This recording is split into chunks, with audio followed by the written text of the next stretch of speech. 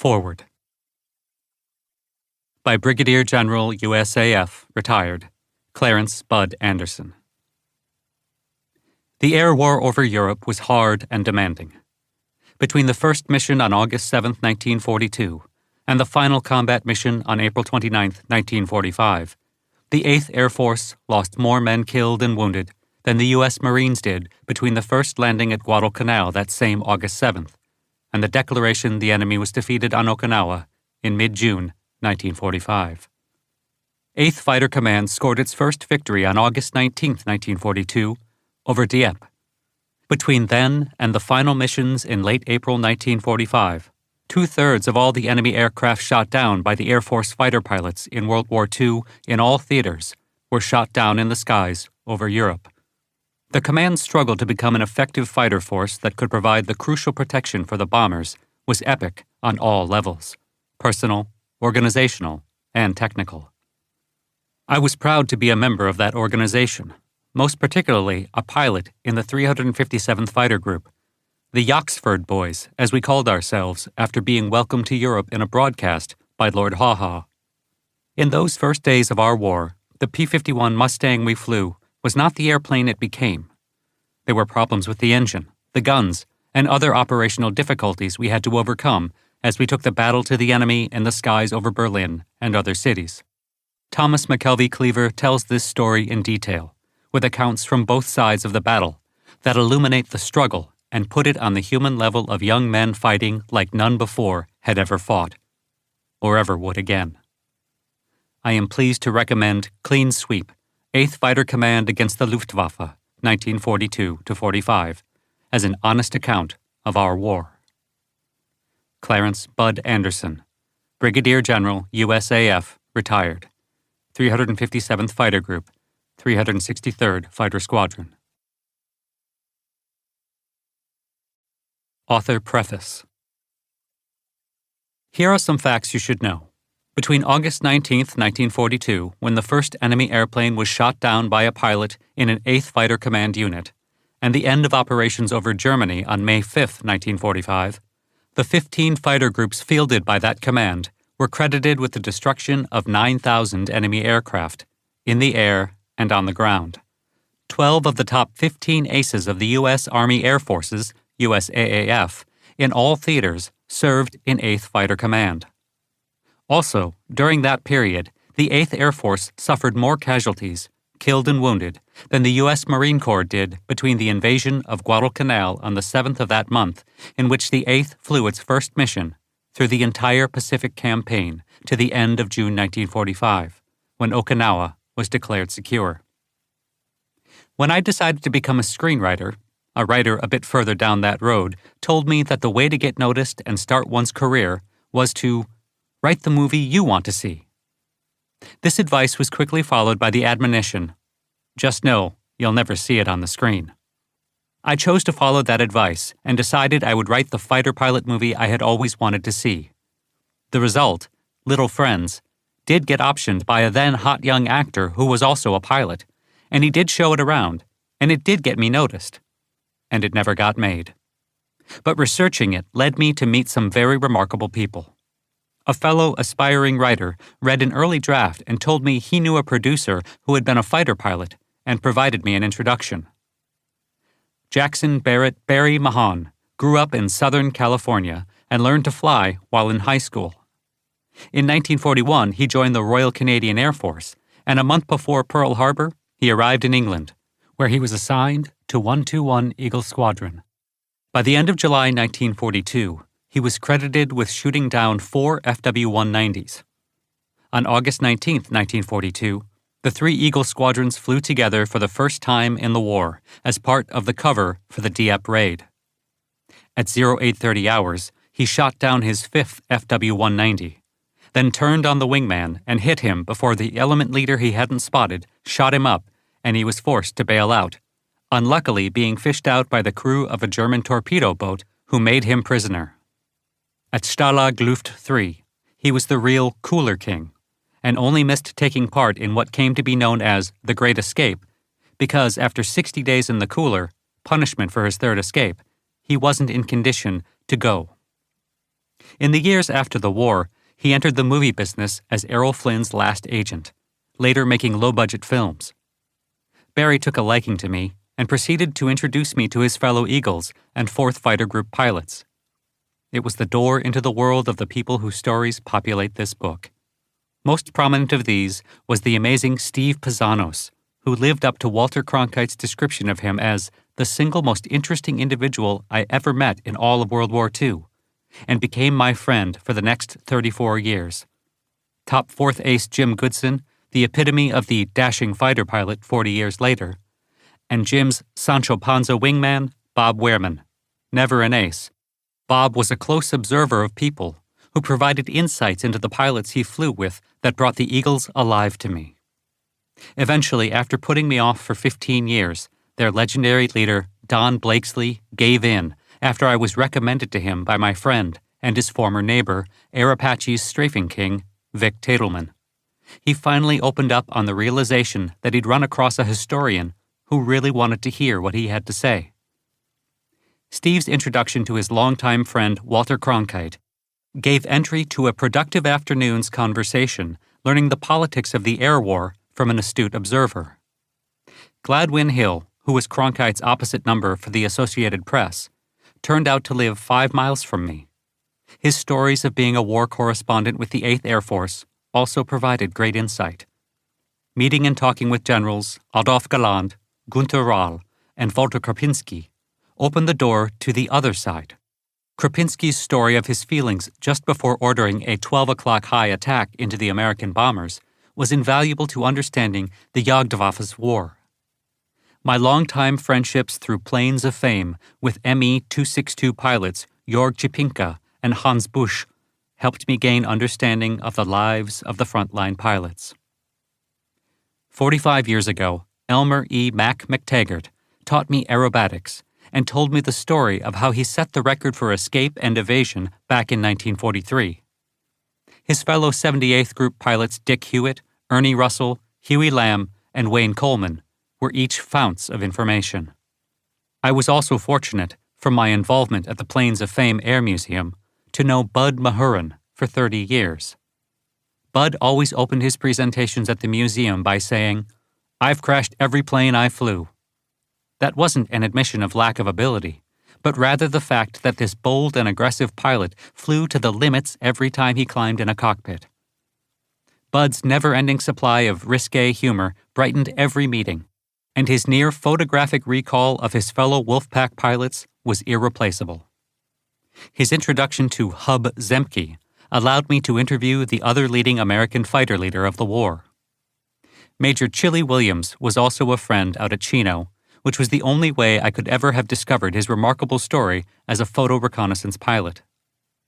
Getting hired as the unit publicist's assistant on The Right Stuff led to meeting and becoming friends with one of my childhood heroes, Chuck Yeager. He was the only person I ever interviewed for whom I ran out of questions. We spoke so long. It wasn't until years later that I realized I had grown up immersed in stories of the 8th Air Force. Mr. Smith, who lived on the far corner from us on our block, had flown 30 missions in Liberators. My high school physics teacher, Mr. Kusel, flew 35 missions as a B-17 pilot. Mr. Allen, one of the leaders of Boy Scout Troop 242, flew 25 missions as a navigator. All three eventually relented and answered the questions from the curious kid who wanted to know about their war. Bert Stiles grew up around the corner and down South York Street from where I grew up 23 years later. I took piano lessons from his mother, and once, after I had given a good performance at a recital, she let me see the room she kept exactly the way he left it in 1944. I may well have been the only student at South Denver High School who looked up at the big brass plaque on the wall outside Senior Hall that held the names of students who died in the war, and was in awe of his. I think I am the only other writer to graduate from that school. It is shocking to me to realize as I review this that every one of the people named here who told me their memories of this war is no longer with us. The world is a lesser place without them, and it is my privilege to be able to bring them back to life here. Thomas McKelvey Cleaver, Encino, California, 2022. Chapter 1. The Most Important Day. The sky over the English Channel at midday on July 28, 1943, was partly cloudy, an early indicator that the past week of clear weather over northwestern Europe was coming to an end. 15 miles west of the Dutch coast, the 40 olive drab and gray white-nosed P-47 Thunderbolts of the 78th Fighter Group eased their slow climb out of England behind them to 23,000 feet and leveled off to cross into enemy airspace ahead.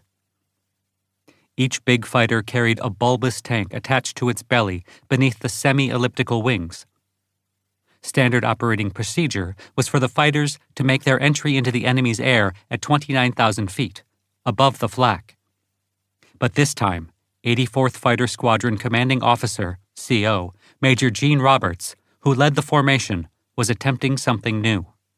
He recalled, "We started with the usual 48 fighters, 3 squadrons of 16 fighters per squadron. However, 2 of the pilots reported mechanical problems and had to abort as we crossed the English Channel. In each case, per our standard procedure at the time, I had to dispatch the aborting airplane's entire flight of 4 to provide an escort back to base. That left us with 40 fighters for the mission by the time we reached Holland." Brand new Group Commander Lieutenant Colonel Melvin F. McNichol flew beside Roberts as White 3 Element Lead on this, his first mission. Deputy Group Commander Lieutenant Colonel James Stone was Red 1 of the second flight, while Captain Jack C. Price, who had scored his first FW-190 on July 14th, was Blue 1 of the third flight. First Lieutenant Quince L. Brown, victor in his first air combat 30 days earlier, led the fourth flight as Yellow 1. His wingman, Flight Officer Peter Pompetti, also a one-victory pilot, was known in the group as a Maverick. Above Roberts' squadron, the 83rd Fighter Squadron flew high cover, led by Captain Charles P. London, Red 1, the group's top scorer with 3. Major Harry Dayhuff, another single-victory pilot, led the 82nd Fighter Squadron in the low position. At this altitude, Roberts reckoned the Thunderbolts could draw the last of the fuel from the unpressurized ferry tanks they carried. For a fighter that was as thirsty for fuel as the P-47, every gallon mattered, as the pilots attempted to get as far into enemy territory as possible. The Thunderbolts crossed the coast north of Rotterdam, high enough that the sound of their roaring Pratt & Whitney R-2800, the P-47's power plant, was unheard on the ground below. They flew past Nijmegen, where all the pilots switched to their internal fuel tanks as they pulled back on their sticks and followed Roberts up to 29,000 feet, where they leveled off and entered German airspace over Kleve. From this altitude, they could see the city of Heltern on the horizon. Roberts thanked the lucky tailwind they must have found for pushing them so far east. This was the deepest penetration of Germany yet made by 8th Fighter Command fighters. Only the day before, the 4th Fighter Group had used the troublesome, unpressurized belly tanks for the first time to set a new penetration record, making it as far east as the German border. Roberts' decision to delay climbing to penetration altitude as long as possible was proven right as, for the first time ever, American fighter pilots looked down from their cockpits on Western Germany. Their mission was withdrawal support to bring the bombers out of Germany, after which the Debden Eagles of the 4th would provide final cover across the Channel. Good summer flying weather in the latter part of July 1943 had allowed 8th Bomber Command to mount 14 strikes ever deeper into Germany since July 24th, the first sustained air offensive by the 8th Air Force against Germany proper since the Americans had commenced operations from southern England a year earlier. 8th Air Force leaders saw it as the opening blow of the combined bomber offensive that would, over the next 10 months, prepare the way for the cross-channel invasion and the liberation of Europe. The 7 days of good weather would be known among the air crews afterwards as Little Blitz Week. Today, July 28th, the Blitz would end with 3 missions against the Focke-Wulf factories at Oschersleben, Warnemünde, and Kassel, respectively. They were deep penetration missions beyond the range of escort fighters and drew maximum opposition from the German defenders. one group of bombers executed a feint in the direction of much-bombed Hamburg-Kiel, then swung inland toward Aschersleben, 90 miles south-southwest of Berlin. Despite a cloud deck over the target, 28 B-17s bombed the AGO Flugzeugwerk, a major FW-190 constructor, when a small hole in the 9/10 cloud cover opened and the lead bombardier was able to recognize a crossroad only a few miles from the aiming point. Calculating quickly, he dropped by timing the flight to the group's ETA. The next day, reconnaissance photos showed a tight concentration of hits on the target. British intelligence estimated that the attack, despite being only 67.9 tons, resulted in 4 weeks' loss of production. The flying fortresses were able to head into the westerly wind at 22,000 feet, thankful that the wind allowed them to continue straight on for home. As the bombers came out of the flak field over the city, defending German pilots in Bf-109 and FW-190 fighters slashed through the bomber boxes. Defending gunners in the bombers fired at the gray fighters as they streaked through the formations, cannon flashing. 3 fortresses were hit, catching fire and heading down. The sky filled with blossoming parachutes. A B-17 in the lead box took hits in an engine and dropped below, out of formation. The pilot added power to the 3 engines left as he desperately tried to keep up with the squadron for protection. The bombers neared Haltern, where rocket-armed Bf-110G twin-engine fighters attacked from the rear, firing their missiles outside the range of the bombers' defensive fire. The missiles were far from accurate, but if one rocket found its mark and the B-17 it hit exploded in the middle of the formation, it might take down a second and damage others. At that moment, the 78th arrived on the scene. Roberts spotted the enemy fighters. "We were outnumbered by at least 3-to-1 odds, but were able to maneuver into attacking position with very little difficulty. The main reason for this success was that the German fighter pilots didn't believe we could possibly show up that far inland and were not expecting to see a defensive force at all." The American pilots took full advantage of German confusion, Roberts remembered. There was one B-17 beneath the main formation, and it was being attacked by around 5 German fighters. The bomber was pouring smoke and appeared to be in deep trouble. From my position, in the lead of the group, I dove down on the enemy fighters that were attacking the cripple. However, the Germans saw us, broke away, and dived for the ground. There wasn't much more we could do to help the crippled B-17, so I pulled up on the starboard side of the main bomber formation, about 1,000 yards out. I discovered on reaching this position that my second element, Lieutenant Colonel McNichol and his wingman, had broken away and was no longer with me. I had only myself and my wingman, Flight Officer Glenn Kuntz. We immediately saw enemy aircraft ahead of us and above the formation. I judged that there were over 100 enemy aircraft in the area, as compared with our 40. Unknown to Roberts, McNichol had suffered an oxygen system failure and collided with his wingman, First Lieutenant James Byers. Incredibly, McNichol survived the resulting crash, regaining consciousness to find the airplane upside down, with members of the Dutch resistance attempting to free him. With 2 broken shoulders and other serious wounds, he was turned over to the Germans, who denied him medical care for several days in an attempt to get information. McNichol survived 2 years' imprisonment and emerged from captivity in 1945. With his loss, Jim Stone, who had been in command prior to his arrival, once again became group commander. He would hold the position over the next year. Roberts and Kuntz came across a gaggle of Focke-Wulfs. Dead ahead of me was a single FW-190, at the same level as Kuntz and me, about 1,000 to 1,500 yards ahead. He was racing in the same direction as the bombers so he could get ahead of them, swing around in front, and make a head-on pass. The bombers were most vulnerable from dead ahead. The Germans referred to this tactic as queuing up. Roberts dived slightly below the enemy fighter to avoid being spotted, then closed to 400 yards and opened fire, hitting the German heavily with a 3 to 5 second burst. The Focke-Wulf's wheels dropped and it spun down in smoke and flames. Roberts spotted 2 more. They were about 2,000 yards in front of me, heading out so they could peel off and come back through the bomber formation. Roberts closed so fast he had to pull up and roll in on his second victim to avoid a collision. I opened fire from dead astern. I observed several strikes and, as before, the enemy fighter billowed smoke and flames, rolled over, and spun down. Amazingly, Roberts and Kuntz were still in the middle of the action. After the second engagement, we were about 2 miles ahead of the bombers, about 500 feet above them, and still well out to their starboard side. Kuntz was on my right wing. About this time, I observed a 109 on the port side and ahead of the bomber formation. I dropped below the bomber formation, crossed over to the port side, and pulled up behind him, again at full throttle.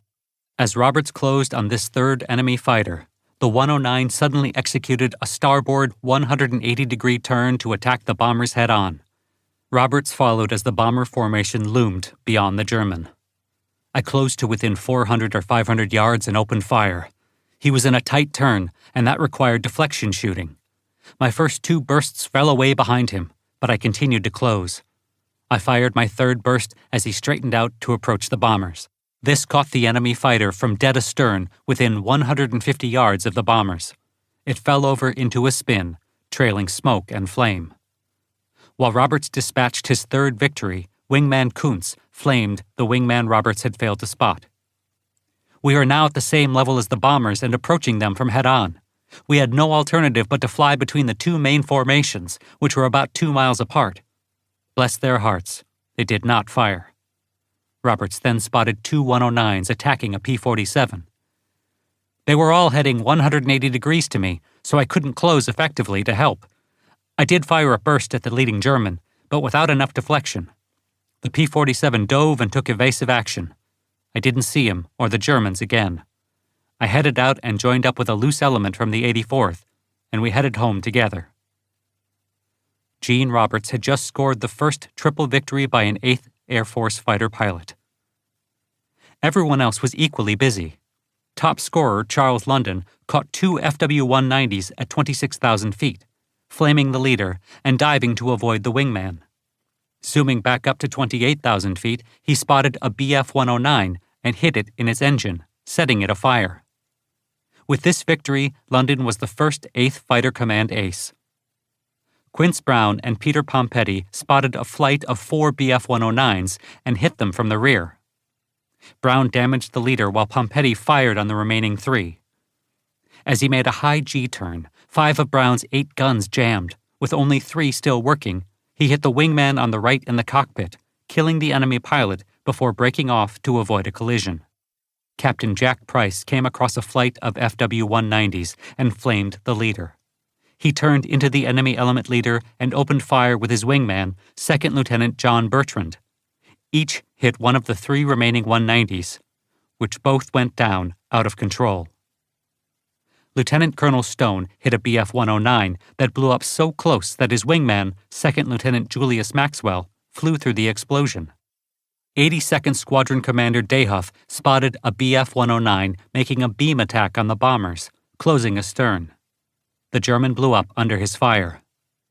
Suddenly, the sky was clear of enemy fighters. The battle had been an intense 10 minutes, and the thunderbolts broke off while they still had gas to return to their Duxford home. No more B-17s were lost after the 78th's P-47s engaged.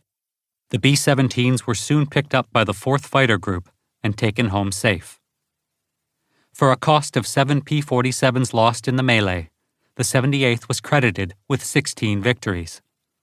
Added to the 8 credited to the 56th and 4th Groups, the day's battles doubled 8th Fighter Command's total score to date. Charles London had become an ace, while Gene Roberts had scored the first triple. Overall, the missions cost 22 B-17s and their crews, with the force sent to Aschersleben losing 15 of the 39 that bombed the target. Lieutenant Heinz Konoka's 5th Staffel Jagdgeschwader 11, 5th Squadron of Fighter Wing 11, employed W.GR.21 rockets and scored the first real success with them. One rocket hit a B-17 with a direct hit that caused it to crash into 2 others, with all 3 going down. Claims by the defending gunners bore witness to the intensity of the fighting, with the Aschersleben force claiming 56 enemy aircraft destroyed, 19 probably destroyed, and 41 damaged. All claims from both groups totaled 83, 34, 63.27. The Jagdwaffe's actual loss was 15, which was primarily due to the intervention of the 78th's P-47s. July 28, 1943 is the most important date in the history of 8th Fighter Command. For the first time, American fighters found and attacked superior enemy fighter forces over Germany, scored heavily with minimal losses, and protected the bombers. It was a sign of things to come. Chapter 2. War on the Horizon. In April 1936, Brigadier General Stanley D. Embick, one of the U.S. Army's rising stars, opined that it was inadvisable to have a long-range bomber, since this would give rise to the suspicion both at home and abroad that our GHQ, General Headquarters, Air Force, was being maintained for aggressive purposes. Embick was specifically referring to the result of the Air Corps request for proposals issued on August 8, 1934, for a multi-engine bomber to replace the Martin B-10.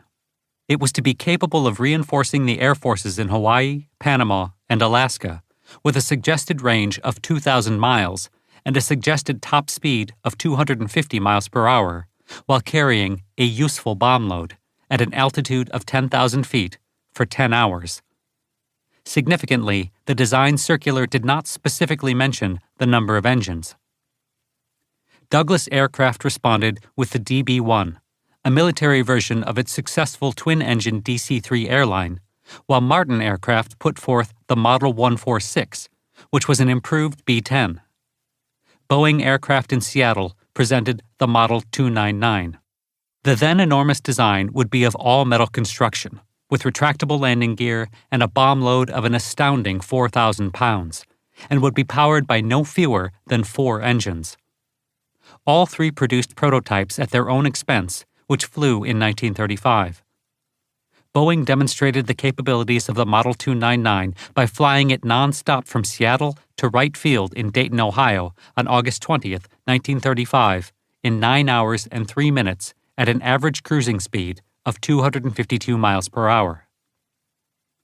At the fly-off, the Model 299 was clearly superior to the DB-1 and Model 146. GHQ Air Force Commander Major General Frank Maxwell Andrews, a man so important in Air Force history that he is the only individual who gave his name to 2 Air Force bases, Maxwell and Andrews airfields, believed that the Model 299 was better suited to the emerging Air Corps doctrine of strategic bombing. The Air Corps agreed with him, and before the competition finished, it was suggested the Air Corps purchase 65 of the aircraft, to be known as the YB-17. On October 20, 1935, test pilot Major Ployer Peter Hill and Boeing employee Les Tower took the Model 299 on a second evaluation flight, but forgot to disengage the gust locks that locked the control surfaces in place while parked on the ground. The Model 299 lifted off and entered a steep climb, stalled, nosed over, and crashed, killing Hill and Tower, while the other observers aboard survived with injuries. With the crash, the Model 299 was disqualified since it could not finish the evaluation. The design was not at fault in the accident, and the Air Corps remained enthusiastic about the big bomber. However, Army procurement officials were daunted by its cost.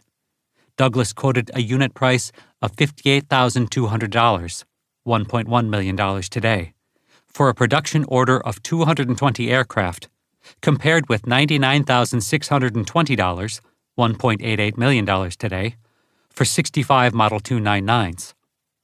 Army Chief of Staff General Malin Craig canceled the order for 65 YB-17s and ordered 133 Douglas DB-1s as the B-18. Regardless of the 299's crash, the GHQ Air Force remained impressed. While the Model 299 never received a military serial, the B-17 designation appeared officially on January 17, 1936, when the Model 299 was retroactively termed XB-17. General Andrews had found a legal loophole in the Army procurement regulations and convinced the Air Corps to order 13 YB-17s, designated Y-1B-17 after November 1936 to denote special F-1 funding, for service testing on that day. The YB-17 incorporated a number of significant changes from the Model 299, including more powerful engines.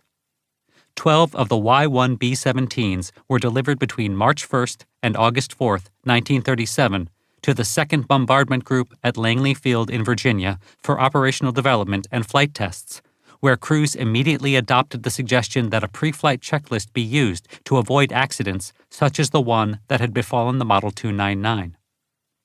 In one of their first missions, General Andrews sent 3 of the bombers, directed by lead navigator First Lieutenant Curtis LeMay, to intercept and photograph the Italian ocean liner Rex, 610 miles off the Atlantic coast. The mission was successful and widely publicized, leading to a renewed battle between the Army and the Navy over which service bore responsibility for coastal defense, with the result that in early 1937, now Major General and Deputy Chief of Staff Embick issued a second statement that, "Our national policy contemplates preparation for defense, not aggression. Defense of sea areas, other than within the coastal zone, is a function of the Navy. The military superiority of a B-17 over the 2 or 3 smaller planes that could be procured with the same funds remains to be established." Following that, Secretary of War Harry H. Woodring canceled planned production of more B-17s in fiscal year 1939 on the grounds that they cost too much and were not needed.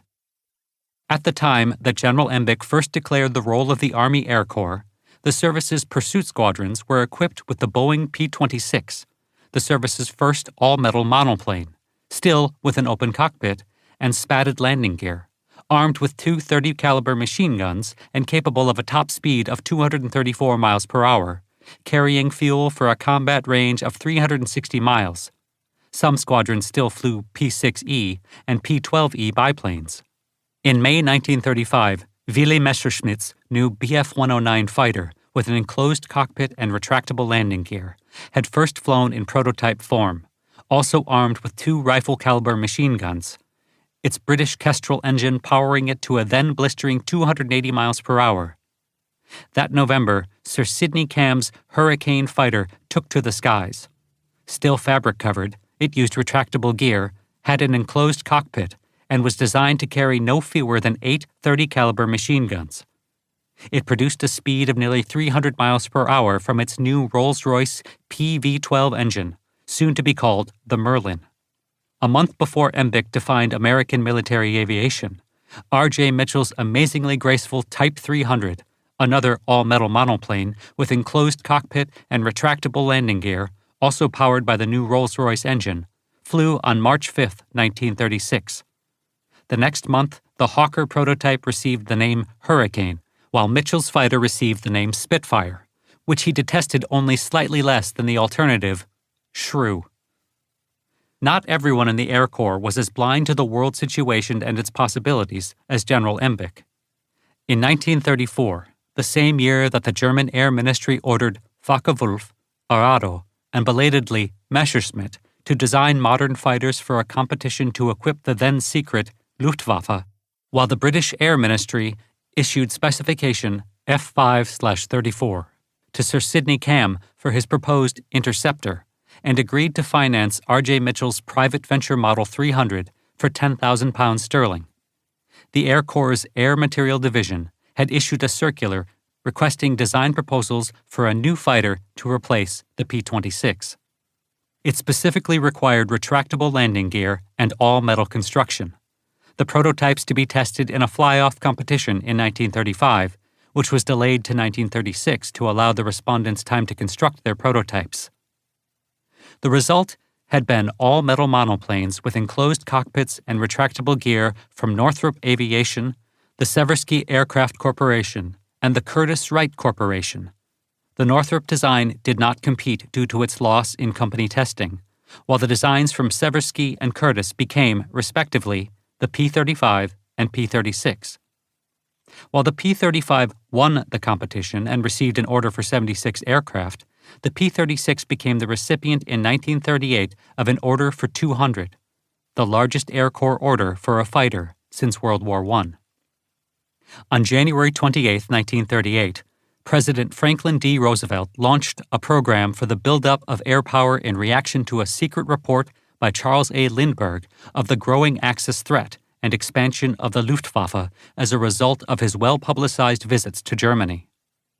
At a remarkable meeting that day, the President ordered the Air Corps to develop a program for the production of 10,000 airplanes, stating that he didn't want to hear about ground forces, that a new barracks at some post in Wyoming would not scare Hitler one goddamn bit. In response to the President's order, the Air Corps approached Consolidated Aircraft Corporation in San Diego with a proposal for the company to produce the B-17 under license. After company president Reuben Fleet and his senior executives visited the Boeing factory in Seattle, Washington, Fleet instead directed his design staff to submit a more modern design. The Model 32 was designed around David R. Davis's high-efficiency airfoil wing design, with the twin-tail design from the Consolidated Model 31 flying boat, and a new fuselage that was intentionally designed around twin bomb bays, each one being the same size and capacity as the B-17's single bomb bay. In January 1939, the Air Corps asked Consolidated to submit a formal design study for a bomber possessing longer range, higher speed, and greater ceiling than the B-17. The Air Corps specification was written in such a way that the Model 32 would be the winning design, receiving the designation B-24. The Davis wing gave what Consolidated called the Liberator a high cruise speed, long range, and the capability of carrying a 10,000-pound bomb load. However, although the thick wing could provide increased fuel tankage while providing increased lift and higher speed, the wing made the airplane unpleasant to fly when operationally equipped at heavier wing loadings. At high altitude and in bad weather, the Davis wing was also more susceptible to ice formation than that of the B-17, which caused distortion of the airfoil section with a resulting loss of lift. It drew comments such as, "The Davis wing won't hold enough ice to chill your drink." However, when the RAF received early models of the Liberator, they became the first aircraft to fly the Atlantic non-stop as a matter of routine. In comparison with both the B-17 and the RAF's Lancaster Heavy bomber, the B-24 was physically difficult to fly, with heavy controls and poor low-speed performance. Once armed and armored to operational requirements, it had a lower operational ceiling and was more susceptible to battle damage than the notoriously tough B-17. Aircrews preferred the B-17, while the USAAF General Staff favored the B-24. Eventually, 18,500 B-24s, including 8,685 manufactured by Ford Motor Company in its massive River Rouge factory in Detroit, were produced, making the B-24 in all its subtypes the most produced bomber, heavy bomber, multi-engine aircraft, and American military aircraft in history. Just before the President's 1938 instruction, but still adhering to the official position that the purpose of the Air Corps was defensive, Circular Proposal X-608, a set of aircraft performance goals authored by First Lieutenants Benjamin S. Kelsey and Gordon P. Saville for a twin-engined, high-altitude interceptor for the tactical mission of interception and attack of hostile aircraft at high altitude, was issued in February 1937. Born February 27, 1910, in the remote mining town of Ishpeming, Michigan, where his Swedish immigrant father ran a construction company, Clarence Johnson was ridiculed for his name in elementary school, with some boys calling him Clara. While waiting in line one day to get into class, one boy started up the name-calling, and Johnson tripped him so hard the boy broke a leg. The others then started calling him Kelly, from a popular song at the time.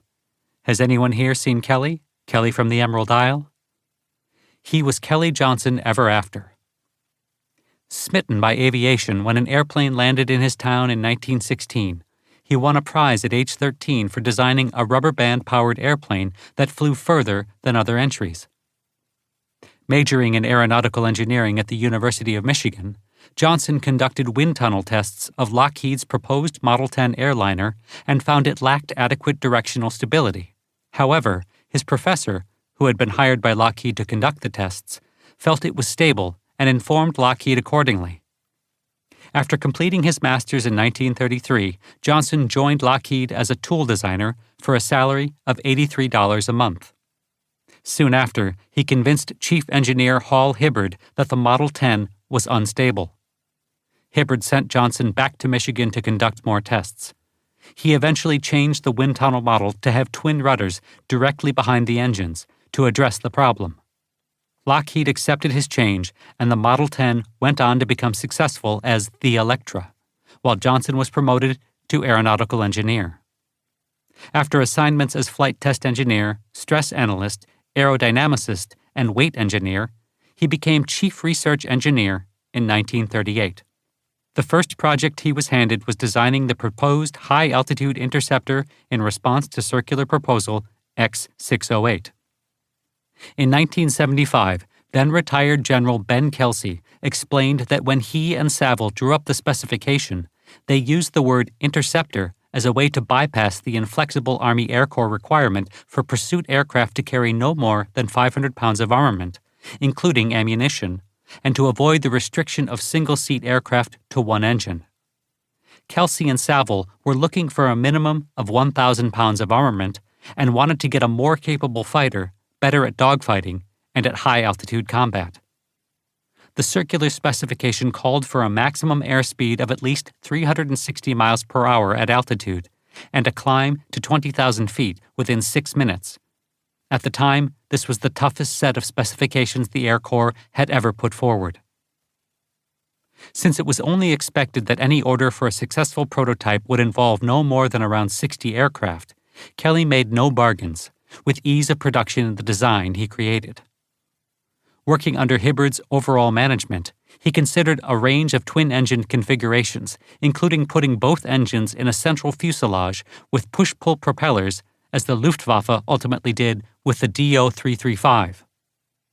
Eventually, he chose a design featuring twin booms to accommodate the engines, turbo superchargers and tail, with a central nacelle housing the pilot and armament. The XP-38 was designed to be armed with two 50-caliber M2 Browning machine guns with 200 rounds per gun, two 30-caliber weapons with 500 rounds per gun, and an Army Ordnance T1 23mm cannon with a rotary magazine substituted for the non-existent 25mm Hotchkiss aircraft cannon specified by Kelsey and Saville. Armament was changed in the 12 YP-38s to a 37mm M9 cannon with 15 rounds in place of the T1.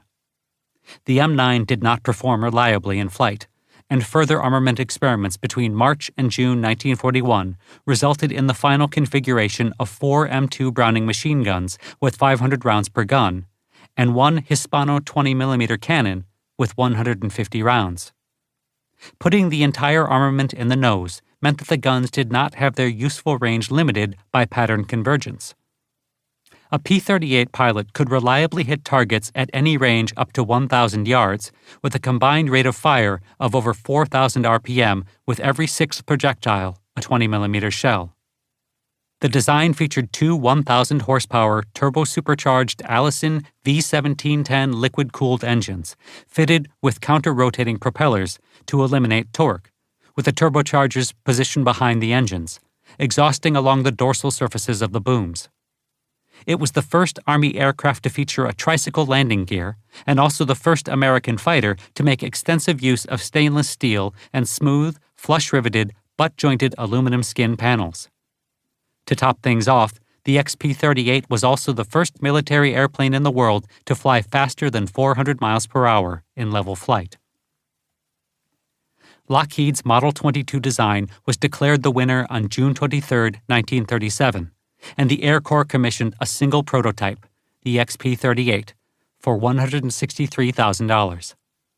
Construction began in July 1938 in an old bourbon distillery in Burbank, California, purchased by Lockheed to house expanding operations.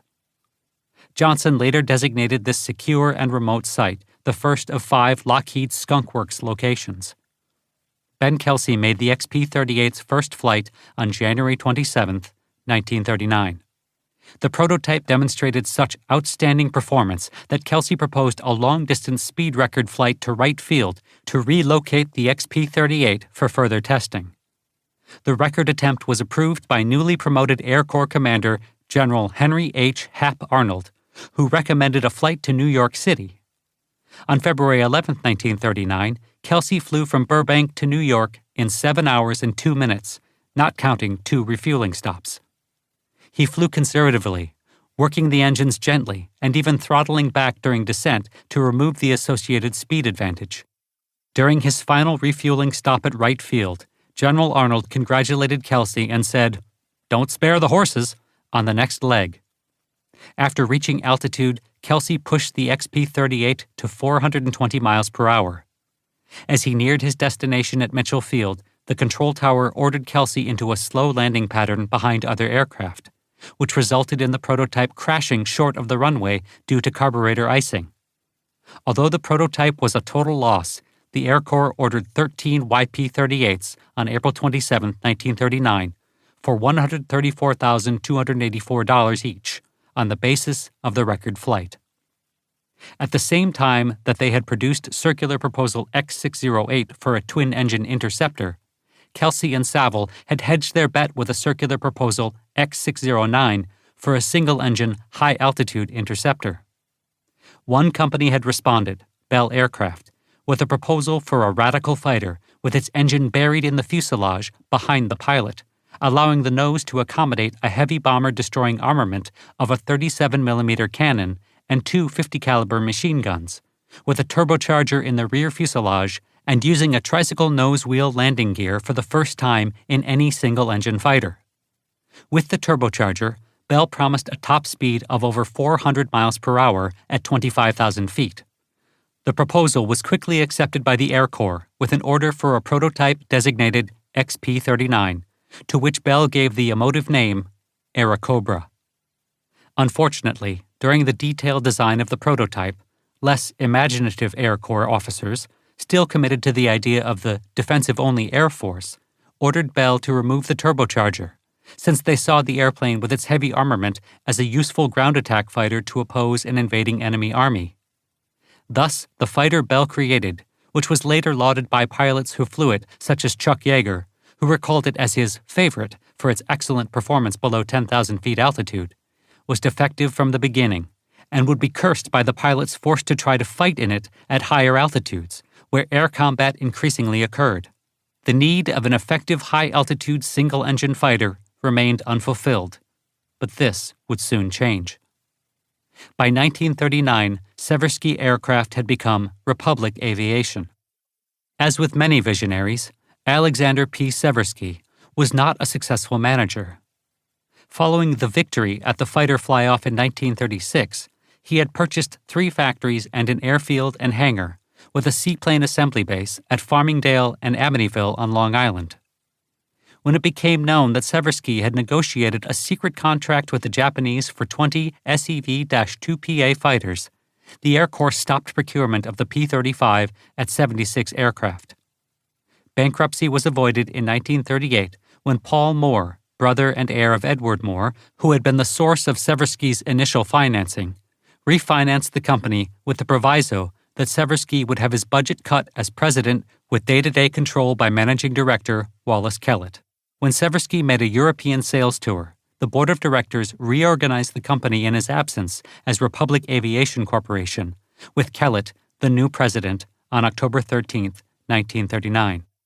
Seversky's most important decision had been to hire Alexander Kartveli as a designer.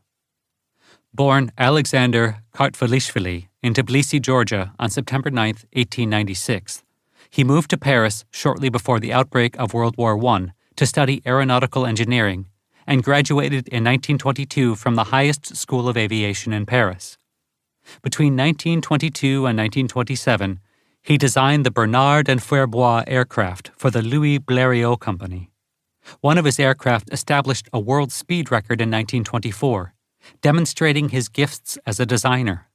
Following this success in 1928, American millionaire Charles Levine invited him to come to New York and join the Atlantic Aircraft Corporation. He met Seversky in 1931 and went to work for his fellow Georgian, Americanizing his name to Kartveli.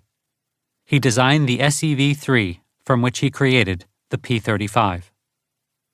Kartveli was interested in increasing the altitude capability of the P-35 and convinced the Air Corps to approve turning the last P-35 into the XP-41, powered by a Pratt & Whitney R1830-19 engine equipped with a 2-speed supercharger and revised, inward-retracting landing gear. At the same time, he created the AP-4, which was rolled out shortly after the company's reorganization and name change to Republic. Powered by a Pratt & Whitney R1830 engine with a belly-mounted Boeing-developed turbocharger, the AP-4 had excellent high-altitude performance and an effective oxygen system. The Air Corps ordered 272 as the P-43, naming it Lancer. All Kartvel's designs to that point had excellent range, due to Seversky's demand that they use a wet wing as a gas tank. The P-35 had a range of 1,000 miles, and the P-43 not much less. The newly named United States Army Air Forces canceled further production in 1942 due to leakage in the wing tanks, though this problem was solved in the field when the P-43 arrived in China, where it served effectively in combat with the Republic of China Air Force until replaced in 1944. At the time that the Air Corps bought the P-43, Kartveli was already at work on the P-44 Rocket, a development of the P-43 with a more powerful engine. In late 1939, in answer to complaints that his designs weighed too much, he commenced design of the AP-10, a lightweight fighter powered by the Allison V-1710 liquid-cooled engine, armed with an astounding 8 50-caliber machine guns. The Air Corps became interested and backed the project, giving it the designation XP-47. But by the spring of 1940, both Kartveli and the Air Corps had concluded that both the XP-44 and the XP-47 were inferior to Luftwaffe fighters. Kartveli tried improving the XP-47, proposing the XP-47A, which failed to gain interest. Then, looking to the 1938 specification in Circular Proposal X609 for a single-engine, high-altitude interceptor, which had yet to be fulfilled, he offered a new design. The Air Corps ordered a prototype in September 1940, designating it XP-47B, though it had virtually nothing in common with either the XP-47 or the XP-47A. The design was all metal, save for fabric-covered elevators and rudder, with a semi-elliptical wing that went back to the P-35 and had been used on the P-41 and P-43. Significantly, because it was to be a point defense interceptor, the wing was not designed as a gas tank. Fuel was carried only in the fuselage, with main and auxiliary self-sealing fuel tanks placed under the cockpit with a total fuel capacity of 305 U.S. gallons, deemed more than sufficient for its intended role as an interceptor. An armament of 8 50-caliber machine guns with 500 rounds per gun filled the wing outboard of the wheel wells for the wide-track landing gear. The power plant was the brand-new Pratt & Whitney R2800 Double Wasp 2-row 18-cylinder radial engine producing 2,000 horsepower using a 4-bladed Curtiss Electric constant-speed propeller, 12 feet, 2 inches in diameter. The engine cowling ducted cooling air for the engine, the left and right oil coolers, and the turbo supercharger intercooler system. Engine exhaust gases routed into a pair of pipes running along each side of the cockpit provided power to drive the turbo supercharger turbine, located in the lower rear fuselage. When operating at full power, the pipes glowed red at their forward ends, spinning the turbine at 21,300 RPM. The ductwork and turbo supercharger gave the XP-47B a deep fuselage, requiring the wings to be mounted in a relatively high position. This in turn meant using long-legged main landing gear struts to provide ground clearance for the enormous propeller. In order to assure sufficient room in the wings for the guns, the gear legs were fitted with a mechanism that telescoped the strut 9 inches when extended. The resulting XP-47B had an empty weight of 9,900 pounds, 65% more than the P-43. It would be the heaviest single-seat fighter used operationally during the war. Republic test pilot Lowry B. Brabham first flew the XP-47B on May 6, 1941, by which time it had been given the name Thunderbolt. The prototype proved impressive in early trials, with only minor problems, but was lost in an accident on August 8, 1942. By then, it had shown a level speed of 412 miles per hour at 25,800 feet and demonstrated a climb from sea level to 15,000 feet in 5 minutes. However, while the XP-47B gave the Army Air Forces cause for optimism, the airplane had its share of teething problems that caused an equal amount of apprehension. The President's message to Congress on January 12, 1939, issued in the aftermath of the Munich Conference the previous September, with conflict now threatening in Europe and an undeclared war raging in China as the result of Japanese aggression, asked for a much larger appropriation to strengthen the military establishment. This time, funding for Air Corps requirements constituted more than half the total requests and marked the beginning of a period of Air Corps expansion which did not reach its peak until 1944. Asserting that increased range, increased speed, increased capacity of airplanes abroad have changed our requirement for defensive action, President Roosevelt strongly urged that $300 million be appropriated for the purchase of aircraft for the Army and Navy. At the outbreak of World War II in September 1939, the United States was well down on the list of military powers.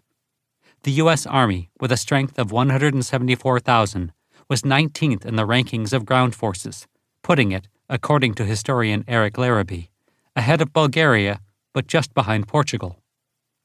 The U.S. Army Air Corps was rated 4th or 5th in the relative standings. The National Defense Act adopted in April 1939, following the German takeover that March of what was left of Czechoslovakia, and the British issuance of a guarantee to Poland, which convinced a sufficient number of members of Congress that an emergency was indeed on the horizon, had approved a strength of 5,500 airplanes for the Air Corps, with a top limit of 6,000. At the outbreak of war on September 1, 1939, the Air Corps had a personnel strength of only 26,000 and possessed some 1,200 bombers and fighters, the majority of them obsolete, and none, other than the P-36 that had entered service in 1938 and also been ordered by the French Air Force, capable of entering combat against a European air power like Germany. Pilots in first-line operational units in Hawaii and the Philippines were still flying the open-cockpit P-26. In May 1940, the President called for an air force of 50,000 airplanes, 36,500 airplanes for the Air Corps, 13,500 for the Navy, and production of 50,000 airplanes a year.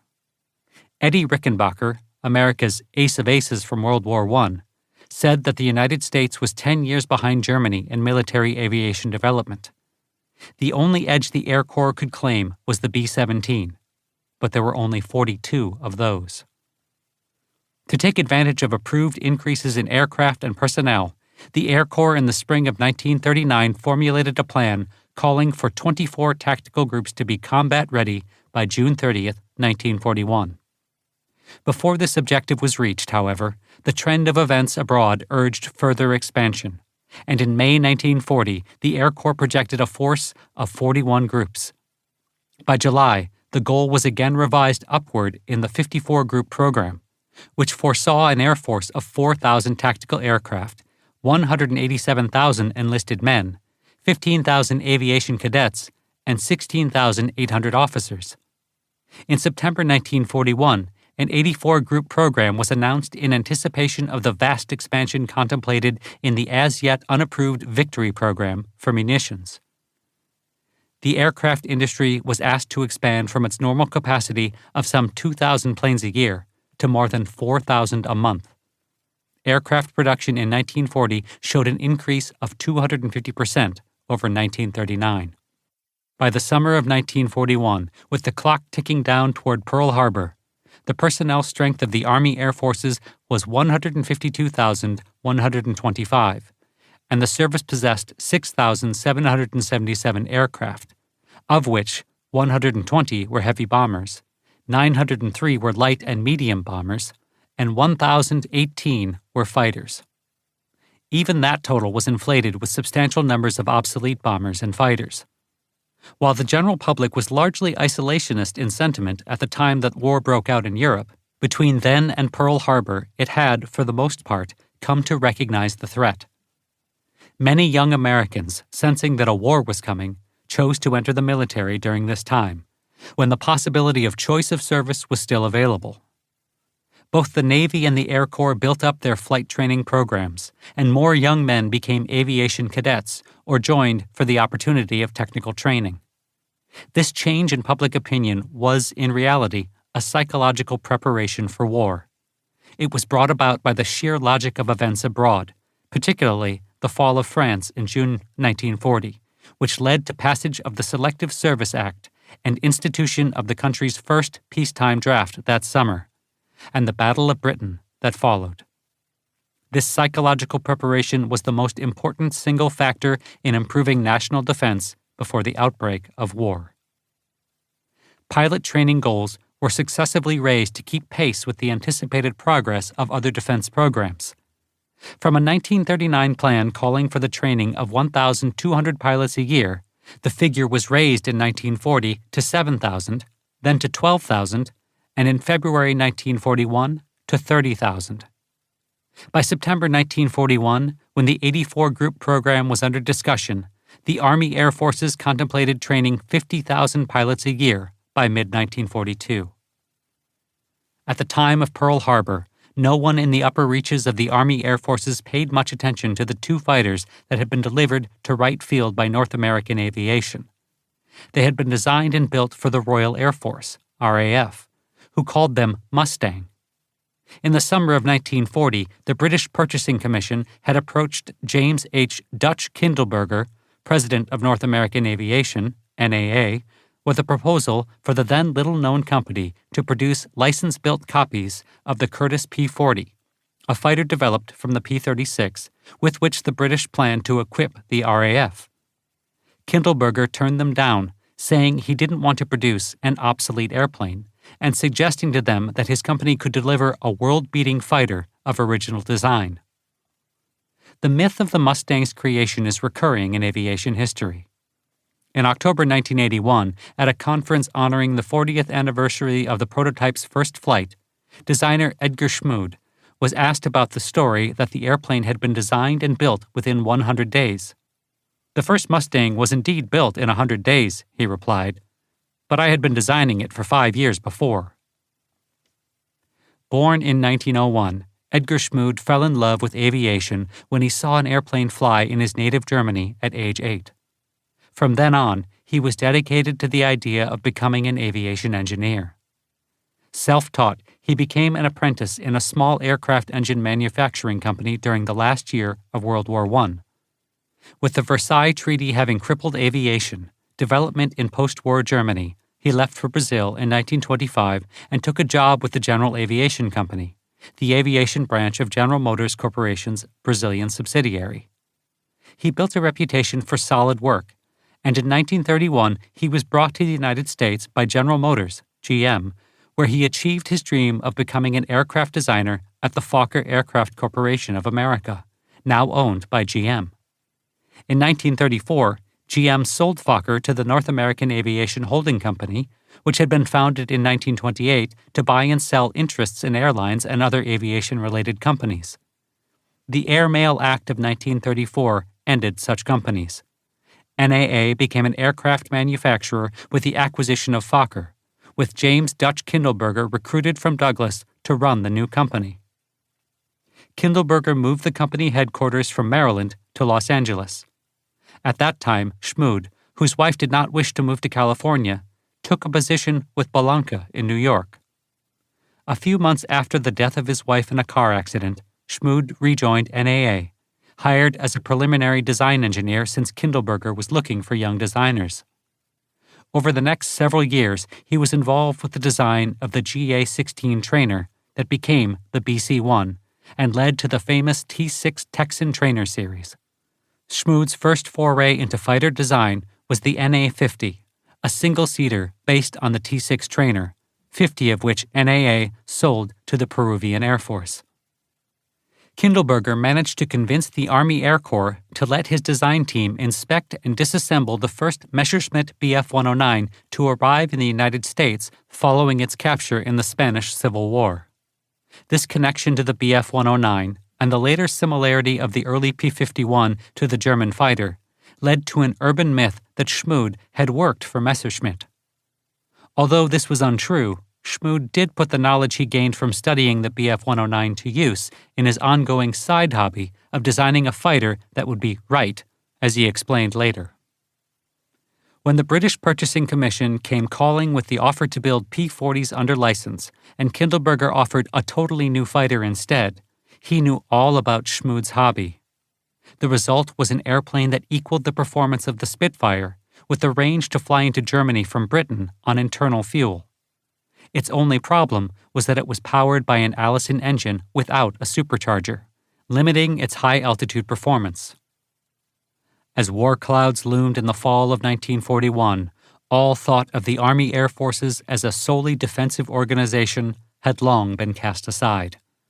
On December 7, 1941, a total of 70 tactical groups had been activated, including 14 heavy bombardment, 9 medium bombardment, 5 light bombardment, 25 pursuit, 11 observation, and 6 transport groups, though most were at cadre strength only, and few had been equipped with suitable aircraft. On December 10, 1941, when the U.S. Congress declared war on Germany in response to Hitler's declaration of war against the United States, all the major types of airplanes with which the Air Force would fight World War II were in production. There were now 198 B-17s, with 93 more coming off the line that month as production of the B-17E, the first version capable of offensive combat, began to grow. The B-24 had also entered production, but the first ones were only just entering service. The P-38 had been brought to operational status in one fighter group for roughly 6 months, but of some 60 produced, there were only 20 P-38Es, the first subtype capable of combat, and the airplane had demonstrated dangerous tendencies in flight as its performance took it into areas of aeronautical knowledge that were little understood, the primary one being compressibility. The P-47 had flown as a prototype, but there were still numerous problems to be worked out with that airplane, compressibility being only one. And 2 Mustangs sat in the back of a hangar at Wright Field. As U.S. military power grew and expanded during the years between the Nazi invasion of Poland and Pearl Harbor, the military establishments of Britain and the United States grew closer and expanded cooperation. This was most notable in the exchange of military intelligence and, more significantly, in the joint creation and development of war plans by U.S. and British officers. This began following the defeat of France in June 1940, with the effort expanding as the British demonstrated they could prevail in the Battle of Britain. Over the following year, U.S. war plans drafted in 1941 went far beyond the academic exercises of earlier years. U.S. planners began to accept the fact of military cooperation with Britain and other Allied nations, which were already at war. British officers paid more frequent visits to Washington, where they worked in close and frequent coordination with their American counterparts in the brand-new Pentagon. With the U.S. public still largely ambivalent, at best, over the issue of American involvement in the war, and for obvious security reasons, these planning sessions and their results were not publicized, outside of occasional public statements by Roosevelt and Churchill, supplemented by less intentional disclosures through leaks to the press by those still opposed to the process, in order to give the public some notice of the increasingly close rapport between the two nations. Isolationist political opponents of the Roosevelt administration talked constantly of the existence of secret agreements for war. At the staff level, a due regard for legal limitations had to be strictly maintained. The plans being developed involved what would happen if the United States should enter the war, with no mention of when. Regardless, the result of this broad military strategy that evolved in 1941 remained that after Pearl Harbor without radical modification as the basis for the new Anglo-American alliance. This all began with a series of conversations between a U.S. Joint Chiefs of Staff Committee and a delegation representing the British Chiefs of Staff that began at the end of January in Washington, with a goal of developing a broad overall agreement regarding mutual goals. This was embodied in a final report that was submitted on March 27, 1941, known by its short title, ABC-1. The report laid out the best means by which the United States and the British Commonwealth could defeat Germany and her allies, should the United States be compelled to resort to war. The report included broad plans involving the employment of forces and cooperation between the two militaries. This included delineation of areas of responsibility, principles of command, and the forces likely to be involved. The primary point on which the planners agreed was that the United States would continue to aid Britain and other Axis opponents. This would later be enunciated by President Roosevelt when he called on the country to become the arsenal of democracy, and recognized that the greatest thing the United States brought to the alliance was its unparalleled economic power. The offensive strategy adopted was known as Germany First, based on the belief that since Germany was the preeminent member of the Axis, the Atlantic and European area is considered to be the decisive theater. Thus, the main U.S. and British effort would be concentrated on the defeat of Germany. The long-term pattern of offensive action against Germany was described: economic pressure by blockade and other means, a sustained air offensive against German military power, supplemented by air offensives against other regions under enemy control which contribute to that power, early elimination of Italy, raids and minor offensives against the continent, support of all neutrals and belligerents who opposed the Axis, and the buildup of forces for an eventual liberation of German-occupied Europe. As regarded aviation, it would be the policy of the associated powers to achieve as rapidly as possible superiority of air strength over the enemy, particularly in long-range striking forces. In operations in the Atlantic area, U.S. Army air bombardment units would operate offensively in collaboration with the Royal Air Force, primarily against German military power at its source. In light of subsequent events, ABC-1 is one of the most important military documents of the war. Since October 1939, the War Plans Division of the General Staff had been working on 5 basic war plans for possible use against potential enemies.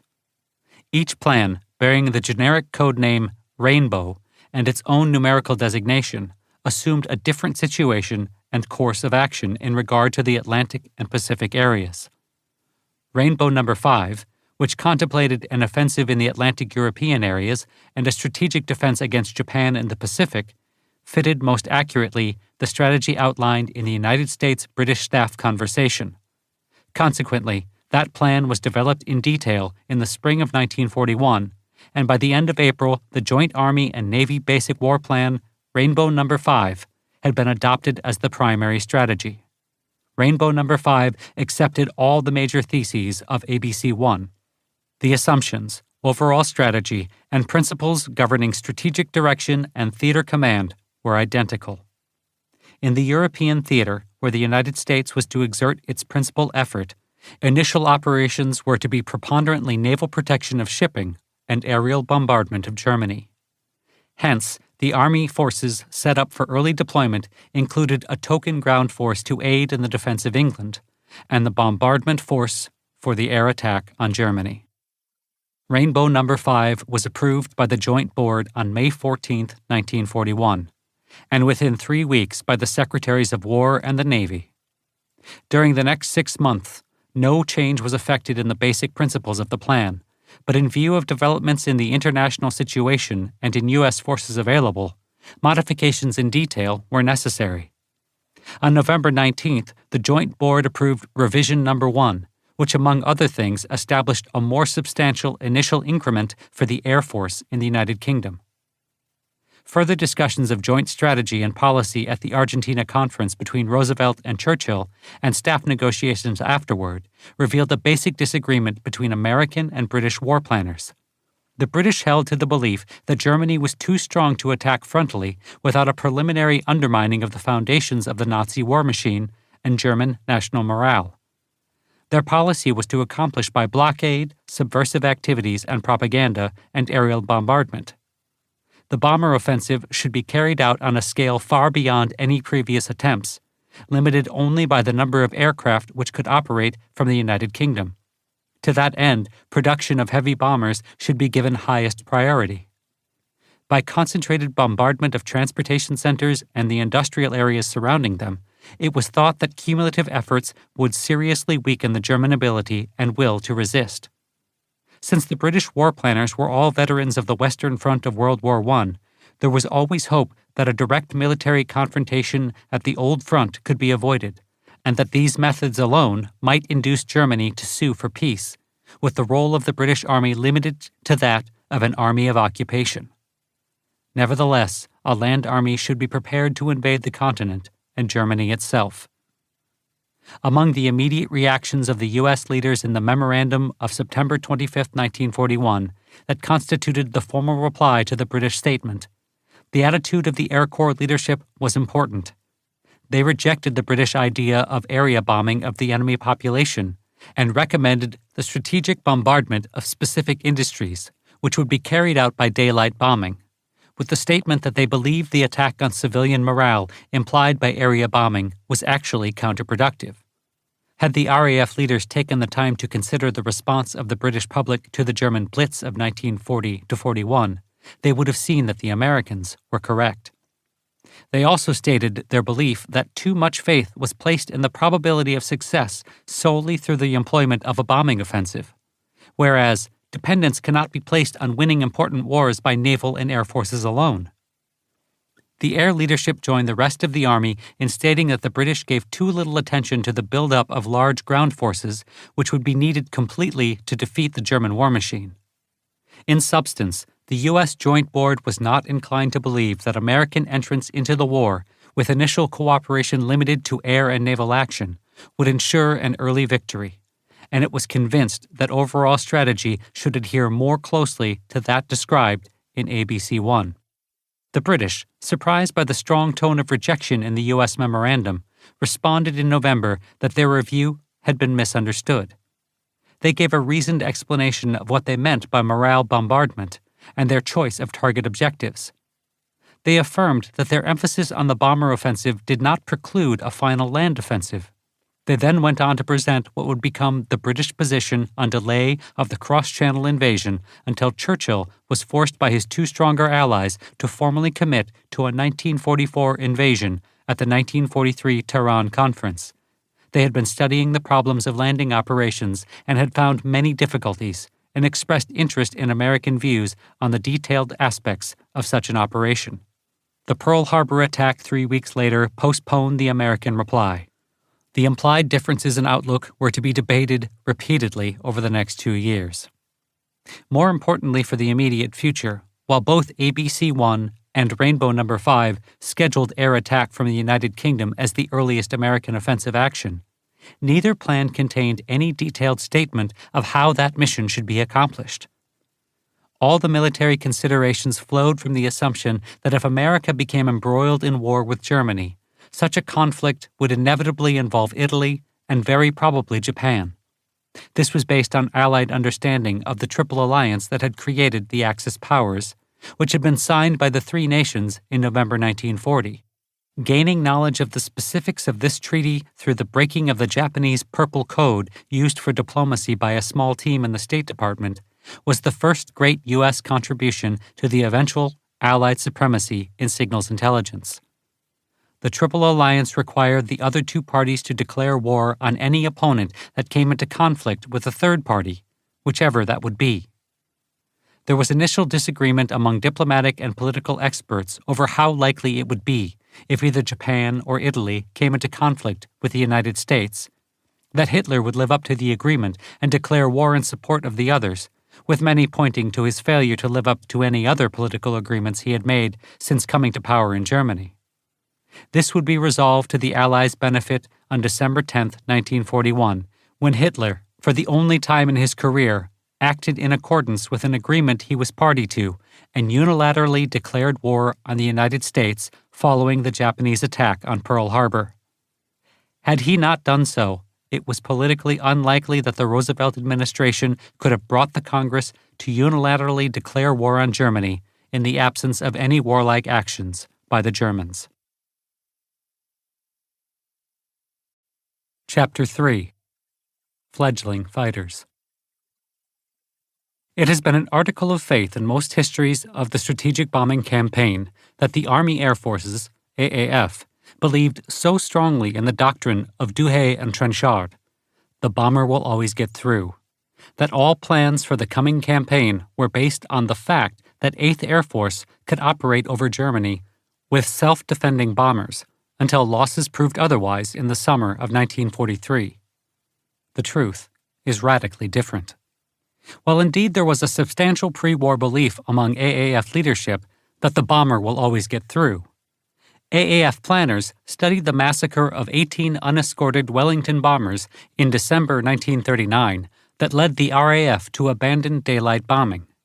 Additionally, Air Corps observers in England had reported what happened to unescorted Luftwaffe bombers during the Battle of Britain. Thus, by the time serious planning for the creation of a strategic bombing force to operate from the United Kingdom began in 1941, a force of fighter escorts was seen as integral for the force and its operations in Europe. Only one American fighter was considered competitive with German fighters, the P-38 Lightning. Originally designed as a short-range, high-altitude point defense interceptor, in September 1941, a P-38D equipped with two 160-gallon drop tanks had demonstrated potential as a long-range fighter capable of operating over distances of 600 to 800 miles. The 1st Pursuit Group had only received the first 13 pre-production YP-38s in June, but production tempo expanded as the following airplanes were modified at the Burbank production line with operational equipment. The 36 P-38Ds delivered in September were equipped with self-sealing fuel tanks and armor plate. The 210 P-38Es that began rolling off the line in November were close enough to combat standard that a squadron of these early Lightnings served in the Aleutians throughout that campaign. Almost as soon as squadrons received it, the P-38 demonstrated gremlins not heretofore experienced in combat aircraft. Its high performance took it into previously unexplored areas of aeronautical science. What pilots found most disturbing was a tendency to tuck the nose under in a dive, thus increasing the dive angle while controls stiffened to the point that a pilot could not pull back on the yoke, even bracing his feet on the instrument panel. If the dive was started high enough, there was a possibility of successful recovery as the fighter entered thicker air that slowed its rush toward the ground. But if the airplane had nosed over beyond vertical, there was no hope of avoiding the inevitable crash. Additionally, there was an unfortunate tendency for the Fowler maneuver flaps to deploy differentially, resulting in the airplane flipping over due to the differential lift of the wings and going inverted without notice. On Friday, December 5, 1941, there were 69 P-38s of all subtypes in the AAF, only 12 of which were considered fully equipped and capable of operational use. The AAF had begun creating new pursuit groups as rapidly as possible in 1941 through a process of subdividing an existing group to create new groups with an experienced cadre providing leadership for the new organization. For pilots who had joined the Air Corps over the previous 2 years, this led to phenomenal promotion as former lieutenants moved up in the unit structure to captain positions, and those who demonstrated flying skill and leadership potential could end up in command of a unit and promoted to major within a year of having first been commissioned. This process only accelerated after Pearl Harbor thrust the country into the war. Between mid-December 1941 and early January 1942, the 1st Pursuit Group, which was the group with the most experience on the P-38, lost over half its trained pilots and ground crews, as personnel were assigned to the newly formed 14th and 82nd Groups. On January 7, 1942, 2nd Lieutenant Robert Eby was transferred from the 94th Pursuit Squadron of the 1st to the 49th Pursuit Squadron of the 14th Pursuit Group, which was commanded by newly assigned 1st Lieutenant Armin Peterson, who had been an Air Corps pilot since graduating from flight school in the fall of 1940. Eby was promoted to captain 2 weeks later. Eby later recalled, "That day, we transferred to Long Beach Airport to check out in P-38s. Of the other 2 squadrons in the group, one flew a mixture of P-38s and P-43s, while the third was equipped with Vultee P-66 fighters, which were terrible. Groups equipped with the Bell P-39 and Curtiss P-40, which had entered production in 1940-41, and were available in greater numbers than the more capable P-38 and P-47, were quickly expanded and sent on to the Pacific as rapidly as possible. Despite the P-39's lack of high-altitude capability after the turbocharger originally planned for the airplane was removed by Air Force decision, Bell's speedy increase in production meant that it became an important type by sheer availability. Most units were sent to the Pacific, where the airplane's lack of performance was quickly discovered in combat over New Guinea. However, the 31st Pursuit Group, which had been the first to equip with the P-39, flying its airplanes during the important 1941 war games that were the Army's dress rehearsal for the coming war, was assigned to air defense of the West Coast, operating from Payne Field, Washington. Shortly after New Year, the 31st gave up pilots as cadre for the newly formed 52nd Pursuit Group. In February 1942, the 31st started over when the unit was divided in half, with the original 39th, 40th, and 41st Squadrons transferred to the 35th Pursuit Group for immediate transfer to Australia. The new 31st set up with the 307th, 308th, and 309th Pursuit Squadrons in New Orleans, where they flew P-40Bs for 3 months before their complaints resulted in re-equipment with the P-39 in early May.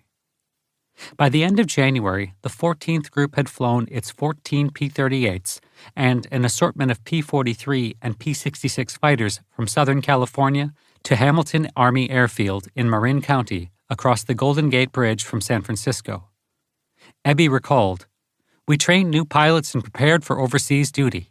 Twice a week the call came down from Fighter Command to ship a certain number of pilots overseas the next day, which was done by drawing names out of a hat. We were one of 2 groups defending the northern west coast, with the other at Payne Field." The number of P-38s in the group grew as pilots were sent to Burbank to pick up new airplanes from the factory. The inexperienced pilots soon discovered the gremlins lurking in the lightning. Ebby remembered, "We were soon averaging more than 1 crash a week in the P-38, with most of those being fatalities. Pilot morale was low." On February 7, 1942, 2 weeks after the 14th had transferred to Hamilton, the new 78th Pursuit Group, composed of the 82nd, 83rd, and 84th Pursuit Squadrons, was formed and took half the pilots of the parent 14th Group. The 82nd Squadron had 24 enlisted men and 7 pilots, commanded by First Lieutenant George Nash.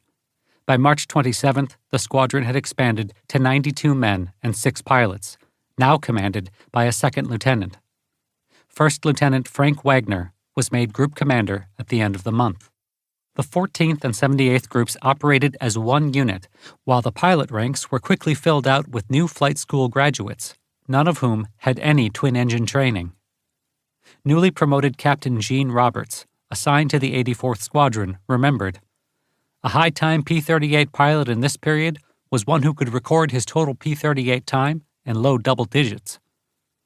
On May 7, 1942, Captain Armin Peterson, the 14th Group's 49th Squadron commander, was promoted to major and transferred to the 78th as group commander.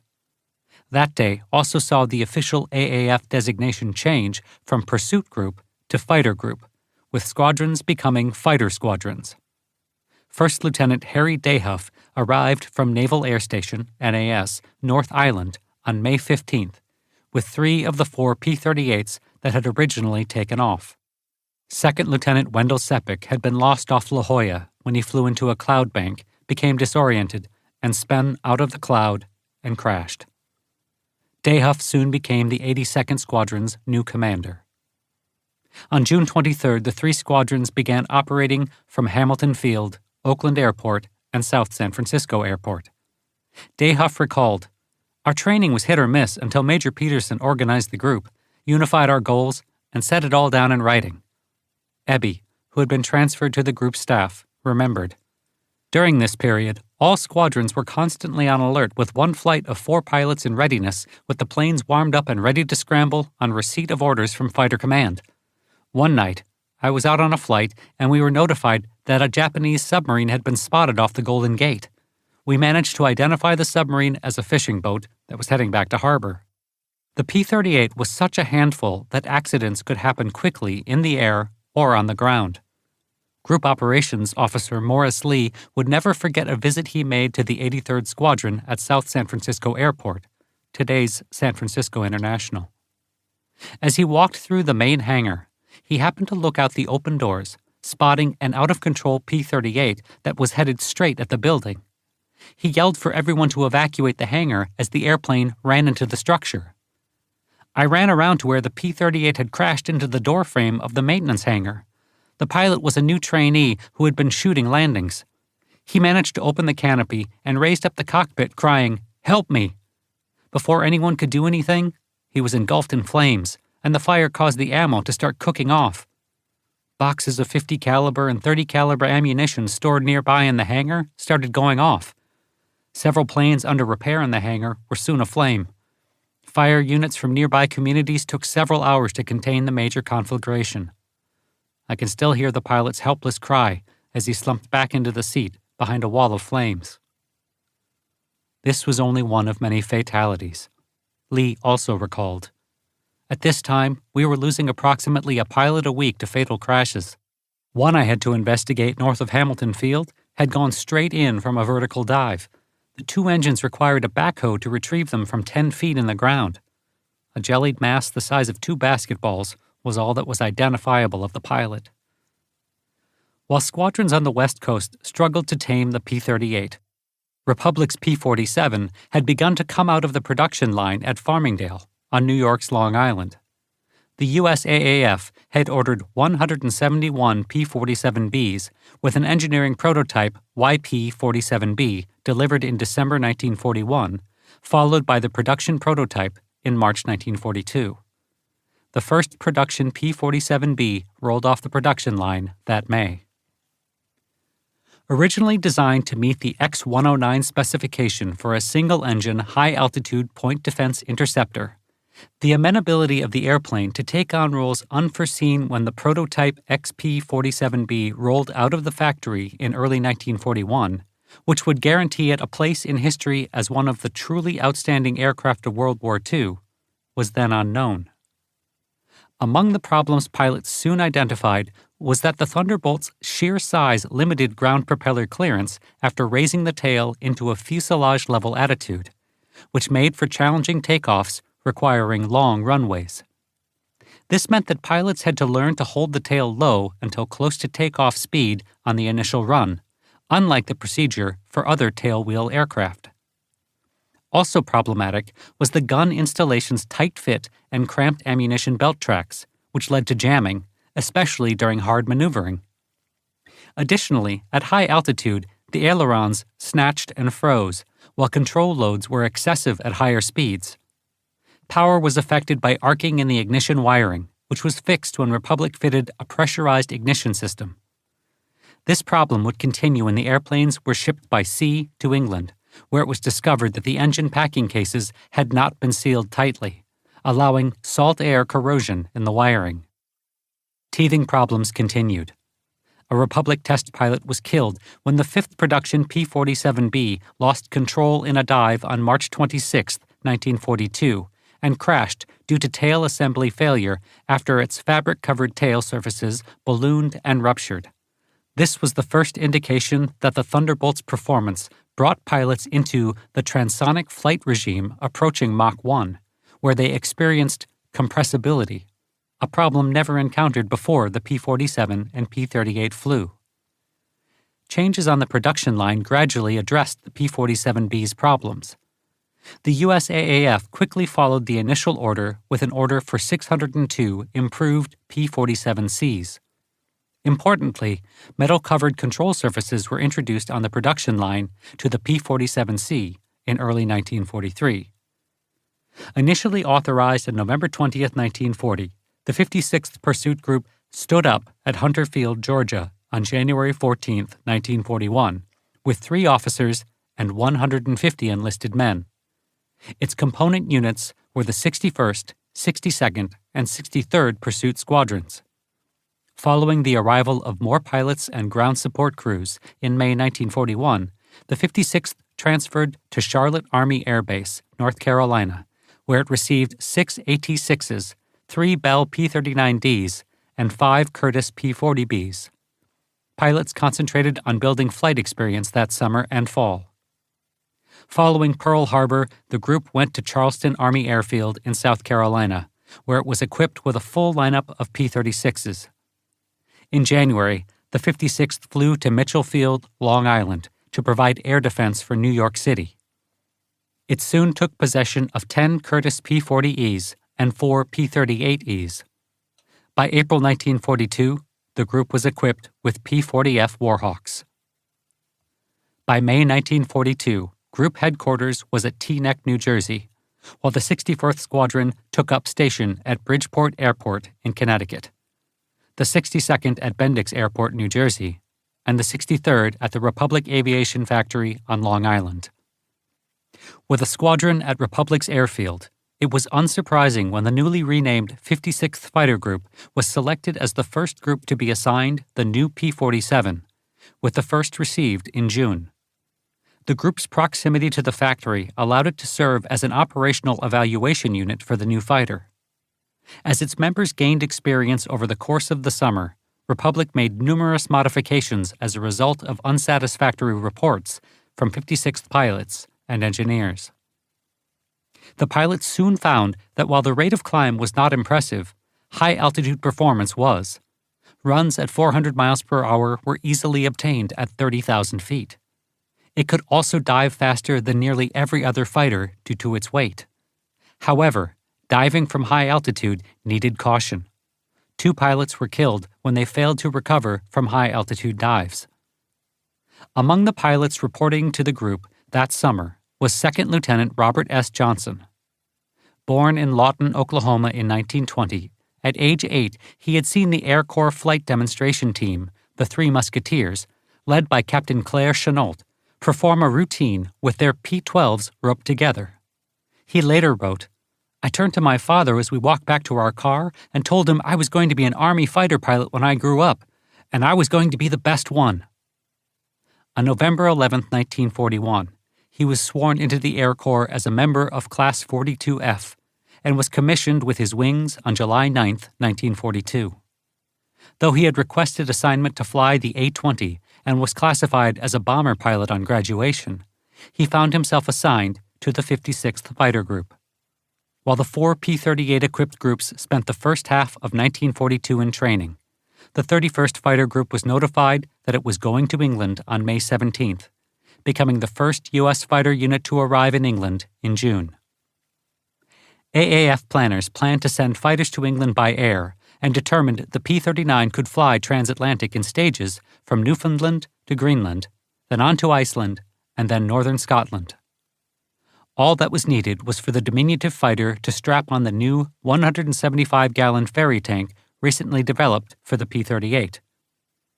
The idea was daunting enough that the leaders of the 31st managed to convince AAF headquarters that further research and testing was needed. It was found that the tank could be attached under the fighter, but that there was less than a foot of ground clearance. This meant that the airplanes could only operate from smooth paved runway. Bluey West 1 in Greenland didn't qualify. With a long enough takeoff run, the P-39 could get airborne, with a climb rate that almost touched 200 feet per minute.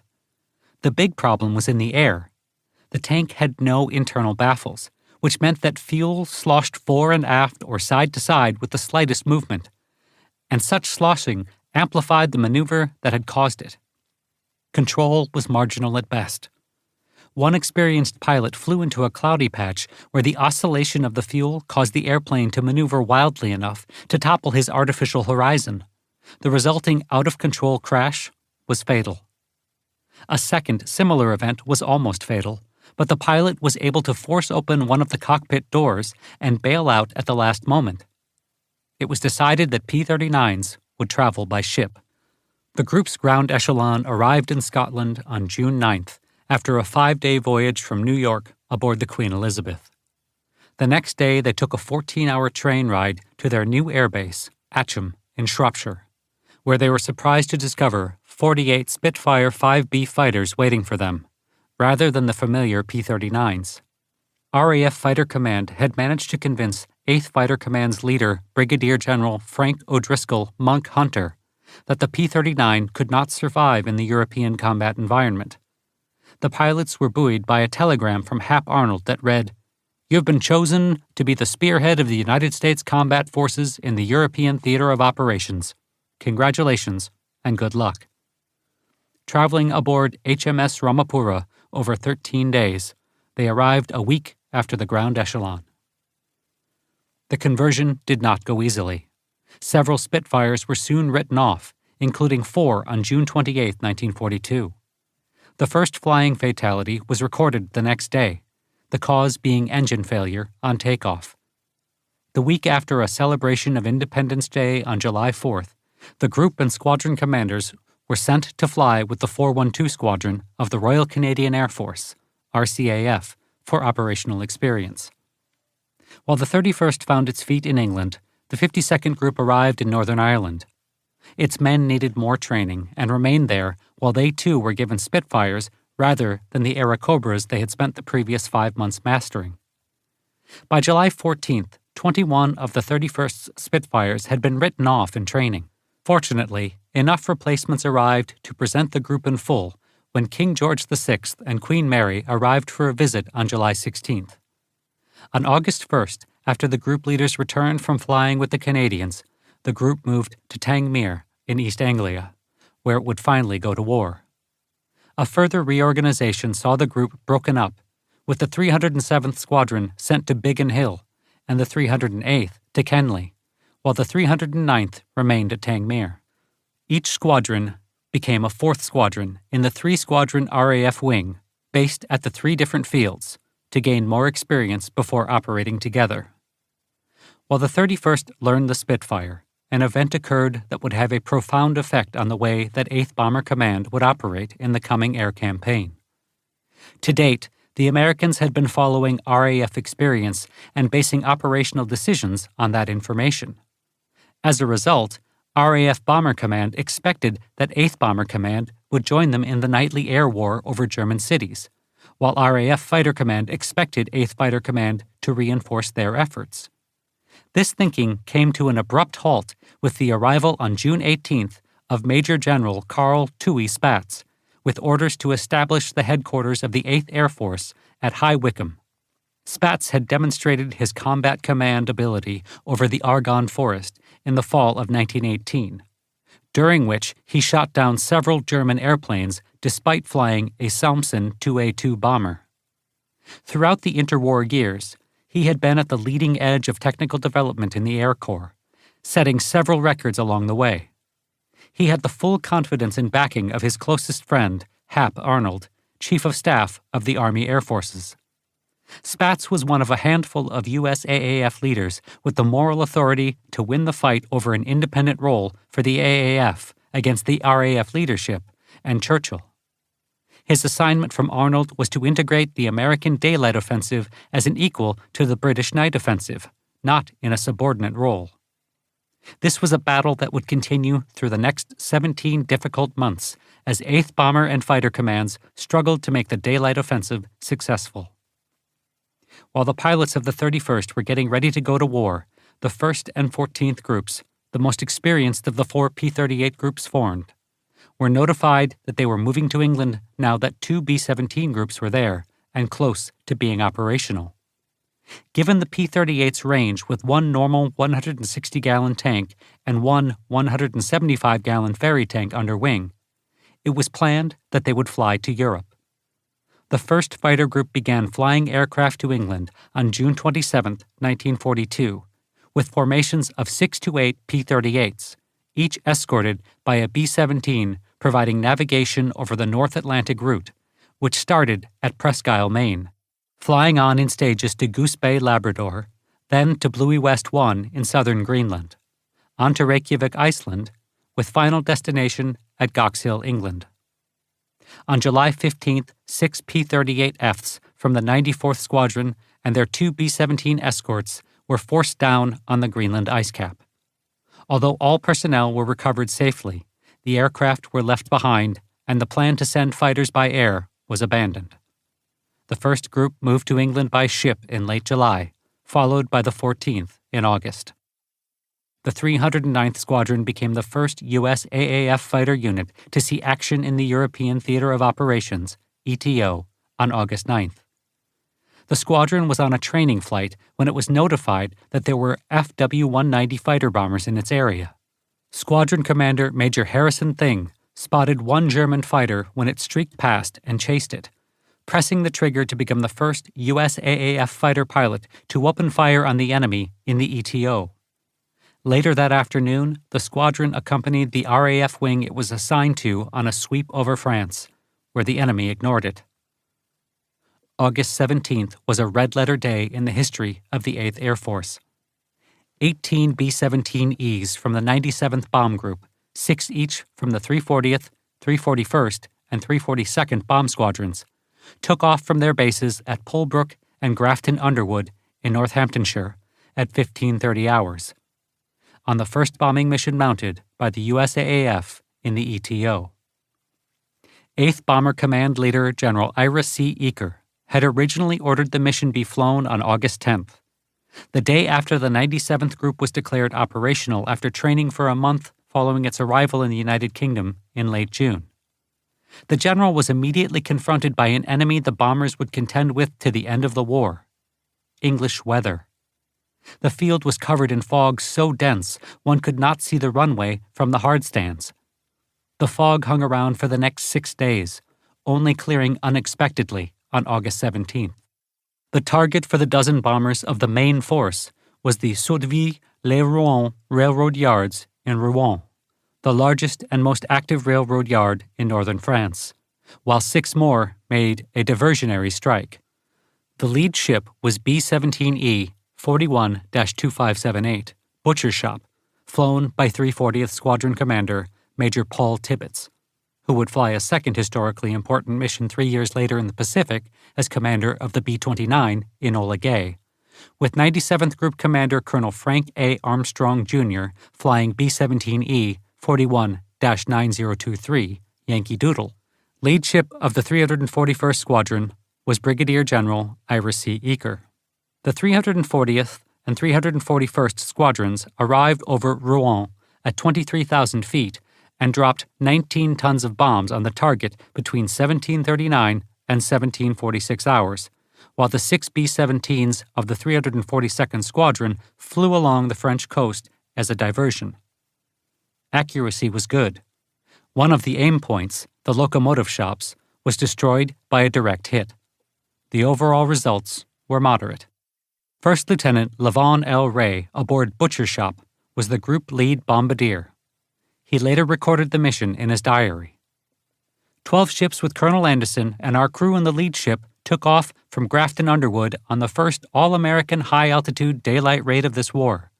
Target was Rouen marshalling yards, which received a very good pasting. Opposition was very weak. Surprise was apparent, and what few fighters did get up caused very little damage. One ship exchanged fire with a fighter, and one of our ships was hit with a stray piece of flak.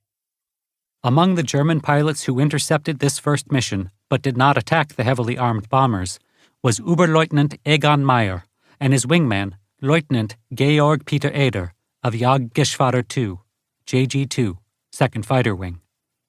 Meyer later recalled that he was surprised by the great size of the American bombers, though both he and Eder noticed that the B-17's formidable defenses did not extend to the bombers' forward quarter. They would both make use of that knowledge in other observations of the early 8th Bomber Command missions that fall to devise what they called the Company Front Attack, and American air crews would remember as the terrifying 12 o'clock high head-on attack. For the Luftwaffe, the advent of the American bombers was different from the threat it had faced during the RAF's 1941 offensive. Where the RAF had sent Blenheim light bombers, which carried a maximum bomb load of 1,000 pounds, generally in the form of 4 250-pound bombs, the American B-17 carried 4,000 pounds of bombs, and the B-24 a load of 5,000 pounds. Whereas the British bombers had been distinguished by an inability to create serious damage to their target and could often be ignored, the American bombers could carry sufficient heavy 500-pound or 1,000-pound bombs to punish their targets. Thus, the Jagdwaffe could not ignore them. The German fighters were forced to confront every raid, losing the tactical initiative they had maintained over Europe since the Battle of Britain. Fortunately for the fighter pilots, American strength was slow to develop, which gave them time to experiment with tactics and equipment with which to oppose the new enemy. Because JG-2 Richthofen and JG-26 were positioned so close to the Channel coast, they needed more warning than the German controllers had been used to giving if they were to have time to climb to the bomber's altitude over 20,000 feet. In several of the early missions, the defenders failed to intercept due to a late warning. This incurred the wrath of both Reichsmarschall Göring and General de Jagdflieger Garland, who was finally promoted to Generalmajor, Major General, on November 1st, giving him military authority equal to the responsibility assigned to him for organizing the fighter defenses. Lieutenant Karl Boris, Staffelkapitän, squadron commander, of 8th Squadron JG-26, later wrote of the psychological impact of the B-17s and B-24s on German pilots. Pilots were now facing the most formidable challenge of their lives. The size of the heavy bombers and their formations, and their unprecedented defensive firepower, could not be adequately described to the green pilot. They had to be experienced firsthand. The classical stern attack, which at the time was the only approved method, was frequently initiated and broken off too soon to cause damage. Range estimation proved difficult. The Revi gun sight was sized for attacks on fighters. The wings of a typical fighter filled its sighting circle at 100 yards range. The bombers loomed large in the Revi long before reaching effective range. By August 18th, the 31st's 3 squadrons had each flown several missions over enemy territory, escorting A-20s and B-17s, as well as several two-plane rhubarbs and some RAF circus sweeps.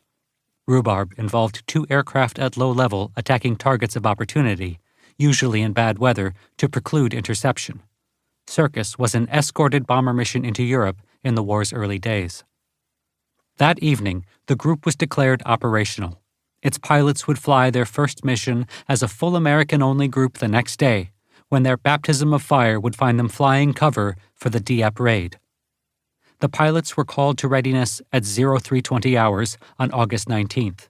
At 0717 hours, RAF Wing Commander Peter Wickham led 308th Squadron Commander Major Fred M. Dean and Lieutenants Hill, Van Reed, Ingraham, Smith, Dalrymple, Baker, Fleming, Corrigan, Reichert, and Waltner when they took off from Kenley and flew into history as the first U.S. AAF fighter pilots to join combat with the Luftwaffe. When they arrived over the fleet off Dieppe, the enemy was waiting for them. The Germans were first aware of the Allied force offshore when shelling began around 0600 hours. 2 FW-190s from 5th Squadron JG-26, flown by Oberleutnant Horst Sternberg, with Feldwebel Peter Krump as his wingman, arrived over Dieppe at about 0620 hours and saw the Allied ships offshore firing on the town, and landing craft headed toward the shore. Avoiding several Spitfires that Krump called out, the Rote, 2-fire formation, flew over the town and then returned to Abbeville to report what they had found. The Luftwaffe was not really able to engage the Allied force. The only day bombers on the Channel front were the 2 Jabberstaffeln fighter bomber squadrons of FW-190A-4/U3s operated by JG-2 and JG-26, which had at the time some 18 fighter bombers operational between them. There were 220 Ju-88 and Do-217 night bombers in Belgium. The first German fighter response was a formation of 10 FW-190s, followed by another of 16 from First Group JG-26, a Saint-Omer Arc, which spotted 12 Spitfires orbiting over Dieppe. The Americans from the 308th Squadron. The JG-26 FW-190s dived through the 12 Spitfires, which immediately broke formation to evade the attack. Lieutenant Hill found himself behind the German lead fighter and fired his 20mm cannon. The FW-190 smoked and turned away, but Hill was not able to confirm his victory when he was set on by the wingman. A moment later, Lieutenant Ingraham was forced to go over the side from his burning Spitfire, which had been set afire by the FW-190 that latched onto his tail. His parachute streamed and only filled moments before he touched down in the water, right next to a pair of German E-boats. He became the 31st's first prisoner of war, POW. Ingraham's wingman, Lieutenant Smith, was able to make it back to Kenly despite a big hole in his right wing made by the explosion of a 20mm cannon shell, while the Spitfire's fuselage was recorded as being well ventilated, with 7.62mm bullet holes. The 11 survivors were all back at Kenly by 0900 hours. 20 years later, Frank Hill provided a full account of his experience over Dieppe to historian Eric Hamill. As we neared the French coast, we could see a number of ships near Dieppe harbor, and a large number of aircraft were flying in the general area. At our altitude, it was hard to tell if the ships or planes were friend or foe. We had been over Dieppe only a few minutes when the RAF Operations Center reported that a dozen or so enemy aircraft were approaching Dieppe from the direction of the big German aerodrome at Abbeville. A few minutes later, a flight of aircraft arrived above us at about 12,000 feet and immediately rolled over and commenced an attack on my flight. I could see they were FW-190s. I wanted to keep my flight together and avoid giving up the advantage. As the Germans attacked, their formation broke up into pairs. I turned and flew at them head-on, which made it hard for them to keep their sights on us and forced them to attack us head-on. After about 3 minutes of trying to keep my flight from being hit, by constantly braking and turning into the Germans, I found myself in a position to get a good shot at one, and I fired everything I had. He swung out to my left, and I got in another good burst, firing at his left side from 300 yards down to about 200 feet. He started pouring black smoke, then rolled over and went straight down. I followed him to about 3,000 feet, but had to pull out because the ack-ack coming from the ground was really intense. The last I saw of him, he was about 1,000 feet over the channel, north of Dieppe, still smoking and in a deep dive.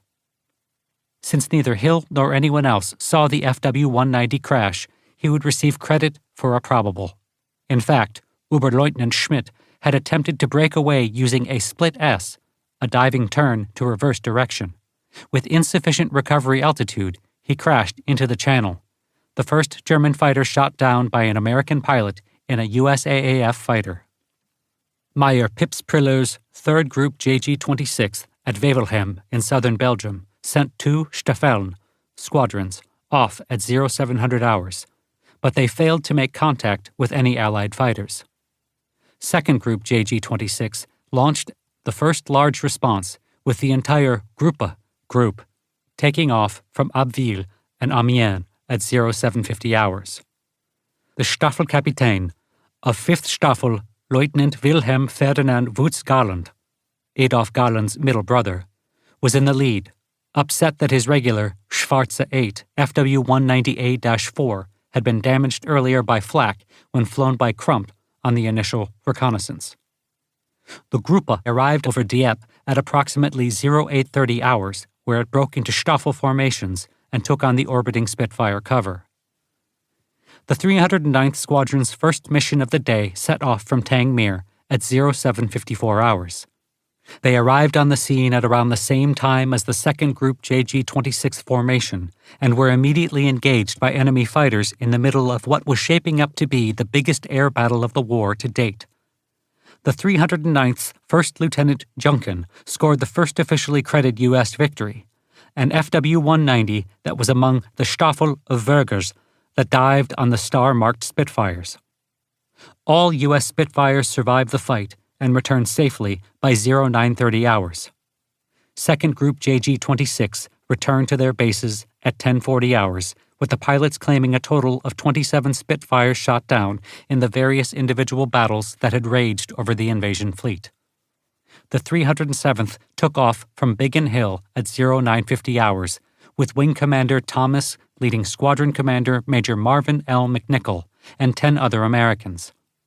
Arriving over the fleet at 10:15 hours, they split into elements of 2 and chased German fighter-bombers from 10th Group Jabo JG-26 that were diving on the ships below, but the FW-190A fighter-bombers were diving on the ships from the seaward side, dropping their bombs at minimum altitude and maximum speed, and heading straight inland at high speed.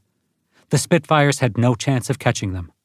When the 309th returned to Biggin Hill at 11:20 hours, Lieutenants Tovry and Wright were missing, and Lieutenant Mitchell's Spitfire, was heavily damaged. The 308th sent off its second mission of the day at 10:02 hours. When they returned at 11:30 hours, Major Dean's Spitfire and the fighters of Lieutenants English, Robb, and Johnson were all damaged to varying degrees. None had seen their attackers. Dieppe was a hard graduation test for brand-new fighter pilots. At 11:30 hours, the second Group JG-26 Abbeville-Drucat airfield was bombed by 24 B-17s from the 97th Bomb Group on its second mission. Bombing from 23,000 feet, the B-17s met no fighters since the Germans were busy elsewhere, but flak holed several of the bombers. The bombers reported a successful drop, and the radio on the airfield went off the air following the attack.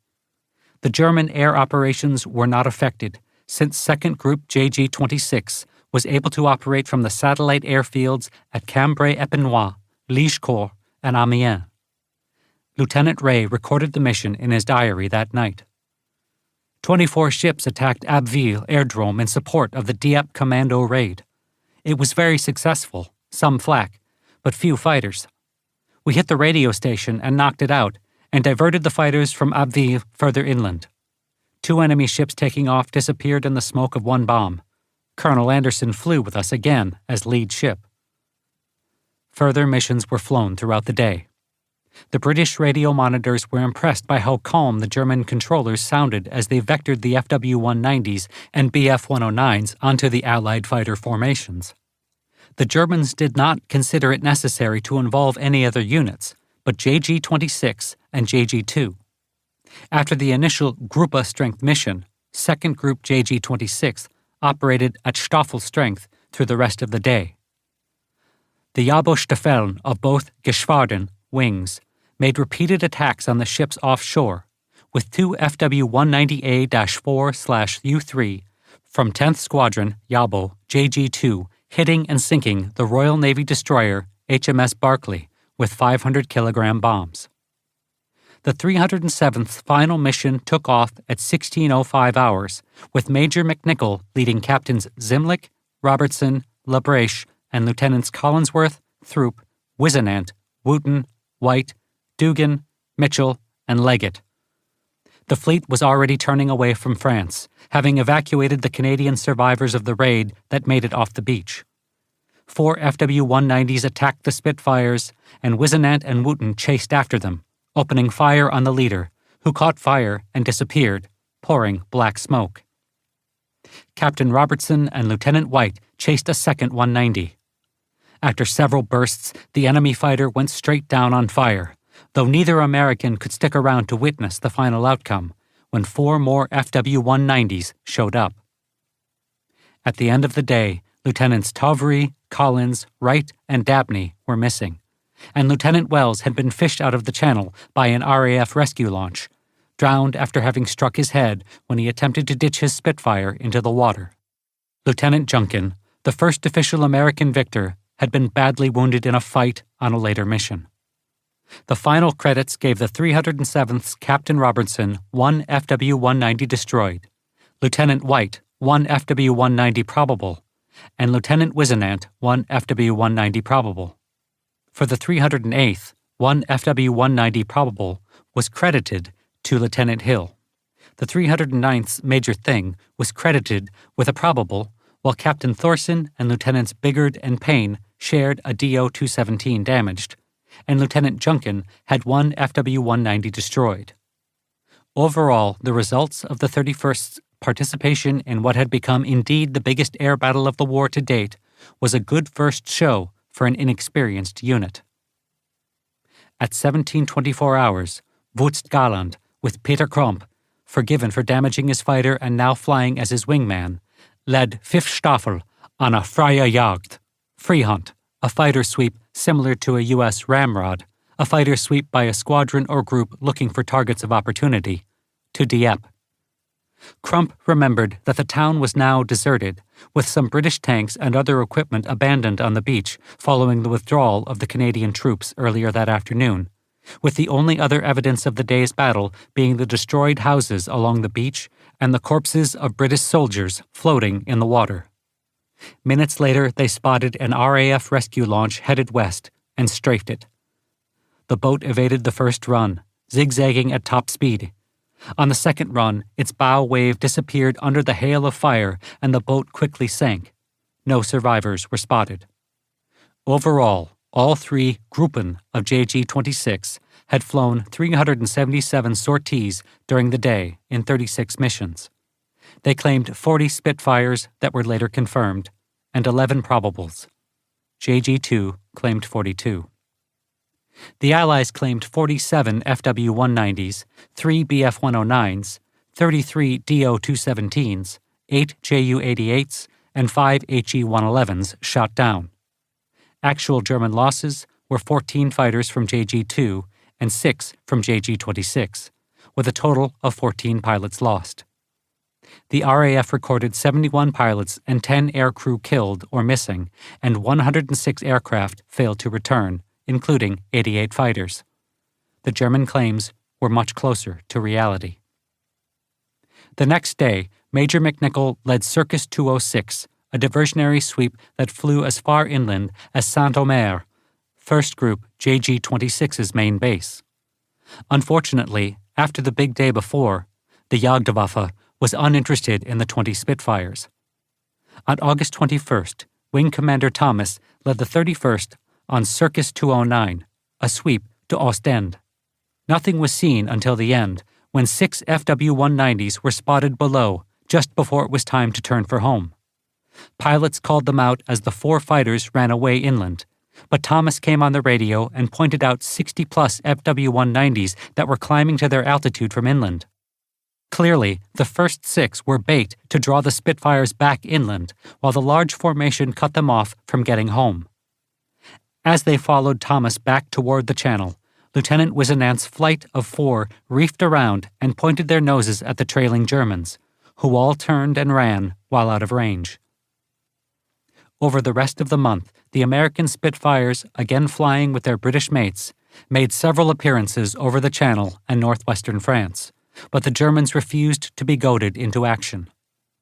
September saw more of the same, with escort missions flown by raids by RAF Boston bombers, the British version of the A-20, and several diversionary circus missions flown. In mid-month, the group was told to pack its gear for a major move. After that was completed, there was no move, and operations continued, though the increasingly cloudy fall weather forced several aborts and outright cancellations. The first shoot-down of a B-17 by a German fighter happened on September 6th, when Hauptmann Conny Meyer, Gruppenkommandeur, group commander, of 2nd Group JG-26, shot down a flying fortress from the 97th Bomb Group near Amiens at 1855 hours, after the Gruppe had dispersed the Spitfire high cover of 133 Eagle Squadron, which lost 3 of its airplanes and pilots. Several minutes after Meyer's victory, another B-17 from the 92nd Bomb Group under attack by 4 FW-190s of 4th Squadron JG-26 crashed into the English Channel near Le Treport. The ability of the B-17 to absorb damage and keep flying was already becoming legendary among German pilots. Oberleutnant Kurt Ruppert of 9th Squadron JG-26 repeatedly attacked a damaged B-17 that had fallen out of formation. In repeated passes, he knocked out 3 engines, one of which fell off the bomber and crashed in the channel. He watched amazed as the B-17 remained airborne on one engine while the crew threw out equipment and guns. He followed it across the channel and witnessed its successful crash landing on the beach at Ramsgate. By the first week in October, the 31st Group loaded gear on lorries that disappeared out the gate, destinations unknown. On October 13th, the 31st was declared non-operational. All flying ceased on October 16th. Between October 19th and 23rd, the group departed West Hampnet Airfield in separate groups. They boarded trains and after overnight trips ended back where they had started, in the Firth of Forth, where the first group went aboard a transport on October 22nd. By October 24th, all were aboard ship. On October 25th, the large troop convoy departed England. Once at sea, the pilots and ground crew were called to meetings where they were informed they were about to take part in the invasion of North Africa. The 31st would not see England again for the rest of the war. The 97th Bomb Group flew its final mission from the UK on October 21st against the U-boat pens at Lorient Harbour on the Bay of Biscay. Lieutenant Ray recalled that Major Tibbets led the mission. 3 other groups turned back because of the weather, but we bombed from 14,000 feet, just under the overcast. With that, the 97th and the 301st Bomb Groups, the 2 most experienced 8th Bomber Command units, were transferred to the newly formed 12th Air Force to take part in the North African invasion. By the end of October, the 31st and the 52nd Groups, both equipped with Spitfires, and the P-38 equipped 1st and 14th Groups that had also come to England over the summer and had been about to fly their first escort missions for the B-17s, were transferred to the North Africa-bound 12th Air Force. The 82nd Group's P-38s arrived in England in November, and the unit was immediately transferred to join the others in North Africa. 8th Fighter Command would now start over. In September 1942, while the men of the 31st Group were honing their skills in their Spitfires over the English Channel, back on Long Island, the 56th Group welcomed a new commander, Major Hubert Zemke. Born in Montana in 1914, Zemke had never exhibited any interest in airplanes or flying as a youth. Graduating from the University of Montana in 1936 with a degree in engineering and with few employment prospects in the midst of the Depression, he allowed 2 friends to convince him to join them in the Air Corps as flying cadets. After graduating with his pilot's wings from Randolph Field in 1937, he was assigned to the 36th Pursuit Squadron based at Langley Field, Virginia, just in time to see its ancient Curtiss P-6E open cockpit biplanes replaced with the then-new Curtiss P-36A a few months after his arrival. In 1940, the squadron was among the first units to re-equip with the new P-40B fighter. Promoted to captain, Zemke was sent to England in September 1940 as a combat observer with the Royal Air Force, where he studied the tactics of both the RAF and the Luftwaffe. The next year, he was sent to the Soviet Union to instruct Russian pilots on flying Lend-Lease P-40s. After his return to the United States in February 1942, he was one of the first Air Corps pilots to fly the XP-47B that spring. His experience with the P-47 and knowledge of European air combat made him a natural choice to take over the 56th. On November 1, 1942, the 78th Group set out for England, departing Oakland on November 10th, bound for Camp Kilmer, New Jersey. Major Morris Lee later recalled, "We were not in cattle cars, but the old coaches they had pressed into service were anything but comfortable for sleeping. The baggage car used as a mess hall was cold and windy. I saw several guys step through the passageway back to their car, only to find their plates empty upon entering the coach. Those strange air currents between the cars could take the sauerkraut and wieners right off the plate. The poker games ran all night and all day through the 5 days of the trip."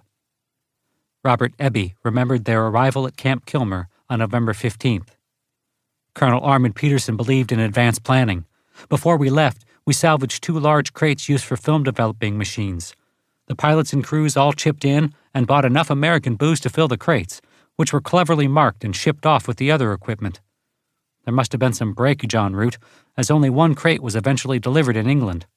We voted not to open it until Christmas. Pilot Earl Payne recorded in his diary, 20 November 1942.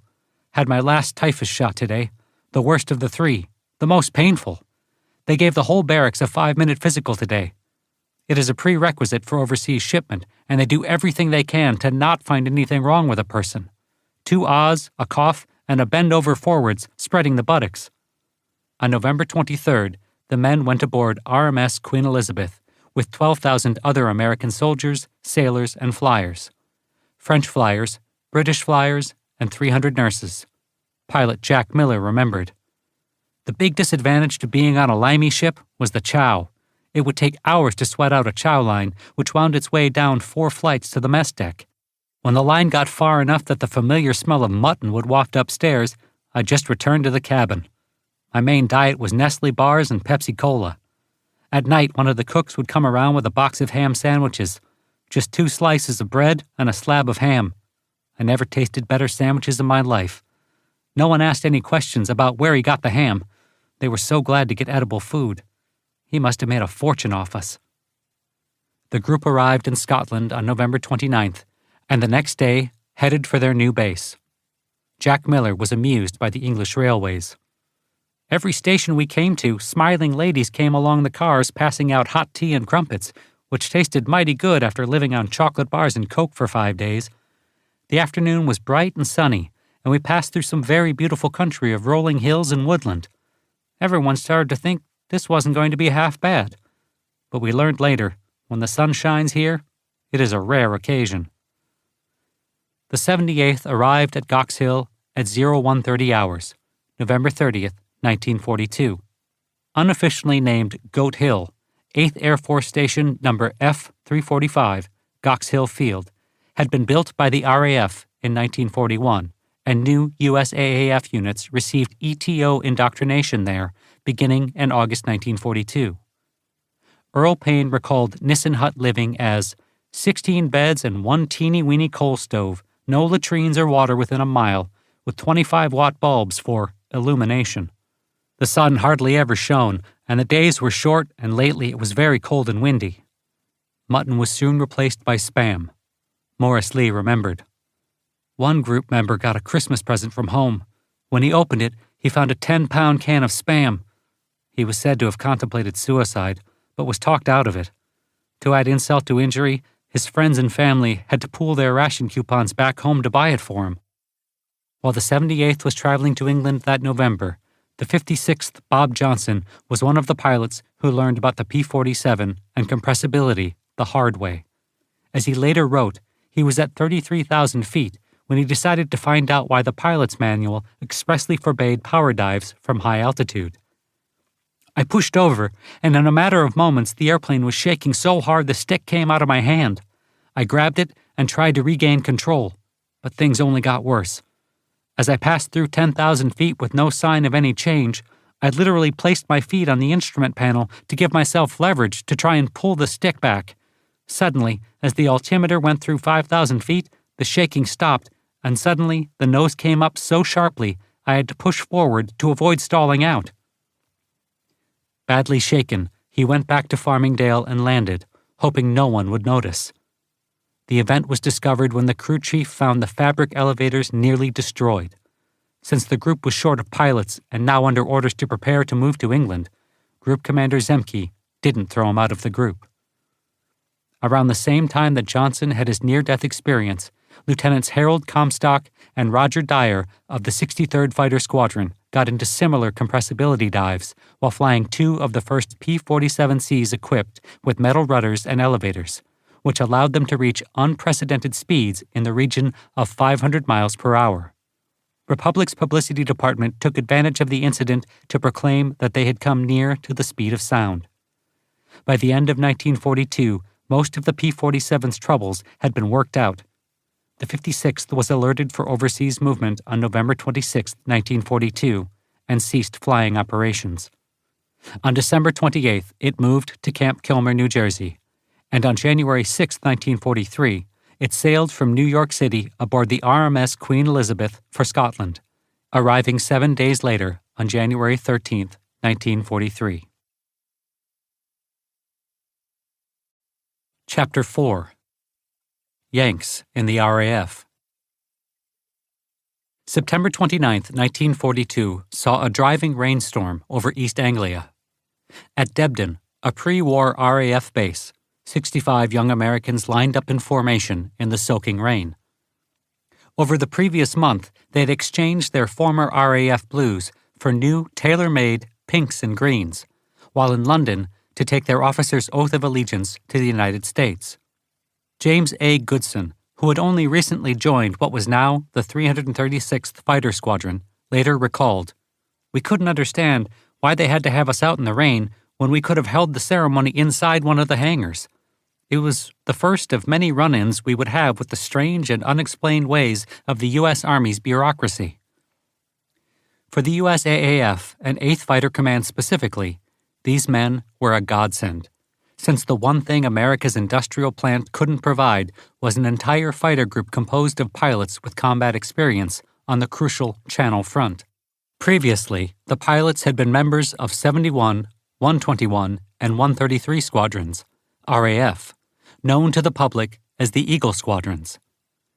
In the mythology of aerial warfare, the Eagle Squadrons, the Yanks in the RAF, rank with the Lafayette Escadrille and the American Volunteer Group, AVG, for mystique. The Eagles were far more in the mold of the young pilots of the Escadrille Lafayette. Like them, none were professionals before joining the RAF, while the AVG was formed with professional Army, Navy, and Marine Corps pilots, their mission underwritten by the U.S. government. The closest any of the Eagles had gotten to service in the U.S. military was as aviation cadets who were flunked out for various reasons, while many had been rejected before getting that far, primarily for lack of the proper educational background. They had found an Air Force willing to take them in and train them in Canada. All they had to do was risk the loss of their U.S. citizenship for violating the Neutrality Act if they were caught by the Federal Bureau of Investigation, FBI, when crossing the border. Several of the men who became original members of the Eagles were pre-war pilots who had originally come to Europe after the outbreak of war to join the French Air Force as their forebears of the Lafayette Flying Corps had, or to volunteer to fight with the Finns. Since the Finnish War with the Soviet Union was over quickly, with France defeated a matter of months later, they found themselves in Britain, where the RAF was glad to take them into service. 10 flew in the Battle of Britain, though none of them were still alive to stand in the rain at Debden this day. During the Battle of Britain, Charles Sweeney, a wealthy American businessman in London, persuaded the British government to form an RAF squadron manned completely by Americans. Once the idea received Churchill's approval, Sweeney's group joined the World War I ace Billy Bishop and the U.S. aviation artist Clayton Knight to form the Clayton Knight Committee in New York City to recruit Americans for the RAF. Sweeney and his rich society contacts provided over $100,000 for the cost of processing and sending the volunteers to Canada and the United Kingdom for training. Such financial support to individuals was in the form of loans that were never repaid, and as such were legally gifts to encourage foreign service, making such support a crime. While the Knight Committee's activity was unofficially supported by President Roosevelt himself, and thus tolerated by the Department of State, the committee was constantly harassed by the Federal Bureau of Investigation on the orders of J. Edgar Hoover himself, regardless of any support for this by the president, since Hoover considered his authority independent of anyone else in the government. As the likelihood of the United States entering the war became more obvious during 1941, the Bureau began to desist in their enforcement of the Neutrality Act.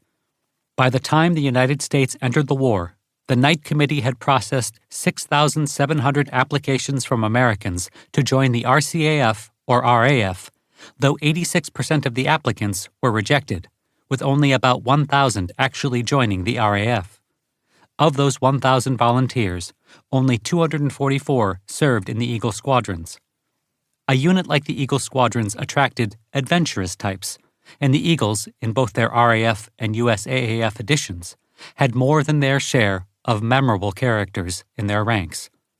The minimum requirement for acceptance by either RAF or RCAF was a high school diploma, aged 18 to 31, minimum eyesight of 20/40, correctable to 20/20, and 300 hours of flight experience.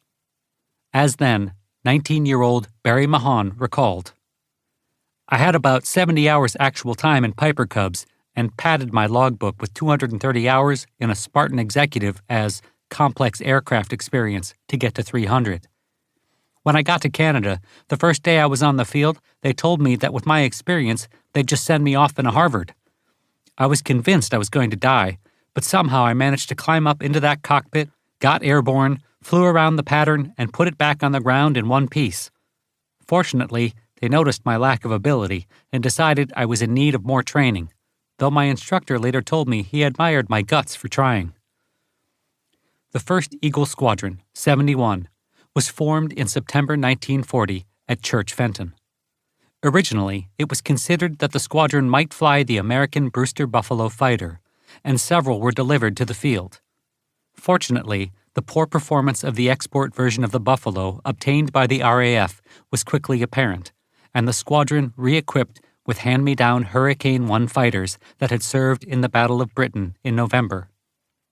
In January, they were issued new Hurricane 2s and became operational for defensive duties on February 5, 1941.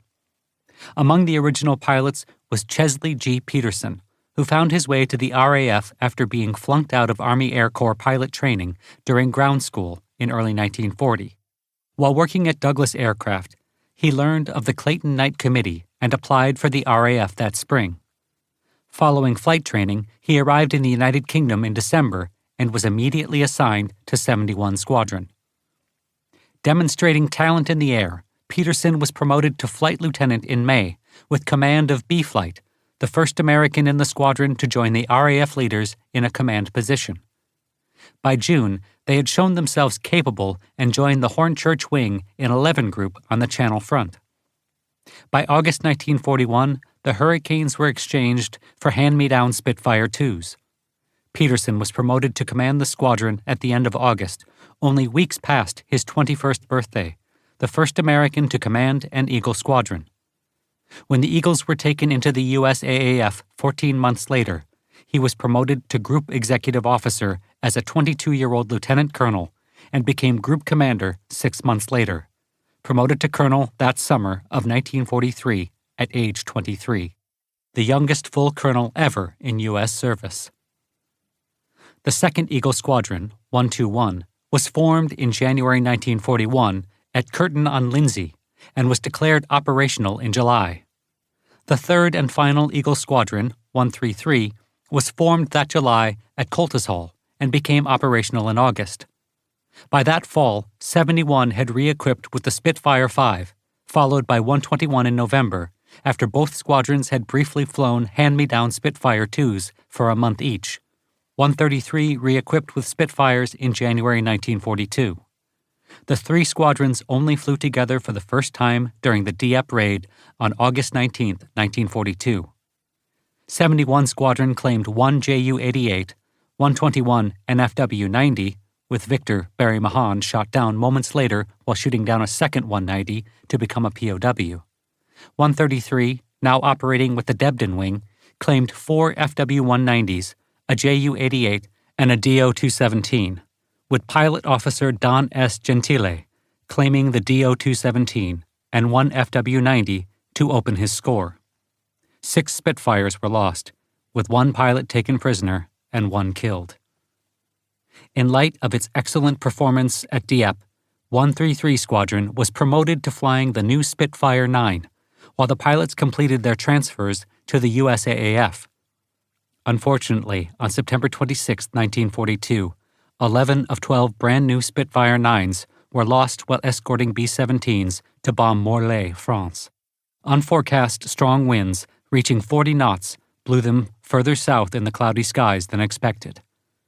After failing to rendezvous with the bombers in the poor weather and short of fuel, the squadron let down through the clouds to find themselves directly over Brest, where they were intercepted by FW-190s from JG-2, and the many German flak batteries below opened up.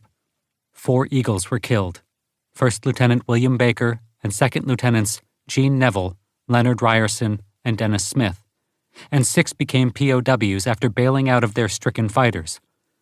1 FW-90 fell to Captain Marion Jackson before he parachuted into captivity. Only Second Lieutenant Richard Beatty made it back to England, where he was badly injured when he crash-landed on the Cornish coast. Second Lieutenant Don Gentile was left at Debden. As the spare, he had turned back when the squadron reached the French coast, and none of the other 12 aircraft had aborted the mission.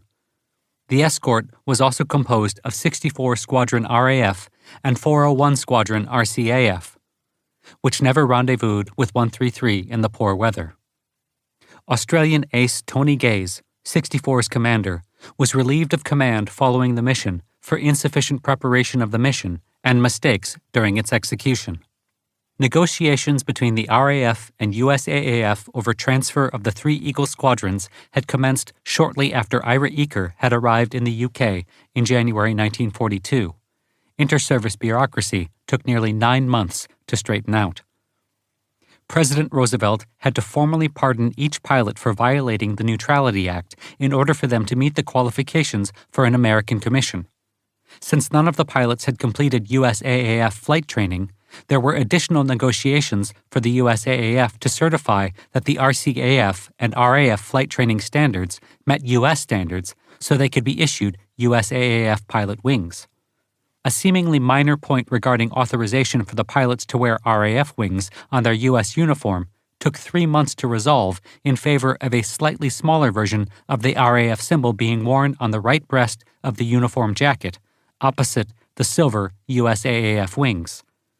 The RAF received extra aircraft through Lend-Lease to compensate the loss of 3 experienced fighter squadrons. In the meantime, the RAF scoured their squadrons to find enough experienced American pilots to completely fill out the squadron tables of organization. Among the Americans who involuntarily became Eagles, 3 would become prominent in the 4th Fighter Group. Foremost among the 3 was 23-year-old Flight Lieutenant Donald J.M. Blakesley. Born in Fairport, Ohio in 1917, his father had taken him to the Cleveland Air Races, where he fell in love with airplanes. After learning to fly in 1938, he and a friend purchased a Piper Cub, which the friend crashed in 1940.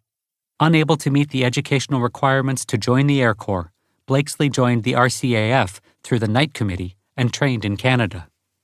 Arriving in the United Kingdom in May 1941, he was assigned to 401 RCAF Squadron. He proved to be a gifted pilot, though not a good shot. He would later joke with the other aces of the 4th that, "You dead-eye shots take all the fun out of it. The fun is when a guy like me comes motoring up behind them and has to open fire to see where the bullets are going." Scoring his first victory in November 1941, he shot down 2 FW-190s in April 1942, by which time he had demonstrated gifted leadership that was cited in the Distinguished Flying Cross, DFC, he received that summer. He resisted transfer to the Eagles squadrons because he considered them pampered prima donnas who played sister with their claims. Only after learning that he would be transferred to instructor duty on completing his combat tour in August 1942 did he change his mind about the Eagles. On a personal level, Blakesley was remembered by those he flew with as intense and committed. He was also described as thoroughly GI. In almost all photos taken of him in the USAAF, his officer's hat was always completely regulation, with the wire frame inside, unlike the 100 mission look with the hat frame removed, which had been adopted by Air Force pilots up to General Carl Spaatz. Blakesley was destined to achieve legendary status as the 4th Fighter Group's leader at the high point of the battle with the Luftwaffe in 1944, and would be tied with Hub Zemke of the 56th Group as the finest fighter group commander in Air Force history. Another reluctant volunteer was Flying Officer James A. Goodson, who was transferred from 403 Squadron RCAF. Born in New York City of British parents and educated in Canada, making him a passport American, Goodson traveled to England shortly after graduating from high school in the summer of 1939, working his way on a freighter as a pantry boy. Once there and realizing that war was coming, he tried to join the RAF, but was told there was a 6-month wait. Told he would have a better chance joining in Canada, he booked passage aboard the SS Athenia, which departed Liverpool for Montreal at 1300 hours on September 2nd, the day after the Germans began World War II with the invasion of Poland. At 1630 hours on September 3rd, 5.5 hours after Britain had formally become a combatant, the ship was spotted off the Hebrides by U-30. Her commander, Lieutenant Helmut Lemp, tracked the liner until 1930 hours, when he fired 2 torpedoes, one of which hit Athenia in her engine room. Goodson, who was on deck when the torpedo struck, later recalled assisting with rescue efforts as Athenia listed and her lights went dark. He later wrote in his memoirs, "I went to see if there were people trapped in the main section, and I saw dead bodies swooshing around in the water. I was plunged into the whole war thing in a matter of minutes." More than 100 passengers and crew were killed, including 28 Americans. Their loss so concerned Hitler that the United States might enter the war that the Germans denied sinking the ship until Lemp confessed to having done so after the war. Rescued by a passing ship and taken to Galway, Ireland, Goodson met the son of the American ambassador to Britain, who had come to Ireland to assist the surviving Americans. Goodson and John F. Kennedy would renew their friendship after the war until Kennedy's assassination. Completing training in May 1941, Goodson was sent back to Britain that fall, where he underwent operational training. He joined 416 RCAF Squadron in June 1942 and participated in the Dieppe operation, where he scored a probable FW-190. Once in the 4th Fighter Group, Goodson would later command the 336th Fighter Squadron, formed from 133 Eagle Squadron, and would become the group's leading ace by the time he was shot down on a strafing mission on June 20th, 1944. Goodson later recalled in his memoirs that Blakesley was not fond of authority. While no one questioned his talent in the air, many in the top command had less confidence in his behavior on the ground. He recounted that the night before the Eagle's official turnover to the United States, Blakesley entertained 2 female Women's Auxiliary Air Force WAAF officers in his room. When Brigadier General Frank Monk Hunter, commander of 8th Fighter Command and a 9 victory ace during World War I, arrived to visit Debden the next morning prior to the turnover, the 2 WAAFs just had time to scramble out the barracks window, right into the path of the general and his staff. When told that Blakesley would be demoted and transferred, Hunter responded, "For 1, maybe, but for 2, he should be promoted." The 3rd pilot sent to the Eagles was later recalled by Walter Cronkite, who covered the air war as United Press's Man with the 8th, as the single most interesting individual I ever met in all of World War II. Born November 10, 1919 in Athens, Greece, the son of a poor streetcar motorman with a large family, young Spiros Pizanos grew up expecting he would follow his father in work. In 1935, however, he met his destiny. "I was out in the country when I heard a noise, and when I looked up I saw 2 airplanes practicing aerobatics." Transfixed, the boy forgot about everything else as he watched the 2 fighters. Minutes later, they flew to what turned out to be a nearby Greek Air Force base. They let me close to the airplanes and explained them to me. I thought they were wonderful, and said I wanted to be a pilot and fly airplanes like these. One pilot quickly disabused him of the idea, telling him that, in Greece, a boy like him could never fly airplanes. Pizanos left, but the officer had not destroyed his dream. "When I got home, I told my father I was going to America, where all things are possible, to become a pilot." His father had no argument that would change his son's mind. He did, however, manage to elicit a promise that his son would not leave home until he completed school. In 1938, Pizanos was ready to leave for America. Too poor to pay for passage, he signed aboard a freighter as a cabin boy, planning to jump ship on arrival at his destination. "It took me 3 trips because I didn't know there was a North and South America." After trips to Buenos Aires and Rio de Janeiro, Pizanos finally arrived in Baltimore, where he went on shore leave and never returned, becoming what would be called today an illegal immigrant. He found a restaurant owner in the Greek community there who hired him to wash dishes until he could earn enough to take the train to New York City, where he found work shelling oysters in Delmonico's restaurant for $10 a week and Americanized his name to Steve. "I knew I had to learn English before I could fly, so each day on the streetcar I would read the New York Post with a Greek-English dictionary." Within a year, he began flight training at Floyd Bennett Field. A 1-hour lesson cost $5. By this time, his pay was $15 a week. "I moved to Plainfield, New Jersey after I soloed, when I found a better job and a cheaper flight school." By May 1941, Greece had fallen to the Nazis. Pizanos, with all of 80 hours in light planes, bumped that total to 300 hours with an hour's work on his logbook and snuck across the Canadian border to join the RCAF. He was a newly minted pilot officer when he completed training in April 1942 and arrived in England in May, where he was assigned to 402 Squadron, RCAF, from which he was assigned to 71 Squadron, that August. When his paperwork was being processed for transfer to the USAAF, the fact that he was not an American citizen came out.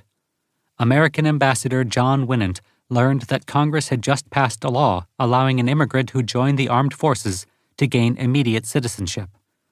On September 10, 1942, Spiros Steve Pizanos became the first immigrant to take advantage of that law. Immediately after, he took the oath of allegiance to the United States as a citizen. He was sworn in as a second lieutenant in the USAAF. The son of the poor Athens streetcar motorman was not only a pilot, but an American citizen and an officer and a gentleman by act of Congress. Lieutenant Colonel Edward Anderson, who at age 39 was definitely old for a fighter pilot, became group commander, though the 4th was considered the Debden Wing in RAF Fighter Command, with an RAF station commander and wing leader Duke Woolley leading the group in the air until January 1942, when Debden became an official USAAF base and 8th Fighter Command assumed official control. Major Gus Damond, a former set decorator at MGM in Hollywood before he joined the RAF, and became the first Eagle Squadron pilot officially credited as an ace in August 1941, led the 334th Squadron. Major William Daly, who had transferred to the group from the RAF just before the turnover to the USAAF, was appointed commander of the 335th Squadron. Major Carroll W. Mac McCulpin, the second American ace of the war after setting a record of shooting down 5 enemy aircraft in 5 weeks and fighting leading German ace Werner Mulders to a draw, the only pilot to serve in all 3 Eagle squadrons, and the second American to command an Eagle squadron in the RAF when he was sent to 133 after the Morlaix disaster, commanded the 336th Squadron. For the pilots, the main change as a result of transferring to the USAAF was a pay increase. A pilot officer in the RAF made £70 a month, US $350 then, while a USAAF second lieutenant drawing both flight and combat pay received $550 per month, a significant difference. With White Stars rather than RAF Roundels now on its Spitfire 5s, the 4th Fighter Group flew its first USAAF mission on October 2, 1942, escorting B-17s to Dunkirk. The Luftwaffe decided to contest the mission, and the 334th and 335th Squadrons engaged FW-190s from JG-26, with Captain Oscar Cohen and Lieutenants Gene Fetro and Stanley Anderson each credited with an FW-190, and Second Lieutenant Jim Clark sharing an FW-190. All missions flown over the rest of the month failed to entice the Luftwaffe to show up. Finally, Lieutenants Jim Clark and Bob Buch found some action flying a rhubarb on November 16th in poor weather. When they strafed Saint-Valery-en-Caux in Normandy, Clark flew so low avoiding the defending flak that he hit a tree, returning to Debden with branches in his radiator intake. On November 19th, the 335th's Second Lieutenant Frank Smolinski added to the group's score when he shot down an FW-190 over the channel. On November 22nd, Major Daly completed his operational tour. Don Blakesley, who had managed to keep his commission as a captain despite the incident with the WAAFs, was promoted to replace Daly. The weather then closed in for the rest of the month, precluding operations until early December.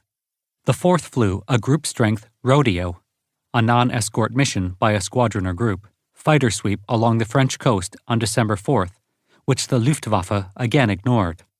2 days later, flying escort to B-17s that bombed the Lille-Fives locomotive works, Gene Fetro spotted an FW-190 as they headed back to England and shot it down. The weather closed in again over the rest of December, and the only action seen were a few low-altitude rhubarbs flown in the poor weather. The first major missions of 1943 were 2 bomber escorts flown on January 13, 1943. The next day, Lieutenants Anderson and Buch flew a rhubarb to Ostend, during which they were intercepted and bounced by a pair of FW-190s. Chopping his throttle and skidding violently, Anderson managed to get the 2 Germans to overshoot, quickly straightening out. He caught the wingman from a range of 200 yards, setting the enemy fighter on fire and sending it into the channel below. In the meantime, Buch spotted 2 more Vögers, closing in on Anderson and opened fire on the leader, who reared up before crashing into the channel in a shower of spray. After other uneventful missions, some of which were cancelled due to weather, the group escorted B-17s to Balme Saint-Omer on January 22nd. This time, JG-26 intercepted the Spitfires over the coast. The FW-190s turned onto the Spitfires and one shot up Bob Buch badly, a bullet actually clipping his goggles and knocking them off. He managed to return to Debden, where his Spitfire was written off. In the fight that followed, 336 Squadron CO Captain Oscar Cohen and Lieutenant Joseph Matthews each claimed 1 FW-190. 4 days later, Cohen led the squadron on a ramrod fighter sweep to Bruges, Belgium. As the planes crossed the coast, Buch's new Spitfire was hit by flak and caught fire. Buch turned out to sea to put as much distance between himself and the enemy as possible. When the fire started to melt his flying boots and burned through some control cables, he was finally forced to go over the side, 6 miles off the Belgian coast. While 4 of his fellow pilots orbited overhead, he got in his raft and began paddling toward England. Fortunately, 20 minutes later, he was picked up by a British ship. Chapter 5. Starting over. Just as 8th Fighter Command's groups were beginning to demonstrate their ability, 8th Air Force lost its most experienced units to the North African invasion. Just before this was announced, the command flew its most important and ambitious mission to date. Mission 14, target Lille, flown on October 9, 1942, would be the first opportunity to demonstrate the 4-engine bomber as a war-winning weapon, and the first time the Luftwaffe would get a taste of the battles to come. Lille was in range of the fighters based in southern England. A complicated schedule of fighter sweeps and diversions was planned, though there would be no close escort for the bombers, which were considered capable of self-defense. The operation would also involve 36 Spitfire squadrons of the RAF's 11 Group. A total of 432 fighters would be involved in the 2 target support forces that would cover the force's entry into France, 2 rear support forces to cover withdrawal, and 3 diversionary forces which were to distract the defenders. Both target support groups would reach Lille just before the bombers' arrival and orbit until they arrived and hit the target. As the target support groups disengaged when low on fuel, the 2 rear support groups would cover the return of the bombers out of France and across the Channel. The bombing force was composed of 108 heavy bombers of the 92nd B-17, 93rd B-24, the veteran 97th B-17, 301st B-17, and 306th B-17 bomb groups. It would be the debut mission for the B-24Ds of the 93rd and the 306th Group's B-17s. The B-24s would fly at 23,000 feet, while the B-17s flew at 25 to 26,000 feet, in 18-plane box formations. Opposing them would be the 3 Gruppen of JG-26, all equipped with the FW-190A. The Vöger, Butcher Bird, as it was known, was superior to any Allied fighter at low to medium altitudes, while its heavy armament of 2 MG-151 and 2 MG-FF 20mm cannon gave it hitting power to knock down a bomber. This would be the first time FW-190s would attack B-17s flying at 25,000 feet or higher, which would reveal the fighter's poor performance above its rated altitude of 23,000 feet. The bombers began taking off from their East Anglia airfields at 0830 hours. The point of penetration into German-controlled airspace was just south of Dunkirk.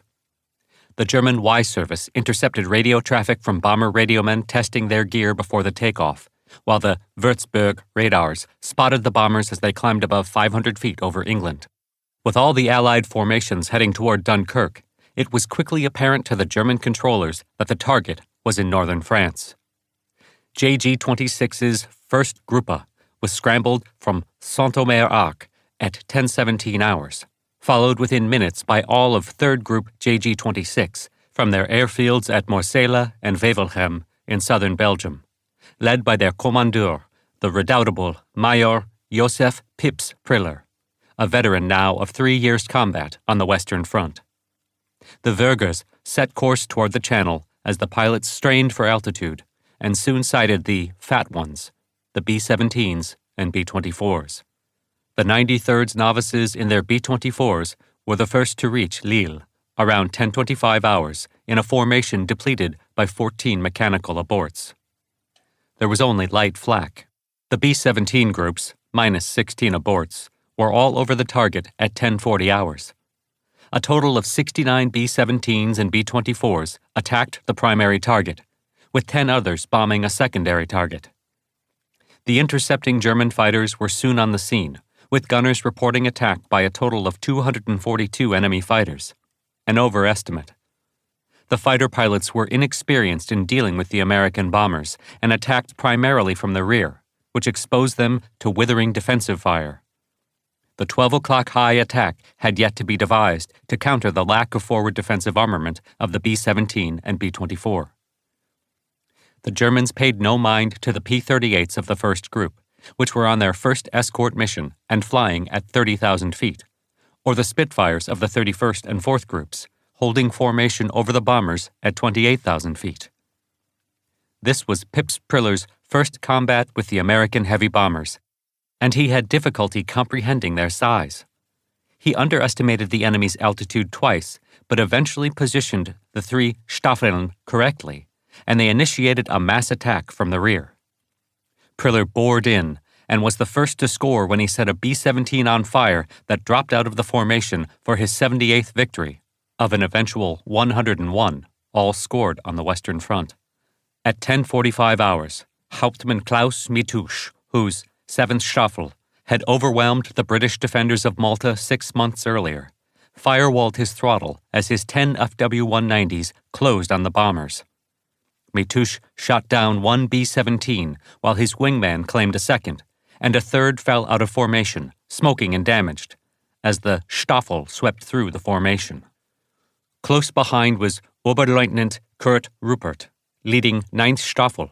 Ruppert hit 1 bomber solidly, which fell out of formation, while Lieutenant Otto Stato Stamberger, a 2-year veteran of the Channel Front, who had finally scored his first victory during the Dieppe raid, and a second RAF Spitfire a week earlier, latched onto a B-17. Opening fire at first out of range because he misjudged the target's size, he recalled his engagement. I then approached much closer and saw hits on the enemy's left wing. By my third attack, both left engines were burning, and I fired freely at the right outboard engine as the crate spiraled downhill in broad left turns. At about 2,000 meters, 6,500 feet, 4 or 5 men jumped out. The bomber struck the ground east of Vandeville. I looked up. The sky was empty. I was out of cannon ammunition and slunk home. The B-17 was his 3rd victory and the first of 5 fortresses he would be credited with shooting down over the next 6 months. The bomber gunners claimed 25 German fighters shot down when they returned to their bases. In reality, only Priller's Gruppe claimed 6 bombers, 5 B-17s and 1 B-24, shot down with a B-17 forced out of formation in their 10-minute engagement. They also claimed 1 Spitfire. In fact, 315, Polish, Squadron's 24-year-old flight Sergeant Marian Kordasevich made it back to England in his bullet-ridden Spitfire Mark 9, but was killed attempting to crash land at RAF Manston. Mission 14 cost 3 B-24s and a B-17, with 4 B-17s seriously damaged. A further 32 B-17s and 10 B-24s reported varying degrees of damage, with 31 crew members missing and 13 wounded. The losses from Lille were more than had been experienced in the 13 previous missions. One bomber crewman later wrote home saying, "Lille was our first real brawl," while another described the mission as the roughest yet. Lille was the first mission in which exaggerated numbers of enemy fighters were claimed by the bomber gunners. The initial claims were 56 destroyed, 26 probably destroyed, and 20 damaged, for a total of 102 enemy aircraft reportedly hit, a remarkable total given that in fact there were only a total of 108 enemy fighters airborne. A London newspaper headline on October 12, 1942 proclaimed, "53 enemy planes bagged in Allied raid on Lille." In fact, only 7th Staffel's Unteroffizier Victor Hager had been shot down, with the pilot successfully bailing out. German claims were more realistic. Bomber-gunner claims were quickly seen by intelligence officers as fantasy, but were explainable when as many as 15 to 20 gunners in different airplanes might shoot at one fighter as it flashed through a formation, with each having mere seconds to sight the target and fire. 8th Bomber Command never revised the gunner claims of any mission, on the grounds that accepting the gunner's good faith beliefs contributed to morale. For the Germans, the initial claims reflected the difficulty the pilots had in dealing with the B-17 and B-24, both of which were tougher than the bombers they had previously been faced with. The bombing results also reflected the inexperience of the American crews, with accuracy for the raid considered poor after bomb damage assessment post-strike photos were examined. With 588 bombs on the target factory in Lille, only 9 fell within 1,650 feet of the aiming point. General Eaker had claimed that daylight bombing would be more accurate and lead to fewer civilian casualties, but most bombs hit residences around the Fives Lille factory, killing 40 French civilians and wounding 90. However, the 9 bombs that did fall on the target temporarily put the factory out of operation and damaged equipment. A contributing factor to the poor bombing was the unreported 80 to 100 mile-per-hour winds at the bombing altitude. General Eaker wrote to General Arnold that the Lille mission had demonstrated that day bombers in strong formation can be employed effectively and successfully without fighter support. With the diversion of much of the force to North Africa, it would be 6 months before 8th Bomber Command flew a second similarly sized mission. The Luftwaffe would soon demonstrate that Eaker had been vastly over-optimistic in his report. It did not take the Jagdwaffe long to discover that the B-17s and B-24s were vulnerable to attacks from forward. Crews returning from the attack on the U-boat pens at Saint-Nazaire on November 23rd reported that the majority of the fighter attacks had come from dead ahead. JG-2's Oberleutnant Egon Meyer, who led the attacking fighters, had studied the largely unsuccessful efforts made so far to stop the American bombers, and had determined that they were most vulnerable to this tactic. The original forward armament of the B-17E and F was a single 50 caliber machine gun in the extreme nose manned by the bombardier. Over the course of the past several months, this armament had been increased by fitting larger windows to either side of the nose compartment, with an additional 50 caliber gun fired from each. But these weapons could not be brought to bear against fighters attacking from directly ahead, which were still only defended by the single weapon that could not be used while the bombardier was busy with his sighting. The B-24 had similar forward armament. On November 30th, 1942, the men of the 78th Fighter Group arrived at Gox Hill at 0130 hours. While the group awaited the arrival of its aircraft, Major Peterson was named station commander and promoted to lieutenant colonel. With pilots anxious to get on with it, and knowing they needed to get experience as quickly as possible, Colonel Pete arranged to send pilots to RAF units for familiarization after the Christmas holidays. Captain Charles London, flight commander in the 83rd Squadron, was sent to Hornchurch. He later reported, "Wing Commander Bentley wondered what we were supposed to do. We said he was supposed to teach us to fight the war, so he got us checked out in Spitfire Mark 9s. I got about 3/4 of an hour in one, and then he says, 'Tomorrow we'll go on a do.'" The next day, the Americans accompanied the wing on a mission to Calais. London recalled that, later that day, "We were about to take off on another mission to see if we could goad the Hun into a reaction, when a teletype came in stating we were not supposed to fly. This was very embarrassing since apparently he was just supposed to tell us war stories." 8th Bomber Command made its only effective attack so far on the German Air Force with a large-scale mission flown against the aircraft repair depot at Romilly-sur-Seine on December 20th. That was the deepest penetration of enemy territory yet made. The depot and airfield were 65 miles southeast of Paris, near the Seine, and performed depot-level repair on Luftwaffe aircraft from units in France and the Low Countries. A force of 101 bombers was dispatched, of which 72 bombed the target. Flying to the target, the force was opposed by all three JG-26 Gruppen, reinforced by JG-2, and the air battle became the largest fought to date, turning into an important test of the theory that the bombers could successfully carry out unescorted missions deep in enemy territory. Escort for penetration of French airspace and withdrawal support was provided by 8 RAF Fighter Command Spitfire squadrons and the 4th Fighter Group's 3 squadrons. Diversionary missions involving a total of 89 Spitfires were flown to known German fighter bases, but there was no response to the fighters. The RAF provided 35 new Spitfire 9s that escorted the bombers as far as Rouen. They turned back at 11:50 hours. Minutes later, an estimated 60 FW-190s from JG-26's 1st and 2nd groups appeared and made the first attacks.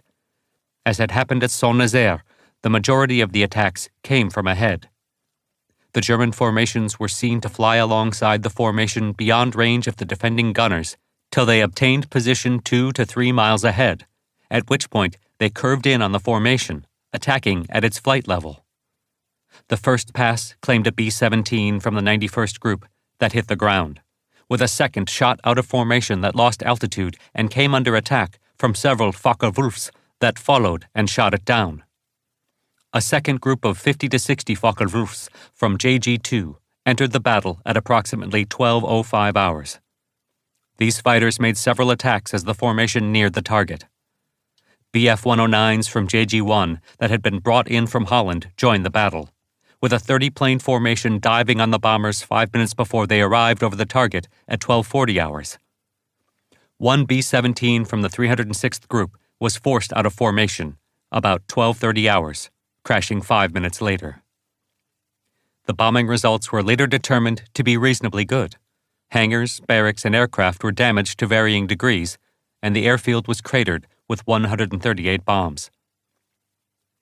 The flight home saw the Germans make continuous attacks after they had landed and refueled from their first interceptions.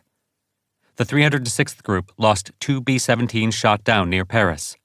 The 6th loss finally went down over the Channel, last seen when it dropped out of formation as the smoke from fires aboard increased. 2 other B-17s managed to land back at their bases, but were so badly shot up that they never flew again.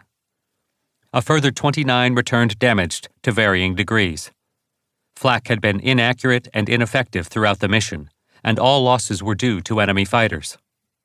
The losses exceeded the 5% deemed sustainable and demonstrated that the defenders were quickly learning how to deal with the American bombers whose appearance over the continent had initially intimidated them 4 months before.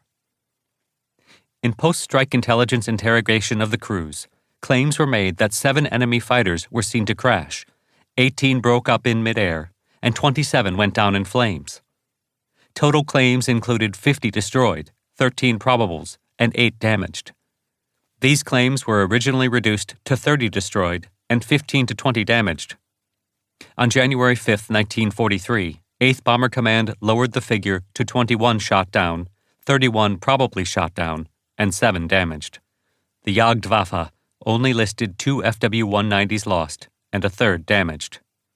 The German records also listed 10 fighters damaged in non-operational losses.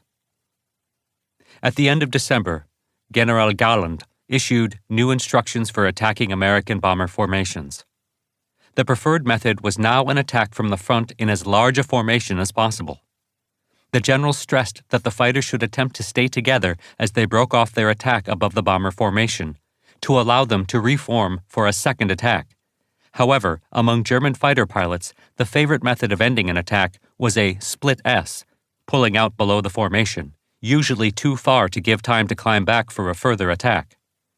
For the majority of German pilots, one head-on rush into a formation of enormous bombers, with tracers flashing straight at him, and the ever-present likelihood of a head-on collision, was enough.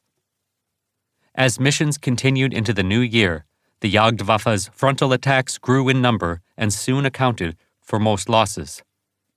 Losses to enemy fighters rose from an average 3.7% of the attacking force in November to 8.8% in December and 8.7% in January.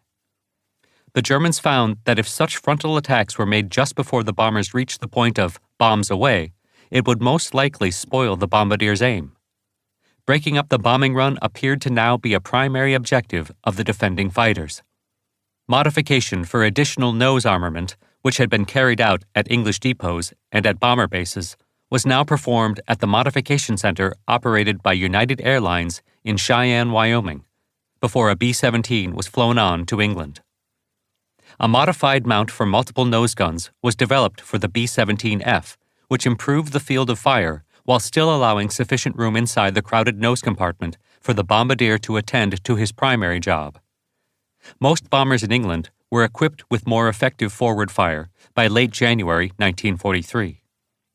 The ultimate solution, the adoption of nose turrets for both B-17s and B-24s, did not happen until the appearance of the B-17G and the B-24H, beginning in the late summer of 1943. On January 10, 1943, Major Josef Pips Priller became Geschwaderkommodor, wing commander, of JG-26, a position he would hold for the next 2 years. Priller was just 27 years old when he took command. He had first made a name for himself in Werner Mulder's JG-51 during the Battle of Britain, where he was awarded the Knight's Cross in October 1940 at the end of the campaign. He had then transferred to JG-26, where he became Staffelkapitän, squadron commander, of 1st Group JG-26. In early 1942, he had moved up to Gruppenkommandeur of 2nd Group JG-26. He was, at the time of his promotion, to lead the Geschwader, the leading Experte, German term for ace, though it was not merely based on how many planes were shot down, but by a judgment of the skill used by the pilot, among the pilots, with 60 victories.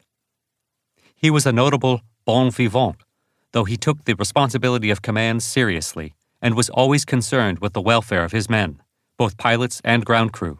They responded with deep loyalty to his leadership.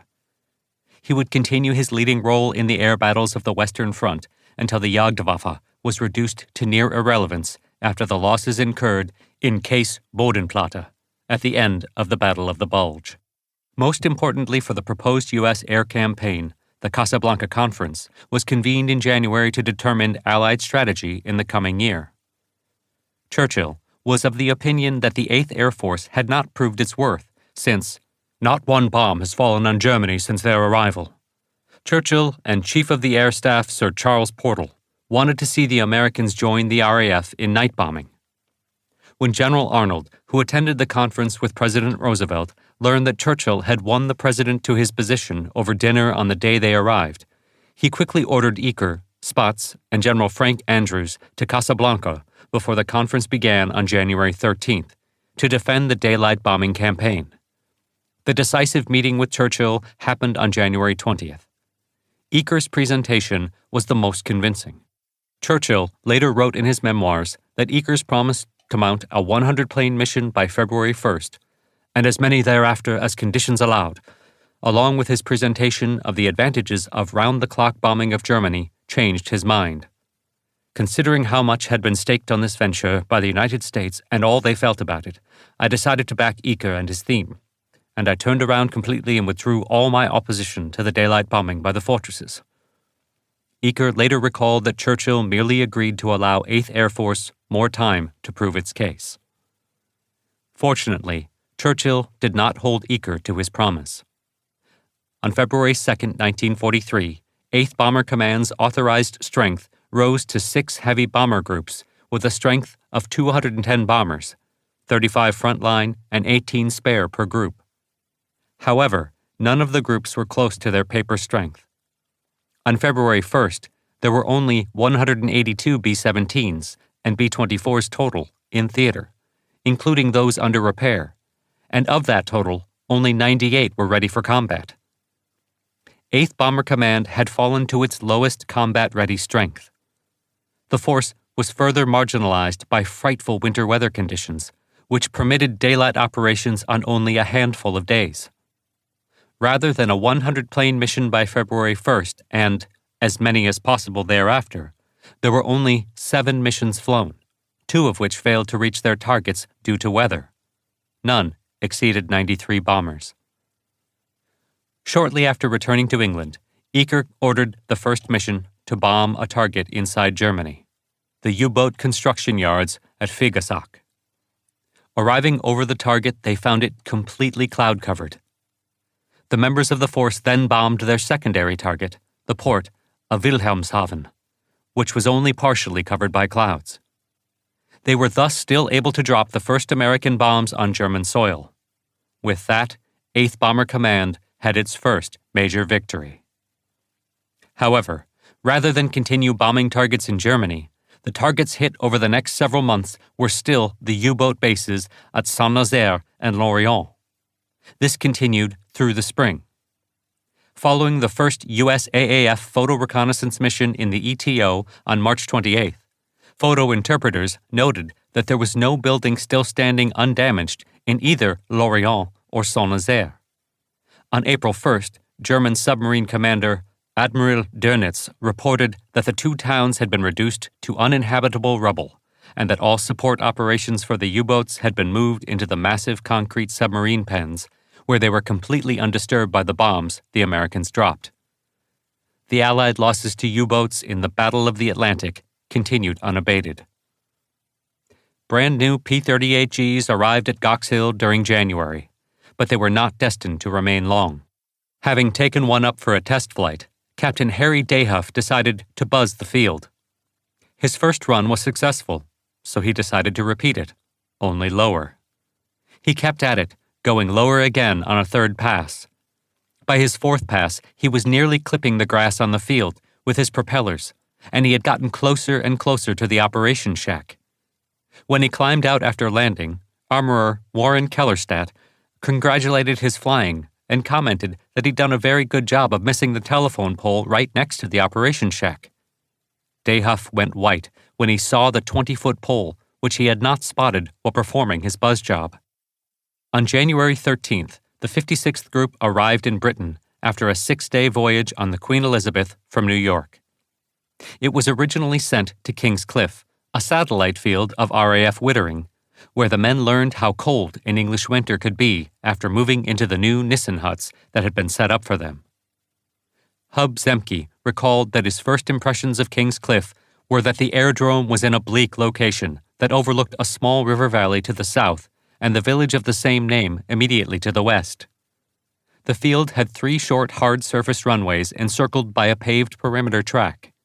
Civilian workers were still erecting what the British called utility buildings, and Americans came to know as Nissen huts. The group would be housed at nearby RAF Wittering while the base was still under construction. All were happy to find that Wittering was a pre-war RAF base that had steam-heated barracks and was overall much better than King's Cliff. Zemke's first act was to replace the English cooks and their English food, which the Americans disliked, with American cooks who provided food that was not what could be found back home, but more to the American palate.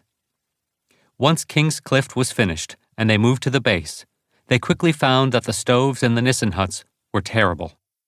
61st Squadron Commander Dave Schilling claimed one could be stoked for 3 days and could still be picked up with bare hands with no fear of harm. Soon, everyone seemed to come down with colds as they got acclimated to the English winter. When Zemke went in search of transportation, the RAF supplied him with a Wolseley limousine, which he remembered as a big English car that must have been commandeered from the nobility, with separate compartments for the driver and passengers. Deciding it was not a very practical car for his needs, he commandeered a Jeep, but kept the Wolseley for use by the group. Fueled with 100-octane avgas, the car was even faster than Zemke originally found it, and pilots soon put it to use for picking up girls for parties, which resulted in it being named the Sex Machine. Zemke also made use of it when he had official business to transact at 8th Fighter Command headquarters, and the weather was too poor for him to fly the 100 miles to London, since the vehicle always turned heads when it arrived. The big Wolseley was a temperamental and cantankerous vehicle. Zemke's driver, Sergeant Curtis Houston, recalled a trip to London that proved troublesome in many ways during the trip home. driving on the A-12 from London to Ipswich, the engine suddenly coughed and died. Houston's guesstimate was carburetor trouble.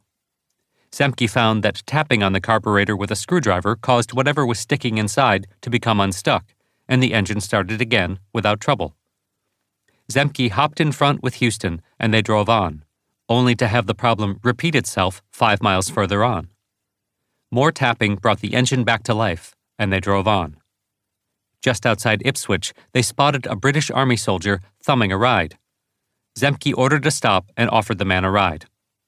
Surprised to find such a luxury vehicle in the hands of the American Air Force, the private climbed into the luxurious rear cabin, and they set off once again.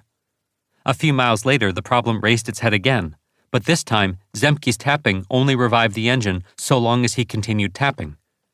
The colonel was in no mood to remain at the side of the road awaiting help, so he opened the laterally hinged hood and positioned himself on the long mudguard and continued tapping, which allowed them to drive on without further delays. Curious, the passenger in back opened the window to Houston's driver compartment and inquired, "Who's your mate out there, Sergeant?" "He's my colonel," Houston replied.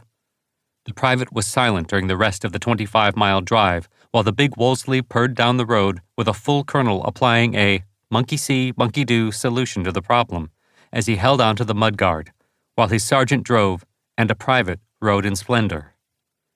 The incident was a perfect demonstration of the kind of officer Zemke was.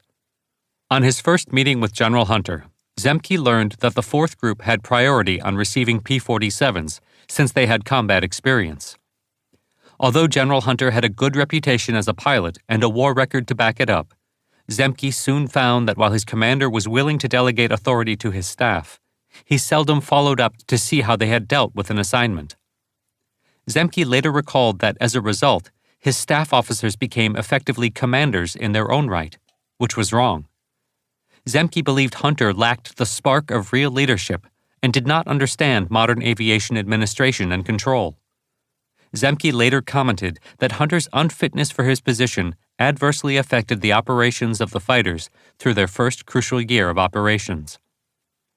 Zemke remembered that, as the men grew restless without any chance of flying, one of the officers came up with the idea of simulating formations by using the English bicycles each pilot had been issued. The spectacle of a dozen men pedaling hard around the perimeter track in echelons of 4 must have confirmed to the British that we Yanks were crazy. The 56th finally received its first P-47s on January 24th, following re-equipment of the 78th with the P-47 because its P-38s had been sent to North Africa. Zemke's biggest problem was the enthusiasm of his pilots to get back in the cockpit. Because the airplanes had only recently been reassembled, and because theater modifications had been made to them that the pilots would not be used to, he was concerned about flight safety. He remembered later that they called them together and informed them no one would fly the planes till they had been thoroughly inspected and he had signed off. He established a 5-pound fine for anyone breaking the rule, which the pilots all took as a challenge. While the mechanics in the 61st Squadron worked on the first of the P-47s, the pilots drew straws as to who the first lucky man would be and passed the hat. Zemke was surprised when they came into his office and dumped a hatful of coins on his desk, announcing that this contained the 5 pounds and they were going to fly that afternoon. Zemke later recalled that morale was sky high when after a few days the first airplanes were ready and the pilots flew them relentlessly over the next week. Things were different for the 78th. On January 15th, Colonel Peterson informed the pilots that they would soon begin escorting missions against the U-boat pens at Lorient and Brest. However, at the same time, the need for P-38 replacements in North Africa meant that airplanes were being sent on arrival in the United Kingdom to the Lockheed facility in Belfast, Northern Ireland, for transfer on to North Africa. The arrival of 4 P-47C Thunderbolts on January 29th seemed ominous. No one had ever seen a P-47 before, and there was great curiosity, particularly when 2 ferry pilots crashed and died the next day, bringing in more P-47s. Charles London recalled that his first thought on seeing the Thunderbolts was, "Thank God we don't have to fly those things." He soon learned otherwise. These were their airplanes. pilots were struck on reading the manual by the dire warnings not to dive vertically above 25,000 feet. On February 6th, Captain Herb Ross took one up for a check ride. Climbing to 35,000 feet, he decided to see what the warning was about and pushed over into a steep dive. Speed built rapidly. At 27,000 feet, he experienced tail buffet so intense the stick flailed out of his hands. He was only able to grab the stick as he sped through 20,000 feet, with the controls set in concrete. Seeing he was at the top of the yellow arc of the airspeed indicator and believing his time had come, he stopped trying to work the controls and began to feed in nose-up elevator trim. As he passed through 10,000 feet, suddenly, the racket stopped, and the nose gradually came up. Leveling off at 5,000 feet and catching his breath, Ross called to ask whether he should land the damaged airplane or bail out. He was told to bring it in to have a look. On arrival, he was still so shaken he had to be helped from the cockpit. A short inspection certified the P-47 Class 26 as damaged beyond repair. The paint was off the leading edges of all flying surfaces, wing spars had been pulled back, and the sheet metal failed at the wing roots. Vertical and horizontal stabilizers were pulled back with root failure, and most of the fabric on the elevators was in tatters. Harry Dayhuff recalled, "It was the sickest-looking lately new P-47 one can imagine, having only collided with air." Ross subsequently gained the nickname Rocket. On February 7th, Colonel Peterson was ordered to attend a meeting at 8th Fighter Command headquarters. Several hours later, he called and ordered all officers to assemble in the briefing room at 1500 hours. When he and the staff entered the room, everyone could see from their faces that the news was not good. Voice shaking, Peterson informed them that all pilots in the group, except group headquarters, squadron commanders, and flight commanders of each squadron, were to be immediately transferred to North Africa to replace heavy combat losses in the other P-38 groups, and they should be ready to depart the next morning. Just as it was about to enter combat as the 1st Long-Range Fighter Escort Group of 8th Air Force, after a year's preparation and training, the 78th Fighter Group was gutted and given a new airplane none of them knew anything about, and pilots none had ever met. They had to start over from scratch, but there would not be another year in which to prepare. Adolf Garland later wrote in this period in his memoir, The First and the Last, that the hour had struck for the defense of the Reich, but that no one wanted to admit that the Germans had lost the initiative in the West, where they were now the defender rather than the attacker.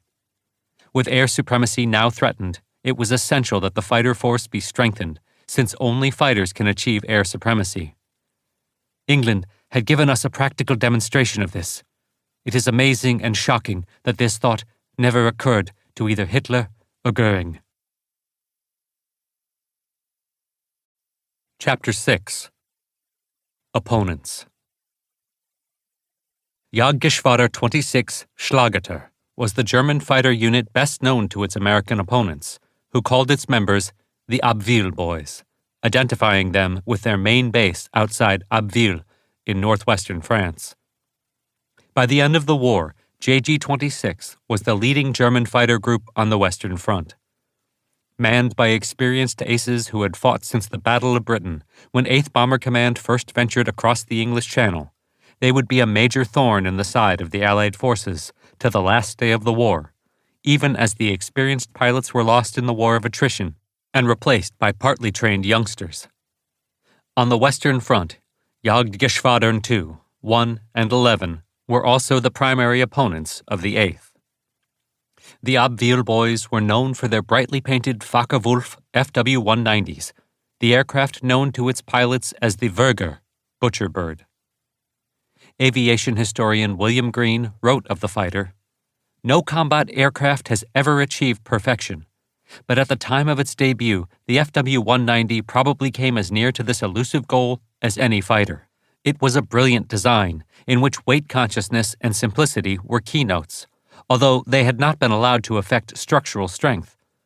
But this beautifully proportioned fighter was not merely a pilot's airplane. It had been conceived with a careful eye to the problems of both producibility and maintenance in the field." Grumman test pilot Corky Meyer, who flew a captured FW-190A-5 in 1944, considered it the most amazing airplane he had ever flown.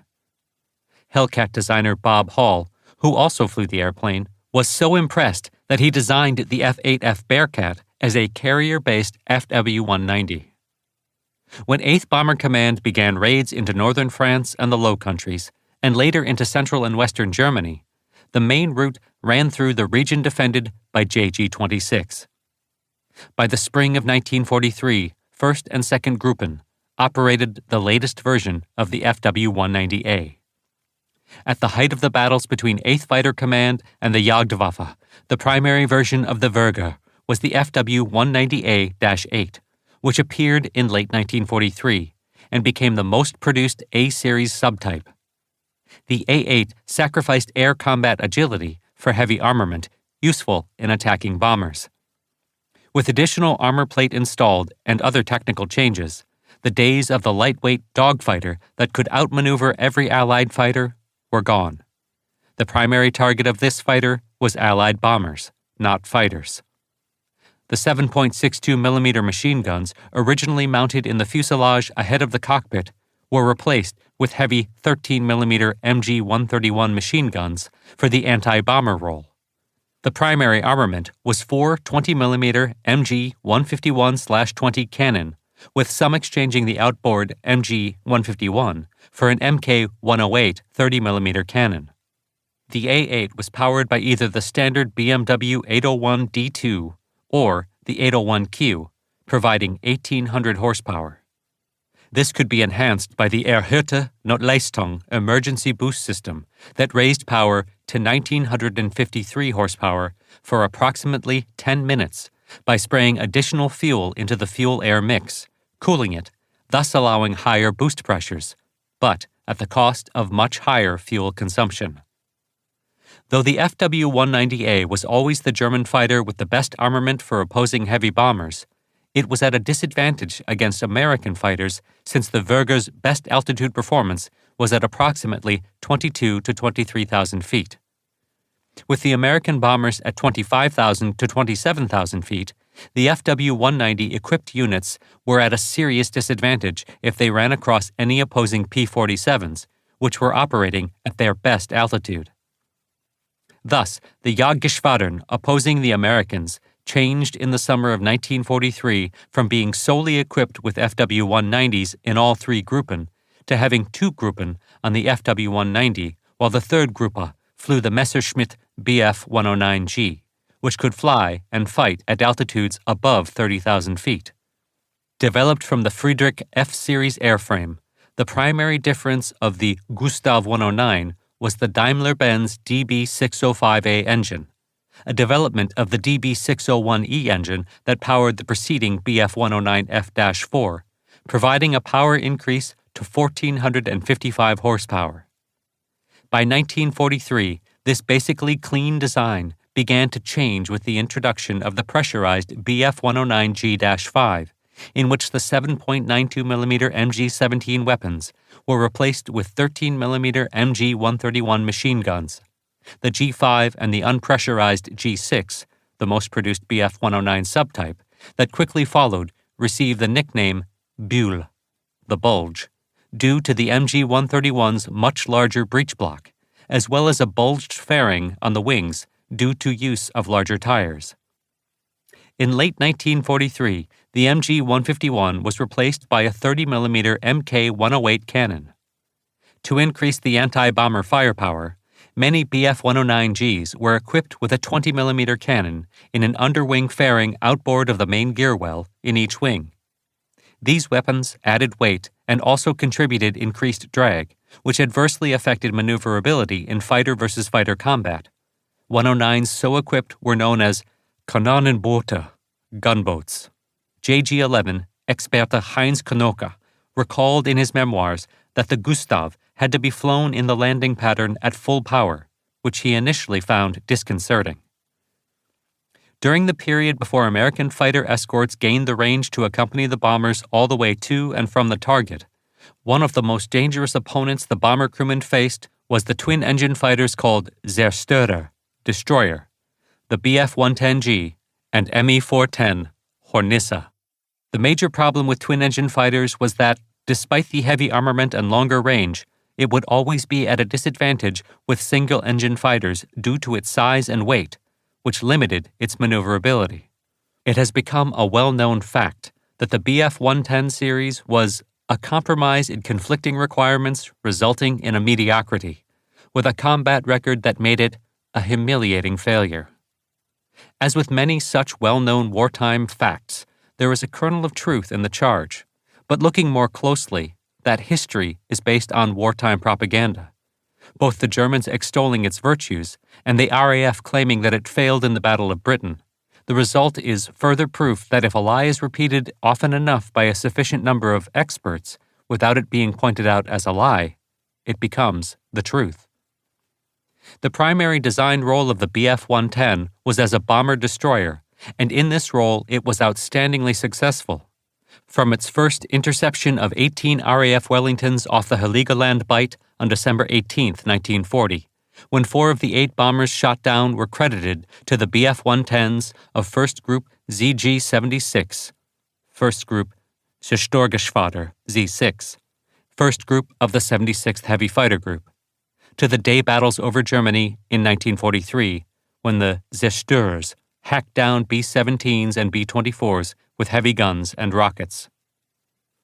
The Bf-110G, which began production in May 1942, was powered by the DB605B-1 engine, providing 1,475 horsepower for takeoff and Notleistung, war emergency power, and 1,355 horsepower at 6,000 meters, nearly 20,000 feet.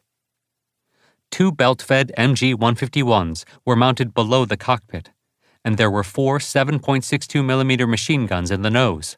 With additional Rüstsätze field modification sets, the Bf-110G-2 became a very effective, heavily armed bomber-destroyer. R-1 was a BK-37 cannon, mounted under the fuselage, with the 2 MG-151s in the lower fuselage removed. One hit by the 37mm shell would explode a B-17 or B-24. R-3 replaced the 4 MG-15s with 2 Mk-108 30mm cannon. R-4 was a twin 20mm MG-151 pack under the fuselage, with the internal MG-151s retained. The Bf-110G-2/R6 carried 2 21cm, 8-inch Werfergranate 21 W.GR.21 infantry barrage rockets in mortar tubes carried under each outer wing in replacement of the drop tanks. These were developed from the 210mm Nebelwerfer artillery rocket.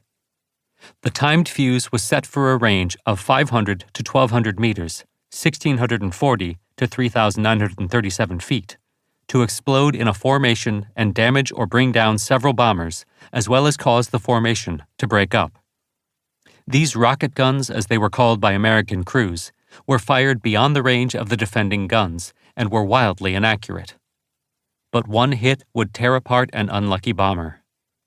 Bf-109Gs and FW-190As also used the W.GR.21, carrying one under each wing. Since the tubes reduced maneuverability, their use by single-engine fighters was limited and stopped after the Allied escort fighters gained the ability to cover the deep penetration raids. So long as the American formations were unescorted, the Bf-110G-2 was deadly. But American fighter pilots considered them meat on the table. By the late spring of 1944, the Bf-110G was withdrawn from the day fighter role after the units suffered heavy losses. The Ju-88 bomber, modified as a night fighter, was also used in the Zerstörer role, along with the Me-410 Hornet. These aircraft too suffered badly once American escort fighters could escort the bombers all the way, and were also withdrawn from the daylight battles in 1944. So long as the American fighters lacked the range to escort the bombers the whole way to their distant targets and back, by the time of the Regensburg-Schweinfurt raid on August 17th, the Luftwaffe was exacting losses among the bombers such that an American crewman on his 6th mission was statistically flying another man's time, since the life expectancy of a bomber crewman by the latter half of 1943 was 5 missions. with 25 missions required to complete a tour. The one element of the German defenses that was present on every Allied Air Force mission, from the first day of the campaign to the last, was flak. Flak is a contraction of Fliegerabwehrkanone, which translates as aircraft defense cannon. For Allied aircrew, flak was a generic term for ground-based anti-aircraft fire. While a fighter attack might be scary for an instant, when the planes had flashed past, it was over. That was not the case with anti-aircraft fire. One B-17 bombardier recalled, "There was nothing more terrifying than to look up from my bomb site and see the entire sky ahead of us black with flak explosions, with red, orange, and yellow flashes from within that evil cloud as they put up more. There was no place to go, no place to hide. Every time I thought to myself, there's no way we will get through that in one piece." And for too many, they didn't. The leaders of 8th Bomber Command considered that, while overall losses attributable to flak were small, accounting for approximately 25% of U.S. AAF bomber losses in 1942-43, there was a significant number of bombers damaged by flak and forced out of formation, which were then more easily shot down by fighters. Additionally, flak intimidated the crews and was a major factor in degrading bombing accuracy. The primary anti-aircraft artillery piece used by the Germans was officially known as the 8.8-centimeter Flak 18. The gun could be used against either aircraft or ground targets, such as armor or attacking troops. Informally, these guns were universally known as the 88, 88 by Germans, and the 88 by the Allies. The gun could fire a 9.24 kilogram, 20.34 pound, shell to over 49,000 feet. The high muzzle velocity, combined with a high-weight projectile, made the 88 the deadliest anti-aircraft weapon deployed by any combatant in World War II. Anti-aircraft artillery constituted 29% of the German weapons budget and 20% of the munitions budget.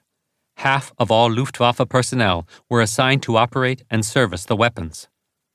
In 1943, the flak units nearly doubled, from 629 heavy batteries in January 1943 to 1,300 in January 1944. By late 1943, there was growing disquiet among senior Nazi leaders regarding the enormous costs associated with the flak force. After the war, Albert Speer acknowledged that the combined bomber offensive did constitute a second front before the Normandy invasion, and that the personnel and resources devoted to the air defense system, both artillery and aircraft and their associated support systems, diverted enough of Germany's limited military resources to negatively affect the outcome of the battles on both the eastern and western fronts. Overall command of the Luftwaffe was vested in Reichsmarschall Hermann Göring, the last commander of the Richthofen-Geschwader in World War I, and a 22-victory ace, who was one of the longtime leaders of the Nazi Party. Göring's leadership style was once described by General der Flieger Karl Kohler thus: "The Reichsmarschall delighted in playing one man off against the other, and it gave him malicious pleasure when the two protagonists were at each other's throats. He would stand nearby and make scornful comments to those around him. He often impressed me as being pleased with the disharmony reigning among his most important staff. It seemed that he had no interest in encouraging an atmosphere of smooth cooperation, since he was afraid that this would create a united front against himself." Leader of the German air defenses at the time the American Daylight Campaign began was General Josef Kammhuber, commander of 12th Fliegerkorps, 12th Air Corps, who created the Air Defense Control System in 1941 to deal with the British night bombing offensive. His power and influence waned following the disaster of the Hamburg firebombing in July 1943. 12th Fliegerkorps became Jagdkorps I, and Kammhuber's replacement was a man of much lesser ability, General Beppo Schmid. When he was head of Luftwaffe intelligence during the Battle of Britain, Schmid's incompetence led to a complete misunderstanding of the status of the RAF as the battle wore on. He believed that once an RAF airfield was bombed, it was knocked out, and also completely missed the repair system established by Minister of Aircraft Production, Lord Beaverbrook, which returned nearly two-thirds of RAF aircraft shot down to service. He was, however, a master at catering to the wishes of his superiors, a necessity for success in the Nazi hierarchy. In this new position, he managed to impress his superiors sufficiently that in December 1944, he was placed in command of Luftwaffenkommando, West, responsible for all Luftwaffe units supporting the Western Front. This despite the disaster that 1944 was for the Luftwaffe. Schmid thrived in the chaotic environment created by Goering and was one of the Reichsmarshal's favorites.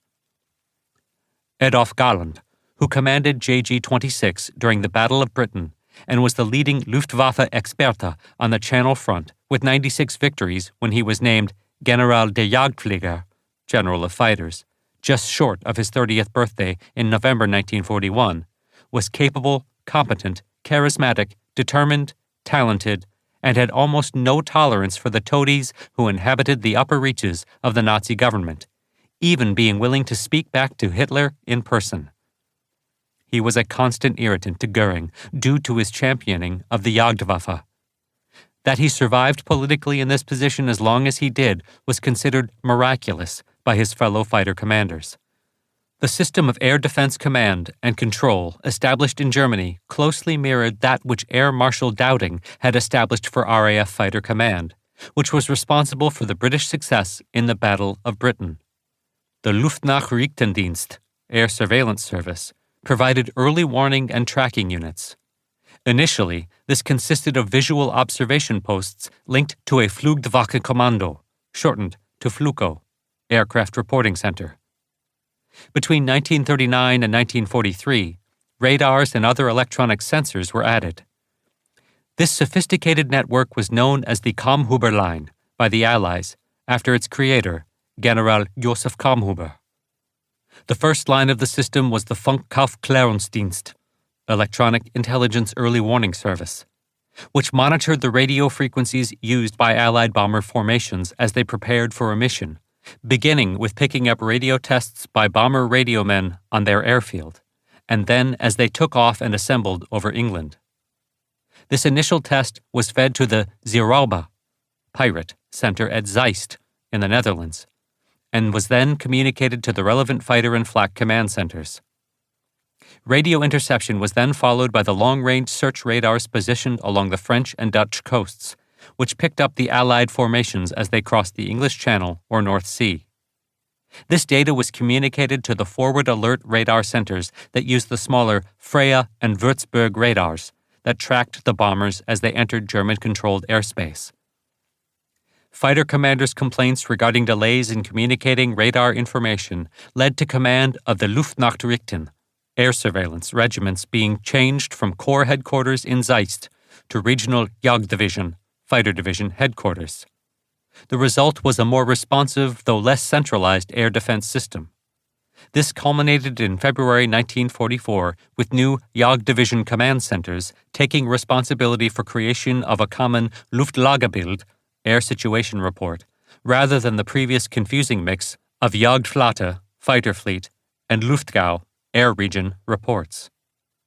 These new fighter sector directors were controlled by the new division command posts, which were now highly sophisticated data collection and dissemination stations, derisively known as battle opera houses by fighter pilots for their choreographed activities. Data from radar stations and other intelligence sources was fed to these posts, where the data was collated and the air situation report created. The fighter director then used this information to assign missions to the various fighter units under his control. Airborne fighter direction was conducted by voice radio from the Jägerleitgefechtsstand, Fighter Control Center. The main link between the ground control intercept system and the airborne fighters was the Upsilon-Verfahrenkampf, Y combat system, known by the code name Benito. The system's ground stations interacted with a transponder on a fighter through the moraine antenna mounted on the aircraft's lower wing or fuselage, which retransmitted the signal back to the ground so that the Y station could track friendly fighters.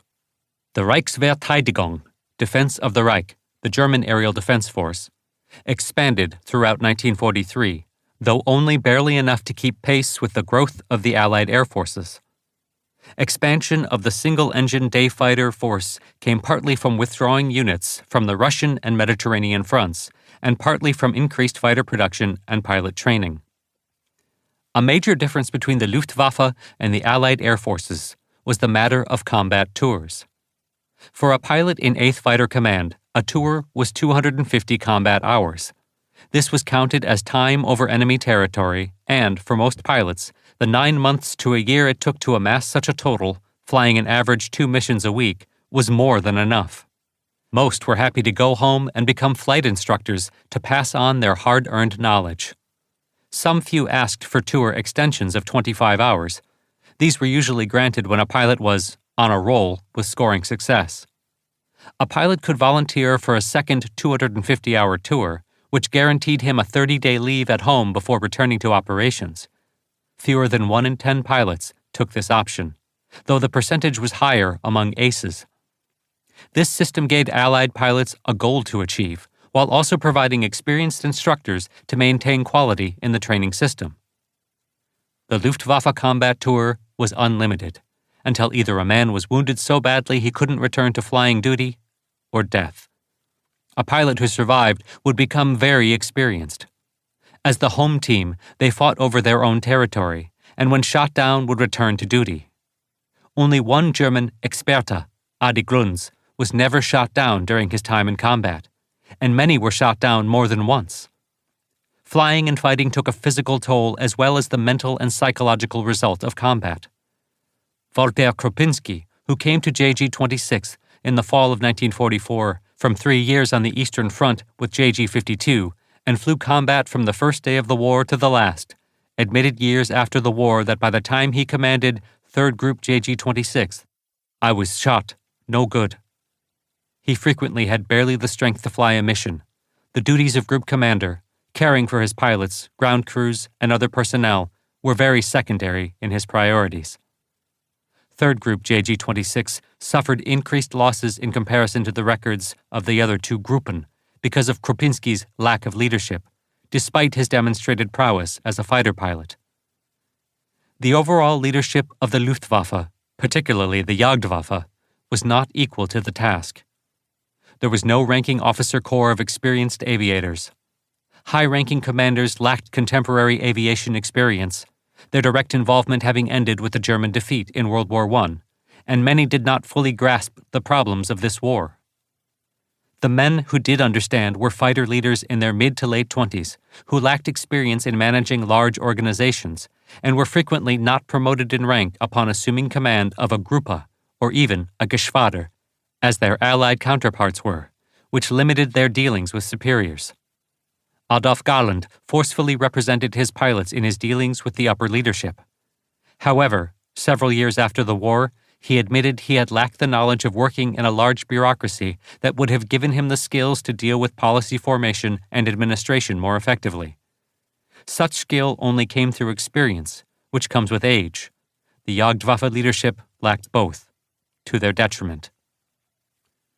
Göring instituted a policy of promoting leading Experten to unit command.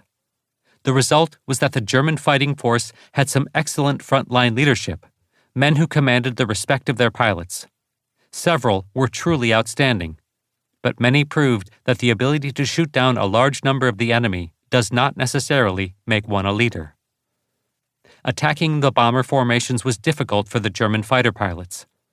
Initially, German fighters attacked the bomber formation from the rear, which gave the most time for a pilot to aim and fire at a specific target. However, attacking from the rear subjected the attacker to the massed firepower of the formation. Both the B-17 and B-24 had their defensive armament positioned to oppose this specific tactic. A standard approach from 1,000 yards astern of the formation, with an overtaking speed of 100 miles per hour, took over 18 seconds to close the distance down to 100 yards, the range at which gunfire had an effect on the target. Probably the majority of valid gunner claims for destroying attacking fighters involved rear attacks. By the spring of 1943, the standard Luftwaffe strategy for intercepting a bomber force had changed to attacks from ahead, due to the fact that the bombers had the least amount of defensive armament facing forward. An attacking fighter unit would fly a parallel course out of range of the defenses.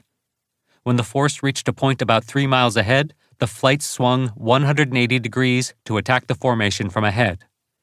Initially, such head-on attacks were conducted from the same altitude as the bombers. However, judging range to the target was very difficult. The urge to open fire from too far away and make the breakaway too soon for fear of the collision that loomed in the gun sight was overwhelming. As they gained experience with the head-on attack, the Germans adopted the company front formation. The entire unit spread abreast and attacked from 10 degrees above the horizontal. This greatly simplified estimating range, with a constant angle of fire similar to ground strafing. The attack was a single pass through the bomber formation. It became known to the Americans as 12 o'clock high. The major danger was mid-air collision. Walter Kropinski said that just before he would give the order for his pilots to push their throttles forward and initiate their dive, "My entire life would pass before my eyes, and I would momentarily wonder how many we might lose to accidental collision." Second Lieutenant Albert Williamson never forgot his first experience of such an attack. He and his childhood friend had joined the Air Force and trained as pilots together. Both were co-pilots in the 91st Bomb Group. On their second missions, each was in an adjoining bomber in the same formation. When the call, "Fighters, 12 o'clock high," came over the radio, Williamson glanced out his side window to see an FW-190 collide nose-to-nose with his friend's bomber. The two airplanes appeared to stop in midair. Then the fighter's radial engine broke loose. Momentum carried it the length of the B-17 till it fell out the tail. No one got out. The two airplanes, locked together in a death embrace, seemed to float toward the ground below. Curtis LeMay, commander of the 305th Bomb Group, began developing a new defensive formation in collaboration with 1st Bombardment Wing Commander General Lawrence Cooter. Originally, each of the 4 groups in the wing flew its own formation. There was no wing organization, and coordination with each other was limited to all being assigned the same target. Initially, individual 3-plane VICs were used, but this formation was too small to provide mutual protection. The combat box was developed, with each squadron flying in 2 3-bomber elements, the different groups flying in line astern. Each was separated from the one following by a distance of approximately 1.5 miles. This resulted in an unwieldy formation that took a long time to get over a target. Cooter pushed for a larger formation for mutual protection, and also a more compact one, to get the bombers over the target faster. LeMay created a wing formation, combining 3 18-bomber boxes into one larger mutually defending box formation. Instead of line astern, the 3 groups were positioned at high, medium, and low level, close to each other. The lead group flew the medium altitude position, while the high group was above and to the right, with the low group beneath and to the left. Within each group formation, the 3 squadron formations of 6 bombers and 2 Vs flew in a high, medium, and low position similar to the large formation. The resulting 54-bomber formation occupied a stretch of sky 600 yards long, a mile or so wide, and half a mile deep. Each bomber carried approximately 9,000 rounds of ammunition. The wing was defended by 648 50-caliber machine guns with an effective range of 1,800 feet. The wing combat box provided mutual gunnery coverage, while forcing the flak defense to change altitude settings to fire at each box, as well as the entire wing formation, dispersing and slowing the rate of fire. These formations spent less time over the target and were easier for the fighter escorts to defend. LeMay's concept was gradually accepted through all bomb wings over the course of operations in the spring of 1943. The new formation, called a pulk, heard by the Germans, was an unnerving sight for any fighter pilot, be he novice or grizzled veteran. With a combined closing speed of 500 miles per hour and a head-on attack, fighter pilots and defending gunners had only seconds to fire. The FW-190's 4 20mm cannons fired 130 rounds in a 3-second burst.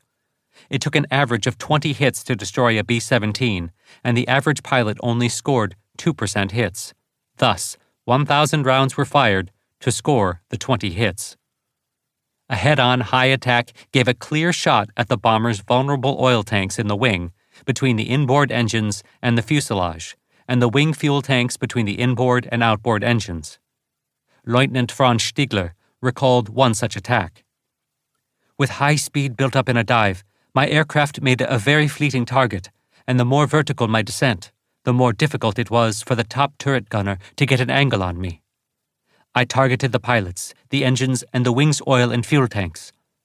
I could get in only one short burst, but I was through the formation before he even saw me. No matter how experienced a pilot was, attacking an American formation was unnerving. Oberst Phipps Philipp Commodore of JG-1 wrote, "Against 20 Russians trying to shoot you down, or even 20 Spitfires, it can be exciting, even fun. But curve in towards 40 fortresses, and all your past sins flash before your eyes." Air warfare in the stratosphere was terrifying to all participants. As the number of missions grew in 1943, some cracked under the strain. Future Secretary of Defense Robert S. McNamara, then a staff officer at 8th Bomber Command, investigated the growing abort rates during the summer of 1943, a phenomenon he suspected was due to pilot cowardice. He recalled that following completion of the report, he was called to a meeting of unit commanders. One of the commanders was Curtis LeMay. He was the finest combat commander of any service I came across in the war, but he was extraordinarily belligerent. Many thought brutal. He got the report. He issued an order. He said, "I will be in the lead plane on every mission. Any plane that takes off will go over the target, or the crew will be court-martialed." The abort rate dropped overnight. That's the kind of commander he was. Fighting in the stratosphere over Europe was a nightmare for all concerned. Chapter 7. 8th Fighter Command Struggles to Survive. As of February 8, 1943, 8th Fighter Command was a shadow of what it was supposed to be. The three fighter groups were now equipped with the P-47, with which only the newly arrived 56th Group was familiar. The 78th and 4th Groups were given 2 months to learn the airplane before commencing operations. The 56th had experience in the airplane, the 4th had experience in combat, and the 78th had neither familiarity with the airplane nor operational experience, and faced the high hurdle of recreating a fighter group. Pressure was on from the highest levels to whip things into shape. The P-47 in the spring of 1943 was far different from what it would become over the next year. As the only fighter after the P-38 capable of high-altitude operation, its choice was due to force majeure. However, it could only fly slightly beyond the European coast from East Anglia. Designed to intercept high-altitude transatlantic bombers, it was no dogfighter. It had the slowest climb rate of any American fighter. The P-47 was defined more by what it couldn't do than what it could. As a result, the fighters were to remain at high altitude and not engage in air combat below 20,000 feet. Unfortunately, an airplane that couldn't fight effectively at every altitude was not much use.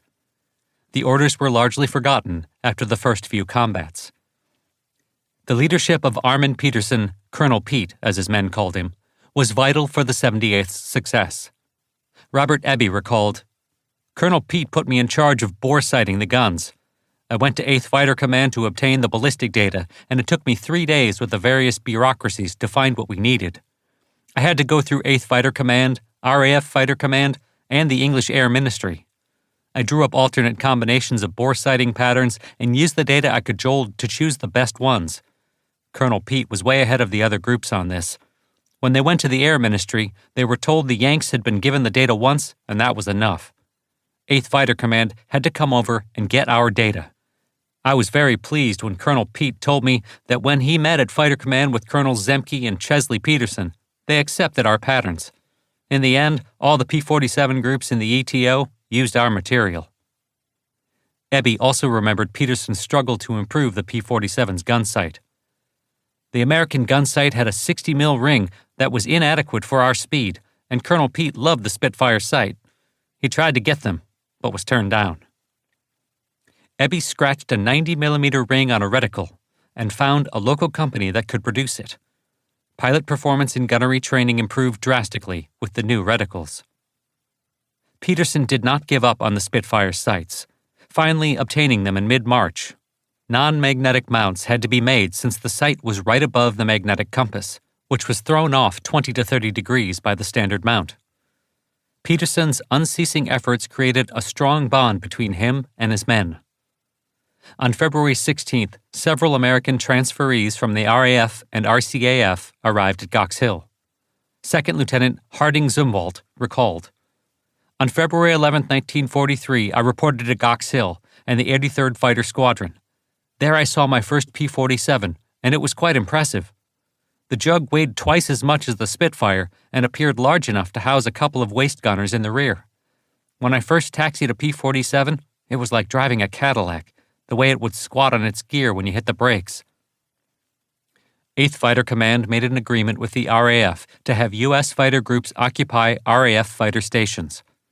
At the end of January, the 78th moved to the RAF station at Duxford in Cambridgeshire. Every American ever stationed there remembered the central steam heating. Anyone who spent a night in a Nissen hut knew just how cold an English winter was, and all knew how lucky they were to go to station number 357-F, 8th Fighter Command, as Duxford was officially known. The Eagles remained at Debden. Second Lieutenant John T. Godfrey, who joined the 4th in September 1943, recalled Debden. "The walk to headquarters, occasionally asking directions, was enlightening. There was a base hospital, the Red Cross Club for enlisted men, tennis courts, volleyball courts, armament building, movie house, post exchange, photography shop, enlisted men's barracks, and finally headquarters. The streets and sidewalks were paved, and the grass was carefully cut. In back of all this, 3 huge hangars loomed, and everything was painted with the characteristic camouflage. 1,500 officers and men lived on the base, all slaves to the 48 P-47s sitting around the field." On February 27th, Captain Francis Stanley Gabreski was welcomed to the 56th. Son of Polish immigrants, Gabreski had joined the newly organized civil pilot training program when he was accepted to Notre Dame University in 1938. After 6 hours in a tailorcraft, his flight instructor advised him to drop out since he did not have the touch to be a pilot. Despite this, Gabreski dropped out in 1940 to join the Air Corps. At Parks Air College, near East St. Louis, Illinois, Gabreski showed little talent flying the PT-17 and had to pass an elimination check ride to continue. In basic flight training, he began to show more promise in the Vultee BT-13 and completed advanced training at Maxwell Field in the AT-6 Texan. In March 1941, Gabreski earned his wings and commission, and assignment to the 45th Pursuit Squadron of the 15th Pursuit Group at Wheeler Field in Oahu. On December 7, 1941, Gabreski got airborne in a P-36, but the Japanese had already departed. After Pearl Harbor, he applied to be sent to Britain to train with the Polish pilots in the RAF on the grounds that he spoke fluent Polish and would gain valuable experience. The Air Force agreed, and he arrived in England in September 1942, promoted to captain and assigned as liaison with 8th Fighter Command headquarters. He finally managed to fly with the Polish 315 Squadron in January 1943, flying 20 missions and entering combat once, unsuccessfully. When he arrived at King's Cliff, Gabby was the most combat-experienced pilot in the group. Both the 4th and 78th groups declined to bring him into their units since they had no slot for him. Zemke recalled that when General Hunter asked if he would take Gabreski, he had had a similar reaction. Finally, Lieutenant Colonel Lauren McCollum, 61st Squadron CO, agreed to take him. Gabreski's quick promotion to flight leader was resented by others, and his opinions of the flying abilities of some of his squadron mates, based on his experience with the Poles, didn't help. While the men of the 56th dealt with cold Nissen huts at King's Cliff before their move to the RAF base at Horsham St. Faith on the outskirts of Norwich in Norfolk on March 5th, and bemoaned the lack of flying opportunities, P-47s arrived at Debden in late January. Don Blakesley's 335th Squadron became the first to convert. While they learned the P-47, the 334th and 336th Squadrons continued flying their Spitfire 5Bs and Blakesley's squadron also flew patrols in their Spitfires. On February 19th, Blakesley decided his pilots knew enough to fly 12 P-47s to Saint-Omer. Fortunately, when they found they couldn't communicate by radio due to intense interference, a problem associated with poor electrical shielding of the engines, the enemy paid them no mind. However, some RAF Spitfires mistook them for FW-190s as they crossed the English coast homebound, and they only escaped by diving away. 8th Fighter Command soon began to give the P-47 prominent identity markings to avoid such incidents in the future. Orders went out that the P-47 was to be marked with a 24-inch wide white stripe around the front of the cowling, a 12-inch wide stripe across the vertical fin and rudder, 18-inch wide stripes on the horizontal stabilizers, and U.S. national insignia twice the regulation size under each wing. At the end of February, the 334th Squadron began its conversion. After 10 days, Chesley Peterson decided to mount the first official P-47 mission. The 14 P-47s from 334th and 335th Squadrons that led to Ostend on March 10th returned frustrated. The Luftwaffe had completely ignored them. The 336th Squadron flew its final Spitfire mission on March 16th. The 4 pilots who had been flying with the 335th to learn the P-47 became instructors for the squadron's conversion, and the 4th was declared fully operational with the Thunderbolt. Missions were flown, but the enemy continued to ignore the Eagles and their P-47s. Don Blakesley led a ramrod on April 11th over France, but the Abbeville boys didn't come up. 2 days later, one of the group's P-47s was shot down by British anti-aircraft gunners when the pilot returned over Dover at low altitude and was mistaken for an FW-190 on a tip-and-run raid. Overall, most of the former Eagles did not take well to the P-47, which compared badly in their experience to the highly maneuverable Spitfire as regarded handling, and they made no effort to keep their opinions to themselves. The former Spitfire pilots weren't alone in their dislike of the P-47. The remaining pilots in the 78th who had experience in the nimble P-38 also considered the P-47 a clunk when it came to maneuverability. Both groups had strong doubts regarding the Thunderbolt's ability to fight it out with FW-190s that could fly rings around most Allied types. Major Cass Huff, an experienced test pilot on 8th Fighter Command staff, was able to fly a P-47 in mock combat with both a captured FW-190A and a Bf-109G. His results showed that below 15,000 feet, both German fighters had all-around better performance than the P-47, particularly with regard to rate of climb. The P-47's performance improved progressively at altitudes above 15,000 feet, until between 25 and 30,000 feet its performance bettered its opponents in all areas but acceleration and rate of climb. At full power, the P-47 was faster than both the 109 and 190, with the advantage rising to 30 miles per hour above 25,000 feet with regard to the FW-190 and 35 miles per hour at 30,000 feet over the Bf-109G, reflecting the fact that the 190 was supreme below 23,000 feet, while the 109 could nearly give as good as it got in terms of performance above that altitude. The German fighters accelerated faster in dives, but the heavy Thunderbolt caught up with them easily and completely outdived both. Provided it kept its speed above 200 miles per hour, the P-47 was the equal of both German machines in turning ability, though both of them outperformed the American fighter at lower speeds. On April 8th, Zemke got orders to take himself, 62nd Squadron CO Major Dave Schilling, and Captains John McClure and Eugene O'Neill on a mission with 4th's Thunderbolts for a ramrod to the Pas de Calais that marked the entry of the 56th into combat.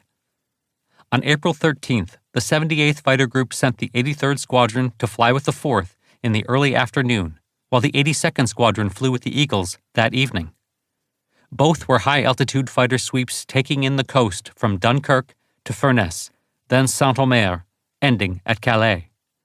Charles London remembered, "The Germans ignored us completely, not even bothering to shoot flak at us." Hub Zemke also took Schilling, McClure, and O'Neill for a second familiarization flight on this mission. The next afternoon, Zemke led the same 4-ship flight, along with 4 plane flights from the 61st and 63rd Squadrons, as they accompanied the 78th on its afternoon ramrod. During this second mission, 78th Group Executive Officer Lieutenant Colonel Joe Dickman suffered what was at the time a common P-47 accident, failing to carefully maintain the mixture control as he operated the throttle during the flight. The result was a blown cylinder head over Calais, which forced him to bail out 2 miles offshore. Dislocating his arm when bailing out, he had trouble shucking his parachute and deploying his dinghy. Using his hunting knife to free himself, he poked a hole in the dinghy. He had to pump to keep it inflated. An RAF air-sea rescue launch was delayed because the crew had to carefully pick their way through the minefield he was in. On April 15, 1943, Don Blakesley scored the P-47's first victory when he violated all the rules and dived from 28,000 feet on 3 FW-190s flying at 20,000 feet. One tried to outdive him, and he followed it down toward the channel, where he exploded with a long burst from short range at an altitude of 500 feet. When Jim Goodson congratulated him back at Debden for proving the Thunderbolt could outdive the Focke-Wulf, Blakesley famously replied, "By God, it ought to dive. It certainly won't climb." Not everyone shared Blakesley's opinion. Steve Pizzanos loved the Thunderbolt, recalling, "I liked the P-47. It was big and powerful, and it had 8 machine guns. If you put the sight on the other guy and held it there, you had him." Group Flying Executive Chesley Peterson, leading the ramrod, became the second P-47 pilot to score against the Luftwaffe moments later, shooting down his 7th and last enemy fighter. As the FW-190 caught fire and went down, Peterson turned to re-enter the fight, but the temperamental P-47 he was flying blew a cylinder just at that moment. Peterson dived away from the air battle and managed to nurse his crippled Thunderbolt back across the channel. 30 miles short of the English coast, the engine caught fire and Peterson bailed out. His parachute broke his fall only a few seconds before he went into the water. A nearby RAF Walrus heard his mayday and picked him up after only 15 minutes in the water. While Blakesley and Peterson scored the P-47's first victories, Bob Book got FW-190 number 3 and Lieutenant Leroy Gover downed number 4. Captains McMinn and Anderson were both killed in the fight. As this happened, Zemke led the 56th on its first solo sweep along the Dutch coast. It was uneventful, as were the 3 flown over the following 4 days. The ramrod of April 18th saw Bob Johnson fly his first mission with the 61st Squadron. On April 18th, the 78th welcomed the first 18 pilots trained on the P-47 in the United States to Duxford. Among them was a flight instructor who had been fighting for a year to get out of training command. First Lieutenant Quince Brown betrayed his Oklahoma origins when he opened his mouth. Second Lieutenant Ernie Russell would later be Brown's wingman, an element leader, remembered. He could joke and had a little smile, but he was not brash or loud.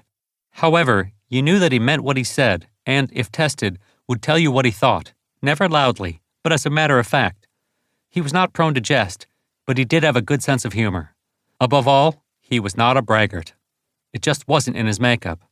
He was known by all in the squadron as one of the best pilots, though he would never tell you that. Like a cowboy, the proof was in the pudding. He had excellent vision, better than mine, and I had 20/10 vision, good peripheral vision that is essential to seeing movements in the sky, and good judgment. All that combined with the fact that he was an excellent shot made him a superb fighter pilot. Born in 1917, Brown was the 5th of 5 sons, hence his name. After finishing at the University of Oklahoma, he joined the Air Corps in 1940 at age 23, receiving his wings and commission as a second lieutenant at Kelly Field, Texas, on April 25, 1941. The superb flying ability demonstrated during training resulted in an assignment as an instructor at Randolph Field. When he arrived at Duxford, Brown was older than most pilots, and the 1,326 hours in his logbook were bettered in the group only by Colonel Peterson, who had joined the Air Force 4 months before him. Since he had more P-47 hours than those leading the group, Brown was given a quick promotion to element leader by Gene Roberts when he was assigned to the 84th Squadron. The 56th finally met the enemy on April 29th, when a ramrod led by Major Dave Schilling was intercepted by FW-190s from JG-26. The star personality of the group, Schilling was impulsive and subject to taking incautious risks, which he did this time when his radio failed while crossing the channel. He did not pass lead to a pilot who could communicate with the formation as they took up their patrol along the coast. When they were bounced, 2nd Lieutenant Winston Garth and Captain John McClure were badly shot up and forced to bail out, then picked up by the Germans.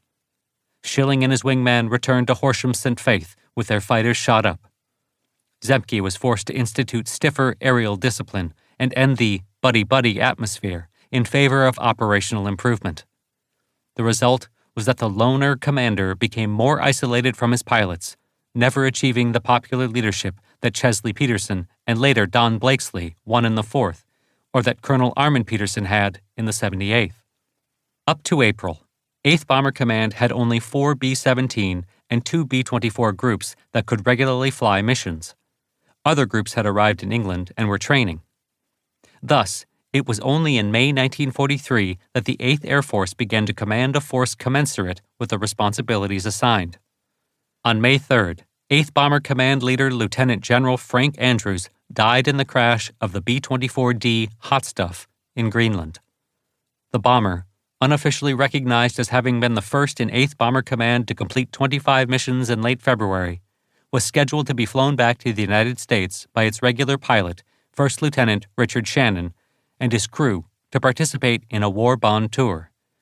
However, just before they were to take off for Iceland, General Andrews and his staff took over the airplane to fly to Washington for the coming Trident Conference. Andrews flew as pilot in command. After receiving a weather briefing in Iceland, indicating that a storm was brewing over Greenland, he determined to press on.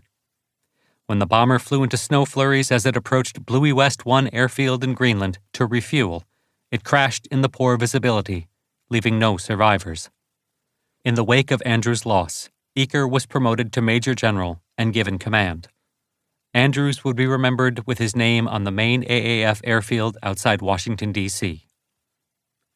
By May, operational experience recognized the Jagdwaffe as the primary obstacle to expansion of the daylight campaign.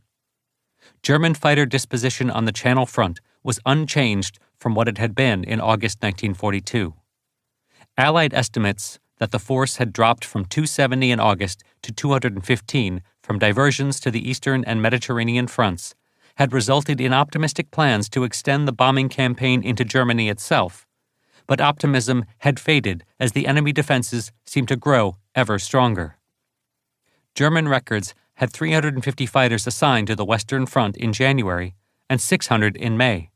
1/4 of the total Jagdwaffe was located in Germany and the areas of the occupied countries the bombers were forced to overfly. This growing enemy defensive air strength was reflected in growing loss rates for the bombers. An important milestone was reached in May when 2 bomber crews became the first to be officially recognized as having survived their 25-mission tour. On May 13th, the B-17F Hells Angels, serial number 41-24577, assigned to the 358th Bomb Squadron of the 303rd Bombardment Group based at RAF Molesworth, returned successfully from its 25th mission. A week later, on May 19th, B-17F Memphis Belle, serial number 41-24485, assigned to the 324th Bomb Squadron, 91st Bombardment Group based at RAF Bassingbourn, completed its 25th mission. The event was important to the command because it proved to the crews it was possible to survive their tour and return home. The fatal statistics of bomber losses were clear to many. Most crews were gone by their 5th mission. Statistically, a man flying his 6th mission was on someone else's time. The operational losses, combined with the great difficulty of obtaining replacements, created a crisis. By February 1, 1943, 8th Bomber Command had received only 20 replacement crews, against 67 lost to combat and war weariness. In March, things got worse, with 73 crews being listed war-weary and only 8 replacements arriving. By April, the bomb groups were operating at only half of authorized strength, which made the combat losses even harder to bear. This was also a period in the overall war in which the combat needs of the campaigns in the North African, South Pacific, and China-Burma-India theaters led to the diversion of units intended for the 8th. All in all, by May 1943, combat crews looked at the statistics of attrition and replacement and saw the likely prospect of a short career. The two bombers' records of survival were important to 8th Bomber Command, and the command's public relations office had made plans for a major celebration when the event occurred. The 8th now had an embarrassment of riches, with two bombers and their crews achieving the goal. They also had a public relations nightmare. The plan to celebrate this event included returning the first bomber and its crew to the United States. That was, according to the records, Hell's Angels. Crew and airplane would participate in a national recruiting drive and war bond tour. As such, the B-17 and its crew would represent the Army Air Forces, and specifically 8th Bomber Command, to an American public that was still recovering from the cultural shock of hearing Clark Gable exclaim, "Frankly, my dear, I don't give a damn," at the end of Gone with the Wind. There was a not insignificant part of that public guaranteed to express moral outrage to their local newspaper editors and their representatives in Washington at the sacrilege of a bomber named Hell's Angels touring the country as the representative of all the God-fearing fine American boys defending the country. The command looked for some way to change the order of seniority and send home the bomber with the right name. Both bombers and their crews had flown their first missions in November. Memphis Belle was senior, having flown her first mission to Brest on November 7th, while Hell's Angels had bombed Saint-Nazaire on November 17th. There was the problem that the crew of Hell's Angels had flown all 25 missions in their airplane, while the Memphis Belle crew had only flown 21 of their missions in their airplane, with the other 4 having been flown in other aircraft, while the Belle had been grounded for repairs. A different crew had actually flown the bomber's 25th mission. Nevertheless, Memphis Belle got the nod, and pilot Captain Robert Morgan and his crew departed Scotland for the United States on June 8, 1943. After 6 months being wined and dined across America, Morgan would return to combat on November 5, 1944, as pilot of the B-29 Dauntless Dottie, lead ship on the first mission to Tokyo since the Doolittle raid. Hell's Angels remained at Molesworth, and the 303rd adopted its name for the group. The bomber flew 48 missions by January 1944, when it was flown back to the United States to tour war factories. While Memphis Belle escaped the scrappers the summer after the war and was eventually displayed at the National Museum of the Air Force at Wright-Patterson Air Force Base, Hell's Angels was sold for scrap in August 1945 and likely ended up a part of the aluminum siding craze in American housing during the 1950s.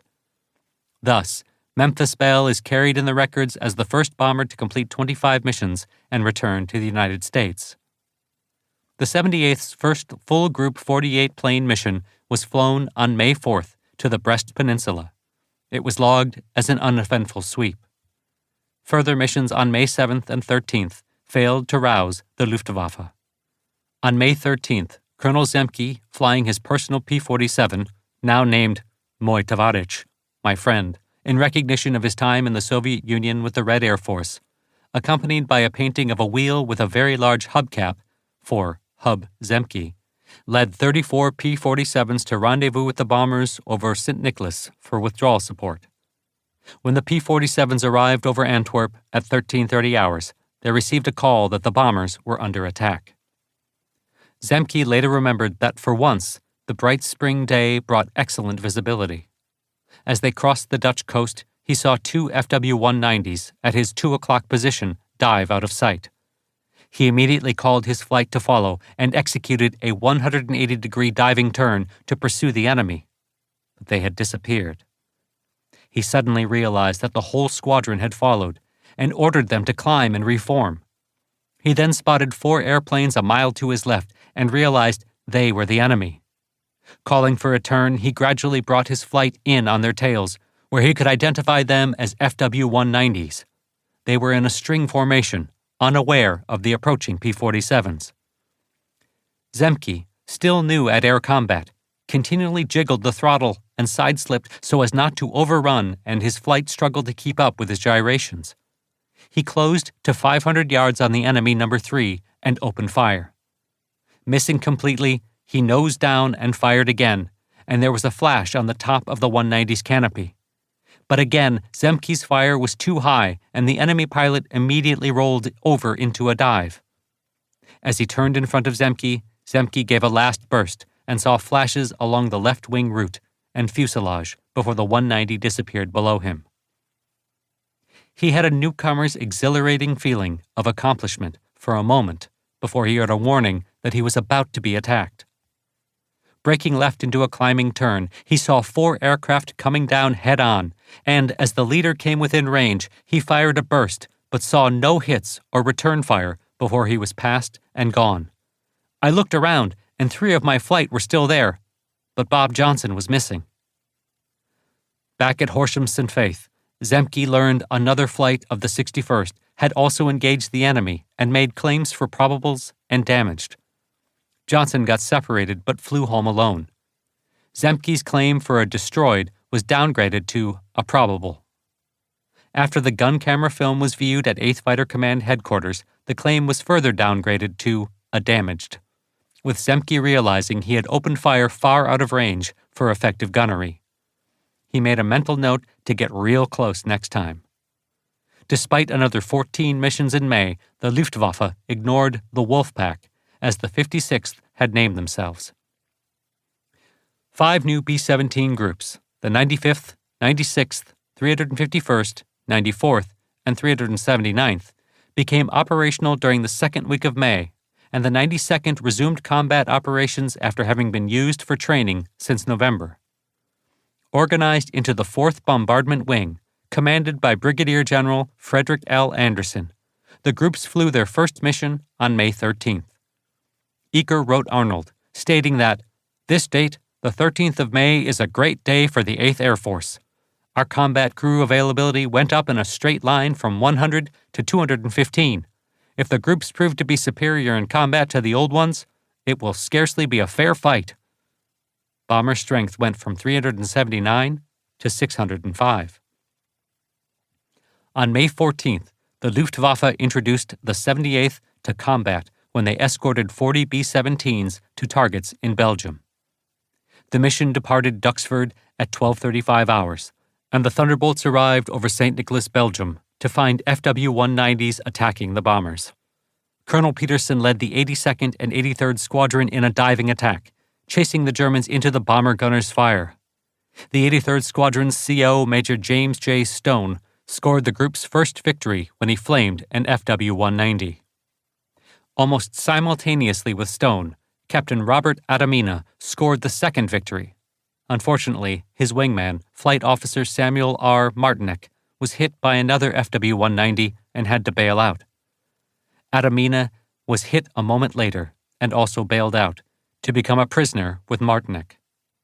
Element leader Captain Elmer F. McTaggart put a solid burst in the victorious FW-190, then followed it in a dive. Closing rapidly, he hit its wings and rear fuselage with his next bursts. As he passed through 12,000 feet, McTaggart fired again, and the FW-190 burst into flame. Unfortunately, he followed it to low level to observe the crash. As he turned away to head home, McTaggart saw tracers flash past his canopy, fired by another FW-190.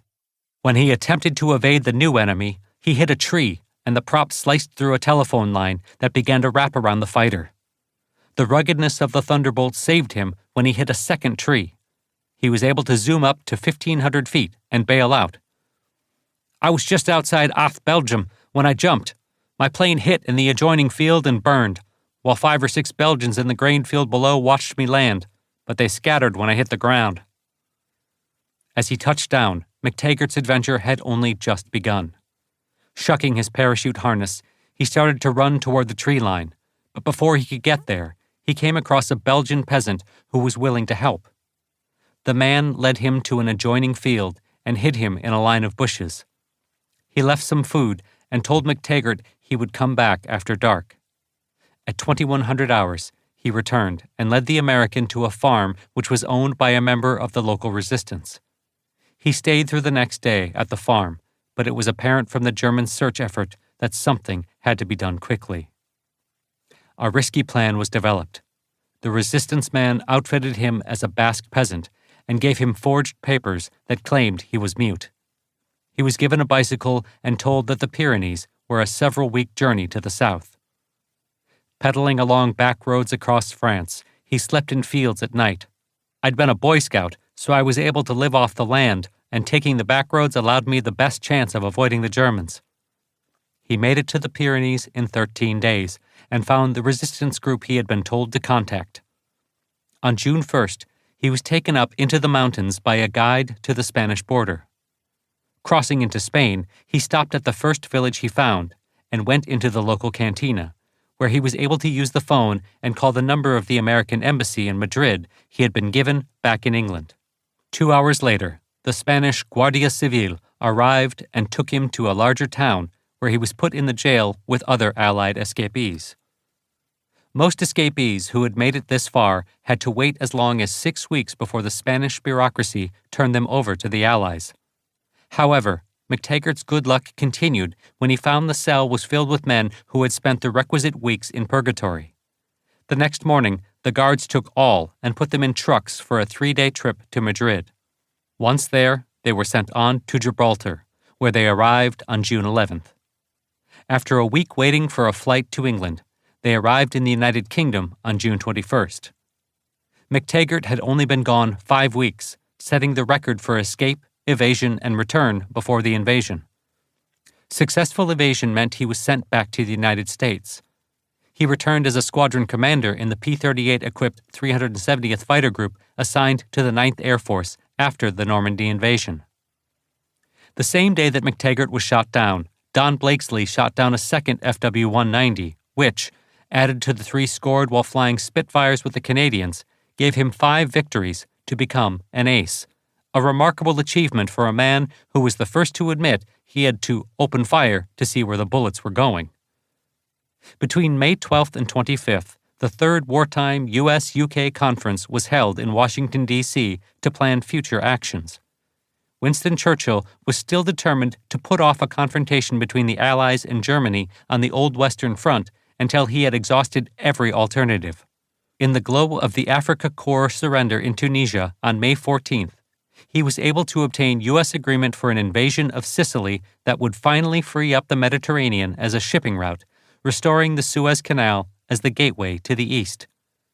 The Americans only gave up their push for an invasion of France in 1943 when Churchill was able to convince Roosevelt that a further delay would allow production of more landing craft, as well as give American Army units time to train in England for the invasion. At the time, there was only one American division in the United Kingdom. In return for agreeing to a delay, General Marshall convinced the President to get a commitment from the British Prime Minister that the Normandy invasion would definitely happen in May 1944. On May 18th, the conference approved a new plan for what was now called the Anglo-American Combined Bomber Offensive.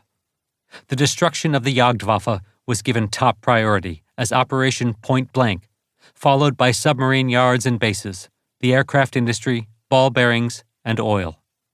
8th Fighter Command now felt ready to meet the Luftwaffe in combat.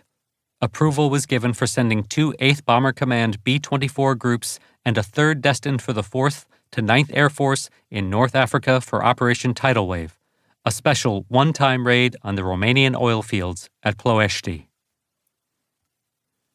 These decisions put a time limit on 8th Bomber Command, which had been tasked at the Casablanca Conference in January with establishing air superiority over Western Europe by defeat of the Luftwaffe as a precondition for invasion.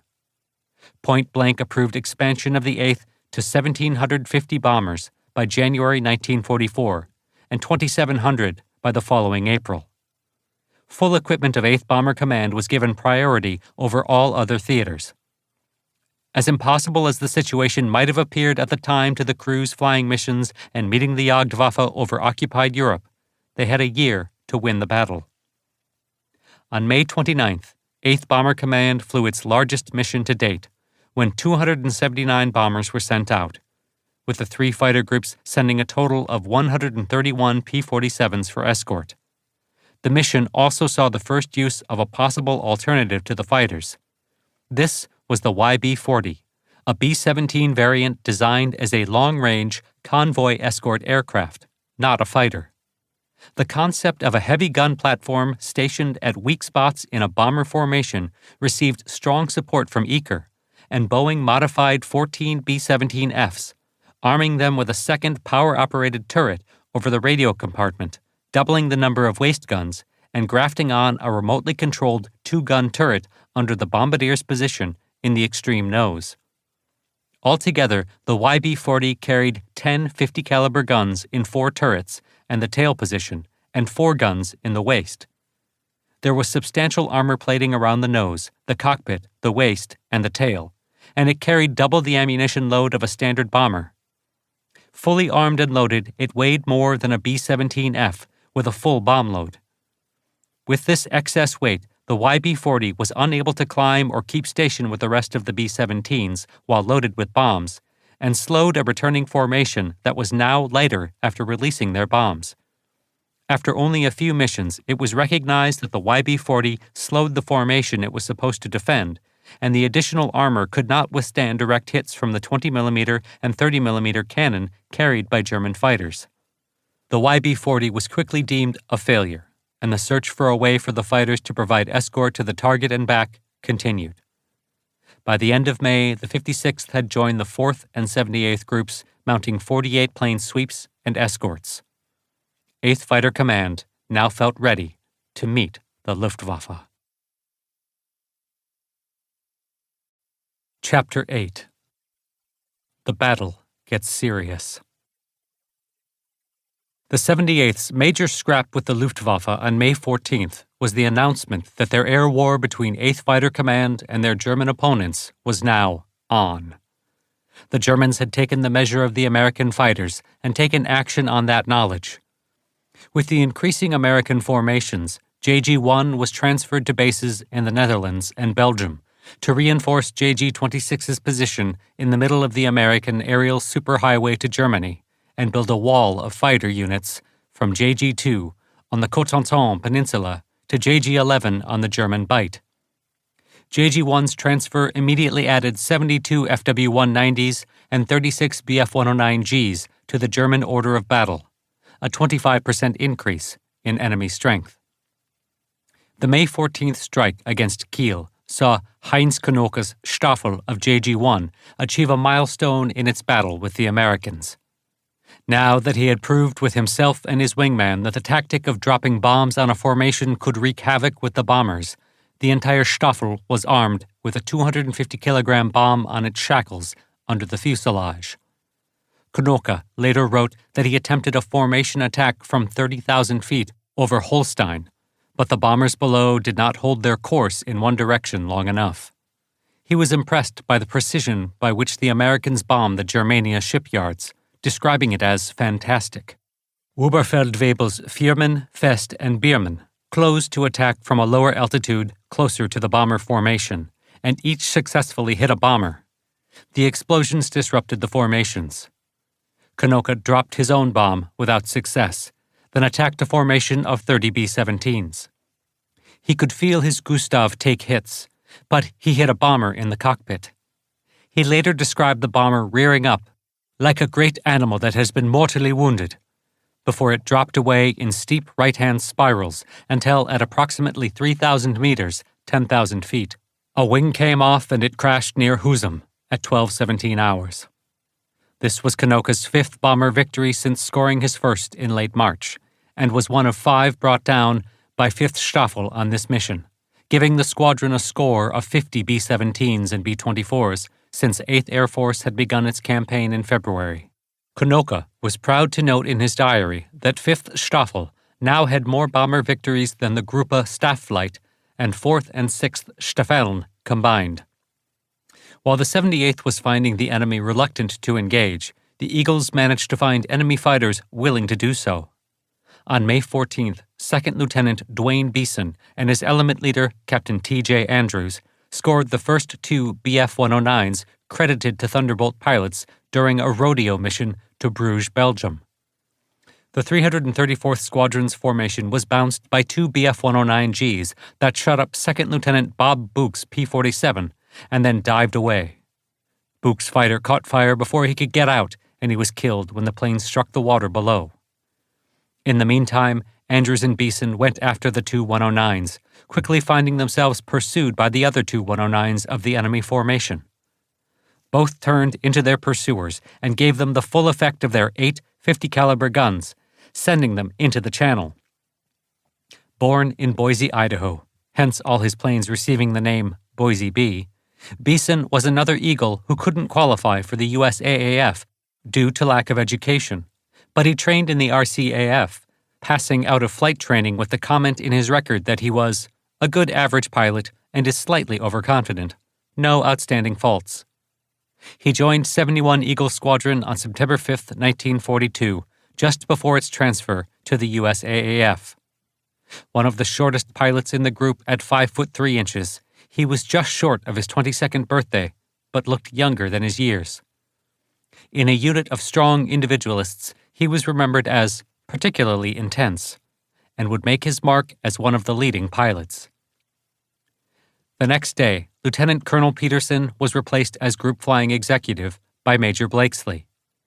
Peterson had completed 200 missions at this point and moved up to become Group Executive Officer.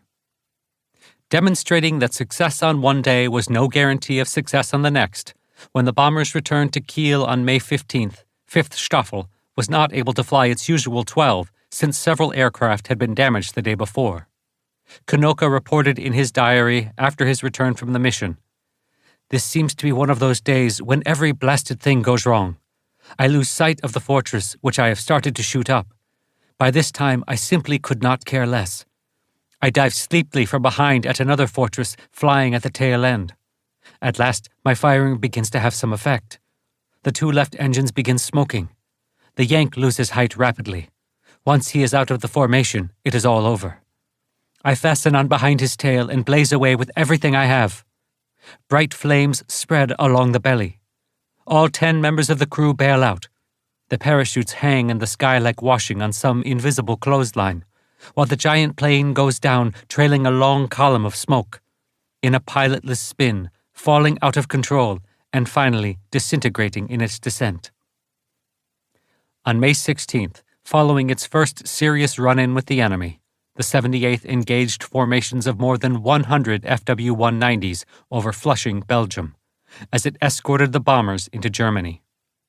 With the 82nd Squadron maintaining high top cover, Gene Roberts led the 84th into a fight with 60-plus FW-190s at 20,000 feet, while the low squadron 83rd climbed to meet 50 others that had attempted unsuccessfully to lead the Americans inland, where they could be cut off from returning to England. The 84th's Flight Officer Charles Brown ran across 3 190s and blew up Tail End Charlie, then flamed a second before 6 others dived on him from above and behind. In a desperate fight for survival, Brown's P-47 blew up under the German fighters' combined fire, wounding him in his foot, leg, and head. Amazingly, he was thrown clear of the wrecked fighter by the explosion and managed to open his parachute. Touching down off Walcheren Island, a German destroyer plucked him from the water. The battle continued above, when Major John D. Irvin scored a third 190 before the combatants separated. Pilots who flew a second rodeo to Abbeville-Saint-Omer that afternoon were disappointed when the Germans refused to answer the challenge. By May 26th, the 78th had added 11 more missions to the records, all of which the Germans chose to ignore, to the dismay and chagrin of the pilots. On May 17th, 8th Bomber Command flew Mission 58 against the U-boat pens at Lorient and Bordeaux. This was a continuation of the anti-submarine campaign that had begun on October 20th, 1942. The Germans claimed the pens were impossible to destroy with aerial bombs.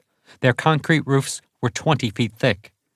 To date, they had proven impervious to the bombs dropped by both RAF Bomber Command and 8th Bomber Command.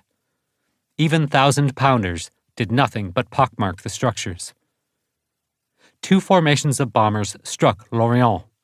100 B-17s from the 91st, 92nd, 303rd, 305th, and 306th groups bombed the port facilities and shipping as a diversion for the second group of 59 flying fortresses from the 94th, 95th, and 96th groups, which bombed the pens themselves. The bombers were intercepted by the FW-190s of JG-2, the Geschwader, tasked with defending the Cotentin Peninsula and French Atlantic ports. Defending gunners in the first formation claimed 27 fighters shot down, while gunners in the second formation claimed 20. Things picked up for the 78th at 10:15 hours on May 26th, when a maroon limousine drove up to the Duxford Gate, then proceeded to group headquarters where the unit stood to attention. King George VI and Queen Elizabeth stepped out of the limousine to pay their first visit to an 8th Air Force base. They were accompanied on their inspection of the base by 8th Air Force Commander Major General Eaker and Fighter Command Leader Brigadier General Hunter. Major James Stone's HLZ, in which he had scored the 78th Group's first victory, was inspected, with the King climbing into the cockpit, while a formation of 72 B-17s passed in review overhead. Duxford's broad grass field gave an advantage to the group in allowing for launching and assembling quickly. Harding Zumwalt remembered, "Our procedure for departure was to assemble 48 aircraft at the east end of the field. 2 flights each, 8 aircraft, would line up and take off across the field, followed at 15-second intervals by the remaining flights. Once off the ground, you held your heading for 2 minutes before executing a 180-degree turn by flights. The one difficult part was that number 2 had to drop down below the flight and move to number 1's left while in that turn. In a minute and a half, all 48 aircraft were forming up on the group leader. With the weather sometimes down to 500 feet, we had to assemble quickly before we went into the clouds, which were often so thick a wingman could barely see his leader, even when tucked in tight. Each flight leader maintained a constant rate of climb until we broke out on top, which sometimes didn't happen till we reached 25,000 feet. But we would be in a reasonable group formation when we popped out." On June 1st, 2 of Konoka's pilots had a remarkable escape after colliding with each other after Oberfeldwebel Kramer's Gustav took a hit in the tail, falling off and hitting the fighter flown by Oberfeldwebel Biermann. The 2 109s locked together for several seconds, fell nearly 1,000 feet before Biermann's plane broke free. Attempting a dead-stick landing at their base, he touched down too fast and overturned. The ground crews were amazed when they approached the mangled fighter to see Biermann open the canopy and climb out unharmed.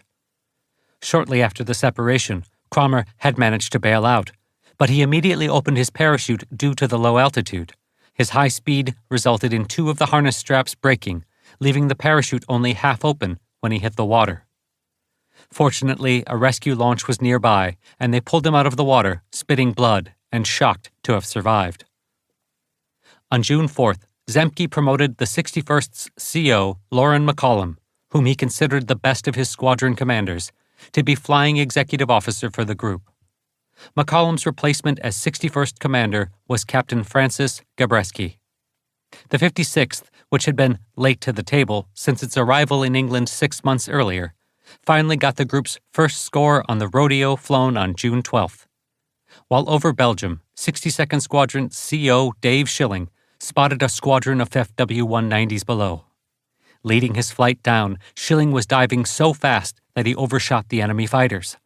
Captain Walter Cook, leading the second flight that dived after Schilling, managed to pull out of his dive onto the tail of the formation and open fire at one of the trailing Vergers at 300 yards, knocking pieces off the 190's wing before the fighter flipped into an uncontrollable spin and went in with the pilot, unable to get out.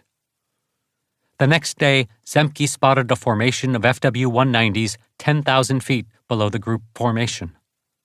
Taking 2 flights down with him, Zemke pulled onto the formation without being spotted and shot down both FW-190s of the trailing Rota.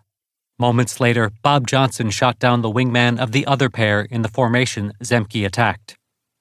On return to Halesworth, Johnson was called to the group commander's office for having left his flight without permission. It was a violation of flight discipline that Zemke would not abide. Johnson offered the defense that he and his element leader had agreed when they first started flying together that whoever saw the enemy first would take lead and attack.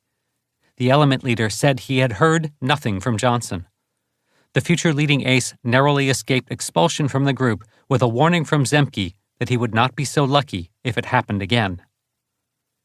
June 7th saw the arrival at Goat Hill of the 4th Fighter Group to be assigned to 8th Fighter Command, when the 353rd Fighter Group, composed of the 350th, 351st, and 352nd Fighter Squadrons, arrived from training in the United States. Originally activated on October 1, 1942, the unit was the second after the 56th to have extensively trained on the P-47 prior to being sent overseas. Among the few experienced pilots in the group was the executive officer, Lieutenant Colonel Glenn E. Duncan, who had been an Air Corps pilot since receiving his wings at Kelly Field on October 5, 1940. P-47s arrived a week later, and the group began 2 months of intensive operational training for the conditions it would meet in the ETO. Over the rest of the month, the 56th flew mostly rodeos that were ignored by the enemy and a few close escort missions for B-17s attacking targets within the P-47's limited radius of action.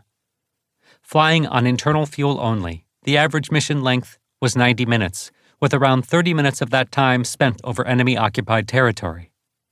Climbing to 30,000 feet before crossing the enemy coast, combined with the necessity of keeping a high speed in hostile airspace, saw the P-47s consuming their internal 305-gallon fuel load at around 200 gallons an hour. If they engaged the enemy in combat, the R-2800 engines drained the tanks at a rate of nearly 300 gallons an hour. Fortunately, such engagements were short and sharp, but pilots nervously watched their fuel gauges as they flew back across the channel toward home. At nearly the same time that the 56th was notching its first 2 scores, the 78th Group, which had flown 14 missions in June, with 9 provoking no response from the enemy, ran into 20 FW-190s near Lumbres, France. The JG-26 pilots were good, and the 78th lost 1 pilot killed in action, KIA, while another parachuted into captivity. Several P-47s landed back at Duxford, badly shot up, for no enemy claimed. 8 days later, on June 22nd, the group arrived over Walcheren Island to rendezvous with the bombers and support their withdrawal across the channel. The B-17s were under fierce attack from FW-190s, which knocked down 3 stragglers before they dived away from the approaching American fighters without loss. The 78th finally added to their score 2 days later, when BF-109s bounced them between Lille and Ostend during a rodeo, and 3 pilots divvied up one 109. On June 22nd, 4th Fighter Group Flying Executive Officer Major Blakesley led a ramrod to Antwerp, though the rendezvous with the bombers was missed due to the cloudy weather. By the time the 4th found the bombers and picked them up, the B-17s were under attack from 20 German fighters. The 335th and 336th Squadrons dived on the enemy, while the 334th stayed as top cover. In the fight, the pilots claimed 3 FW-190s and a BF-109 shot down. One of each was credited to First Lieutenant Beatty, demonstrating he was fully recovered from his adventure being dunked in the channel when he was shot up a week earlier. Beatty reported that he and his section spotted 4 FW-190s attacking a straggling quartet of B-17s. "I overshot the last 190 and attacked the one in front of him. I saw strikes and a big ball of black smoke as he snapped over and went straight down." Beatty blacked out when he turned sharply away from the FW-190. But First Lieutenant Paul Ellington saw the enemy fighter hit the water near the Dutch islands of Beverland-Walcheren. Coming to a moment later, Beatty found himself surrounded by 10 BF-109s. 3 of them went directly in front of me as I pulled over in a tight chandelle. I dove on the last in a line and got in strikes on his cockpit, and he started over in a roll and went down. I followed him until he started pulling up. I was very close to him, and was just pushing the firing button when he bailed out. First Lieutenant Fonzo Snuffy Smith shot down another FW-190, then in turn was chased by 2 that he outran.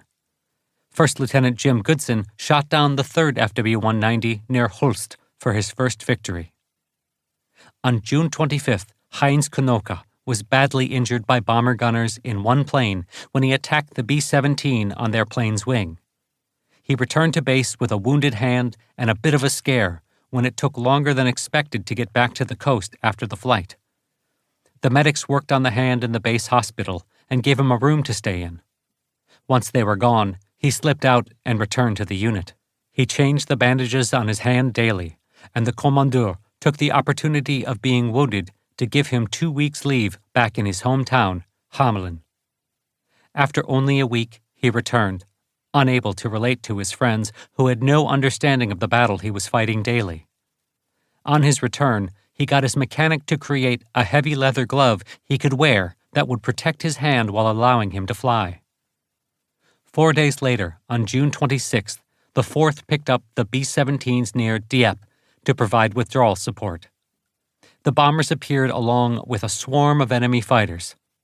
First Lieutenant Raymond Kerr and his wingman First Lieutenant Dwayne Beeson, both flying new P-47D-1s, each scored a Bf-109, with Second Lieutenant Dal Leaf damaging a third. Kerr reported, "6 Bf-109s came in under us head-on, about a mile east of me. I turned and followed them inland. 2 of them broke away and turned out to sea. I picked the leading aircraft and fired 4 or 5 bursts. I closed to 250 yards and gave 2 more bursts, which hit the enemy aircraft in the cowling and cockpit. Fire burst out of his engine, and the enemy aircraft slid down into the sea." Beeson knocked down the wingman. On June 29th, the 78th Group refueled at RAF Ford on the coast, so that its pilots could maximize their limited range to penetrate deep enough into northern France to meet the bombers as they came off their attack on Villers-Coublay Airdrome near Paris. The B-17s were under fire from heavy flak and Bf-109s when the Thunderbolts arrived on the scene. Captain Charles London added victories 2 and 3 to become the group's top scorer when he chased 2 109s through the bomber formation, exploding them within seconds of each other. Flight Officer Peter Pompetti, flying number 4 in the 83rd Squadron's 4th flight, spotted an FW-190 below. Radioing a sighting report and failing to receive a response from his flight leader, he split est onto the enemy fighter, exploding it with his first burst. Back at Duxford, his flight commander called him before the squadron commander for violating flight discipline. When Pompetti asked if his calls were heard, the flight leader responded he had heard them, but that Pompetti had broken formation and left them exposed. Pompetti refused to back down. "Exposed? We were at 30,000 feet." 2 days later, on July 1st, the 78th experienced its blackest day of the war. Although the group was credited with the destruction of 4 FW-190s, damaging 5 others, it became known as the day Pete didn't come back. Colonel Armand Peterson, flying his P-47C Flagari, call sign King Post Leader, led 32 P-47s from the 83rd and 84th Squadrons on a rodeo to the Dutch coast. Approaching just south of Hoek van Holland at 29,000 feet, FW-190s were spotted about 5,000 feet below. Peterson led his flight in a diving attack on 4, while Gene Roberts and his flight took on 4 others. The battle turned quickly into a dive and zoom fight. Peterson missed his intended target and zoomed straight up into the late afternoon sun, where his wingman lost him in the glare. With no one covering him, Peterson banked around and dived on the enemy in a second pass, but was in turn hit by an unseen foe. There was no radio call, and no one saw King Post Leader plunge into the North Sea off the island of Ouddorp. One moment he was their beloved commander. The next, Colonel Pete, had vanished forever. No other commander would ever be so loved and respected as the 28-year-old Peterson, the man who had brought them together in difficult circumstances the year before, turning a collection of individuals into a fighter group that led them to England and into combat. Every pilot in the group believed that Peterson knew and liked him personally. Everyone knew he would do anything for them to ensure their success. The next day, Bob Hope and Francis Langford brought their United Service Organizations, USO, troop to Duxford. Hope later remembered, "They were the toughest house I played to in the war." Over the next week, pilots searched the area off Ouddorp in vain for any sign of their leader. Colonel Pete's call sign King Post was permanently retired. 83rd Squadron Commander Major Jim Stone was made temporary commander with a promotion, taking the call sign Grey Wall Leader.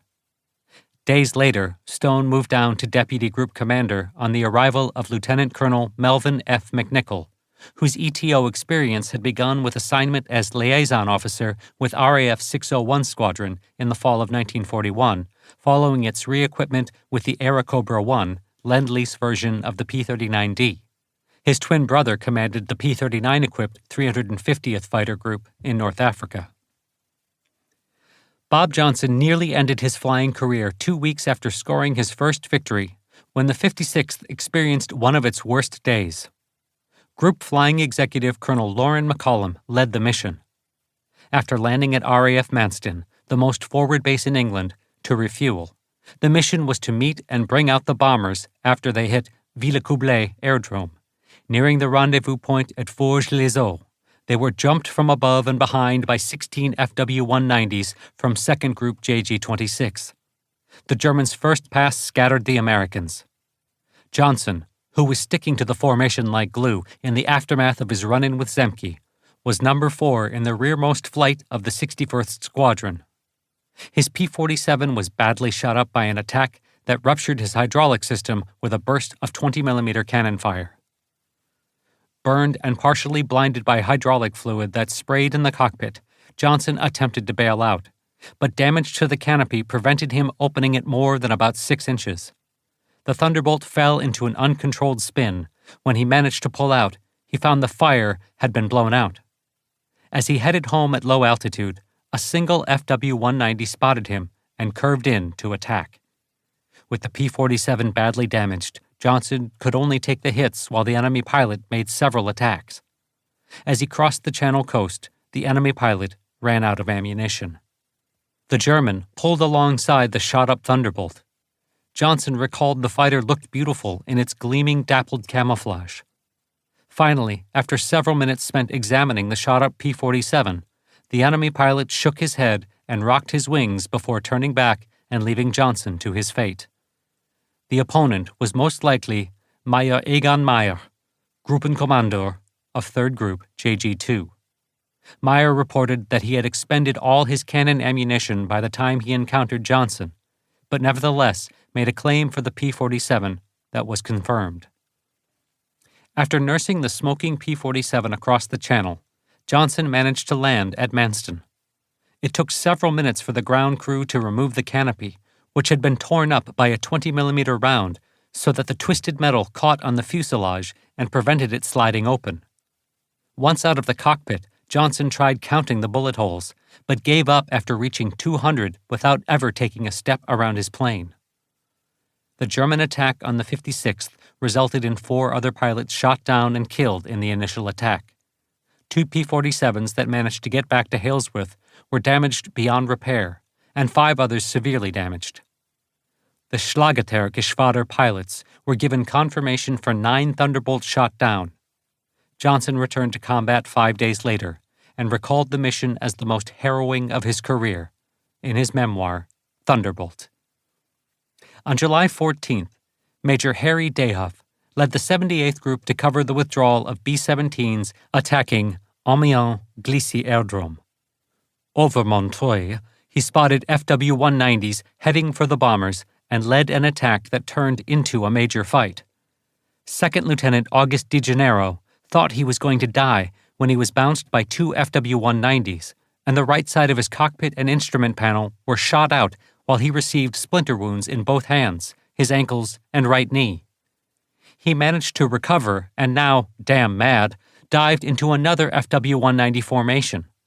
He shot down one from 100 yards, probably destroyed a second, and damaged a third before he ducked into the nearby low clouds and headed for the Channel, followed by 3 vengeful Germans, all while he flew without instruments, controlling the Thunderbolt with his forearms. To make matters more difficult, on the way home he lost his right aileron due to damage and had to fight the damaged rudder and elevators. As he had unstrapped when he thought he would bail out, a crash landing was out of the question when he found he couldn't hook up his seatbelt. Spotting an English fishing boat, he circled it while he managed to batter open the jammed canopy with his injured hands. Letting go of the controls to jump, the airplane rolled inverted and he fell out, landing in the water near the little old lady. Her crew saved his life when they managed to pull him out quickly, since he could not unfasten his parachute and was suffering from blood loss. He went home a few weeks later after being awarded the Distinguished Service Cross. 8th Technical Command had begun distributing 200-gallon ferry tanks to the 3 fighter groups, delivering them to the 4th on July 19th and to the 78th 2 days later. While these unwieldy, unpressurized tanks could not be used above 20,000 feet, the fighters could suck fuel from them as they flew across the channel before switching to internal fuel, which could add a very useful 50 to 60 miles range that allowed the P-47s to reach the Dutch-German border. Jim Goodson scored his second victory on July 22nd, shooting down an FW-190 near Hulst in Belgium, while the 4th provided withdrawal cover for the bombers. The victory saw the beginning of his climb to top ace of the 4th. The final week of July was Little Blitz Week, the first attempt by 8th Bomber Command to maintain a sustained series of attacks against the German aviation industry. Good weather allowed 14 missions to be flown between July 24th and 30th. The 4th made use of the 200-gallon tanks for the first time on July 25th on a rodeo to Ghent that saw the Luftwaffe ignore the Thunderbolts. On July 27th, the need for the tanks, despite the performance loss imposed by their use, was made clear when the group was forced to turn back early during an escort mission for B-26s when the tankless P-47s ran low on fuel. After this, the tanks were installed on all aircraft. The next day's ramrod to Westhoop Emmerich, which saw the 4th's first penetration of German airspace, demonstrated the value of the tanks. Minutes before making rendezvous, a wing of B-17s over Utrecht was spotted under attack by more than 30 Bf-109s and FW-190s. The Thunderbolts dived headlong into the enemy fighters, and a big battle developed over the city. In the end, 5 Bf-109s and 4 FW-190s were added to the scoreboard, for the loss of the 336 Squadron's 2nd Lieutenant Henry Ayres, who was forced to bail out after being shot up by Major Rolf Gunther Hermeken, adjutant of 3rd Group JG-26. Dwayne Beeson was credited with one of the Bf-109s, reporting, "I saw many strikes. His left wingtip blew off, and then there was an explosion just in front of his cockpit, when he lurched violently and went down smoking. While climbing back to rejoin my section, an FW-190 got on my tail, and Lieutenant Kerr closed up behind me and opened fire. There were many strikes, and the pilot bailed out." Captains Carl Miley and Leroy Gover each scored single 109s, while Group Commander Colonel Edward Anderson downed the remaining 2 Bf-109s for his only victories of the war. That afternoon, 335th Squadron Commander Major Gilbert Halsey showed that every mission was a crapshoot. Flying a circus to Westhoop Emmerich, the 16 P-47s ran into the entire 3rd Group JG-26, nearly 50 FW-190s. The Eagles did not spot the enemy until the redoubtable 3rd Gruppe Adjutant, Major Rolf Gunther Hermeken, killed 1st Lieutenant Frederick Merritt in the first diving pass.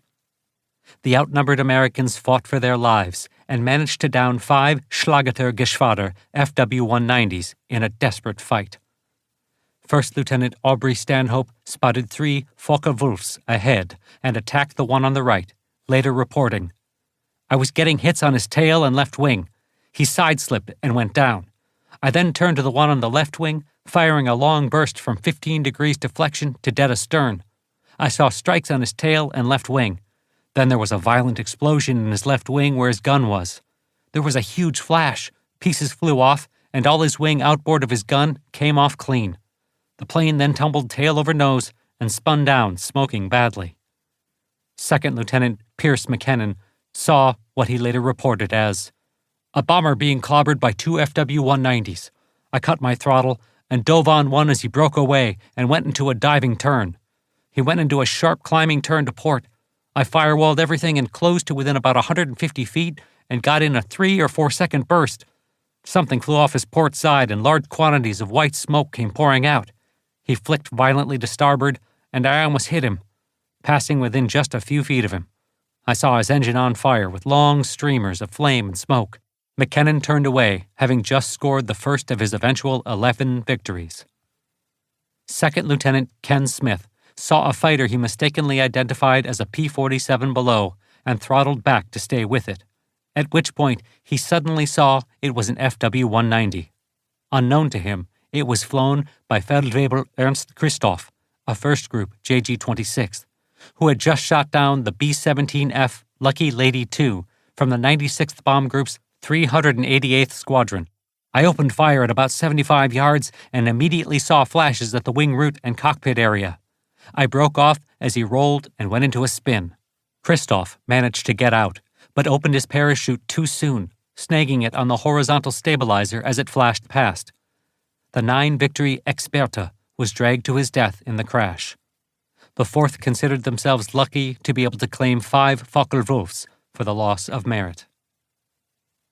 The nature of the air battle the Thunderbolts fought changed on July 28, 1943. The 7 days of good weather in the last week of July 1943 would be known afterwards as Little Blitz Week, the first sustained attacks by 8th Bomber Command. The Blitz now ended with 3 missions against the Focke-Wulfs factories at Oschersleben, Warnemünde, and Kassel. They were deep penetration missions beyond the range of escort fighters and drew maximum opposition from the German defenders. The sky was clear over the English Channel at midday.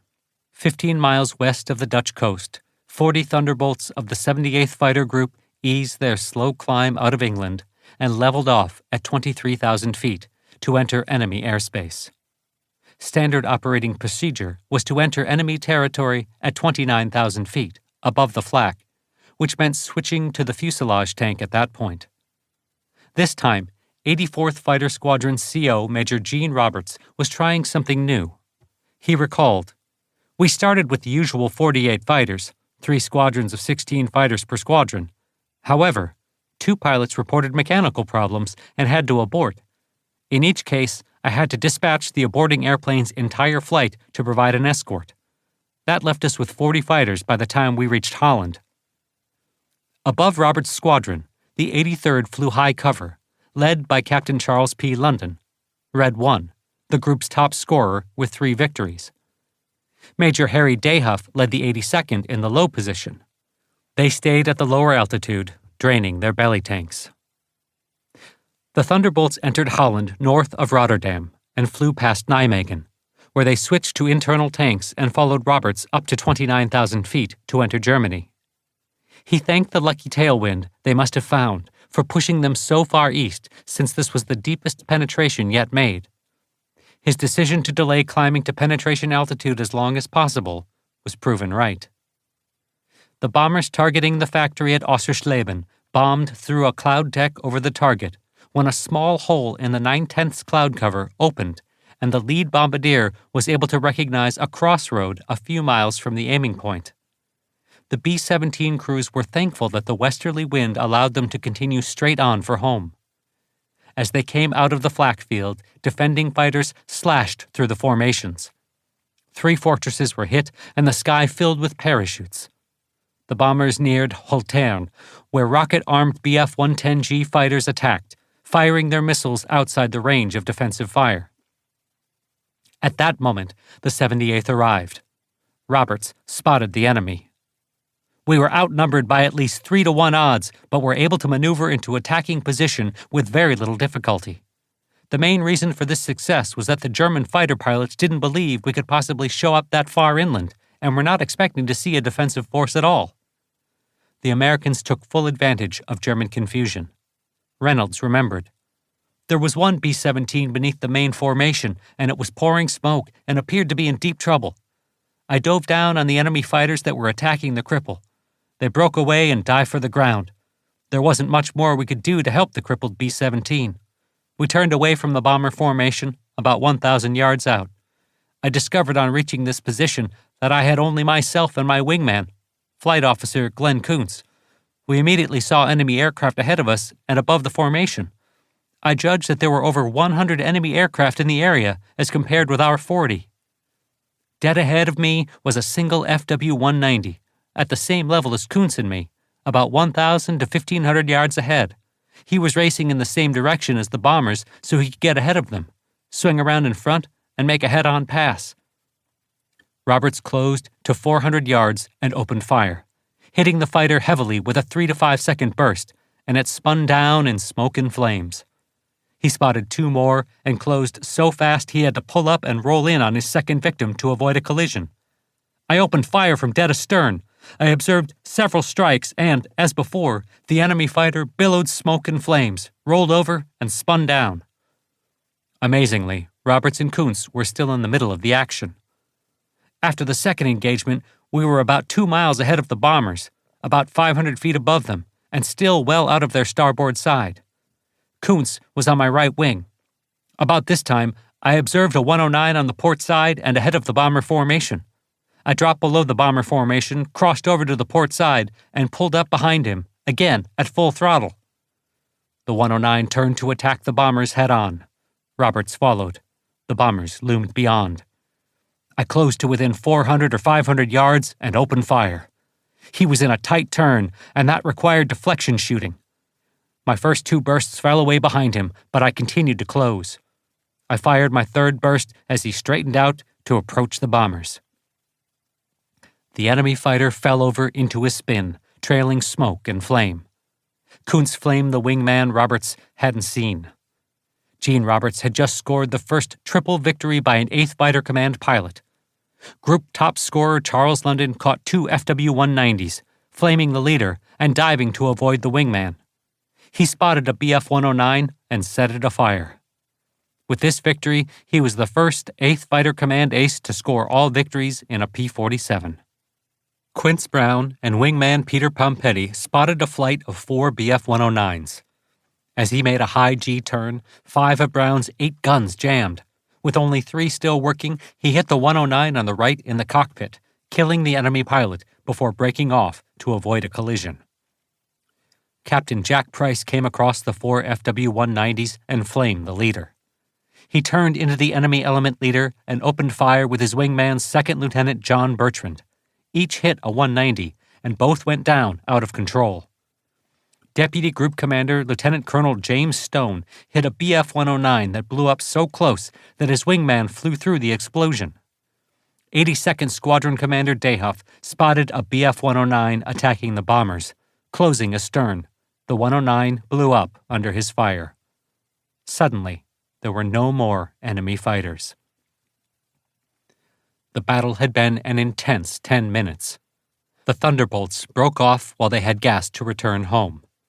The B-17s were soon picked up by the 4th Fighter Group and taken home safe.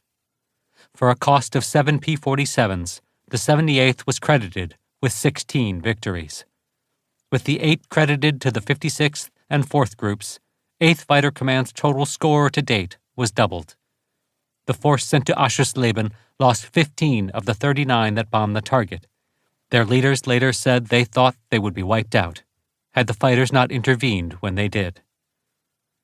Among the targets hit in Little Blitz Week was Hamburg, which 8th Bomber Command struck in collaboration with RAF Bomber Command in Operation Gomorrah. Hamburg's shipyards produced U-boats, and its oil refineries were crucial for the German war effort. What made this operation different was that it was the first to make widespread use of what the British called window and the Americans named chaff. This was bundles of aluminum strips cut to the wavelengths of the German radars. As the bundles broke open after they were thrown out of the bombers, the foil strips floated to the ground. While they were in the air, they effectively blinded the German radars, which returned nothing but snow. This meant that the German night fighters were completely unable to make any interception under radar guidance. While enemy fighters could spot the American bombers in daylight, the lack of radar vectoring meant that the short-ranged German fighters used up crucial gasoline searching for their targets. Both sides had known how this worked conceptually for at least a year before, but neither had been willing to make use of the tactic since its success would inform the other side, which could then use it against the radars of the initiators. British losses at night had grown as the Komhuber line became more effective with its Himmelbett, heavenly bed, system of radar-guided interceptions, which prompted the Allied decision to finally make use of the new weapon. By July 1943, both the RAF and USAAF bomber commands in England were at the point of put up or shut up. They needed a major success. With an extended period of good weather forecast, Hamburg became the target. The bombers would drop incendiaries aimed at the old medieval heart of the city, where building construction was largely of wood. The USAAF had just received a large supply of the new American-made oil-based incendiaries, which 8th Bomber Command believed was superior to the 4-pound magnesium-cased thermite bombs used by the RAF. There would be multiple raids over a period of days to stoke the fires that the earlier raids started. Weather-wise, there had been little rain in previous weeks, while the temperatures had been unusually warm. These conditions would allow the bombers to make highly concentrated drops around the intended targets. The dry, warm air would create a vortex and whirling updraft of superheated air, which resulted in a tornado of fire.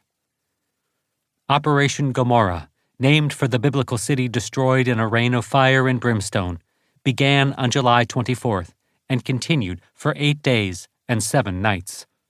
It was the most sustained bombing campaign to date. The first RAF raid began 57 minutes after midnight on July 24th and lasted for nearly an hour. The 40,000 firemen found their firefighting resources damaged when the telephone exchange caught fire. Rubble blocked the movement of fire engines through the city streets. The fires raged out of control and were still burning 3 days later. The first USAAF raid arrived over the city at 1640 hours. Although 300 bombers were supposed to participate, problems in assembly and poor weather over England meant that only 90 bombers attacked the Blohm and Voss shipyard and a Daimler-Benz aircraft engine factory. Smoke from the fires made visual bombing difficult, and the shipyard was only lightly damaged, while a generating station was bombed instead of the factory, which was invisible in the smoke. German flak damaged 78 of the 90 attackers to varying degrees. The smoke was so thick that the planned bombing that night was cancelled, with the RAF hitting Essen instead. The raid attempted on the night of July 26th was not considered successful because of thunderstorms and high winds over the North Sea that caused bombers to abort. There was no USAAF raid that day, again due to poor visibility from the smoke of the still-burning fires from the first night. On the night of July 27th, just before midnight, 787 British bombers began dropping incendiaries, with the main aiming points being the dense housing in the working-class neighborhoods of Billwerder, Burgfelder, Ham, Hammerbrook, Hohenfelde, and Rothenburg-Sort.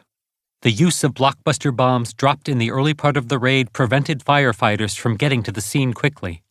The lack of firefighting and the dry, warm weather let the fires grow quickly, which culminated in a firestorm. The tornado of fire created an inferno, pushing the winds as high as 150 miles per hour and reaching temperatures of 800 degrees Celsius, 1,470 degrees Fahrenheit, while the flames reached an altitude of over 1,000 feet.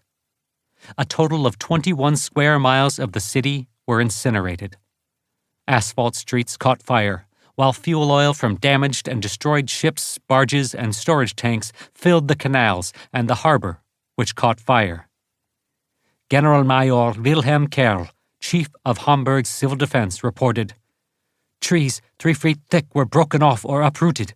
Human beings were thrown to the ground or flung alive into the flames by winds that exceeded 150 miles per hour. The panic-stricken citizens had nowhere to turn. Flames drove them from the shelters, but high-explosive bombs sent them scurrying back again.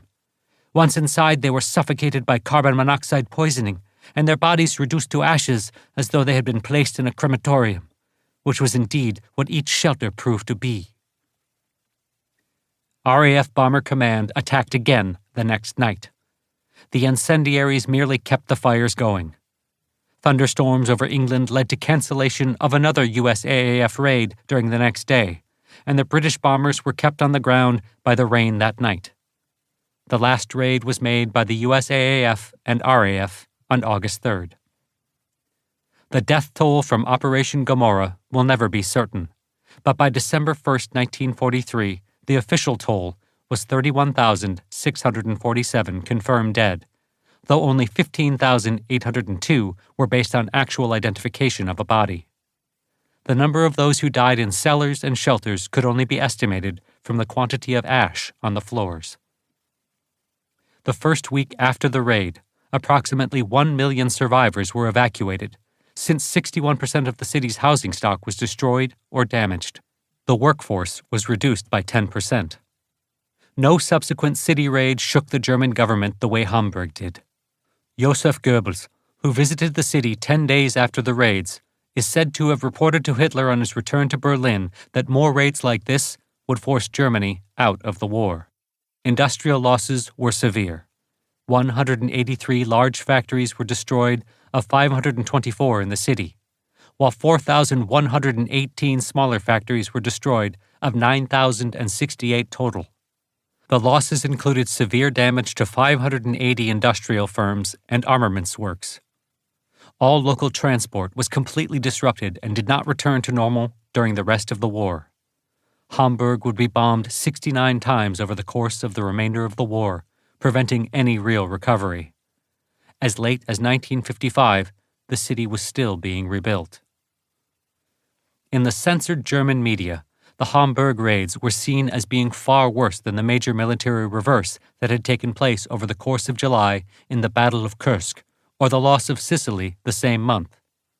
An August 9th report by United Press carried an account by a Swiss merchant who had been in the city, stating that Hamburg's ceaseless, inescapable destruction is on a scale that defies the imagination. On July 27th, Heinz Knoka went flying for the first time since being wounded back in June. He took the unit's Bf 108 Typhoon Hack and flew to Hamburg.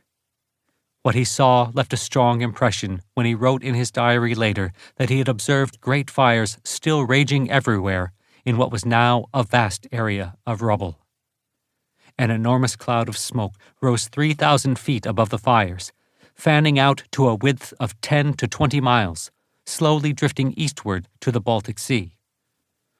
The sky was cloudless, and the column of rising smoke stood out starkly against the summer blue. The horror of the scene makes a deep impression on me. The war is assuming some hideous aspects. I resolve with grim determination to return to operations in spite of my wounded hand.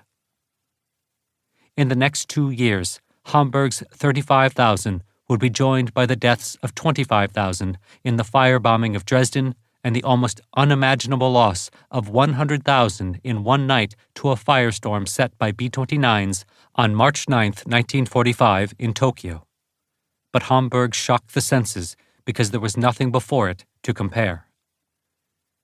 In the aftermath, Adolf Galland advocated a massive fighter production program.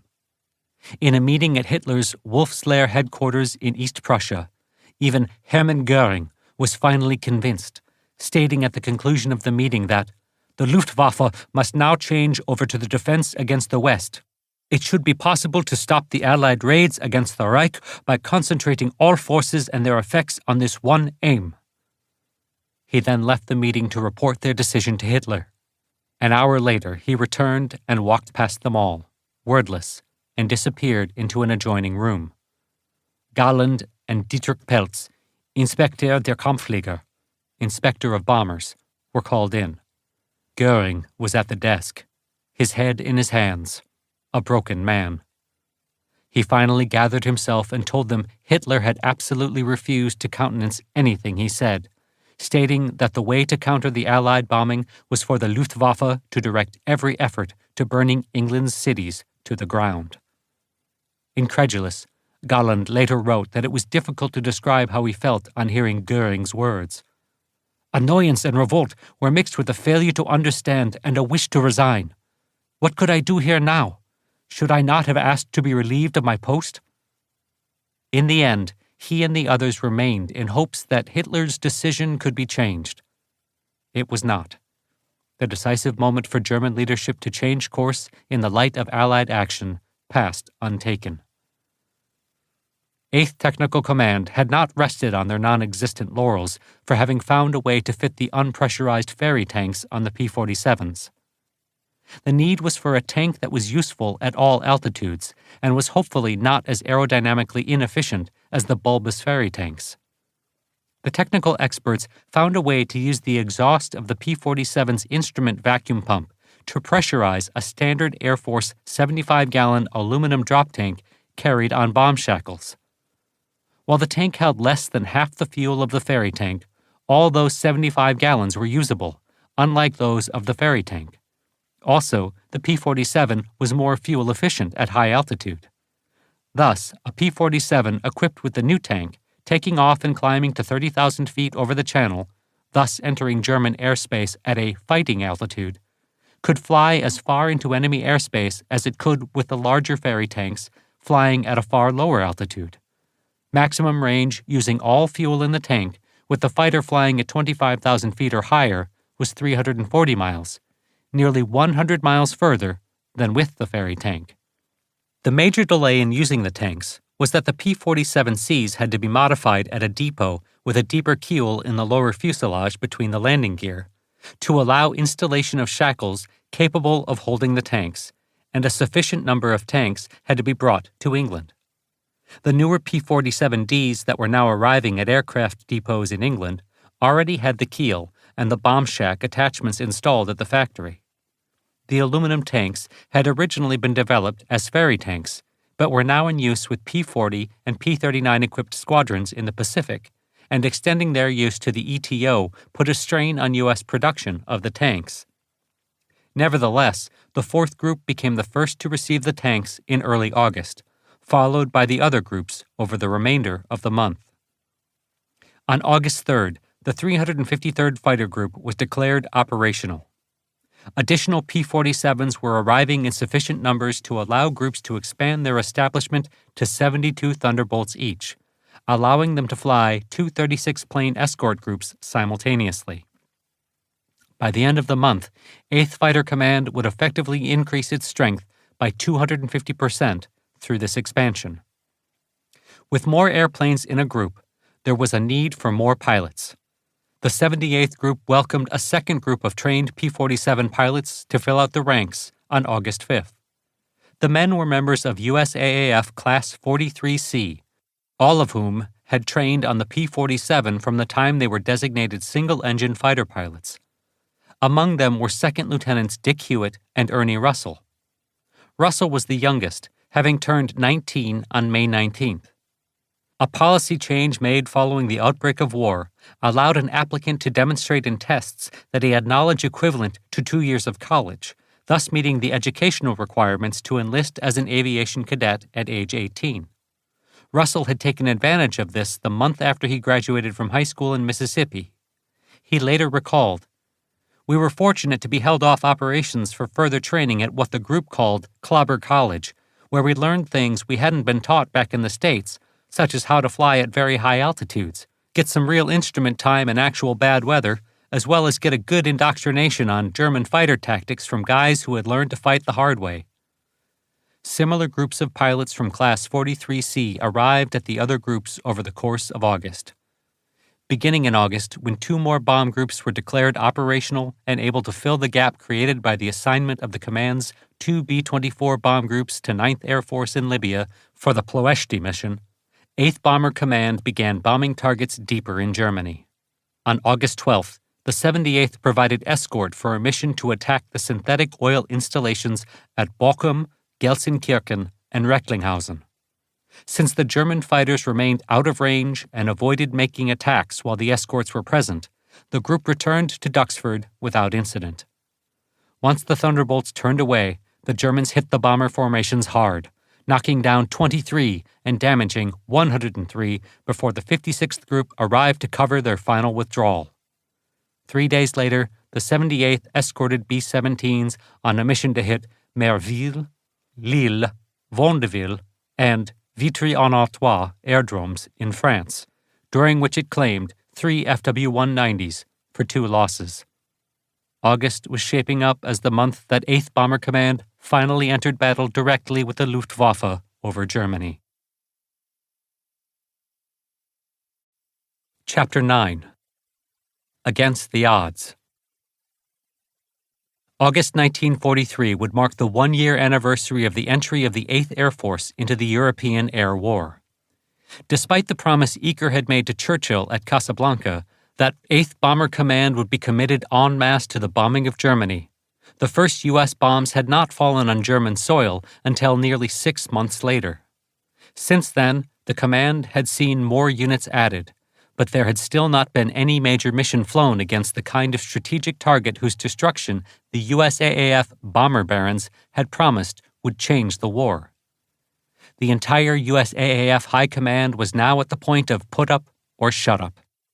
The Quebec Conference was scheduled for August 17th to 24th, and the topic was whether or not the Normandy invasion would occur on May 1st, 1944, or some later date, or whether it would happen at all.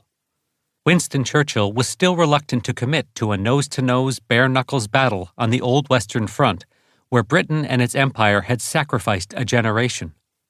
Britain had defeated Napoleon by striking him where it was difficult for him to respond, on the Spanish Peninsula, taking later advantage of his failure in Russia in 1812. Churchill was personally still in favor of such a strategy. He was now pushing for an invasion of the soft underbelly through Italy, following the Allied success in Sicily. The Italians were giving every sign of wanting to get out of the war. Churchill argued that giving the enemy a year's breathing room between the taking of Sicily and the proposed landing in France would allow them to build up their defenses to a point where the Atlantic Wall that Hitler was planning would indeed keep the Allies out. His argument included the possibility that the Allies might quickly move through Italy following an Italian surrender and advance through the Ljubljana Gap onto the plains of Hungary, putting the Western Allies into Eastern Europe and blocking an occupation of the East by the Soviets. The failure to date of 8th Air Force to inflict any serious damage on the German war machine in general, and the Luftwaffe in particular, as called for in Operation Point Blank, meant that perhaps the invasion of France would not be possible at all, if combined with the free pass to the enemy to build up defenses. It was now crucial that 8th Bomber Command celebrate its one-year anniversary with a demonstration that it could accomplish what had been promised. The Quebec Conference was scheduled to begin on August 17th, the exact one-year anniversary of that first mission by a dozen flying fortresses to Rouen. Whatever was going to be done had to be done before that date. What was needed was a target, a bottleneck, the destruction of which would maximally damage both the German war machine in general and the Luftwaffe specifically. Operation Juggler was conceived as an attack against the Messerschmitt production facilities at Regensburg in Bavaria and Wiener Neustadt in Austria. Allied intelligence credited the two factories with producing 48% of all single-engine fighters used by the Luftwaffe. The operation was conceived as a coordinated attack by both the 8th Air Force in England and the 9th Air Force in Libya. Striking simultaneously would leave the defenses at both locations taken by surprise. Regensburg would be struck by 8th Bomber Command, while Wiener Neustadt would be targeted by the 9th Air Force. Regensburg would not be 8th Bomber Command's only target. There was a target nearby that was as important, if not more so: Schweinfurt. In 1883, Friedrich Fischer, a mechanic living in Schweinfurt, a medium-sized city in Bavaria, invented the machine that could produce ball bearings on a mass production basis. His son founded the Kugelfischer firm in 1906, which, by World War I, was the cornerstone of the ball bearing industry. Production had surged after the war. By 1943, the population of the city had grown by 50,000 since 1922. There were now 5 factories in Schweinfurt, operating 24 hours a day, responsible for the production of approximately 2/3 of all German ball bearings and roller bearings. Demand only grew, with the German aviation industry alone using 2.4 million ball bearings a month. The British Ministry of Economic Warfare had collected information regarding potential German economic targets since 1939. A hard lesson in the importance of ball bearings had been given during the Battle of Britain, when the Luftwaffe bombed one British ball bearing plant, which caused a serious delay in aircraft production. ball bearings were a bottleneck. Extensive damage to or destruction of German ball bearing production would destroy the production capability of every factory producing war material. When British planners presented ball bearings as a target by the Americans in early 1943, 8th Bomber Command planners immediately saw that destruction of this particular bottleneck target by precision daylight attack would shorten the war and truly demonstrate the power of strategic bombing. Since May, 5 new B-17 groups had become operational. All now had sufficient experience that a major mission such as this was within the command's capability. 8th Bomber Command could put almost 400 bombers in the air over a target. With the force now available, it would be possible to strike both Schweinfurt and Regensburg simultaneously, thus demonstrating to the conference attendees at Quebec, most prominently Roosevelt and Churchill, that the bombers could disrupt German war industries and strike a serious blow against the Luftwaffe. The bombers would be operating far beyond their fighter cover. 8th Bomber Command's intelligence section believed that the enemy's single-seat fighters were concentrated in a belt along the coast from Brittany through the Low Countries to North Germany, and that behind that fighter wall the enemy would use their twin-engine fighters, the Bf-110s, Me-410s, and Ju-88s, which were believed to be less capable of penetrating the bomber box's defenses. Planners determined that they could dilute the defenders by striking both targets closely enough in time that the fighters could not land to refuel and rearm between the two forces. If Wiener Neustadt was struck simultaneously, the German defenses would be stretched to the breaking point. Colonel Curtis LeMay's 4th Bombardment Wing would hit Regensburg, while the 1st Bombardment Wing, led by Brigadier General Robert B. Williams, would go to Schweinfurt, with the two missions' targets hit close to simultaneously. The Regensburg force would not turn back and return to England, but would turn south to cross the Alps, landing in North Africa in the first shuttle mission, with the B-17Fs using Tokyo tanks installed in the bomb bay to provide the necessary range. LeMay's force, arriving first, would face the defenders' initial interception missions, then escape over the Alps.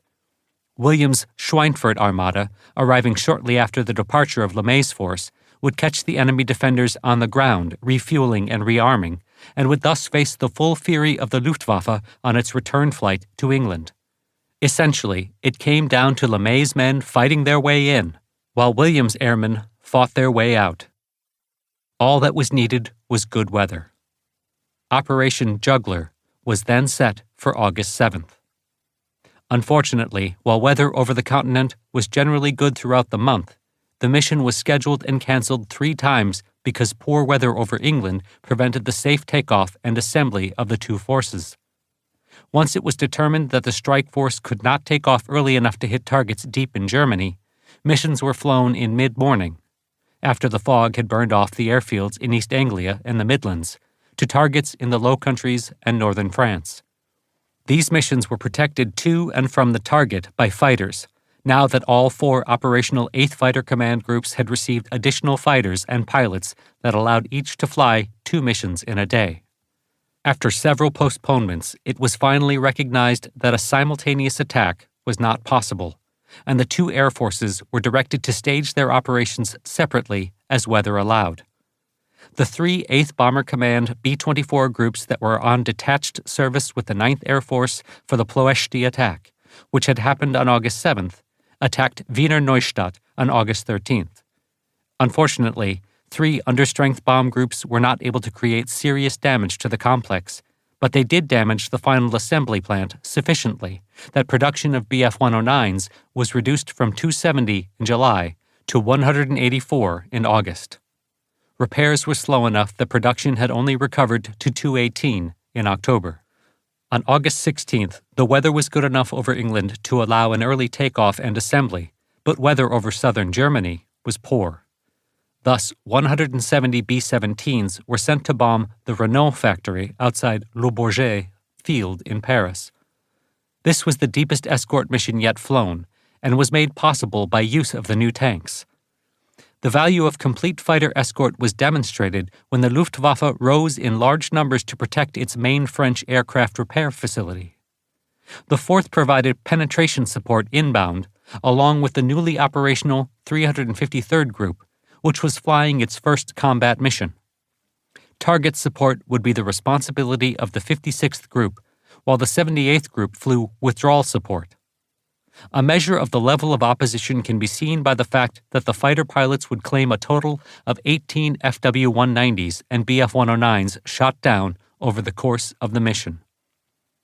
The mission would be the most memorable of their tours for Group Executive Officer Don Blakesley, First Lieutenant Jim Goodson, and his new wingman, Second Lieutenant Bob Wehrman. The morning of August 16th dawned warm and hazy over England. Pilots were roused at 0600 hours and gradually made their way to the officers' club for breakfast. This was Wehrman's first mission. He remembered breakfasts at Debden. You could always tell who was flying the mission that day. They were the ones with a plate full of real eggs, any style, bacon or sausage, real bread, toast, and real butter. The stuff he didn't get any other time. We used to joke it was the condemned man's last meal, but for too many, that wasn't really a joke. A lot of the guys sat there staring at all that food and maybe picking at it at the most. I was no hero either, but if I thought it was going to be a bad mission, I'd make myself eat because I'd tell myself I didn't know when or where I'd have my next meal. But there was one guy who never had any problem with breakfast. That was Mac McKinnon. He'd eat his, look across the table at you, and if you weren't eating yours, he'd ask if you wanted it, and if you said no, he'd pull it over and down it. After he'd found every unwanted breakfast within reach and polished them off, you'd think, with all that was going on, to make one hell of a mess in his cockpit the first time he pulled G's. But he never did. When he was done, he'd push back from the table and go over to this beat-up old upright piano in the corner. You have to remember, he was a professional concert pianist before he joined up, and he was really good. He'd turn around and look at everyone with that grin of his and say, "For those about to die," and then he'd sit down and play a real mournful version of The Old Rugged Cross. When he'd get to the end, he'd sit back a minute and look at all the mournful faces, and then he'd launch into the most outrageous boogie-woogie version of that song you could imagine. He never did it twice the same. You'd look around and you'd see the guys start tapping their toes, drumming their fingers, bopping their heads, and when he was done, all the gloom and doom was gone. He was the best boogie-woogie piano player I ever heard in my whole life, and what he did was the morale boost we all needed. After that, you were ready for anything. Bob Wehrman wasn't one of the aces of the 4th, though he would eventually become one of the most respected men in the 336th Squadron and a flight leader. When he was informed in the 1980s that the American Fighter Aces Association had decided to credit him with 3 victories after reviewing the 4th's records, he campaigned to have the score reduced to 1, insisting, "And I'm only about 3/4 certain about that one." Raised in the Midwest, Bob hadn't had the world's best childhood. He wanted to leave home and do something no one else there would be likely to accomplish, knowing how low people's expectations were of him. A barnstormer had come through town when he was 8, landing on his uncle's farm. He'd gotten a free ride in return for his uncle's permission to use the field. Growing up in the 1930s, he had religiously followed the exploits of air racer Roscoe Turner, listening to the Boys Adventure radio show of Turner's exploits. Turned down for lack of academic credentials by both the Army and Navy when he tried to volunteer for flight training the week after Pearl Harbor, he learned about the Clayton Night Committee and was accepted, successfully passing basic flight training at Grand Central Air Terminal in Glendale, California, which introduced me to Southern California, a place I determined I would come back to when the war was over. After advanced training in Canada, where he was good enough to be commissioned a pilot in the RCAF on graduation, Wehrman arrived in England in May 1943. When he discovered what a second lieutenant in the USAAF was paid, and that the USAAF would now take him as a trained pilot, he requested a transfer. I hadn't really read all that much about the Eagle squadrons before, but I answered yes when the officer in charge of assignment asked if I would like to serve with them. He arrived at Debden in late June 1943 and went through the group's Clobber College over July to be checked out in the P-47 and instructed in what to expect over Europe. I managed to impress Jim Goodson when he flew with me for my final checkout in the P-47. When we landed, he told me he would take me along as his wingman on my first mission. The way he put it was it would be a milk run, and I should stick to him like glue. As things turned out, that wasn't quite what happened. After breakfast, the pilots assigned to the mission went to the operations office and then into a briefing by Group Executive Officer Blakesley, who would lead the mission. I was in awe of Colonel Don from the first time I saw him in the officers' club that night I arrived. Listening to his briefing, I was sure we'd be okay. As Blakesley explained it, the 4th would pick up the bombers near the major German fighter base at Abbeville and stay with them until the Wolfpack showed up just before they got to the target. It wasn't quite billed as a tour of Paris, see the City of Lights in all its glory from 25,000 feet, Wehrman recalled, but the general opinion was it would be a whole lot easier than the missions to Germany. Goody told me it would be a good way to get my feet wet without getting hurt.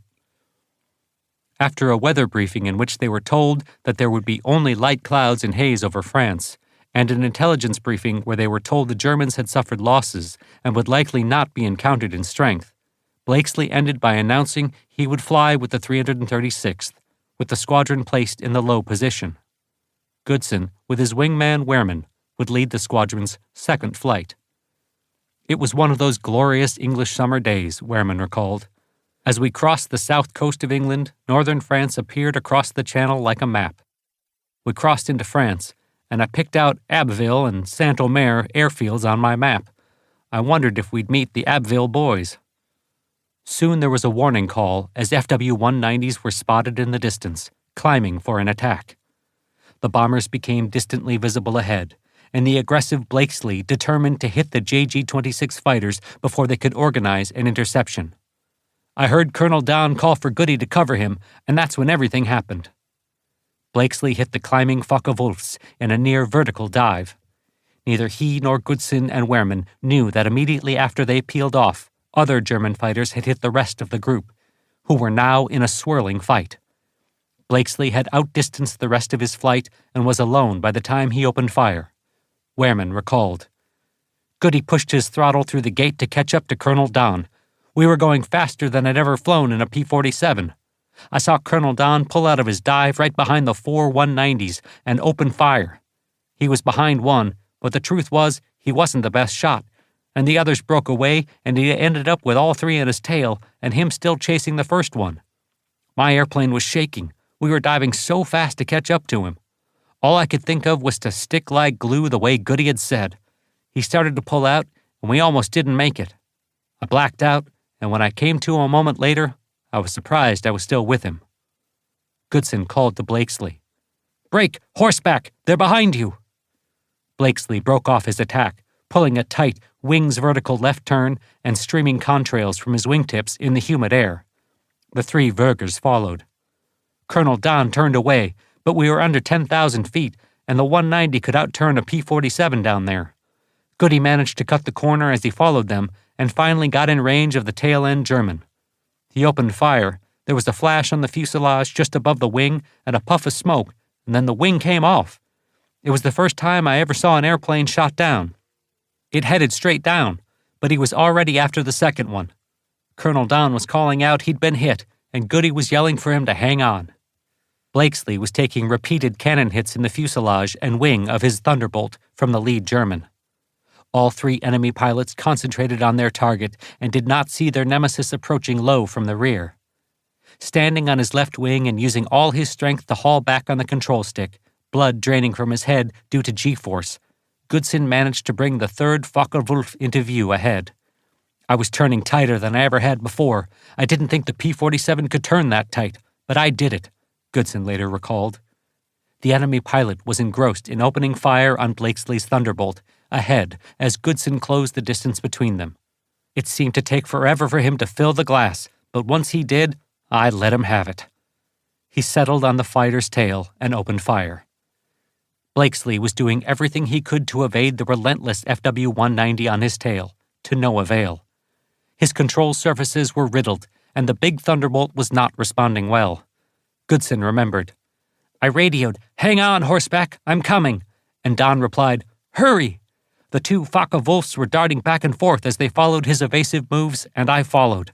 I was cutting the corner with each change, and it seemed like I was closing on the second enemy fighter. Finally, he was in range, and I fired. The first burst missed right as he bounced left, then the second missed behind, but the third time I got a good hit just behind the cockpit. I called to Don, "I got the guy," but he yelled, "The hell you've got him, he's got me." Goodson hung on. I fired again, and this time pieces came off.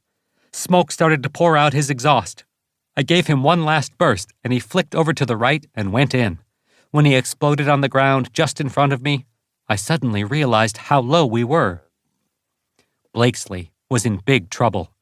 His engine had been hit, and the big R-2800 was throwing oil out the cooling flaps. He later recalled, "The forward fuselage and the canopy windscreen were covered in oil, and it was hard to see straight ahead. I looked in the rearview mirror, and that guy was hanging in right behind me." Goodson did everything he could to cut corners as he trailed the German leader, who hung grimly on Blakesley's tail. Closing, he opened fire and got hits, then fired again. All of a sudden, everything went silent.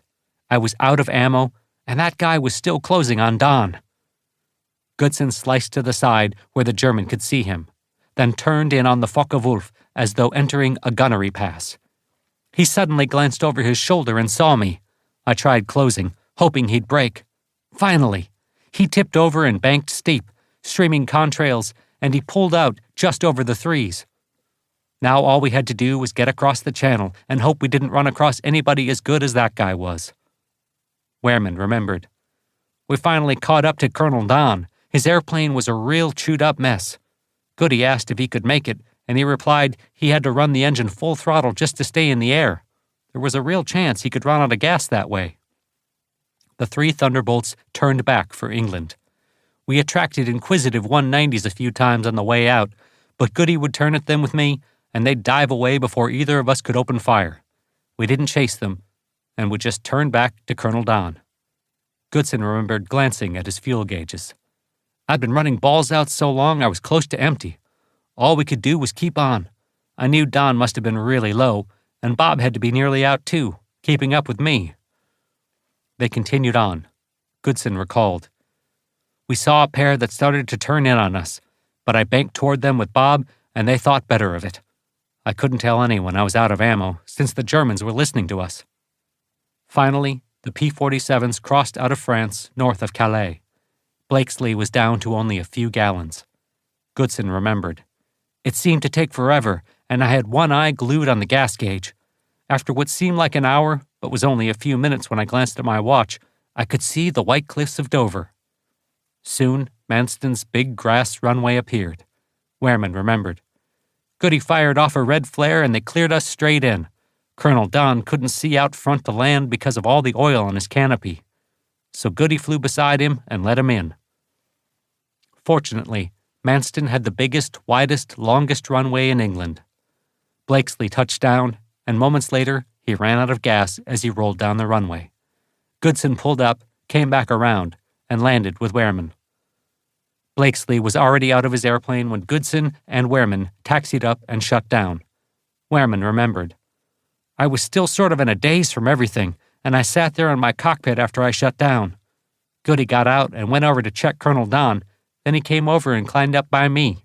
He told me it was a good show and said, "I don't know how you stayed with me." To which I replied, "Neither do I." And then he told me that when he hit the third 190, he ran out of ammo. The whole trip back, I was the only one with guns. He couldn't tell me because he knew the Germans were listening to our radios. For Goodson, Wehrman's cool response, "Hey, Goody, the next time you're planning a milk run, be sure to include me," got him the permanent job of wingman. A guy who can do that on his first mission, he's the one you want with you every time. The two were friends for the rest of their lives. With the 2 Focke-Wulfs added to the other 2 he had claimed in June and July, and the Bf-109 he had claimed in the RAF, James A. Goodson was now an ace, and on the way to ultimately leading the 4th's scoring list. While Goodson and Wehrman had been saving Blakesley, the rest of the group had gotten involved in a big fight with the Focke-Wulfs of JG-26 and returned to Debden with pilots receiving credit for 18 destroyed, the group's best one-day record since entering combat. Finally, on the night of August 16th, the weather forecast showed clearing over England sufficient to allow the bombers to take off and form up and weather over the targets clear enough for precision bombing. Eaker gave the order. 8th Bomber Command Mission Number 84 was a go. It was the anniversary of the first 8th Bomber Command mission, as well as the first day of the Quebec Conference. General Eaker expected to have good news for General Arnold in 24 hours. Heinz Knoke later recorded in his diary that his pilots were awakened early, and the Staffel was told to fly to Rheine in Germany, 120 miles away. Just before they were to take off, they were ordered to fly instead to Gilser Rhein. They arrived at 11:15 hours. Following his success with the air-to-air bombing tactic, Knoke's Staffel had been involved in testing the new W.GR.21 unguided rockets, and they were told that they would use them today against the expected enemy raid. The Regensburg force was estimated to be airborne for 11 hours. The force would have to take off between 0630 and 0800 hours. British double summer time to allow for 2 hours of climb and assembly, with the bombers reaching North Africa in daylight. LeMay was confident his force would meet that timing. Since the crews of the Fourth Wing were all qualified for instrument takeoffs, they could fly through whatever clouds might be over England until they broke into clear skies and then assemble. Unfortunately, only LeMay's airmen were so trained. Dawn on August 17th found England covered in fog, contrary to the forecast. The takeoff time for the Regensburg force was delayed 3 times as the fog refused to burn off. By 0800 hours, the last possible time for the Fourth Wing to take off, the fog had cleared sufficiently over the Wing's East Anglia airfields for the B-17s to take off. Despite the fact that attacking both targets close to simultaneously was deemed critical for success, the Regensburg force was ordered to take off while the First Wing's airfields in the Midlands remained fog-bound. Once airborne, the bombers climbed through 10,000 feet of cloud before breaking into clear air. By the time the fog had sufficiently cleared over the First Wing's field, the Regensburg force was making landfall across the Channel over the Netherlands. The Schweinfurt force would have to delay their takeoff until the escorts could return and refuel. The Jagdwaffe would now have more than enough time to land, refuel, and be airborne to meet the second force. The First Wing would have to fight their way to the target and then fight their way home. The First Wing's bombers did not begin taking off until 11:15 hours, a 3-hour gap. The fighters had similar difficulty with the weather. The 56th Hub Zemke later remembered that when he saw the poor weather that dawn at Halesworth, he doubted that the group could fly the mission because only a few pilots in the group had sufficient instrument experience to take off into the clouds and climb to assembly in clear air. When I called General Hunter to express my misgivings, he reminded me that this was a maximum effort mission and ended the conversation by saying, "I suggest you better think of going on this mission." His meaning was clear. At the pre-takeoff briefing, Zemke outlined a new takeoff procedure. After takeoff by element pairs, each pair would make a wide circuit of the field below the cloud base, then commence climbing on a predetermined heading, holding this until they broke out into the clear, with the element leader flying on instruments and the wingman maintaining visual contact with his leader. As it turned out, the cloud cover was not as thick as expected, and the P-47s popped free of the clouds at around 5,000 feet and were able to establish their formation without trouble. Curtis LeMay flew as co-pilot of the lead bomber. The Fourth Wing was composed of 7 bomb groups, and 146 B-17s were airborne behind him. Due to his relentless training, the bombers were in tight provisional combat wing formations. LeMay's formation consisted of 3 groups. The 96th, 388th, and 390th, followed in trail by 2 wing boxes with 2 groups each in echelon formation. The first box was composed of the 94th and 385th groups, with the 95th and 100th groups forming the second. Unfortunately, the overall length of the formation was too much for effective fighter support. The third wing formation was 15 miles behind the first, almost out of visual range. 2 P-47 groups had been assigned for escort, but only one arrived on time at the rendezvous, with the second 15 minutes late, again due to the English weather. The RAF Spitfire escorts were forced to break off as the formation entered Dutch airspace. The P-47s could only stay with the bombers as far as Eupen, 15 minutes further inland after crossing the coast. Approaching Open, the German fighter formations could be seen in the distance, waiting for the American fighters to turn back. The P-47s reversed course, and the first 12 o'clock high attack hit LeMay's formation 3 minutes later. Knoche's Staffel was among the attackers. The Messerschmitts had trailed the groups of fortresses as they headed southwest and kept off to the side while they waited for the moment the Spitfires would turn back for England. Minutes after the Allied fighters turned away, Knoche led his fighters to attack the bombers over Aachen. As Knoche closed on the formation, he was hit in the left wing before he could open fire and, the left stovepipe was shot away. With a large hole in the wing and the loss of the weight of the mortar, he was barely able to hold the unbalanced aircraft on an even keel. Fearing that the main spar was damaged, making it possible the wing would come off completely under too great strain, he avoided any sharp maneuvers that would increase G-load and fired his second rocket at the formation. Oberfeldwebel's Fuhrmann and Fest each scored direct hits that exploded the B-17s in midair. The others fired their rockets without effect. Knoche recalled, "My own rocket also passes through the middle of the formation without hitting anything." Knoche immediately landed at Bonn, where he taxied to the repair depot, and a maintenance inspector confirmed that the main spar in the left wing was broken, which put him out of action for the rest of the day. Fortunately, the Bf-109 had separate left and right wings, and overnight the repair depot fitted an entire new wing. The battle continued for the next 90 minutes until the German fighters were forced to break off, low on fuel and ammunition. By then, at least 15 bombers, including 13 from the 3rd Wing Box, had been shot down or fatally damaged. Colonel Björn Lay Jr., at the time 8th Bomber Command's official historian, who would later co-author the novel and screenplay 12 O'Clock High, flew as a co-pilot with the 100th Group in a B-17 named Piccadilly Lady. He later remembered, "After we had been under attack for a solid hour, it appeared our group was faced with annihilation. 7 had been shot down.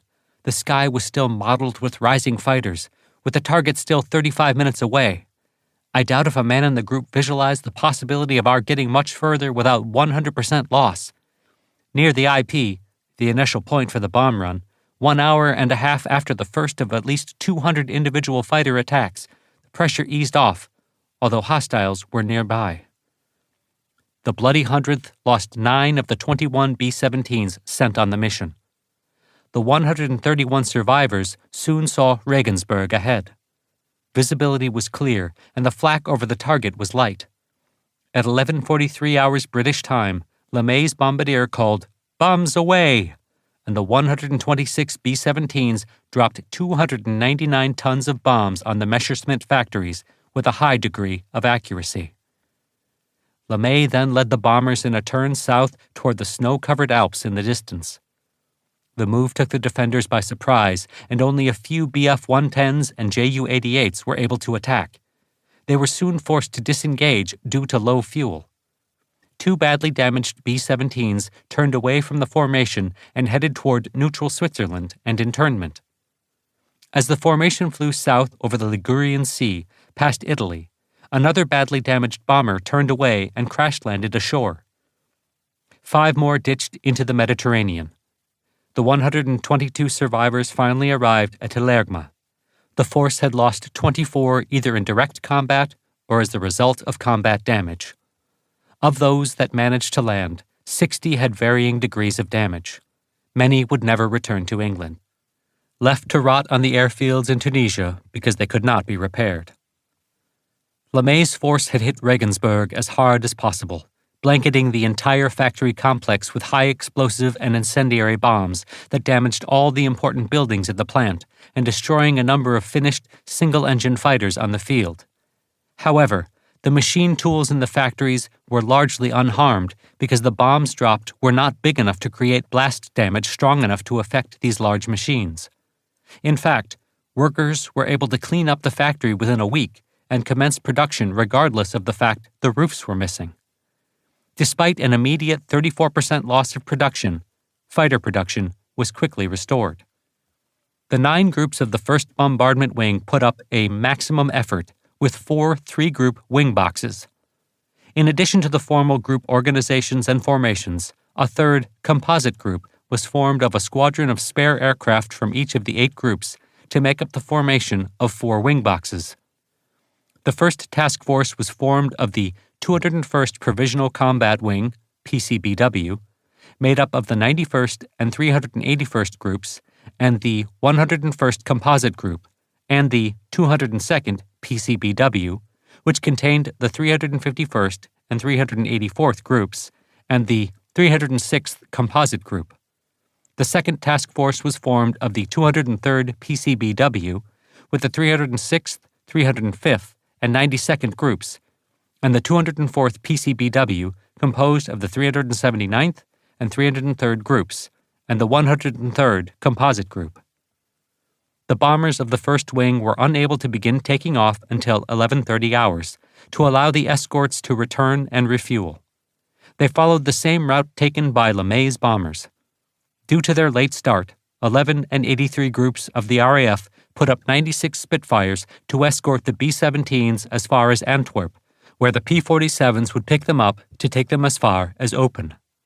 The force was expected to enter European airspace at an altitude of 23,500 to 25,000 feet, but on approaching the coast at 13:30 hours, the clouds were so thick at that level that the commander of the first task force elected to take the bombers down and cross the coast under the clouds at 17,000 feet. This time, the German fighter attacks began before the escorts were forced to leave. Over 300 fighters from as far afield as Norway were called in to the battle. The 201st PCBW was subjected to nearly continuous head-on attacks. Although the Spitfires claimed 8 victories, the fights burned so much gas so fast that they were forced to break off early.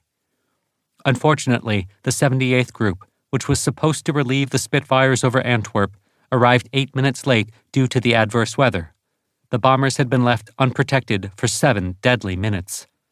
The P-47s were immediately engaged by large German formations and were forced to break off after only 10 minutes combat to return with 2 victory claims.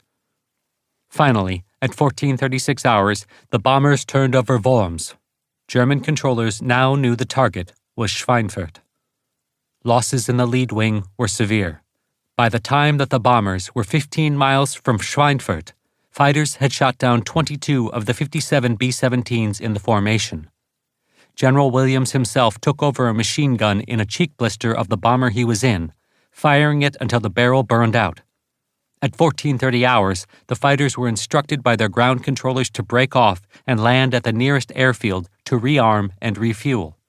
This was unexpected by the Americans, who had believed the fighters would return to their own bases. There was no fighter belt of single-seaters to be penetrated by the formations. 5 miles from Schweinfurt, the formation turned on its attack heading. The sky ahead was filled with black clouds and flashing explosions as the enemy anti-aircraft guns put an effective flak barrage in front of the attackers. 3 B-17s went down after being hit over the target. The 40 surviving B-17s of the lead wing arrived over the target and began unloading their bombs at 14:57 hours. The 143 bombers following bombed the 5 factories over the next 24 minutes. The bombing accuracy of each combat box was increasingly hindered by the heavy smoke from the preceding bomb explosions. A total 424 tons of bombs, including 125 bombs of incendiaries, was dropped on Schweinfurt. Each combat wing reassembled over Meiningen before turning west toward Brussels. Enemy fighters reappeared at 15:30 hours, concentrating their attacks on damaged bombers that had fallen out of formation. Among the attackers was Knoke, who had decided to fly again regardless of the damage to his fighter's wing. He gathered the young pilots who had landed at Hungelar Airfield outside Bonn for refueling and informed them that he would lead them as an impromptu formation against the bombers as they headed for home. Knoke led his Staffel off in a large, compact group at 1700 hours. The Americans were now homeward bound. He had to handle his plane like a basket of eggs, climbing to an altitude of 7,000 meters, 23,000 feet. They saw the formation of about 250 fortresses directly ahead. They closed in on them gradually, until Kanoka was able to send the individual Staffel members in to attack one by one. I myself remain behind the enemy formation and pick off as my target a lone fortress flying off to the left and a little below the main body. At a range of 500 feet, I open fire in short bursts. The American defenses reply. Their tracers come whizzing all around me, uncomfortably near my head. The usual pearl necklaces become thicker and thicker. Once again, there is altogether too much of this blasted metal in the air. I am at a grave disadvantage in that I have to fly behind the massed enemy group for several minutes without being able to take evasive action. I keep looking anxiously at my wing with the hole in it. Suddenly, my poor plane is literally caught in a hail of fire. There is a smell of burning cordite. The engine still seems to run smoothly, however. I bend double up behind it. It offers good enough cover. Closing up to within 300 feet, I take aim calmly at my victim. Woomph! My fuselage is hit. The sound is more hollow than that made by the engine or wings. Kanoka's fire caught the B-17 on fire as it swerved off to the left and dropped away below the formation. He saw 4 parachutes mushroom open. Suddenly, his fighter was hit several times in succession and badly shaken. It sounds like a sack of potatoes being emptied over a barrel in which I am sitting. The engine caught fire and the smoke filled his cockpit. He pushed open the side vents, but the smoke only grew more dense. As he broke away from the bomber formation, he saw the fortress he had set on fire crash in the Eifel Mountains below. Finally, he was forced to cut off his engine as oil sprayed from under the cowling. The flames subside. The fire is out. I pull the emergency release and jettison the canopy. The slipstream rush takes my breath away at first. The wind tugs at my helmet and whips the scarf from my neck. Shall I bail out? My Gustav has been shot full of holes, but it still flies. Hoping to stretch his glide far enough to get back to Hengelar Field, he saw the Rhine ahead and crossed it with the altimeter still reading 4,000 meters, 13,100 feet. When the fighter dropped to 3,000 meters, 9,800 feet, he tried the engine, hoping to keep the plane airborne. With a clattering bang, the engine started. Not daring to touch the throttle, he climbed back gingerly to 4,000 meters. The engine started to smoke again and smell burnt. Before the engine could catch fire, he switched off again. There was no chance of making Hengelar. As he got lower, he began searching for a likely crash landing spot. Picking out what looked like a large field, he spiraled down toward it. The ground came rushing up at a terrific speed. He prepared for a belly landing and once again switched on the ignition. The engine started, and he was able to reach the landing field. Suddenly, the engine begins to grind and clatter to a standstill for the last time. Cut! It has seized. The prop is rigid, held as if by a vice. My plane becomes heavy and unresponsive to the controls. It begins to stall, and the left wing drops. Damn! I push the nose down hard and regain control. Houses flash past below in a nearby village. My airspeed indicator registers 100 kilometers per hour, 65 miles per hour. I almost scrape the tops of some tall trees below. Slowing, I must touch down. My wingtips scrape the treetops, and then I smash through 2 or 3 wooden fences. The splintering posts and crossbars fly in all directions. Dust and chunks of earth hurtle into the air. I hit the ground, bounce, bracing myself for the crash, hard against the safety belt, with feet clamped on the rudder pedals. The 109 bounced over a dike and came to a crashing stop. He unfastened the safety belt and dragged himself out of the cockpit. My Gustav looks like an old bucket which has been well kicked around and trampled underfoot. It is a total wreck. There is nothing left intact except the tailwheel. The 56th Group was able to push 15 miles past Open by staying at 20,000 feet to use all the gas in the unpressurized ferry tanks it carried. It then initiated a climb to 23,000 feet to meet the bombers. They surprised the enemy fighters still harrying the bombers when they arrived on the scene at 1630 hours.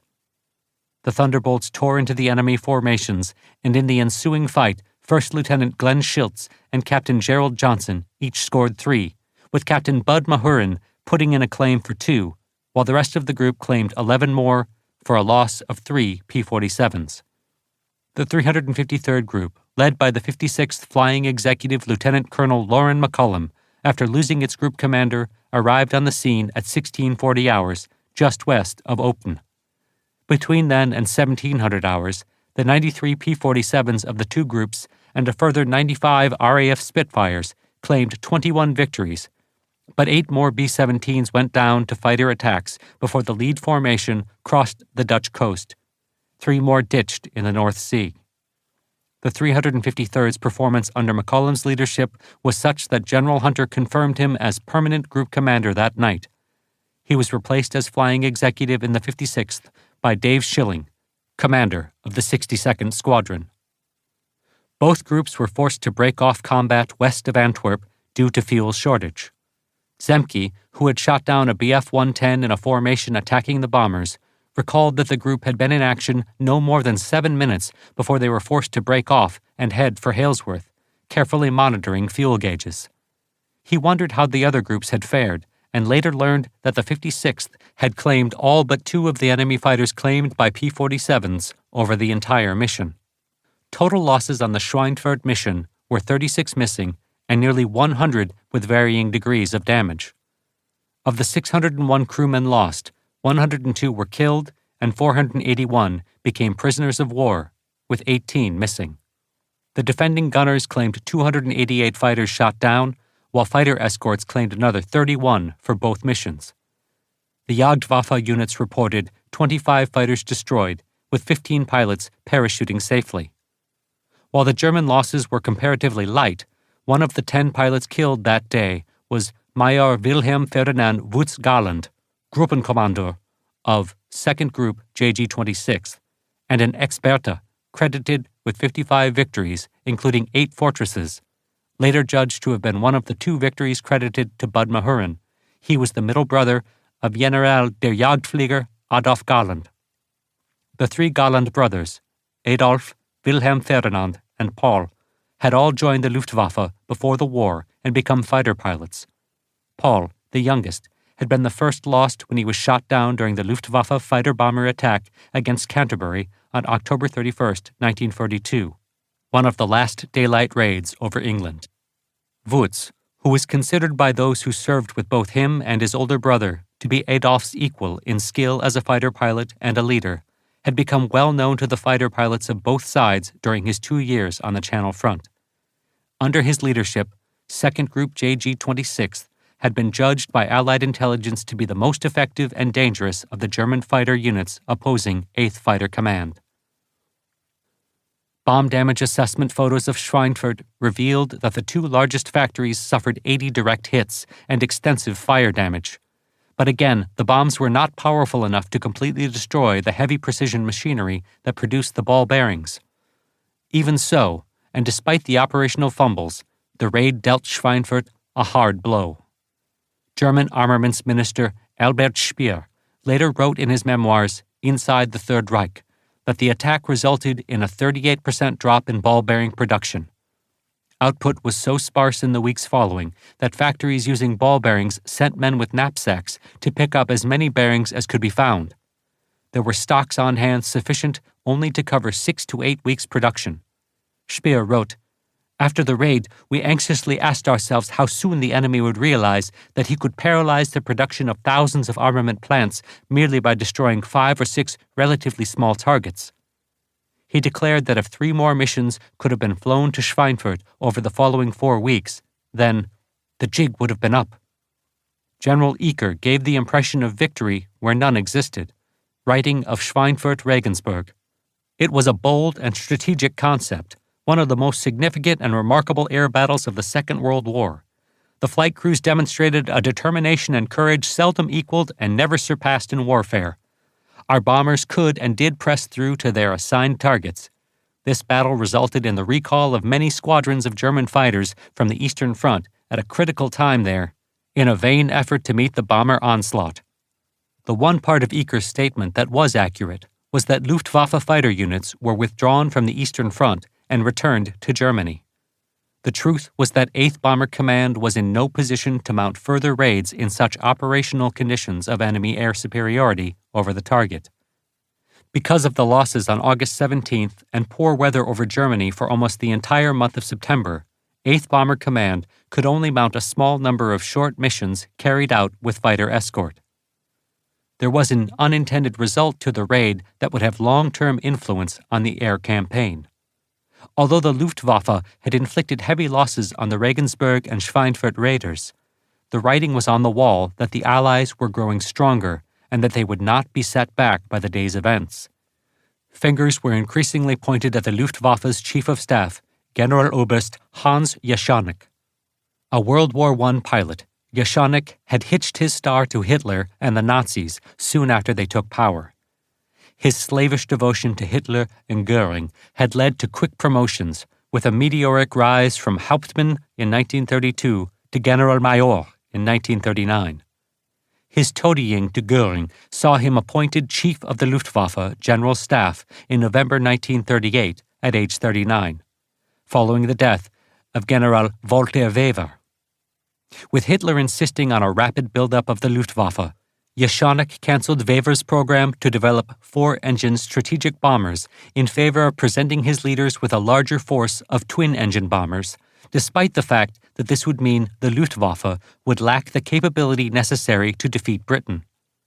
In addition, his policies neglected industrial production, military intelligence, logistics, air defense, and the creation of reserves in order to please Hitler and Goering, neither of whom had the slightest understanding of what an air force needed to accomplish its goals, and his influence on air force development was almost entirely negative. He was a primary force in the decision not to make production of fighters the overriding priority. As American daylight raids grew in number and intensity in 1943, Goering faced increasing criticism in light of his pre-war assurances that no enemy bombers would appear over Germany, made Jeschonnek his whipping boy, blaming his decisions for the lack of success against the Americans. Following the raids on August 17th, Goering excoriated his Chief of Staff for his failures. That night, RAF Bomber Command carried out the Peenemünde raid, dealing a serious blow to German rocket development. Informed the next morning of the raid by his adjutant, Jeschonnek went into his room and committed suicide. Although his management of the Air Force had been faulty, he had been personally popular with the airmen, and his death left a void in the Luftwaffe command at a difficult time, which would not be filled. Chapter 10. Carrying On. As 8th Bomber Command struggled to meet its commitment under point blank during the summer and fall of 1943, losses continued to grow. Schweinfurt-Regensburg was a shock to the system. Even for the missions that received full fighter escort support, the lack of fighters was problematic.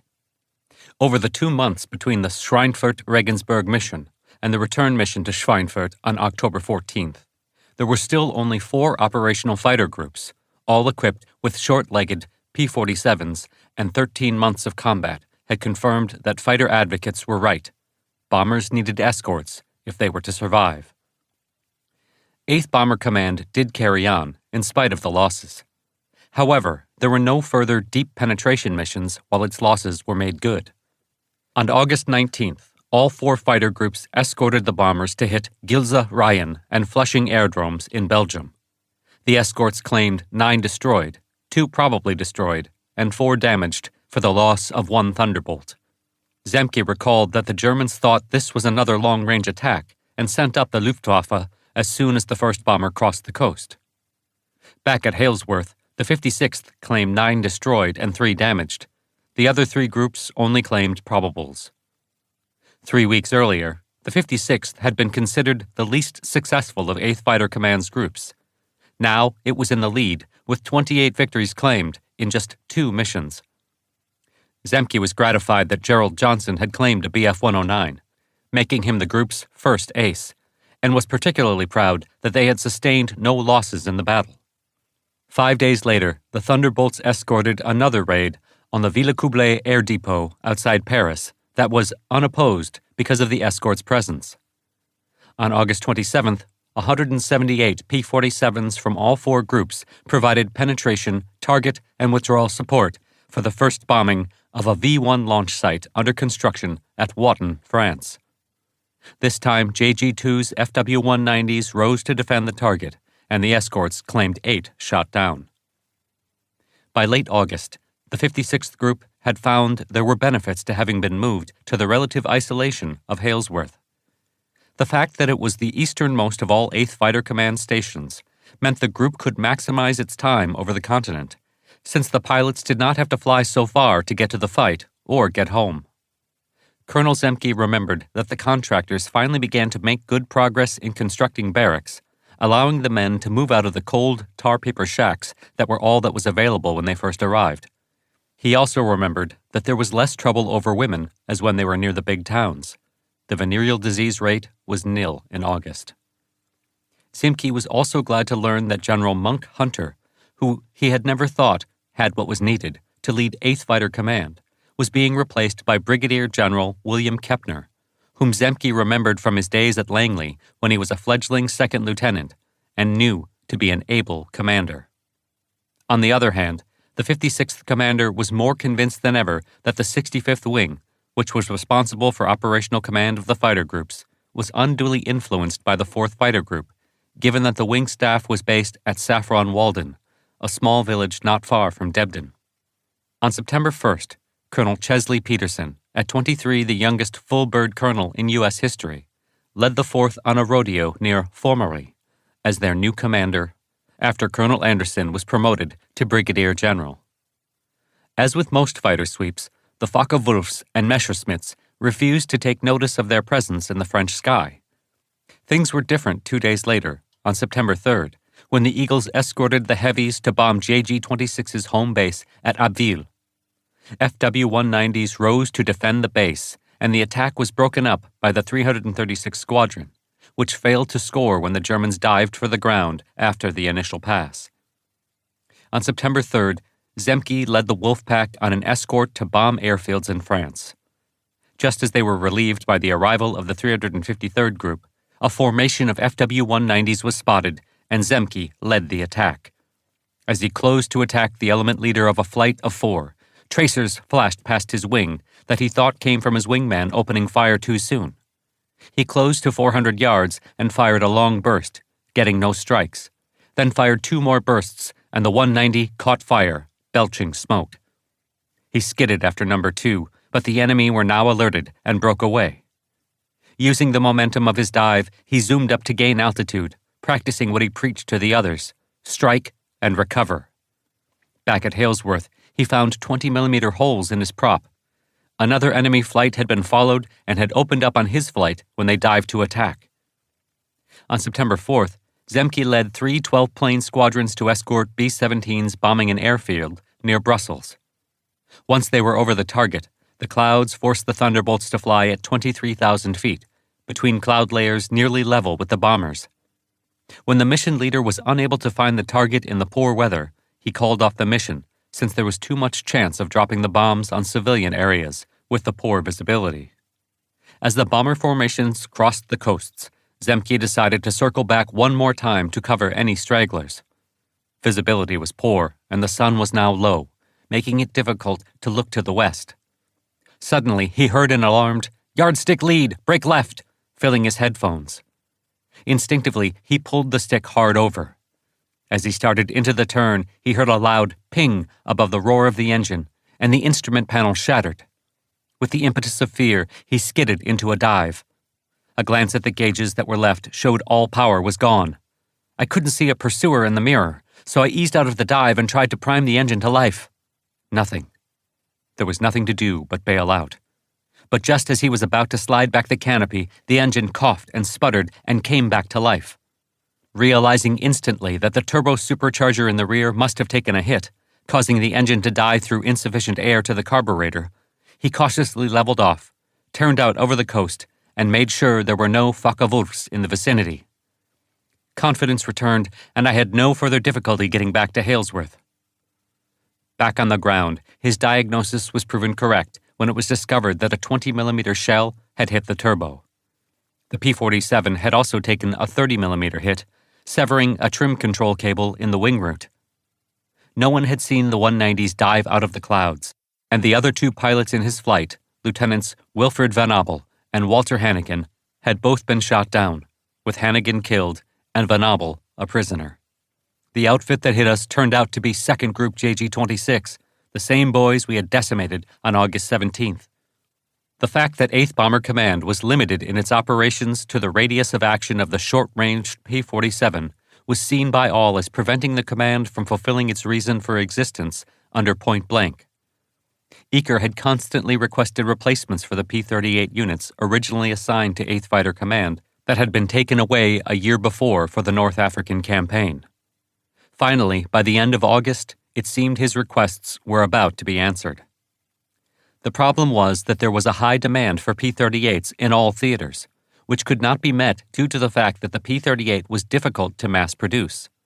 The original YP-38s had been hand-built, and producibility had not been a consideration when Kelly Johnson and his design staff created the airplane, since at the time total production was expected to be limited to only 60 aircraft.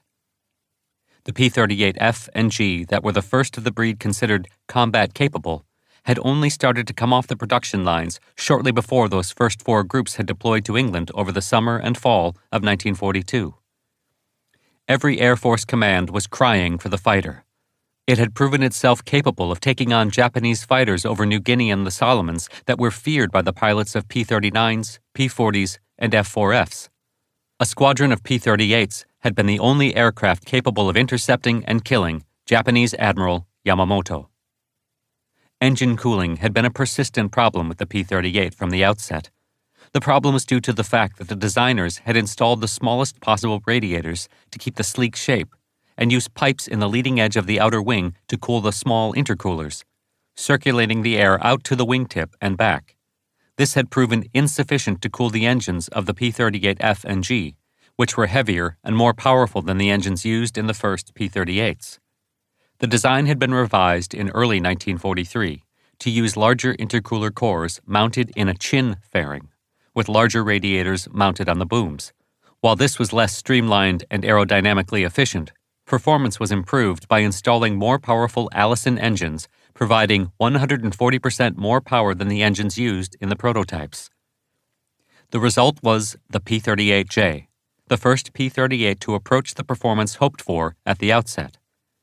However, the wartime supply chain was not always smooth functioning. Lockheed's subcontractors were initially unable to supply both production lines with a sufficient quantity of new intercooler cores and radiators. The P-38 was only produced at the Lockheed factory in Burbank, California. P-38 airframes, sans engines, continued to come off the line, and fighters minus intercoolers and radiators now sat on Empire Avenue at the foot of the Lockheed Burbank Airport, stretching across the San Fernando Valley some 2 miles to where the road passed under the main Pacific Coast Railroad tracks. Lockheed's solution to the bottleneck was the creation of the P-38H, a hybrid between the earlier P-38F/G series and the more developed P-38J. Beginning in May 1943, the P-38s parked on Empire Avenue were equipped with the earlier intercoolers and radiators of the P-38F/G, with the new Allison V1710F-17 engines of the P-38J that provided 1,425 horsepower. At higher boost levels, the air temperature from the intercoolers could increase above limits, with the engine subject to detonation if it was operated at high power for extended periods of time. Thus, the P-38H was limited in performance by the necessity of reduced power settings that did not allow use of the maneuvering flap system, which allowed the P-38 to maneuver successfully against more maneuverable single-seat opponents. General Spaatz had said of the P-38, "I'd rather have an airplane that goes like hell and has a few things wrong with it than one that won't go like hell and has a few things wrong with it." The Air Force now found itself with 601 unplanned P-38s, which were used on an interim basis to let 5th Air Force in New Guinea expand the number of squadrons flying P-38s, while 2 groups equipped with this model could now be sent to England for 8th Fighter Command, and the 1st, 14th, and 82nd groups in Italy could be reinforced and assigned to the 15th Air Force, the newly organized strategic bombing force that was to take on the bombing campaign against Axis forces in Austria, Czechoslovakia, and Hungary, as well as southern Germany. The P-38 returned to 8th Fighter Command with the arrival of the 55th Fighter Group on September 4th. The 55th Pursuit Group, Interceptor, had been constituted on November 20, 1940, and activated on January 15, 1941. The group was originally equipped with the Republic P-43, the first of Alexander Codfrelli's fighter designs to feature turbo supercharging. In May 1942, the unit became the 55th Fighter Group when the Army Air Forces dropped the designation Pursuit. In late 1942, the group commenced conversion to the Lockheed P-38 Lightning as P-38F and G models became available and was fully equipped by early 1943. As with other groups that had trained on the P-38 earlier, pilot attrition during training was high due to the compressibility problems associated with the aircraft. Because of this danger, pilots became hesitant to fly the airplane to its limits, a necessity in combat that would hinder the use of the P-38 until the anti-compressibility dive flaps that Lockheed was experimenting with became available in the summer of 1944. Unfortunately, this would adversely affect the P-38's use in 8th Fighter Command. With the availability of the P-38H beginning in May and June 1943, the unit re-equipped and was designated for operations with 8th Fighter Command. The 55th was notified in late July that it would be transferring to England. Personnel received 2 weeks' leave during August while the unit's equipment was prepared for shipment. The 300 officers and 3,000 enlisted men of the group boarded the transport HMS Orion and departed New York for England on August 25th, arriving in Liverpool on September 4th. They were then transported to their operating base at Nothamsted, near Colchester, in East Anglia. The 55th was the first long-range fighter escort group, and there was considerable pressure from 8th Fighter Command for it to become operational as quickly as possible, since plans were already being drawn up for a second mission to Schweinfurt. However, nothing could happen until its airplanes were delivered. A week after the 55th arrived in England, the 20th Fighter Group, also operating P-38s, arrived. This group would take even longer to become operational than the 55th, due to the fact that it was second in line to receive the limited number of P-38s that were becoming available in Europe. On September 6th, 8th Bomber Command sent 400 heavy bombers, a new record in numbers as the 4 B-17 groups that had arrived during the summer became operational, to Stuttgart to bomb the VKF ball-bearing factory. The 3 B-24 groups had returned from the Mediterranean at the end of August, with their losses replaced, and added to the force's numbers. Escort was provided inbound and outbound by 176 P-47s, but the Germans refused to engage while the Thunderbolts were present. Once the escorts left, the Luftwaffe shot down 45 bombers, 10% of the attacking force. The value of full mission escort was driven home over the next 4 days when 3 fully escorted missions to the Low Countries and northern France saw no German response. On September 10th, a deep penetration mission to Anklam-Marienburg resulted in 28 bombers lost, 8% of the force, while 30 more were lost the next day over Münster, 13% of the attacking force. 8th Bomber Command could not continue in the face of such casualties. The defenders had reverted to the strategy used during the RAF's non-stop offensive in 1941, attacking only when they had the advantage. The 78th's Ernie Russell, who finally flew his first combat mission during this period, remembered. Generally, when the Germans did respond, it was just a few who checked we intruders from a superior altitude and tactical position, and if the odds were not to their liking, they would split S and easily elude us. As we crossed in, the RAF controller broke through the German static. Grey Wall leader, there are bogies at 11 o'clock, 30 miles, Angels 27. Then, Grey Wall, red leader, bogies at 10 o'clock high. Looking around frantically, I suddenly sighted them. I was fascinated.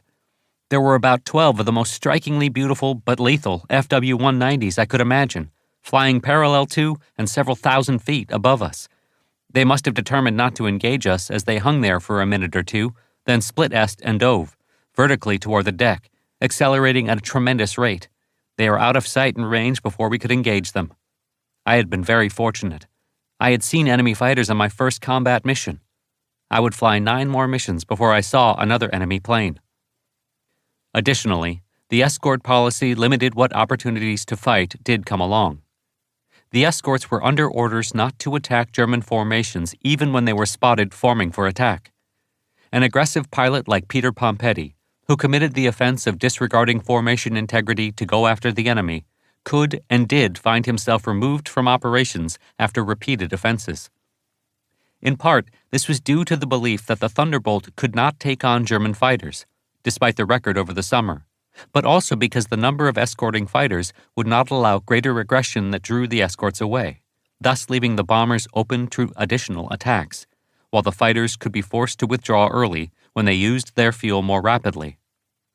Zemke, however, had adopted a strategy of placing the group's 3 squadrons around the bomber formation, with the 2 squadrons to either side separated into 2 sections at different altitudes, while the 3rd squadron became a freelance, flying above the formation and joining in any fights that developed.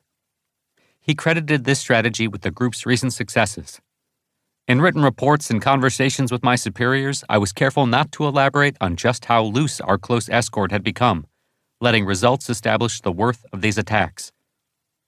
The 55th welcomed its first P-38Hs on September 21st. 8th Fighter Command wanted them operational immediately, but the pilots needed the opportunity to learn ETO conditions before they could be committed to combat. Within a week, 48 Lightnings were in their revetments at Nothamsted. Once they began flying over England, 2 things were immediately apparent. The cockpit heating system was completely inadequate to provide a working environment for the pilot in the cold temperatures at 25,000 feet and higher, altitudes they had not flown at in the States, and the engines seemed more touchy than before. Incidents of engine detonation happened during their high-altitude training. The group engineers quickly determined that flying at high cruise power at high altitude for an extended period, then pushing the engines immediately into high power for combat, was practically guaranteed to lead to detonation, which could lead to failure of one or both engines. The first problem was dealt with by providing pilots with so much increased clothing that it was hard to maneuver the controls once seated in the cockpit. Unfortunately, even this was not enough to overcome the inadequate heating system. One pilot later recalled that his feet were almost warm, while his head and hands were painfully cold. The engine problem would never be fully resolved. The fact that the problem did not manifest with P-38Hs flying in the 15th Air Force, despite being used under similar operating conditions, led some to lay blame on the lower-quality British aviation gasoline used by the 8th, while the air forces in the Mediterranean used U.S. aviation gasoline. This theory was supported by the fact that nearly all other American air units in the United Kingdom had been forced to switch from their U.S. to British spark plugs, which reduced plug fouling from the lower-quality fuel. Unfortunately, all this meant that the group was not declared operational in time to fly the Schweinfurt mission. On September 22nd, a group of replacement pilots arrived at Debden. Among them were 2 young pilots who would make names for themselves in the group. John T. Godfrey, the second of 3 brothers who had been born in Canada to English parents, then raised in Woonsocket, Rhode Island, had finally achieved his dream of being a fighter pilot. Following his graduation from high school in June 1941, he tried to get to Canada to join the RCAF, but his mother notified the FBI and he was arrested twice for violation of the Neutrality Act. Finally understanding his determination, his parents agreed to let him go, and he joined the RCAF in August, graduating from flight school in October 1942. While in flight training, he was told of the death of his older brother Reggie, whose ship was sunk while he was on his way to Britain.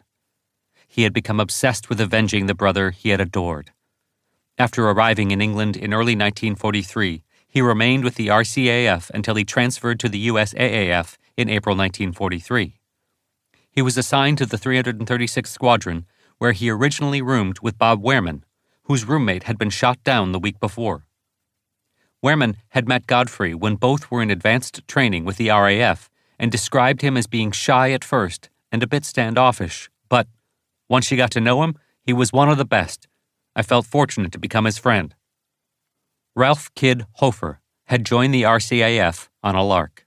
A native of Missouri, Hofer was an outstanding athlete, being especially adept at football and boxing, which he had taken up professionally. Visiting Detroit for a boxing match, he decided to visit Canada. When he crossed the bridge afoot, the immigration officer at the border assumed he was another would-be recruit and sent him to the RCAF recruiting office. Though he had no interest in airplanes or flying, the enthusiasm of the other Americans convinced him to enlist.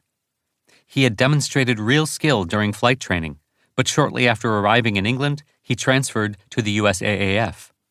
Once at Debden, Hofer was assigned to the 334th Squadron. The bombers did not appear again over Germany until September 27th, when the target was Emden.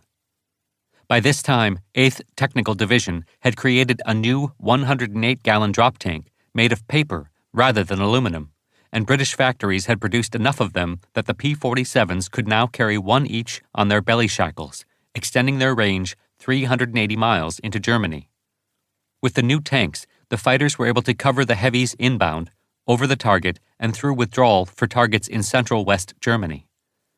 The 78th Group sent 45 Thunderbolts, led by Harry Dayhuff, headed for rendezvous 10 miles west of Emden, to provide target cover. Dayhuff led the 83rd Squadron at 27,000 feet, with the 84th at 29,000 feet, and the 82nd providing high cover at 32,000 feet. They arrived at the rendezvous to find 30 Bf-109s making rocket-firing passes as two huge fireballs fell away from the formation. The Germans had no expectation of meeting American fighters, and the 78th hit them hard.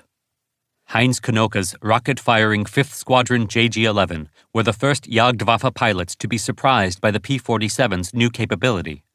The Staffel was called to readiness with the rest of 2nd Group JG-11 at 10:30 hours, and the pilots manned their planes at 10:45 hours.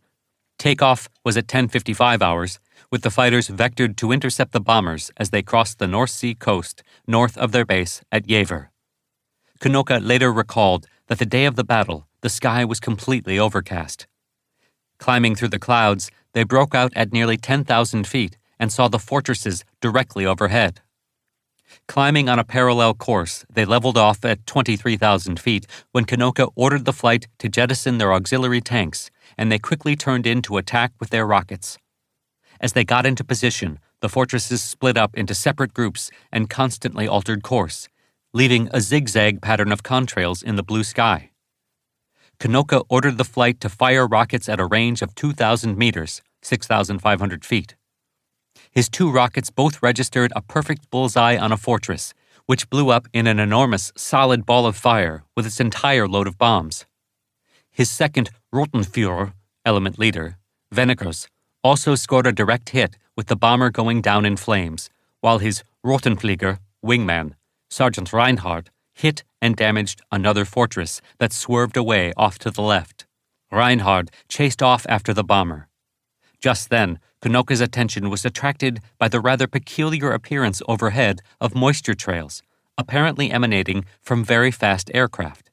He thought they could only be other German fighters, though they did not attack the bombers. As he dived again on the formation to attack with his guns, suddenly, 4 single-engine aircraft dive past. They have the white star and broad white stripes as markings. Damn, they are Thunderbolts. I immediately dive down after them. They swing around in a steep spiral to the left, heading for a lone flying fortress whose 2 outside engines have stopped. There is a Messerschmitt on its tail. It is Reinhardt. The bloody fool has eyes only for his fat bomber and is unaware of the enemy fighters coming up behind. Reinhardt, Reinhardt, wake up! Thunderbolts behind! Reinhardt does not reply, but keeps on calmly blazing away at his fortress. I go flat out after the Thunderbolts. The first of them now opens fire on my wingman. The latter just keeps on firing at his victim. Knoke had the leading Thunderbolt a perfect target in his sights. A single burst of fire set the P-47 on fire, and it spun like a dead leaf. There is a sudden hammering noise in my crate. I turn round. There is a Thunderbolt hard on my tail, and 2 others are coming down to join it. I push the stick right forward with both hands, diving for cover in the clouds. He was too late, as his engine caught fire. Jettisoning the canopy, he pulled off the oxygen mask and unfastened the safety harness, drawing up his legs. He kicked the stick forward, which shot him clear of the aircraft, somersaulting through the air. I feel the flying suit whipped against my body by the rush of wind. Slowly, I pull the ripcord. The harness cuts in, and I am pulled up with a jerk as the parachute opens. After the terrific drop, I seem to be standing on air. I swing gently from side to side. Overhead, the broad white silk parachute spreads out like a sun awning. The supporting shrouds make a reassuring whoosh.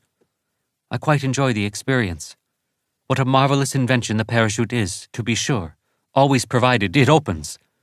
Yevor lies off to the north. They must be able to see me from there. If they only knew that this is the commander of the 5th, who is now dangling ignominiously because of having allowed himself to be outmaneuvered by a thunderbolt. I come down in a field, after dropping the last few feet in a rush.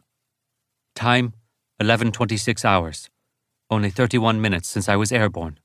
Time enough for 3 aircraft to have been brought down. It is some consolation, however, that the score is 2-1 in my favor. Kanoka was shot down by either Everett Powell or Jesse Davis of the 78th Group's 83rd Squadron, with the other likely also getting his wingman, Reinhard, when they sent 2 rocket-carrying Bf-109s spinning down in flames. Lieutenants Harold Stump and Peter Pompetti of the 84th exploded a 3rd 109, with Stump hitting a 4th, while Pompetti shot up a Bf-110 that spun down to crash with a dead pilot at the controls. 84th Squadron leader Gene Roberts, with his element leader, Quince Brown, closed on a pair of 109s. Roberts couldn't get position, but Brown set the wingman on fire. The high-cover 82nd Squadron dived into the battle with Squadron Commander Major Jack Oberhansley setting a Bf-109 on fire and exploding a second. The 5-minute fight broke up the German formations. The Thunderbolts rejoined and stayed with the bombers, beating off later attacks until they were forced to depart 40 miles off the Dutch coast. The fuel-hungry fighters landed at the first fields they came across in England, rather than flying on to Duxford. The 78th's claims for 9 destroyed and no losses put them on top, while the other groups claimed 12 more destroyed for 1 loss. The mission had demonstrated what was possible when the fighters could close with the Luftwaffe over its own territory. Dayhuff, one of the originals in the group, left the next day for 8th Fighter Command staff, replaced as Deputy Group Commander by top group ace Gene Roberts, while Major Jack Price moved up to take command of the 84th Squadron. Kanoka's diary entry confirmed the P-47's success. By evening, it was ascertained that among my own pilots, Sergeant Duling has been killed, and Raditz and Johnny Fest shot down also. Fest is wounded in hospital at Emden. 4th Staffel has lost 2 killed and 1 seriously wounded, while the headquarters flight has lost 1. 6th Staffel seems to have got the worst of it. 9 out of its 12 pilots are lost. All of the 9 have been killed. The remaining 3 have been forced to either crash land or bail out. Not a single one of their aircraft returned. On the credit side, however, we have brought down 12 of the enemy to offset these heavy casualties. No fewer than 6 are credited to my lucky 5th alone. My own score has now risen to 16 bombers. The heavy casualties on our side are to be explained by the fact that nobody had anticipated an encounter with enemy fighters. We were taken completely by surprise. He ended. This war has become a merciless affair. Its horrors cannot be escaped. John T. Godfrey flew on the Emden mission as Shirt Blue Purple 8 to 2nd Flight Element Leader Don Gentile. The weather the 4th ran into over Germany was worse than forecast, and they were recalled. Cruising at 25,000 feet and heading home on instruments due to the poor visibility, all eyes were on Mac McCulpin, Shirt Blue Purple 1, in the lead. After several long minutes of this, Gentile succumbed to vertigo and quickly went into the dead man's spiral, while his P-47, Donny Boy, spiraled toward the cloud deck below. The inexperienced Godfrey, who had received the standing admonishment, "Stick to me like glue," before takeoff, followed Gentile's spiraling thunderbolt. As the airplane entered a spin, Gentile managed to recover his spatial awareness and realized his predicament. He nosed down and broke out of the spin, pulling out just above the cloud deck below. He later recalled that he was amazed to look out and see Godfrey's P-47 off his wing. Now separated from the others, the 2 flew home together. Back at Debden, Gentile was effusive with his praise of Godfrey for doing something that wouldn't have been expected of an experienced wingman. He asked McCulpin to assign Godfrey as his wingman whenever possible. The 2 would go on to write a remarkable record in the group's annals. The 56th also benefited from the new tanks, which gave it the ability to surprise the Luftwaffe. Dave Schilling was leader for this mission. Over the target, a formation of rocket-carrying Bf-110s maneuvering for attack was spotted, and the Thunderbolts shot down 5 for a loss of 1 P-47, likely shot down by Bf-109s that dived into the fight to protect the Zerstörers. September continued to demonstrate that fickle weather over England and/or the continent continued to play havoc with operations. During the month, there were 18 days during which targets in Germany were obscured by 6 of 10 to 8 of 10 cloud cover. On 12 other days, the weather forecast predicted temporary clearance over the target, but only on 2 of these days were missions scheduled to German targets completed. On the other 10, the weather closed in too soon, after 0800 or 0900 hours. On these days, the weather was better over France, which allowed secondary missions to targets of importance in occupied territory. Overall, 8th Bomber Command was able to complete 10 missions during September, as many as had been accomplished during any of the previous months since June. However, most of these were not targets in Germany. Impatience grew both at the Pentagon and at Pine Tree, the code name for 8th Air Force Headquarters, as the coming winter months promised even fewer opportunities to hit the targets that had to be destroyed if point blank was to succeed. The bombers returned to Emden on October 2nd. Again, the 56th was able to put the new tanks to good use. Surprising a group of FW-190s forming up to attack, Zemke scored his 5th victory to become the Wolfpack's 2nd ace. Dave Schilling, scoreless in 52 missions, was credited with 2. Schilling demonstrated that he had found his shooting eye 2 days later on October 4th when the group escorted bombers to Frankfurt, 240 miles inside Germany, a new record for deep penetration by 8th Fighter Command. Catching a gaggle of Bf-110s by surprise, the Thunderbolts knocked down a record 15 Zerstörers, one of which was credited to Schilling. On October 6th, Schilling led an escort to Bremen and shot down one of the 4 enemy fighters claimed by the group. He made ace on the October 10th mission to Münster, where he claimed one of the 10 Thunderbolts shot down. Dave Schilling had become the 3rd ace in the Wolfpack in only 4 missions. The new capability of the P-47 to provide longer-range escort at high altitude had an unexpected effect on the pilots. Steve Pizzanos explained, "We were now regularly flying at 30,000 feet for several hours, and the missions only got longer as Technical Command developed the ability to carry more drop tanks. Our unpressurized oxygen system was unchanged. It was good over 12,000 feet, but over 24,000 feet, it wasn't feeding as well as it did lower down, and if anything happened to the system, a man could pass out within a matter of a few minutes and not realize anything was happening until he was out. By the time he came to, his airplane was likely in a flat spin or a terminal velocity dive he wasn't going to get out of. After the war, Air Force declared we had to have a pressurized system for altitudes above 24,000 feet. But we fought the whole war with an oxygen system that really wasn't giving us everything we needed up there." As experience grew in the fighter groups, the pilots found ways to express their self-confidence. Dave Schilling, whom Zemke considered the group's leading personality, was a fan of the comic strip Little Abner, which was published in the Stars and Stripes newspaper. In September, he had written to the strip's creator, Al Capp, and requested permission to use the strip's characters for nose art in the 62nd Squadron. Capp immediately gave permission, asking that the group set a goal to be met by Sadie Hawkins Day, a mythological holiday in which any gal was allowed to wed the man of her choice if she could catch him. After Schilling became an ace in early October, the 56th announced that they would have a group score of 100 by Sadie Hawkins Day, which was November 6, 1943. Unfortunately, Zemke would not be around to discover if the goal was achieved, since he received orders to accompany Curtis LeMay and other officers who were headed back to the United States to present a report on the achievements of the 8th Air Force. He went on the proviso he could have his command back when the event was completed. Writing after the war in his memoir, The First and the Last, General der Jagdflieger Adolf Garland said of the air war in 1943, "Above all, the withdrawal and concentration of the fighter units in Germany came too late. This took effect only when the Thunderbolt escort fighters were operating over Germany with increased range. At the start, the American escorts made tactical mistakes. Instead of operating offensively against our fighter units, they limited themselves to a close, direct escort. In doing this, they went through the same negative experience we had done over England.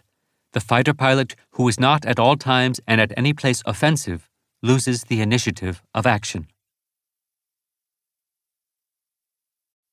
Chapter 11. Mission 115. The day the Luftwaffe won. In September 1943, British intelligence presented evidence that the Germans had prioritized repairing the damaged ball bearing factories at Schweinfurt and had purchased massive numbers of ball bearings from Sweden. 8th Bomber Command realized that a second attack on Schweinfurt had to happen. The weather was closing in. Mid-October was the beginning of winter. So far in the war, each winter had been colder with more marginal weather than the one before. The winter of 1943-44 would not disappoint. There was thus a time concern that the mission be flown before the weather closed off the possibility.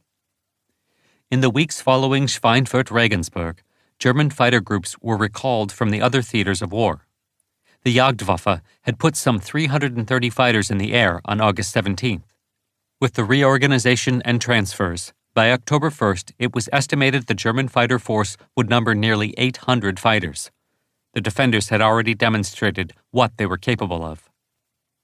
With a forecast for 5 days of clear weather when a ridge of high pressure settled in over Germany during the second week of October, Eaker launched a multi-mission offensive. 8th Bomber Command flew 3 maximum effort missions totaling over 1,000 sorties that came to be called Black Week by the air crews. The first, on October 8th, targeted the Bremen-Wegesach area. The mission was memorable to the fourth, when Dwayne Beeson scored 2 victories to become the group's first ace to score all victories with the fourth. Steve Pizzanos recalled, "The low clouds, fog, and drizzle that had kept us from flying finally broke on October 8th. We took 48 P-47s on this mission, refueling at RAF Shipton. We were escorting 180 B-17s. With Blakesley leading the group, Jim Clark led the 334th Squadron, with Ralph Hofer flying his first mission as Clark's wingman. The Thunderbolts met the bombers at 14:19 hours over Texel Island off the Dutch coast. Pizzanos, Clark's element leader, remembered, "We immediately took up our positions over the well-spread-out bomber formation. Our squadron was assigned to cover the rear group of some 60 B-17s. They had just taken station over the bombers when Clark spotted 30 Bf-109s to the south. At first we thought they were after the bombers, but we soon realized we had been duped. 15 of them ignored the bombers and went straight for us. Their plan was to break up the escort and open the door for the rest to go after the B-17s. As they got in range, Captain Clark called, 'Pecton Squadron, break hard, now!' Clark and Hofer broke right while Pizzanos and his wingman broke left. This scattered our squadron all over the sky. I couldn't tell who was who. P-47s and 109s were chasing each other, hoping to get a shot. Suddenly, Pizzanos saw a Bf-109 below him. When I closed in to 300 yards, I tried to place him in my gun sight, but my hands were shaking. I told myself to settle down. Then I pulled the trigger. He began to smoke, and he turned steeply to the left in a dive. Before he could get away, I gave him another burst, and a lot of smoke came out from under his cowling. At that moment, tracers flashed past Pizzanos. He pulled the stick back. When he recovered, the enemy was nowhere to be seen. The guy had scared the daylights out of me. As he turned away, he saw another P-47 shoot down a Bf-109 and recognized it was Beeson. I later learned back at Debden that this was his second, which gave him a score of 6 and made him our leading ace. The two flew home together, but Pizzanos was forced to land at Halesworth to get enough gas to get home. His gun camera film confirmed his claim. Pizzanos now had a score of 4. During the fight, Hofer followed Clark while he shot down a Bf-109, then spotted another P-47 under attack. Without hesitation, Hofer winged over and shot down Unteroffizier Franz Effenberger of 1st Group JG-3. Unfortunately, he was too late to save the other pilot, but crashed to his death in the Zuider Zee. Back at Debden, Hofer performed a victory roll and on landing told his crew about shooting down the FW-190. Other pilots were skeptical until that evening when his gun camera film confirmed the victory. Ralph Hofer had shot down an enemy plane on his first mission and would soon become one of the most memorable characters in a unit full of them, known as the most completely undisciplined pilot in the unit. The 56th was also in action, flying withdrawal escort. Bob Johnson engaged a very able German pilot and shot him down for his 5th victory, becoming the group's 5th ace.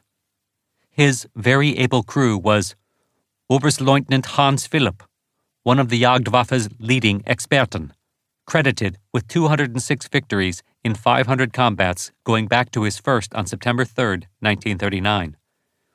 Following his 203rd victory on March 17, 1943, when he shot down 4 Soviet fighters, he was awarded the diamonds to his Ritterkreuz, Knight's Cross, promoted to major, and sent to the Western Front as Geschwaderkommodor of JG-1, the front-line Jagdgeschwader on the main route from England to Germany. Philip's Stab, staff, flight was vectored toward the bombers. He shot down a B-17, then spotted the Thunderbolt escorts. His wingman, Feldwebel Hans-Gunther Reinhardt, last saw his leader banking toward the bombers just as 4 P-47s swept down on him in a dive. Johnson reported spotting one FW-190 turn toward the bombers. "I was going so fast I only had a chance for a quick shot. The engine caught fire and the plane fell off to the right." Philip bailed out, but his parachute failed to open. His body was found in a field with the parachute streamed. He was 6 months past his 26th birthday. On October 9th, the bombers went on to Anklam, Marienburg, Danzig, and Gdynia. On October 10th, the target was Münster. Over the course of the 3 missions, the Jagdwaffe and Flak had knocked down 88 bombers. Over Münster, the 78th caught 15 Bf-110s and Me-410s, attacking straggling B-17s. Gene Roberts set a Bf-110's engine afire. Rolling to avoid the explosion, he closed behind an Me-410 and opened fire. It exploded, with pieces damaging wingman Glenn Kuntz's Thunderbolt. Roberts was now the top ace of 8th Fighter Command, with a score of 8. The 216 P-47s escorting the mission claimed 19 enemy fighters destroyed for the loss of 1. After 3 days of fog, Mission 115, the second strike on Schweinfurt, was set for Thursday, October 14th. The dawn revealed weather to which the men of 8th Bomber Command had become accustomed: cold, dreary, and foggy. Captain Wally Hoffman, pilot of the B-17 Morning Delight of the 351st Bomb Group, recalled, "When I looked outside at the weather, it was pitch black and very foggy. I thought, we can't possibly take off in this weather." Nevertheless, he and the flyers at 16 bases in East Anglia and the Midlands prepared for battle. Following breakfast, the crews made their ways to their respective pre-mission briefings, where the tensest part came when the briefing officer pulled back the curtain that covered the map of Europe. Wally Hoffman later wrote, "There is a hushed silence as everyone leans forward looking at the fateful end of the red yarn. 'It's Schweinfurt,' the major says with a sardonic smile, and gives us time to think. Abruptly, a buzz of voices breaks out, and one voice says, 'Son of a bitch, this is my last mission.' And it was, as he was one of those who never made it back." In all the briefings, the group commanders ended the meetings by reading a message from General Eaker. "This air operation today is the most important air operation yet conducted in this war. The target must be destroyed. It is of vital importance to the enemy. Your friends and comrades that have been lost and will be lost today are depending on you. Their sacrifice must not be in vain. Good luck, good shooting, and good bombing." Mission 115's plan was complex. The 1st Air Division would lead, followed by the 3rd Air Division 30 minutes behind the 1st on a parallel course 10 miles to the south. The 2 Liberator groups of the 2nd Air Division were to fly well to the south of the fortresses, then rendezvous with them just prior to the bomb run. First Lieutenant William C. Heller, a B-17 pilot with the 303rd Hells Angels bomb group at Molesworth, remembered, "It was misty and raining, and there was some talk that the mission might get scrubbed." At 0900 hours, word was received from an RAF weather reconnaissance Mosquito that the target was clear. At 0930 hours, the fog began to lift over East Anglia. By 0945 hours, the order was given to start engines. The 317 bombers taxied for takeoff at 1000 hours. Almost immediately after takeoff, the plan began to fall apart, once again the victim of the English weather. Once airborne, pilots realized that the forecast was wrong. Instead of breaking out 2,000 feet, most did not find clear air until 6,000 feet. Some only broke out at 10,000 feet. Lieutenant Heller recalled, "Visibility was still so bad we couldn't see the end of the runway, but we took off and transitioned to instruments until we broke out into a brilliantly clear sky at 7,000 feet. The excessive cloud cover delayed and in some cases prevented bombers joining their formation. Most significant was the loss of the entire 2nd Air Division. Only 29 of the 60 B-24s joined up. Failing to contact the others, the air commander aborted the mission to Schweinfurt and flew a diversionary mission to Emden. Only 290 bombers headed for the main target. The poor weather also disrupted the 4 escort groups. The 353rd and 56th groups rendezvoused successfully, but the 4th could not rendezvous and return to base. The 353rd ended up covering the B-24s that went to Emden. The 78th never took off when fog at Duxford failed to clear. Lieutenant Heller remembered, "We made our way east in a nice tight formation. Our Spitfire escort left us about mid-channel, and the P-47s turned back as we reached western Belgium. From that point, we were on our own." Moments after the Thunderbolts turned for home, the Luftwaffe mounted ferocious attacks. FW-190s and BF-109s made 12 o'clock high attacks, while BF-110s and ME-410s fired rockets into the formations. "The Germans started hitting us immediately and never really let up. My aircraft was an older model without servos to power the controls, and my legs got so tired from stepping on the rudder pedals that I had to use my hands to push down on my legs. Just as sure as I'd slip or dive the ship within the formation, shells would burst in a cluster around us, usually in the spot where we had been. There were so many of them that I don't understand how they didn't shoot each other down or run into each other. Everywhere I looked, there were B-17s on fire, enemy fighters being blown out of the sky, and parachutes. It was particularly horrifying to see parachutes on fire and know those men were falling to their deaths." Mission Commander Colonel Bud J. Peasley, commander of the 384th Bomb Group, recalled, "The opening play is a line plunge through center. The fighters whip through our formation, for our closing speed exceeds 500 miles per hour. Another group replaces the first, and this is repeated 5 times, as 6 formations of ME-109s charge us. I can see fighters on my side, their paths marked in the bright sunlight by fine lines of light-colored smoke as they fire short bursts. It is a coordinated attack. Their timing is perfect, their technique masterly." The 1st Air Division's 306th Bomb Group lost 3 of its 18 B-17s to mechanical problems shortly after it crossed the Channel. By the time the escorts left at Aachen, 2 more fortresses had been shot down. 6 of the remaining 13 went down before reaching Schweinfurt, while 2 others went down after they'd aborted and headed for home. Only 7 managed to bomb a target in Schweinfurt, and only 5 returned to their base at Thurley. The 305th Group's losses were the worst.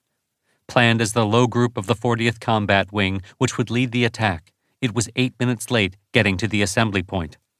When the group commander was unable to contact the 40th Wing Lead Group, he ordered the bombers to fly to another assembly point where they contacted the 1st Combat Wing, which was also missing its low group. The 305th took position as the low group. Any momentary relief the airmen of the 305th might have felt at not being low group in the lead wing ended when Colonel Peasley ordered the 1st Wing to take the lead because the 40th Wing had no low group. The 305th's bad luck continued as the enemy concentrated their attacks on the lead wing's low group. By the time they reached Schweinfurt, 13 of its 16 B-17s were lost.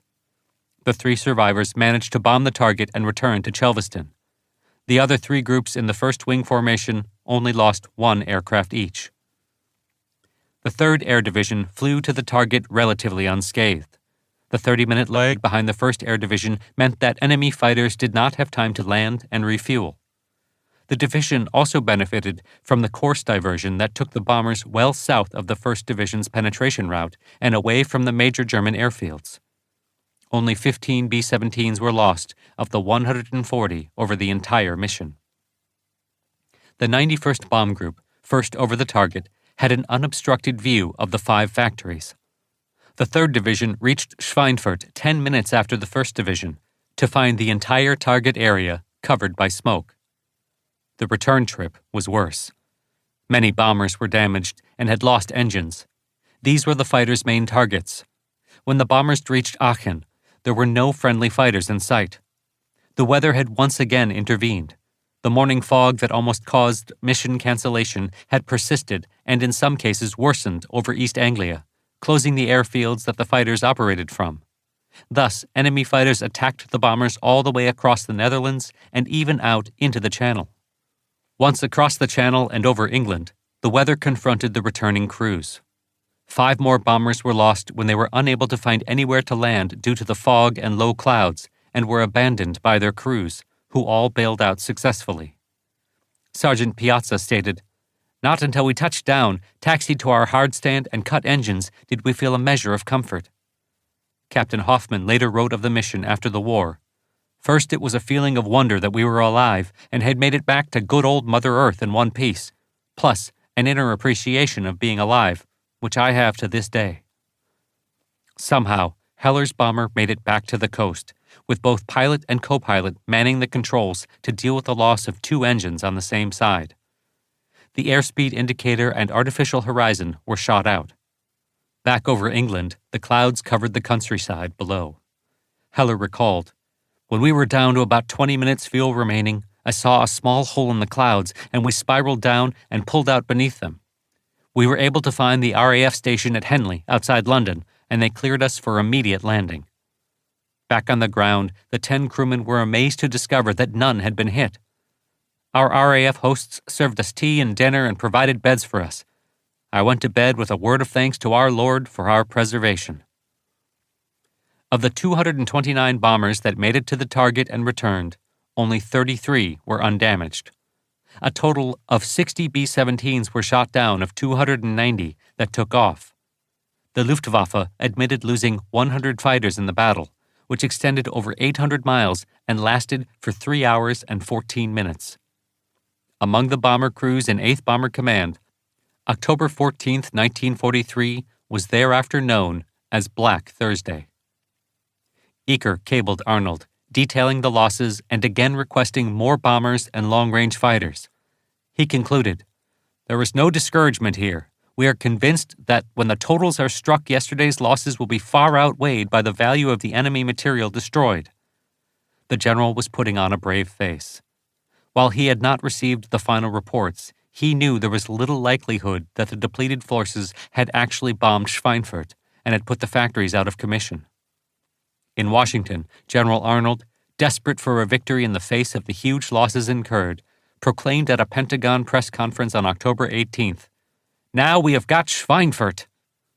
The result of 2nd Schweinfurt did not discredit either daylight precision bombing or the bottleneck targeting strategy. The 2 strikes had a dramatic effect on ball-bearing production.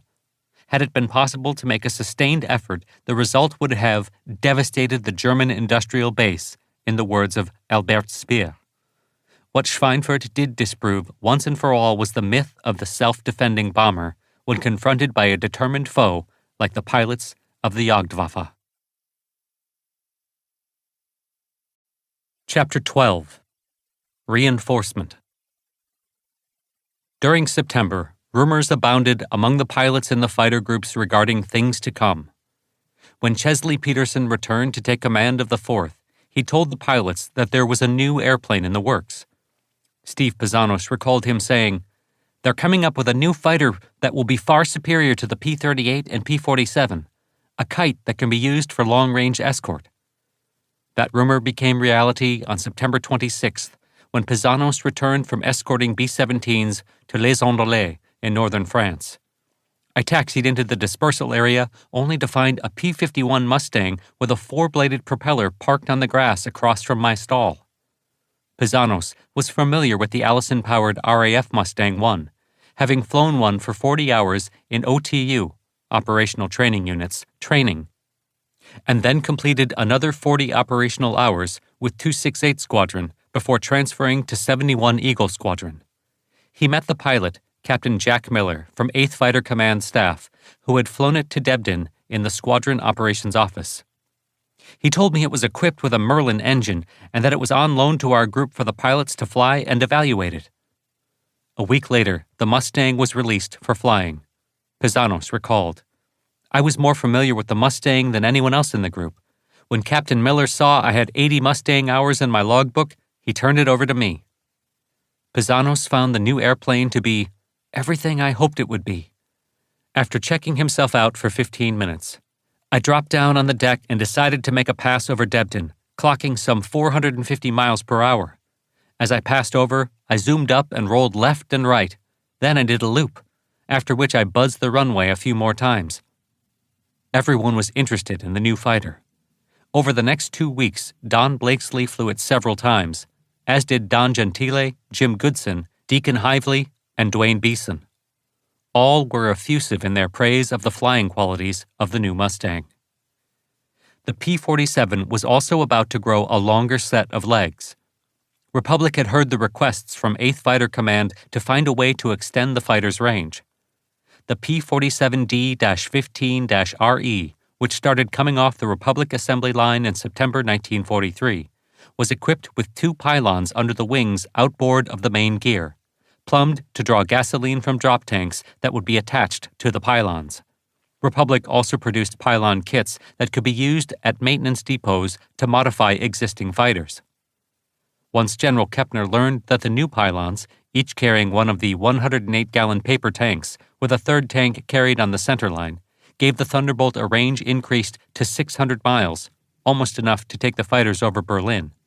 He issued orders to 8th Service Command to initiate a top priority program to modify every P-47 in the command.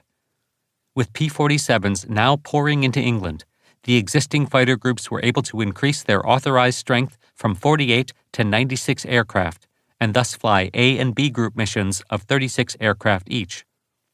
The 78th Group flew the first such double mission on November 5th, with Group Commander Stone leading 78A and Deputy Group Commander Roberts leading 78B. 8th Fighter Command had again doubled its strength. The new pylons also gave the Thunderbolts a new lease on life as a dive bomber. The fighter's repertoire expanded when the 353rd Group was assigned to develop tactics for dive bombing, carrying a 500-pound bomb on each wing pylon. Once proper tactics were developed, the 353rd flew a mission against Artois Airdrome on November 25th, with the 78th's A Group providing escort. Heavy flak claimed the 353rd Group's commander, Lieutenant Colonel Lauren McCullum, who was thrown clear when his P-47 exploded in its dive. He was soon captured on the ground. By the time of the Normandy invasion, the P-47 had become the USAAF's premier ground support fighter. Back in the United States, other groups which would become important in 8th Fighter Command operations were forming and training throughout 1943. George Preddy had dreamed of being a fighter pilot after falling in love with airplanes and flying when his Greensboro, North Carolina neighbor, Hal Foster, took him along for a 30-minute flight in his 1933 Aeronca C-3 from Greensboro to Danville on November 13, 1938, 3 months before he turned 20. A committed diarist, Preddy wrote in his journal afterwards, "I see now how great the airplane is. That trip was the most wonderful experience I ever had. I must become an aviator." Shortly after the new year of 1939 began, Preddy started taking flying lessons from his friend Bill Teague, who owned a 1931 Waco GXE Model 10 biplane. He soloed in a bit over 6 hours. Teague then suggested they each invest $75 to buy a 1921 Waco Model 4, and they barnstormed it around North Carolina that summer. The next year, having completed 2 years of college to qualify for admission to the Navy's Aviation Cadet Program, Preddy applied but was rejected since he was only 5 feet 4 inches tall and did not weigh enough. After 2 more rejections by the Navy, he enlisted in the Coast Artillery to satisfy the draft while waiting to hear about his application for the Army Aviation Cadet Program, Just before a transfer to Puerto Rico, he was accepted and sent to basic flight training in April 1941. He excelled with the experience of his 80 hours of barnstorming and his demonstration of a shooter's eye, developed in duck and pheasant hunts with his relatives, put him back on track for assignment to Pursuit Aviation, the fighters he dreamed of flying. Graduating with wings and commissioned a second lieutenant the week after Pearl Harbor, Preddy was one of 50 recent flight school graduates assigned to the 49th Pursuit Group. He had 240 hours in his logbook, not counting the barnstorming. In January 1942, the 49ers became the first American fighter unit to deploy overseas since Pearl Harbor. Originally assigned to reinforce the Philippines, the group arrived in Australia in February. In March, the 49ers became the sole air defense of a continent, assigned to Darwin in the extreme tropical north. The pilots would fly the Brereton route, first established to funnel fighters up to Java before its fall. The flight from Brisbane to Darwin was equivalent to flying from Boston to Houston, staying on the coast with no navigational aids, only a few airports to refuel at, and maps with large portions blank under the legend, Unexplored Territory. Such road maps as existed were found to be more accurate. A veteran explained, "Just follow the line of crashed P-40s. You can't miss it." Preddy was in the first group to make the flight. Of 25 P-40Es that left Cloncurry Airfield outside Brisbane on March 8th, 13 arrived safely at Daly Waters Airfield outside the abandoned city of Darwin 10 days later. Preddy and the other young pilots now had about 15 hours each in the P-40, experience gained on their flights to Darwin. The town had been abandoned after the first Japanese raid on February 19th, which had caused a lot of damage. The pilots soon discovered that they were now flying in the equatorial weather system, where storms formed quickly and grew in strength. The tropical Australian outback they flew over was dangerous, with several varieties of poisonous snakes and man-eating crocodiles in abundance. By the end of the month, Preddy was assigned as wingman to First Lieutenant Joe Cruzel, who had been assigned to the squadron after escaping the Philippines and Java ahead of the advancing Japanese. The other wingman in the flight was Second Lieutenant John D. Landers, a Texan who had graduated from flight school 2 days ahead of Preddy. The element leader was Second Lieutenant Sidney Woods, senior to Preddy and Landers by 4 weeks in his graduation and commissioning. They were soon known as the Green Dragon Flight, with each fighter displaying a large green dragon snorting fire that was painted on the cowl. All 4 pilots would eventually bring their hard-gained combat experience to 8th Fighter Command, where each would make their mark. But first, they would learn air combat the hard way, taught to them by the experienced pilots of the Imperial Japanese Navy Air Force in their A-6 M2 Zero fighters, which completely outperformed the P-40E in everything but diving ability. On March 30th, the Green Dragons intercepted an incoming Japanese strike. Preddy later wrote in his diary, "We went up about 15 minutes before they arrived to intercept them and got hit by the Zeros at 11,000 feet. Neither side lost anything, but Macomsey had to bail out when he got in a spin. I had a perfect shot at a Zero, but missed by not having turned the gun switch on." It was a newcomer's mistake that he never did again. July 12, 1942 was a slow day at Darwin, and Flight Leader Cruzel scheduled a training flight for the afternoon, led by First Lieutenant John Sauber, who told Preddy that he would execute a simulated attack, for which Preddy would perform the appropriate escape maneuver. Sauber misjudged his separation and the 2 P-40s collided. Sauber was killed in the crash. Badly injured, Preddy managed to bail out and parachute to safety. Evacuated to Brisbane, he spent 2 months in hospital, then received orders sending him back to the United States. He later wrote of his time at Darwin, "The Army now finds it was a great mistake to send green pilots just out of flight school into combat. I am thankful I lived through the first stage, as I feel I am now a little better prepared, having learned from actual experience how to take care of myself up there. There is something to be learned on each combat mission, and I am just a beginner." After leave at home, he reported to the 4th Air Force in San Francisco and managed to wangle getting checked out in both the P-38 and P-47. Preddy finally received orders on February 15, 1943, assigning him to the 34th Fighter Squadron of the 352nd Fighter Group, then based at New Haven, Connecticut. After a transcontinental train ride, he was welcomed by Squadron Commander First Lieutenant John C. Meyer, who checked him out thoroughly on the squadron's P-47s, then assigned him as a flight leader. By May 1943, all three squadrons of the 352nd were at Mitchell Field, New York, and the 34th Squadron was now the 487th Fighter Squadron. The early P-47Bs they trained on experienced mechanical problems, and several pilots were killed in accidents as a result. Like every other early P-47 pilot, Preddy had one terrifying experience with compressibility in a dive that taught him to respect the big fighter.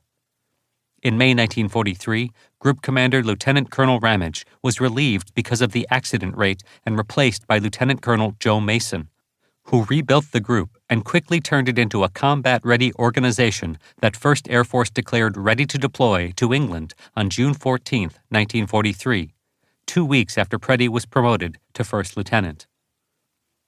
On June 22nd, the 352nd took the train from its base in Connecticut to Camp Kilmer and went aboard RMS Queen Mary on June 30th for the 6-day Atlantic crossing that ended in the Firth of Clyde on July 5th. 4 days later, the group arrived at their new station, Bodney, located outside the village of Wotton, 90 miles north of London. The pilots were dismayed to find that the only aircraft on the field were a Piper L-4 Cub and a tired ex-RAF Miles Magister trainer. 5 days later, on July 10th, the first 8 P-47s arrived. Lieutenant Ralph Hamilton remembered that the first Thunderbolt the 487th Squadron received was immediately damaged when a pilot who hadn't flown for a month made a poor landing and banged up the prop. We soon got another, and George made sure he was the first to take it for a spin before someone else could damage it. He gave us a great buzz job when he came across the field at low altitude and pulled up into a barrel roll. The group began training to fly in the ETO. Formation flying at high altitude in Finger 4 flights was stressed. Pilots who had not previously flown for extended periods at those altitudes found that formation flying at 25,000 feet was very different from what they had done in the States down at 12,000 to 15,000 feet.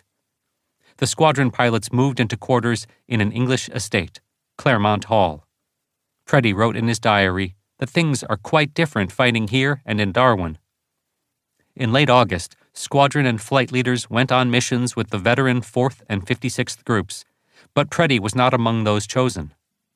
By the first week of September, the group reported that they had completed all pre-combat training and were ready for assignment. Their first mission came on September 9th, patrolling the coast from Southwold to Felixstowe to cover the return of the 56th and 353rd groups from their escort missions. By late September, the 352nd had flown 3 rodeos along the French, Belgian, and Dutch coasts, and 1 shallow penetration escort, with the Luftwaffe paying them no attention. On September 20th, the individual squadrons began sending flights one at a time to Goat Hill, as Gox Hill was now universally known, for gunnery training. Preddy was one of the high scorers. Their first escort missions involved covering Martin B-26 Marauder medium bombers on missions to Belgium and northern France to attack Luftwaffe airfields. On October 14th, the group escorted the B-24s of the 93rd and 392nd groups that failed to fully join up in the bad weather, and the 352nd was diverted to a sweep of the Frisian Islands. The poor weather that followed through the rest of October limited flying of all kinds. James H. Howard returned to the United States in the fall of 1942 after nearly a year in Burma and China and 7 months of combat with the famed American Volunteer Group, AVG, better known to newspaper readers in the United States as the Flying Tigers. AVG founder Claire Chennault had offered him the rank of major and command of his own squadron in the newly created 23rd Fighter Group, which replaced the AVG, if he would remain in China. Racked with the repercussions of a bad case of dengue fever and continuing dysentery, he refused and made his way back to the United States. President Roosevelt had promised Chennault that the United States would make good use of the experience of the Tigers brought home. Hap Arnold wrote Chennault, as a concrete example of the worldwide effect of your superior performance of a most difficult duty, I want you to know that I am personally directing an intense effort to enroll in the Army Air Force all your ex-AVG combat personnel. We are after these lads in order that their skill, experience, and ability which you have instilled in them shall not be lost to the Army Air Forces. Upon arrival home, Howard, who had been a naval aviator when he resigned his commission to go with the AVG, contacted the Navy to see what they would offer a trained, combat-experienced pilot. Their answer was an offer of a commission as lieutenant and an assignment in training command. The Army Air Force's offer was the same, a commission as captain, equivalent to a Navy lieutenant, and an assignment in training command. Still suffering from the after effects of the dengue fever he had contracted in Burma, and assured by his local draft board that he had time to consider his options, he traveled to San Diego to visit old flying friends at NAS North Island. When the base commander found out he had come onto the base with his old pass, he was summarily thrown off the base and told not to return. This soured me on the Navy, he later recalled. The AAF offer turned into a commission as captain and being trained to fly the P-38 in order to instruct future P-38 pilots at Santa Ana Army Airfield in Southern California. The assignment turned out not to be what he had expected. There were 3 other combat veterans among the instructors, First Lieutenants Jacobs, Miller, and Geis, who had escaped the Philippines after flying P-40s in the 17th Pursuit Squadron. Fortunately, he became friends with fellow instructor Carl Parker Geis, who was given a temporary assignment at Hamilton Army Airfield north of San Francisco in February 1943. A month later, Geis called to tell Howard that the commander of a new P-39 group at the field had offered him the assignment as group operations officer and was also in need of a squadron commander, for which position Geis had nominated Howard.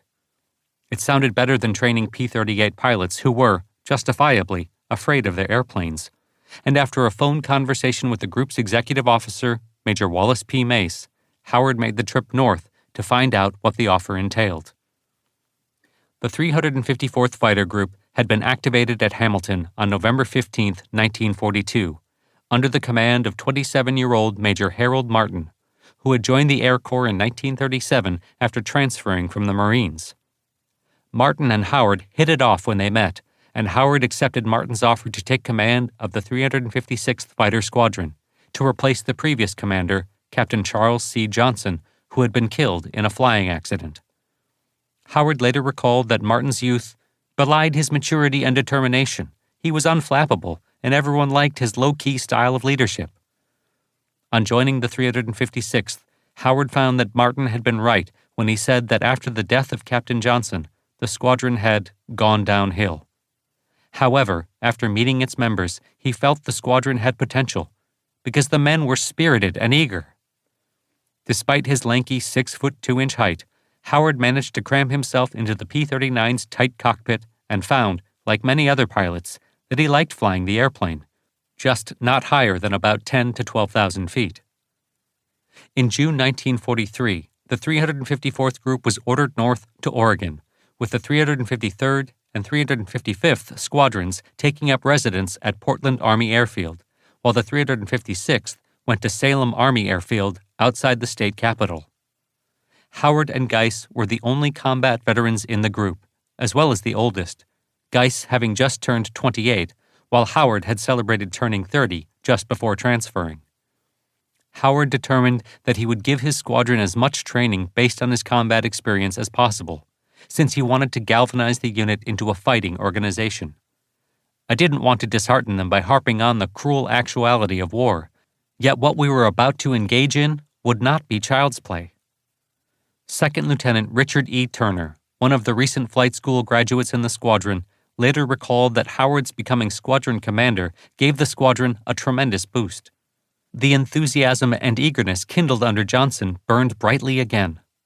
The men recognized Howard's reputation in the AVG, and his superior leadership was soon amply demonstrated.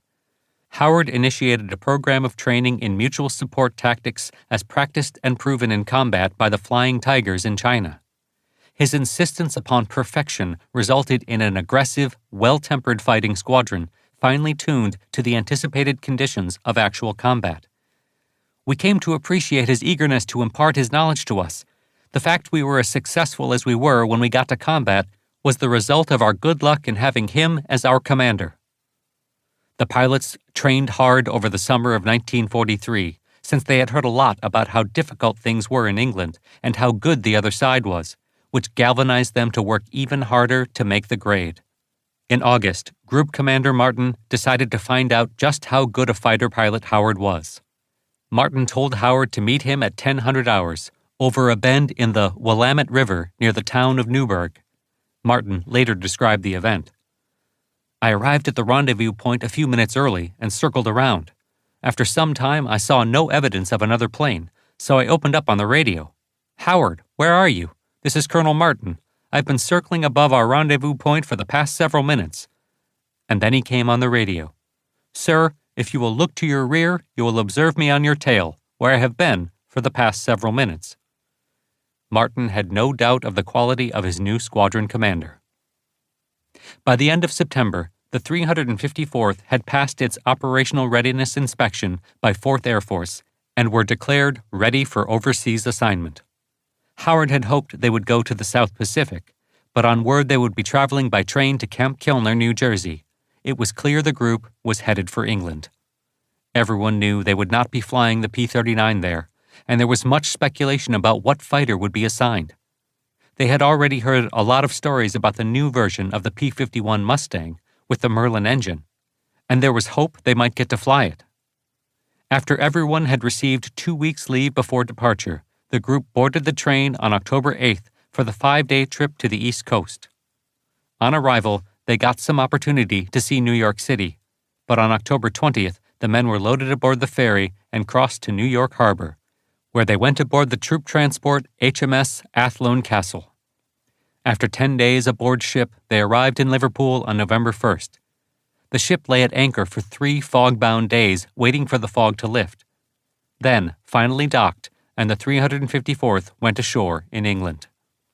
Once ashore, the men were trucked to Greenham Common, where they were issued equipment. The morning of November 11, 1943, the first 4 P-51B Mustangs were flown in. The 354th would be the first fighter group anywhere to fly North America's new fighter. On November 13th, the group was sent on to its new base at Boxted, near Colchester. At first, it looked as if they would be very comfortable in this English countryside setting. However, shortly after their arrival, the rains came, and the whole base became a giant quagmire. The conditions were so bad that it made it difficult to do the work of converting to the Mustang. The Mustangs that arrived had been modified by 8th Technical Command when they arrived in England, with an additional gas tank mounted immediately behind the pilot in the fuselage on the center of gravity that could carry an extra 90 gallons. When this was filled, pilots discovered that the airplane was slightly tail-heavy, which restricted maneuverability. Operating procedures were modified so that a pilot took off with gas fed from the wing tanks. Once airborne, he would switch to the cockpit tank to burn off that fuel before reaching enemy territory. When that was empty, he would switch to the drop tanks until they were either empty or the enemy was engaged.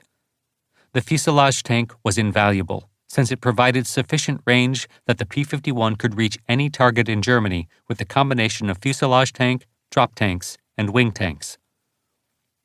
When it was announced that a fighter group in the newly established 9th Air Force, which had recently transferred to England from North Africa to become the USAAF Tactical Air Force in the coming invasion, was the first to receive the P-51, the leadership of the 8th Air Force was shocked.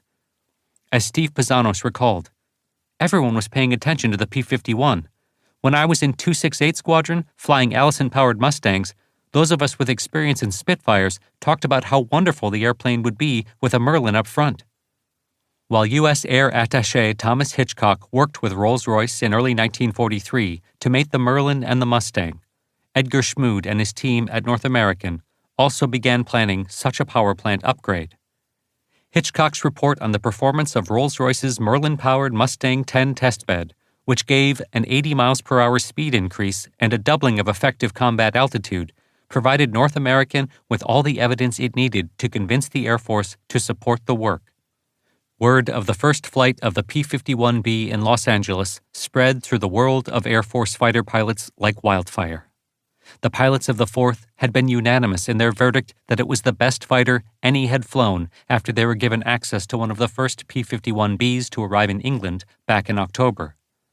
8th Fighter Command's General Kepner immediately protested that a fighter like the Mustang, with a vulnerable liquid-cooled engine and a radiator that only needed one minor caliber hit to be put out of action, was exactly what was not needed in action over a battlefield in a ground support mission. The Mustang had the range on internal fuel only to fly to targets in western Germany that the P-47 had only been able to reach in the weeks before the Schweinfurt-Regensburg mission, when the fighters were finally equipped with the 108-gallon drop tank. A P-51B carrying 2 drop tanks could reach Berlin. For 8th Fighter Command, the P-51B was the solution to the problem they had faced since the command first began flying missions. Tests conducted between P-51Bs and captured Bf-109 and FW-190 fighters demonstrated that the Mustang was competitive with these 2 fighters in ways the P-47 would never be. Above 25,000 feet, the Mustang was superior to the FW-190 in all flight regimes, only being outrolled by the early, lighter versions of the Vöger. It was more maneuverable than the Bf-109 at all altitudes, and its equal in all other aspects of high-altitude performance. Don Blakesley told Kepner, "The Mustang is a long-range Spitfire." Both Blakesley and Chesley Peterson begged 8th Fighter Command to let the 4th be the first 8th Fighter Command group to take the Mustang to war. No one in England could understand the decision not to send the fighter to the 8th. The decision had been made in the Pentagon by officers in Material Command who had no knowledge of or dealings with operational realities. The Merlin-powered Mustang was declared a tactical fighter because both the RAF and USAAF had decided that the earlier Allison-powered Mustangs, limited to altitudes below 15,000 feet by their power plant, would be used in the tactical roles of battlefield reconnaissance, ground strafing, and dive bombing. The decision to send the Mustang to the 9th Air Force was based on bureaucratic precedent, if it was based on anything. The first thing 8th Fighter Command did on discovering that the Mustang had been assigned to 9th Air Force was to go to the top and get an agreement that, while the group would remain a part of 9th Air Force administratively, the unit would operate under the control of 8th Fighter Command until the invasion. When they learned that the 363rd Fighter Group, also assigned to the 9th Air Force, was second in line to receive Mustangs, 8th Fighter Command put the engines of military bureaucracy into overdrive to ensure that the rest of the Mustangs went to the 8th Air Force as they became available. Additionally, the RAF had received P-51Bs, which were called the Mustang III in that service, and was in process of equipping 4 veteran Fighter Command squadrons with the new fighter. RAF Chief Sir Charles Portal agreed to send these units to support 8th Fighter Command as soon as they were operationally qualified.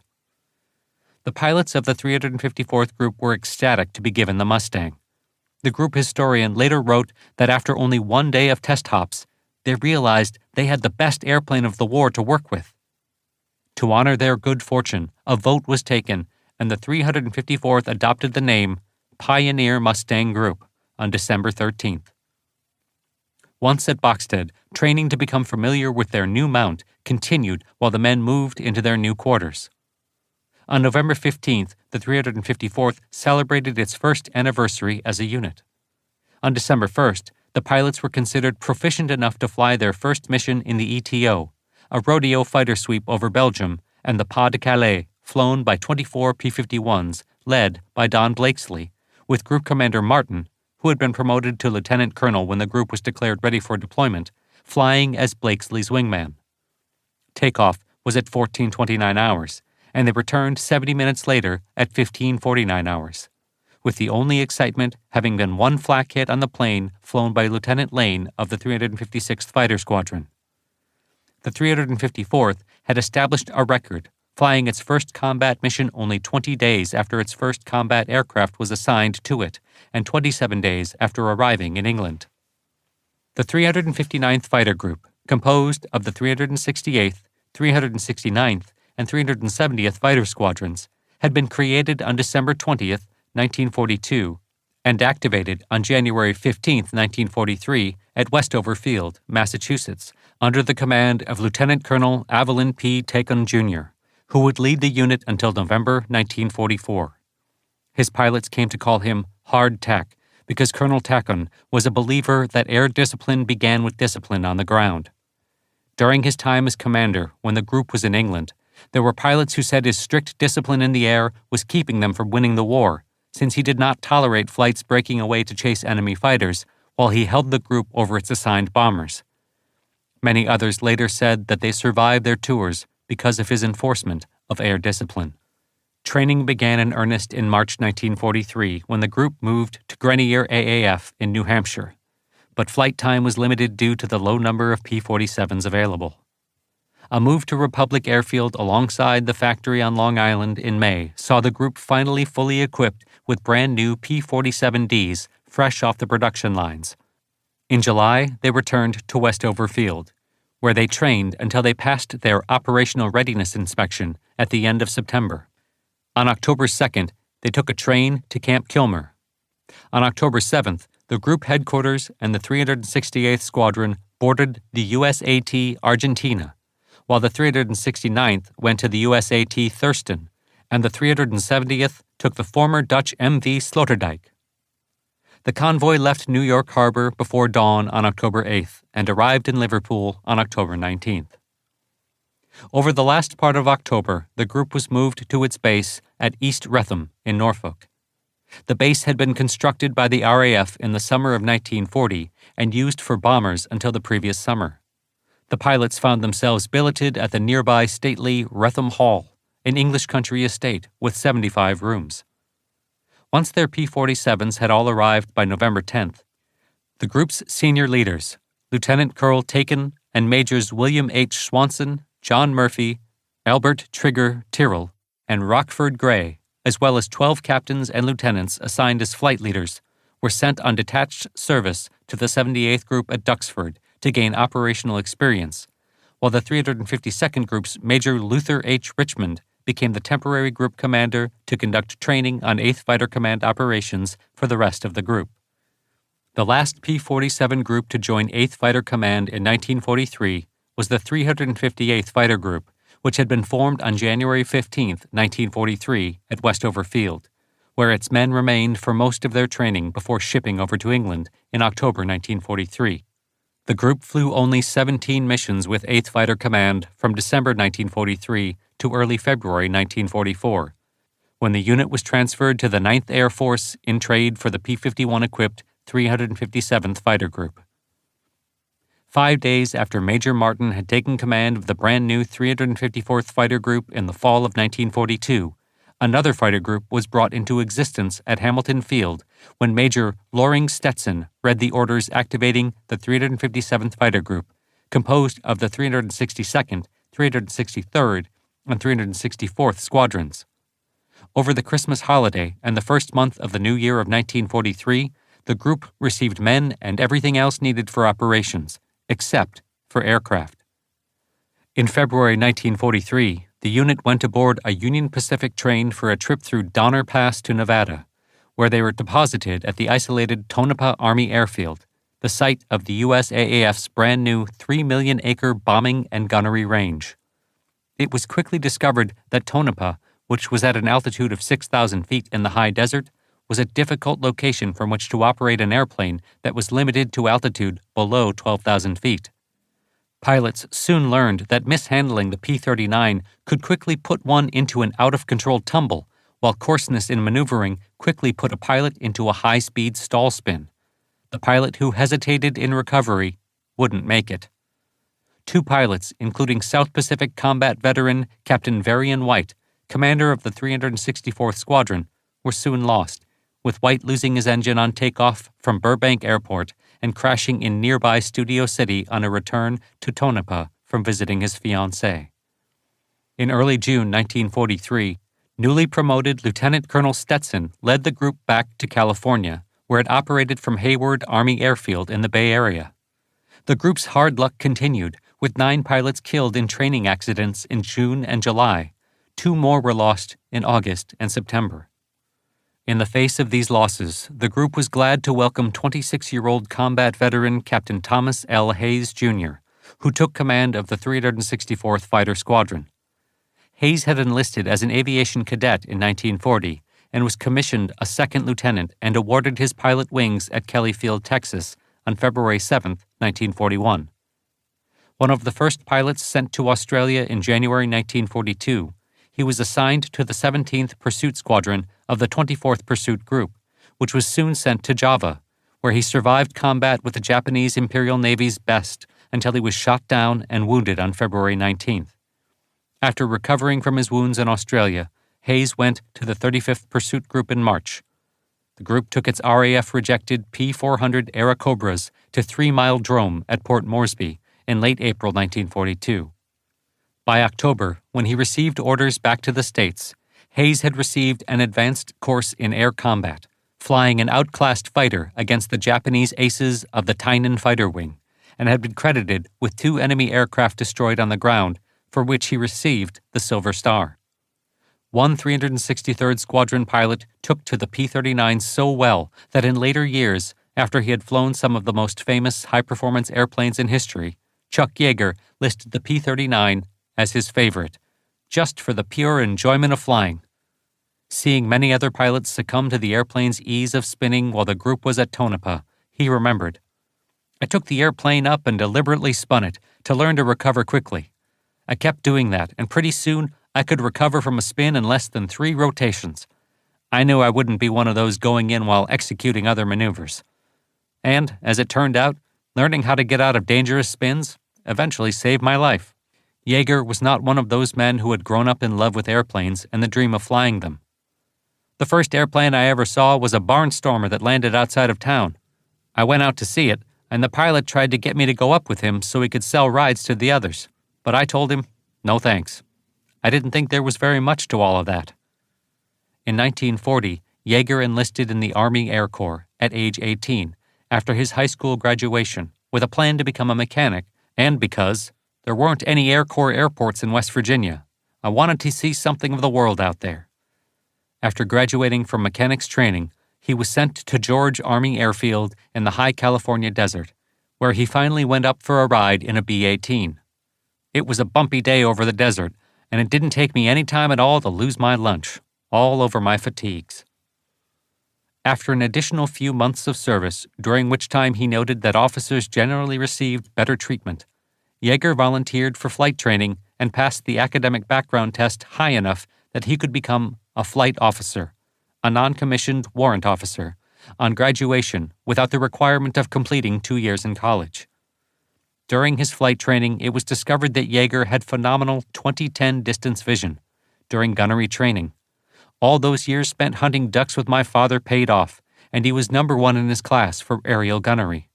I graduated from training and received orders to the 363rd Squadron of this fighter group that had just formed.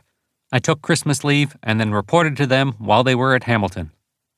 Yeager was assigned as wingman to Second Lieutenant Clarence Bud Anderson, who had graduated from flight training a month before him. They became immediate friends. As the 354th Group crossed the country to Camp Kilmer for transit on to England, the squadrons of the 357th were split up for further training, with the 362nd sent to Boise, Idaho, while the 363rd went to Cheyenne, Wyoming, and the 364th to Lincoln, Nebraska, for additional advanced training and familiarization flights with bombers.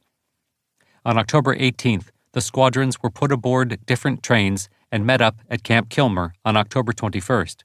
48 hours later, on October 23rd, they went aboard the RMS Queen Mary with 11,000 other Allied troops, headed for England.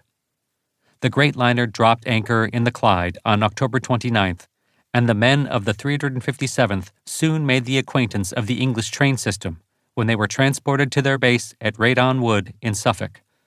On December 19th, a well-worn RAF Allison-powered Mustang II arrived for use in conversion training. In the next 10 days, 14 P-51Bs arrived. Chuck Yeager recalled, "It only took me an hour and one to be convinced I was among the most fortunate pilots in the world that I was assigned to fly this airplane." By January 14, 1944, the 357th had received their full complement of 48 Mustangs. Air Force bureaucracy again had intended the 357th and their Mustangs for the 9th Air Force, but this changed in one of the first decisions General Dwight Eisenhower made after his arrival in England as Supreme Commander, Allied Expeditionary Forces, SHAEF. The 357th was transferred to 8th Fighter Command, with 9th Tactical Air Command receiving the new P-47-equipped 358th Fighter Group. Chapter 13. End of the Beginning. On October 14, 1943, the Luftwaffe inflicted a defeat on 8th Bomber Command as decisive as that of RAF Fighter Command over London on September 15, 1940. The 20% loss rate was unbearable. On October 15th, 8th Bomber Command could not have fielded 50 bombers for a mission. Fortunately, the bad weather now became a friend. Central Germany was covered by thick clouds for the next 7 weeks. The bombers could not have flown a deep penetration mission had they possessed the force to do so. For all of November, 8th Bomber Command only struck targets within range of the escorts. The bad weather hid the fact that they could have done no other if the weather had been favorable. The 7 weeks saw a transformation in power. On October 15th, the 55th Fighter Group with its P-38s was declared operational and flew a sweep along the French coast. This was the first step on the road to revival. 10 days later, the 20th Fighter Group, which had arrived in England a week after the 55th, was declared operational. There were now 96 fighters capable of covering the bombers over targets in central Germany.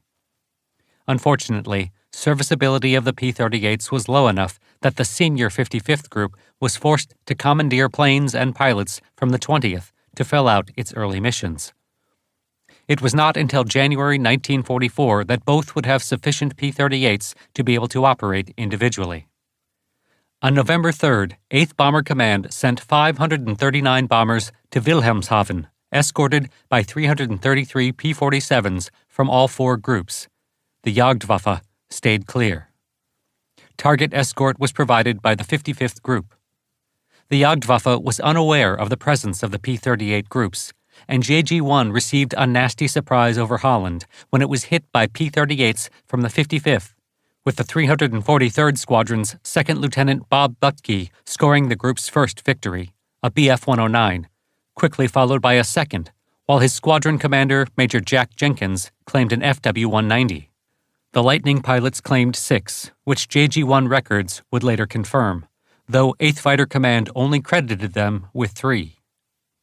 Overall, the Geschwadern reported the loss of 13 fighters, 4 FW-190A-6s and 9 Bf-109Gs to the Lightnings and the P-47s of the 4th, 56th, and 78th Groups.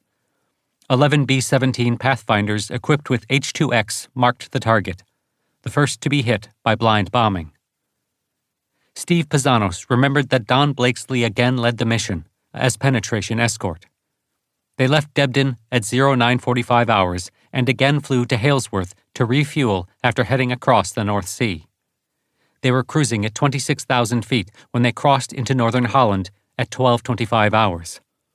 Moments later, we were suddenly bounced from above by a gaggle of 109s. Captain Clark was first to spot them and called the warning just in time for us to drop our tanks and brake hard against them.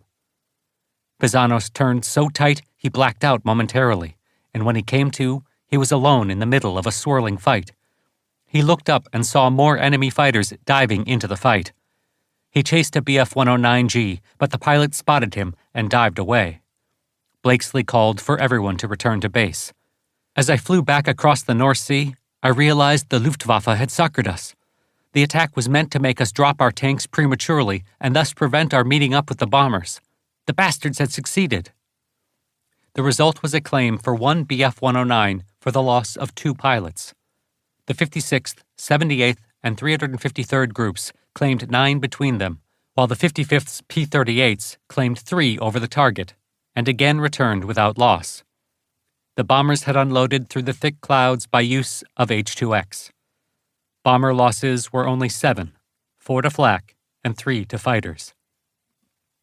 On November 5th, the 56th, now 6 victories short of the 100 they had proclaimed they would score by Sadie Hawkins Day on November 6th, flew escort to Munster.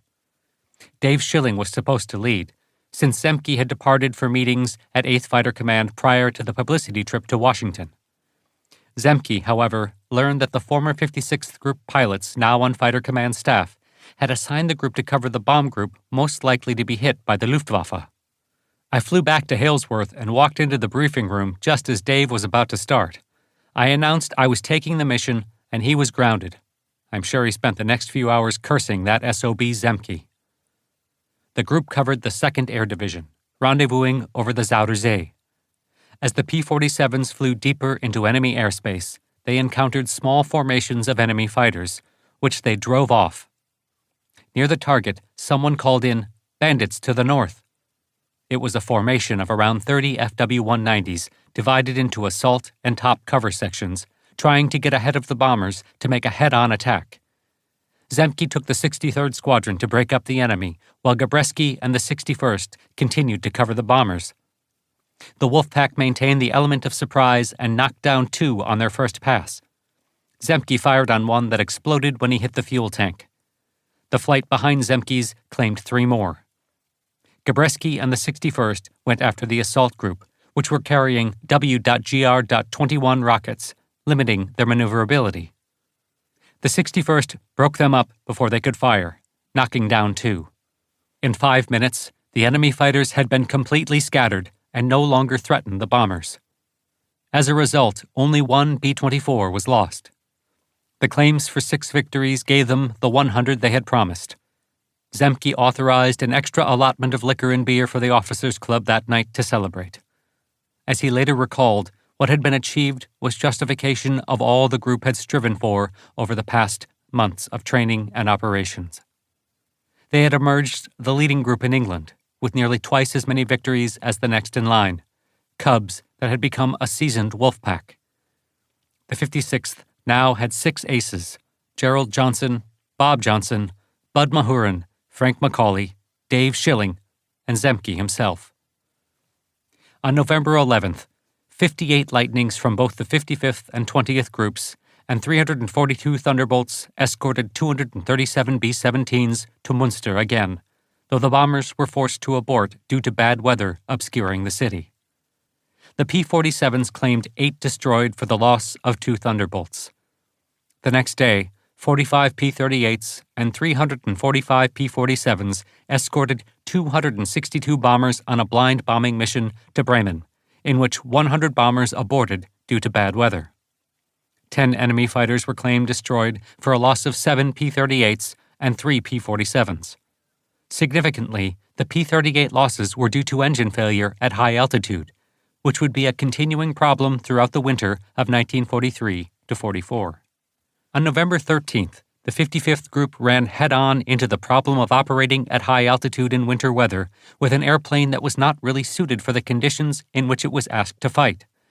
By the time the pilots reached the target, 48 P-38s had been reduced to 36, with 12 forced to abort en route to the target after suffering engine failures. Only 8 of the aborts returned to Nothamsted, the missing 4 likely falling victim to enemy fighters who came across the cripples and finished them off. When the P-47s reached the limit of their endurance and turned back for England, the relatively small force of P-38s was outnumbered by 5 to 1. The enemy converged on the bombers and the Lightnings were badly mauled. 6 were shot down when Bf-109s streaked through the formation before they could bring their engines to full power. This inability to push the Allisons from cruise to full power without risking engine failure created difficulties for the P-38s throughout their time in 8th Fighter Command. Of those that returned to Nothamsted, 16 were damaged to varying degrees. Second Lieutenant Gerald A. Brown, who would become the group's first ace, brought his P-38 back on 1 engine. When the ground crew examined it, they counted more than 100 bullet holes and 5 20mm shell holes, but Brown was unhurt. Despite the losses and damage suffered, and low claims for enemy fighters shot down, the 55th's P-38s held bomber losses below 5%. The Germans were ordered to avoid combat with the escorts if at all possible, The P-38's distinctive shape could be identified at a distance, making it possible for a flight of 4 Lightnings accompanying a wing of bombers to force the enemy to break off. P-38s tearing up the enemy over New Guinea and Rabaul in the Pacific were doing so at altitudes below 20,000 feet. The war that the Lightning pilots fought over Northern Europe was completely different. The growing ability of 8th Fighter Command was reflected in Heinz Knoche's diary entry on November 16, 1943.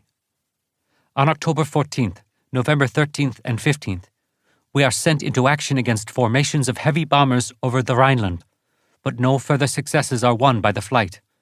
Every time, we become involved in dogfights with the escorting Thunderbolts and Lightnings.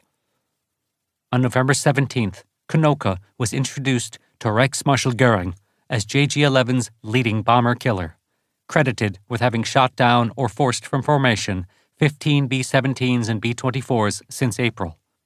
Knoche noted later that Göring made a most peculiar impression, wearing a unique kind of fancy gray uniform with cap and epaulettes covered with gold braid. He had scarlet boots made of doeskin. His bloated, puffy face made him look, to me, like a sick man. Close up, I am forced to the conclusion that he uses cosmetics. He has a pleasant voice, however, and is extremely cordial to me. I know that he takes genuine interest in the welfare of his air crews. The Reichsmarschall was most interested in Knoche's having shot down the first de Havilland Mosquito to fall to a Jagdwaffe pilot a year earlier, taking time to express how much he disliked the airplane and the crews that had once disrupted a major speech he was to give in Berlin. November 19th saw the weather over Northern Europe go from bad to worse. Knoche recorded in his diary that the weather closed in, blanketing Holland and Belgium under a murky overcast and swept by heavy blizzards. Even before we managed to thaw the chill out of our bones round the stove in the wooden canteen hut, our planes outside are coated with the congealing snow until they look like petrified monsters out of some fairy tale. The 55th Lightnings scored again on November 25th during a mission to bomb the Lille-Hasbrouck airfield in France. The 338th Squadron's Captain Chet Patterson led his flight to the aid of a P-38 under attack by 2 FW-190s. Patterson shot down one, while the unfortunate P-38, flown by 2nd Lieutenant Manuel Aldacona, collided with the other. Aldacona managed to bail out, but his parachute failed to fully deploy. Major Johannes Seifert, Gruppenkommandeur of 2nd Group JG-26, and a 57 Victory Experta, never got out of his fighter. The P-38s returned to Nothamsted, with pilots claiming 4 victories. On November 26th, the 78th A and B Groups escorted a mission to Montdidier, where they encountered 30 FW-190s from JG-26. Jack Price, 84th Squadron Commander, claimed an FW-190 and a BF-109 for victories 4 and 5, making him an ace. Howard Askelson shot down one of 3 BF-109s attacking a B-17, while Warren Wessel shot down an FW-190 when it flew into his fire. The 4 victories cost 2 pilots POW and 1 KIA. The same day, Bob Johnson looked forward to that day's mission to Bremen. He had finally been elevated from wingman to element leader after becoming the 5th 8th Fighter Command ace back on October 10th. Today, he was to lead the 61st Squadron. Unfortunately, he was forced to abort just after takeoff when he discovered a major fuel leak. To top it off, the mission was one of the best the squadron had flown. Over the target, a formation of rocket-carrying BF-110s was spotted. Bud Mahurin scored his second triple, bringing his score to 11 as the group's leading ace. Dave Schilling shot down 2 FW-190s, and Gabreski became the 7th 56th Group ace for shooting down 2 BF-110s. A further 4 ME-410s were also shot down, while Ralph Johnson of the 62nd Squadron brought down a final pair of 110s. The total claim was 23 victories, 3 probables, and 9 damaged, for no losses. The Bremen mission also saw the 352nd Group finally meet the Luftwaffe while providing withdrawal support. Unfortunately, George Preddy experienced engine roughness crossing the Dutch coast and was ordered to abort. He later wrote in his diary, As luck would have it, my squadron bounced 4 109s after I left, and 3 were shot down. Meyer and Dilling got 1 each, and Bennett and Berkshire shared 1. I know my day is coming, and I'm going to do everything possible to be ready when I do meet the Luftwaffe. The bad weather almost cost more casualties when Gene Roberts led 78A Group on an escort mission canceled by weather on November 28th. Lost in the foul weather and unable to see the ground to determine location, he radioed a request for homing to Duxford, receiving a vector heading to the base. When the 36 Thunderbolts finally broke into the clear, they were over the London Barrage balloons, 50 miles south of Duxford. This was due to unforecast winds aloft from the northwest that blew them off course while flying on instruments. The bad weather in November limited the 78th to 11 missions, claiming 6 for 3 losses. Second Lieutenant James Slick Morris of the 20th 77th Squadron was flying his second mission with the 55th on November 29th as second element leader of a 338th Squadron flight. When they came under attack by BF-109s, Morris went after one, but broke off after hitting it to return to the bombers since they were ordered not to leave the formation. His damaged marked the 20th Group's first score. Chet Patterson, leading another flight, shot a BF-109 off another Lightning's tail. The rest of the group got rough treatment, losing 7 for claims of 3. Over their first month, the 55th lost 17 P-38s in combat and 4 likely in combat after suffering mechanical failure, while claiming 23. On November 30th, Jack Oberhansley led 78B Group to Aachen. As he closed behind an FW-190, someone called it out as a P-47.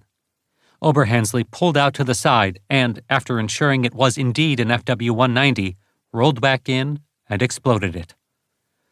On December 1st, the 78th celebrated its first year in the ETO, escorting bombers to Düren. When the Jagdwaffe intercepted over Aachen, Charles Kepler shot down the FW-190, and James Wilkinson destroyed a BF-109.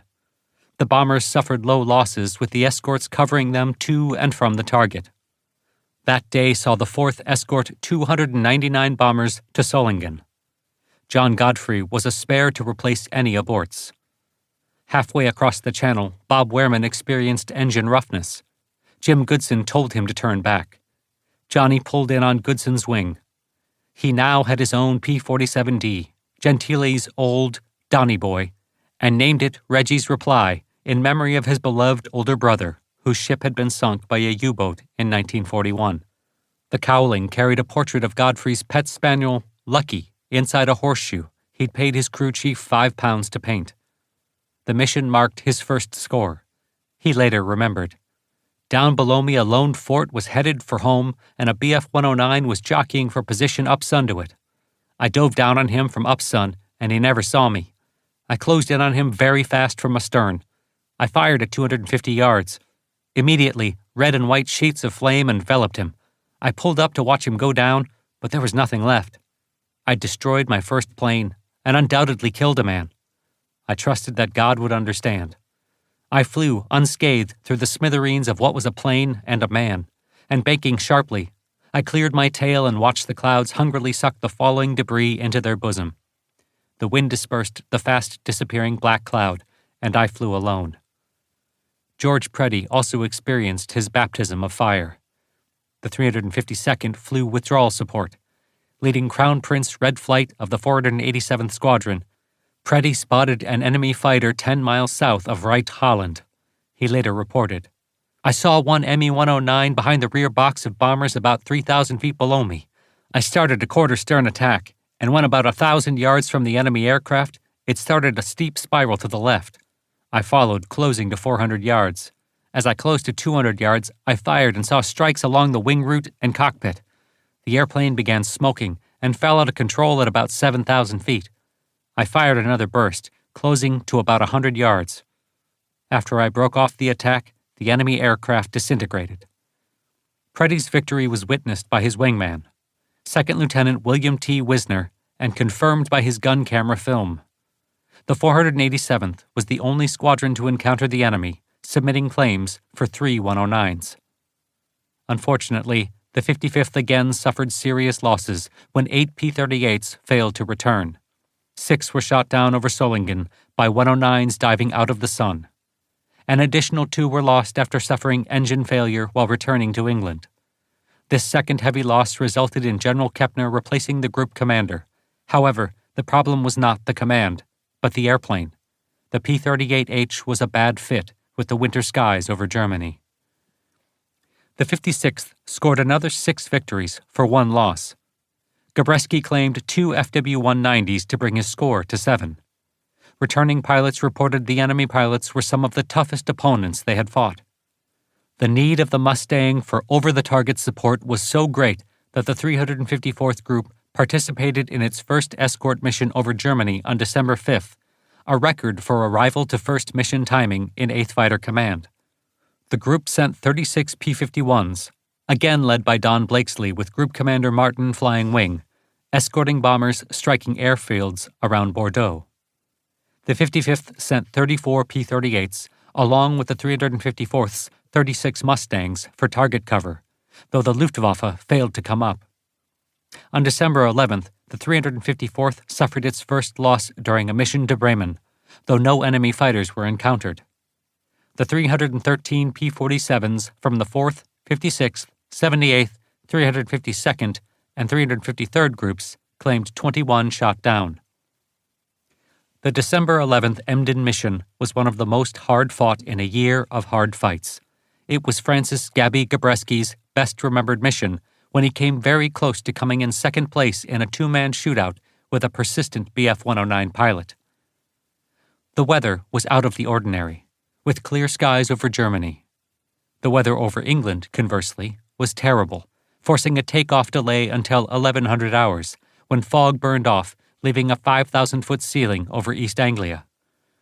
The P-47s took off 2 at a time, joining into 4-plane flights over the nearby North Sea before penetrating the clouds, climbing at 150 miles per hour and 1,000 feet per minute, with wingmen and element leaders glued to the flight leader. After what seemed like forever, the clouds above became lighter as they passed 10,000 feet.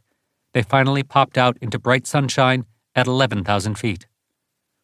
Formations rejoined, and the 16 P-47s crossed the Dutch coast at 20,000 feet. Leveling off at 23,000 feet, they rendezvoused with the bombers in completely clear skies. Moving up the bomber formation, Gabreski spotted another aircraft at the head of the formation, and soon identified them as German. Turning the squadron toward the fighters, forming up for head-on attacks, he saw a formation of 60 rocket-carrying Bf-110s, Me-410s, and Ju-88s. They were still out of firing range when he led the Thunderbolts in a desperate attempt to break them up before they could fire rockets. Picking out 3 Bf-110s, Gabreski closed with his flight, picking tail end Charlie and closing on its tail. At 200 yards, he opened fire. Pieces flew off as he concentrated on the right-wing route. The right engine billowed smoke as it caught fire. The Bf-110 banked away, then fell off in a final dive. He followed and saw the pilot and gunner bail out, then pulled out, realizing the dive had separated him from his flight. Looking around for other P-47s, Gabreski saw 4 radial engine fighters ahead and below.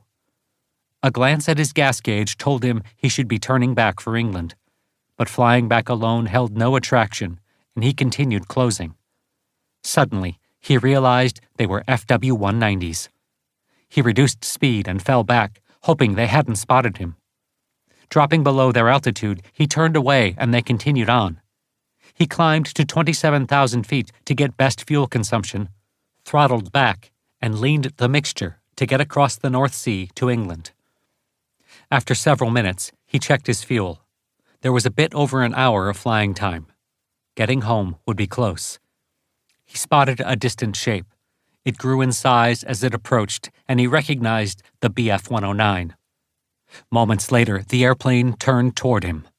He couldn't change power without losing all chance of getting back. The German curved around to attack from the rear. Just before he came in range, Gabreski turned toward him, and they passed each other. He turned back to 260 degrees. The enemy pilot sensed he couldn't engage in combat and made a second pass. Once again, Gabreski turned toward him and the tracers missed. Again, he turned west and the German set up a third pass, taking his time. Gabreski knew he couldn't use the same dodge a third time. As the 109 closed, he tried to climb out of the line of fire, but was just too late. The cockpit filled with smoke as a 20mm shell exploded inside, tearing away the right rudder pedal. The engine stuttered.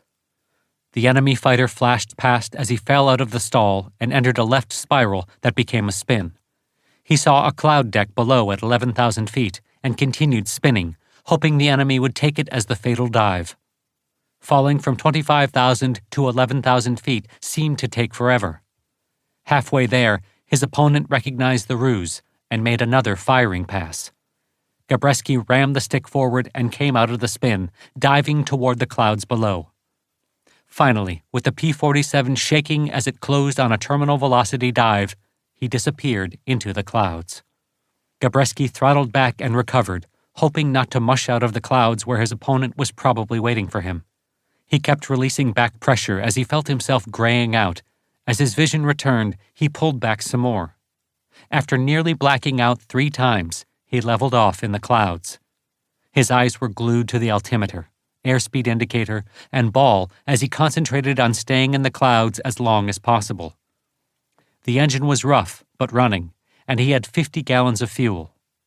Hoping he was near the coast, he slowly climbed, waiting to pop out of the cloud, hoping he could get his position. At 11,000 feet, he sliced up out of the cloud and saw the Dutch coast behind. He was over the North Sea. A shadow passed over, and he looked up. There was the 109. When he saw the pilot set up a pass, he disappeared back into the cloud. Not knowing where he was, he switched to emergency frequency and called "Mayday," hoping for a vector home. The air-sea rescue controller answered after the third call. After being identified, he was told to maintain 260 degrees. Dropping out of the cloud, he was alone between 2 cloud decks. Time stood still as he crossed the 100 miles of freezing North Sea. Finally, he saw a line on the horizon that soon became the English coast. Roaring over the beach, he recognized Ipswich below. He was 10 miles from Halesworth. Turning south, the airfield was soon in sight. With no other traffic, he made a straight-in approach and dropped onto the runway. A moment later, the engine rumbled to a stop, out of gas. He coasted to the runway's end and turned off, braking to a stop. Smoke curled from under the cowling as he slid the canopy open and dragged himself out. The crash truck and ambulance came to a stop in front of him. The Emden mission was successful. Escorted all the way, only 17 bombers were lost of the 500 sent. The 56th had arrived just in time to prevent the Zerstörer's rocket attack that would have decimated the formation. On December 13th, the 354th celebrated its first month with the P-51 by sending 36 Mustangs to fly target over Kiel, their first trip to Germany. The 355th Squadron's 2nd Lieutenant Red Emerson's Mustang got very badly shot up by flak over the target. Dazed and weakened by loss of blood when a piece of shrapnel cut his neck, Emerson flew back across the North Sea to England and landed without brakes in extremely poor visibility. His fighter looked like a sieve, and his parachute harness had been severed by another hunk of shrapnel. The 354th finally met the enemy in combat during the escort mission to Bremen on December 16th and claimed 1 Bf-110 shot down by 2nd Lieutenant Charles F. Gumm of the 355th Squadron. Colonel Martin led this as an all-354th mission. On the way home, the 353rd Squadron's 2nd Lieutenant Glenn T. Eagleston became the first pilot to survive bailing out after he managed to get across the Channel and almost to the English coast after his Mustang had been damaged by the rear gunner of a Bf-110G that he claimed as a probable. Fortunately for him, he was spotted by the crew of an RAF rescue launch just as he touched down in the icy waters and was plucked aboard after only 5 minutes of what he later said was, "the coldest I ever was in my life." A third mission to Bremen on December 20th saw the Pioneer Mustang Group contribute 47 P-51s, led by Colonel Martin, to an escort force of 26 55th Group P-38s and 418 P-47s from the 4th, 56th, 78th, 352nd, 353rd, and the new 356th, 358th, and 359th Groups that had arrived in late October and early November and were flying their first mission. The 546 B-17s and B-24s that made the attack were the largest mission so far. 8th Fighter Command was now twice the strength it had been on Black Thursday, with 3 long-range groups capable of escorting bombers all the way to the targets. Over the target, James Howard spotted 3 Bf-109s making passes at the bombers. One made the mistake of pulling up under a B-17 as he completed his gunnery pass, which gave Howard the chance to close in on it from 4 o'clock. While still out of range, he fired a burst to scare his opponent away from the bomber as the pilot positioned for another attack. Pushing his throttle forward, Howard rapidly closed the Bf-109 from dead astern. When it filled his gun sight, he fired a 2-second burst, and it emitted heavy black smoke. Back at Boxted after their return, his wingman, Lieutenant H.B. Smith, reported that he saw parts fly off the Bf-109 before the engine exploded and that it fell away in an uncontrollable vertical dive. The 354th claimed 3 victories, but suffered its first combat losses when 3 Mustangs failed to return, including Major Owen Seaman, commander of the 353rd Squadron, who went down over the North Sea after his fighter had been damaged over the target. On December 22nd, the group escorted bombers to Osnabrück and Münster, with 28 354th P-51s and 40 P-38s from the 55th Group providing target cover. The P-51 at this point was not reliable and suffered numerous instances of engine problems, forcing a pilot to abort the mission that were later traced to the poor combination of British aviation gasoline and American spark plugs. On this mission, 20 Mustangs were forced to abort due to rough engines. The 448 P-47s from 8 groups claimed 15 destroyed, 1 probable, and 6 damaged. The December 22nd mission would be forever recalled by John Godfrey as the one that gave him nightmares for the rest of his life. The day began at 0745 hours, just sunrise in wartime winter England, when he was awakened by one of the English batmen who served the 4th pilots and was informed he was on the day's mission. After breakfast, Group Commander Chesley Peterson briefed at 0900 hours. This time, the target was Münster, 300 miles inside Germany, making it the deepest penetration mission the 4th had flown to date. The group would provide withdrawal cover. Takeoff time was 12:45 hours. The weather briefing was low clouds over England, heavy clouds over the North Sea, extensive clouds over most of the continent, and especially heavy clouds over Münster. The bombers would drop using H-2X blind bombing radar. The intelligence briefer announced that the Luftwaffe now had more fighters stationed in Germany than ever before, and opposition is assured. At 12:37 hours, Major Selden Edner, the new 336th commander, started his engine. Soon the hum of 48 turbocharged R-2800s overwhelmed all other sounds on the airfield. Godfrey, flying Edner's wing as Shirt Blue Purple II, goosed his Thunderbolt from its parking spot as Edner taxied past. At 12:43 hours, the squadron braked to a stop on the taxiway behind the 334th and 335th Squadrons. Bob Wehrman, who was grounded with a cold, was assistant flagman for the takeoff. He recalled, "They moved onto the runway 2 at a time, stood on their brakes, and ran up their engines for mag checks. Then they pushed the throttles to take off power. When everything sounded right, you waved a black and white checkered flag, and they started rolling. The next pair moved into position, and you sent them off when the ones ahead had reached midpoint of the runway. You always had to check nothing had happened on takeoff, because our runway was higher in the middle than it was at either end, and once they passed the midpoint, they were out of sight till they lifted off." Once off the ground, the pilots sucked up gear and flaps, then banked to the left, circling the field with each pair cutting the turn a little tighter than the ones ahead to speed join-up. By the time formation leader Colonel Peterson had completed 2 circuits of the airfield, all 48 were in position. They continued climbing, and each flight disappeared into the murk. Wingmen kept their eyes glued on their leader, formatting as tight as possible while they held best climb. At 13:15 hours, 25 minutes after takeoff, they were still in the soup when they crossed the East Anglia coast, unseen below, and continued climbing over the North Sea. Everyone listened intently to their engines. A man had 15 minutes in those waters to get in his life raft before he froze to death, should he go in now. Finally, as altimeters turned past 15,000 feet, the light inside the cloud grew brighter. The formations continued on up, and the white-nosed fighters suddenly popped into the cold blue sky under a bright sun at nearly 17,000 feet. Each pilot's headphones were filled with the high-pitched whine of German jamming as they continued on up to 22,000 feet and leveled off. A break in the clouds several minutes later revealed the Dutch coast north of the Zuider Zee. The enemy paid them no attention as they flew on toward Germany. Outside the cockpits, the air temperature was 40 degrees Fahrenheit below zero.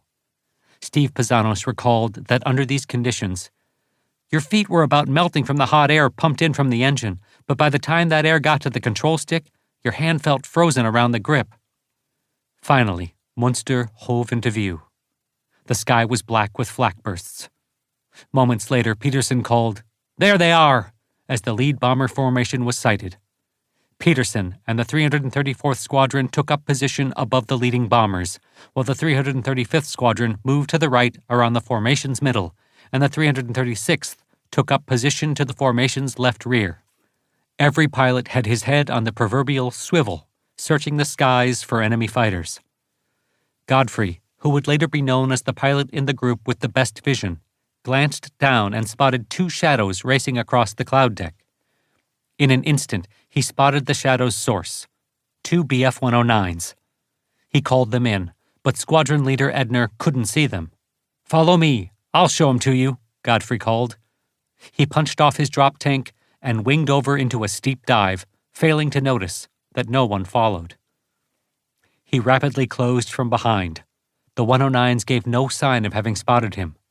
His dive turned him away from the bomber's course, taking him further into enemy airspace alone with each second. Closing, he watched the two fighters make their way only 20 to 30 feet from the tops. The wingman was higher than the leader, and Godfrey chose him. He was closing so fast he pulled the throttle back almost to idle to cut his overtake speed. It was not enough, and he had time for only one burst as he roared past the surprised enemy pilot. The 109 was hit, but not enough to go down. As the enemy pilot turned to latch onto Godfrey's tail, First Lieutenant Georgia Wynne from the 334th Squadron, who had heard Godfrey's call and followed him down, pulled onto the Messerschmitt's tail and opened fire. Godfrey rolled onto the tail of the leader before he could react. A solid burst set the engine on fire and smoke billowed from the cowling. An instant later, the canopy flew off and the pilot launched himself into space and pulled his ripcord. The parachute billowed as Godfrey's Thunderbolt flashed past. He was exhilarated at the realization he had scored victory number 2. Suddenly, the Thunderbolt staggered under heavy cannon hits. Godfrey looked in his rearview mirror and saw a third 109 on his tail, spitting fire from its centerline cannon. Hit again, Godfrey pulled the stick back to his stomach and stomped the right rudder pedal, attempting to flick roll out of the line of fire. Instead, the P-47 flipped tail over nose, tumbling into the clouds below. Now he was in a life-or-death battle to regain control of the violently spinning fighter. He was thrown around the cockpit despite being strapped in. There was only one option left: bail out. But G-force threw him back into his seat each time he tried to grab the canopy handles to slide it open. Time seemed to slow as his body filled with adrenaline from the terror of dying. In a moment's clarity, Godfrey suddenly thought to grab the throttle and stick and push them both forward. As speed increased, the violent shaking stopped and he was able to execute a successful spin recovery, graying out under the G-force as the P-47 nosed up. When he glanced at the instrument panel, he saw it had been shot out. There was no altitude indicator, and the ball was no longer there in the turn and bank indicator. The airspeed indicator seemed to function, and the magnetic compass was still okay. Inside the cloud, he had no idea if he was upright or inverted. Suddenly, the Thunderbolt popped out the bottom of the clouds. Whatever his altitude, the ground was close. He pulled back the throttle, then pulled the stick back as far as he could. G-force again grayed him out. Then the treetops flashed below as the thunderbolt streamed thick contrails from its wingtips. Suddenly, he was surrounded by flak explosions. Flying by instinct, Godfrey pushed the throttle forward and pulled the stick back, climbing desperately for the cloud base. In a moment, he disappeared back into the unfolding grayness. He concentrated on flying carefully, watching the altimeter closely to spot a dive from vertigo as quickly as possible. Suddenly, the airplane seemed to go faster, and then he felt the spin as G-force pinned him in his seat. A moment later, the P-47 again spun out of the clouds in a vertigo-induced dead man's spiral. He managed to pull out over the treetops again. This time, he remained in the clear as he roared on just above the trees. There was a town ahead. Then suddenly, there was more flak exploding close enough to toss him around. Godfrey turned east, then north, staying low, and left the flak behind. But this wasn't the direction home. Looking outside, he realized he was now over Holland. A moment later, he suddenly found himself over a Luftwaffe airfield he hadn't seen in the rain. Knowing they would send someone after him, he again took refuge in the clouds, regardless of vertigo. Once inside, he kept climbing. All he could do was watch the altimeter, which kept advancing for several minutes. Then the needle started unwinding, and he felt the buildup of G-forces again. For a third time, the P-47 fell out of the clouds in a spin. Desperately, he nosed down to get out of the spin, then pulled the stick back hard, and contrails from the wingtips drew a line that only flattened just above the trees when he blacked out for an instant. Now thoroughly terrified, Godfrey's flying gear was sweat-soaked clear through. He stayed on the deck, heading toward the coast. Again, flak bursts blossomed around him. There was a line of flak towers ahead, and you could see the flashes of gunfire as they opened fire. His fear of being shot overpowered the fear of vertigo, and he climbed back into the clouds, reasoning that he only had a few minutes to fly in them to get past the coastal flak belt. Again, he strained to watch the slightest movement of the altimeter, and moments later felt the unmistakable G-force of another vertigo-induced spin. This time, when he came out, he saw the water of the North Sea below. The prop blast traced a line on the water as he pulled out mere feet above the waves.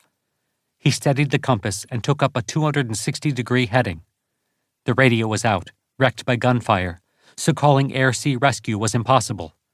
The P-47 droned west, just above the waves of the rain-swept North Sea.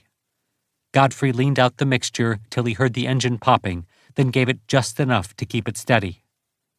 Finally, a smudge on the horizon resolved itself as England, but Godfrey had no idea where he was when he crossed the shoreline.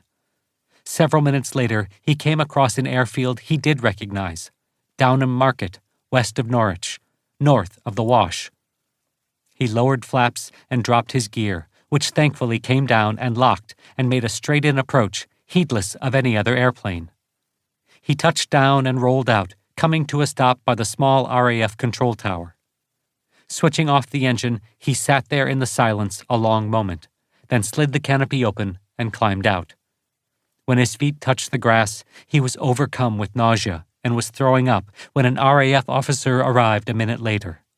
After downing a tumbler of Irish whiskey to steady his nerves in the tower and sitting still for half an hour, he went back out and looked his Thunderbolt over. There were bullet holes, but nothing serious. He told them he was going home. 20 minutes later, never flying above 1,000 feet, Godfrey sat down on the Debden runway. In the officers' club later, Colonel Peterson started to reprimand him for leaving the formation, then thought better of it and bought him a drink. After 6 days of bad weather that grounded all operations, Ludwigshafen was struck on December 30th. The 20th Group finally joined the 55th, with both sending 78 P-38s, including 4 new P-38Js from the 20th, while the 354th sent 41 P-51s to provide target cover. The Mustangs ran into several formations of enemy planes maneuvering to set up attacks and broke them up, with pilots claiming 4 destroyed. The 483 P-47s claimed another 4 destroyed. This was the 78th Group's last escort of the year.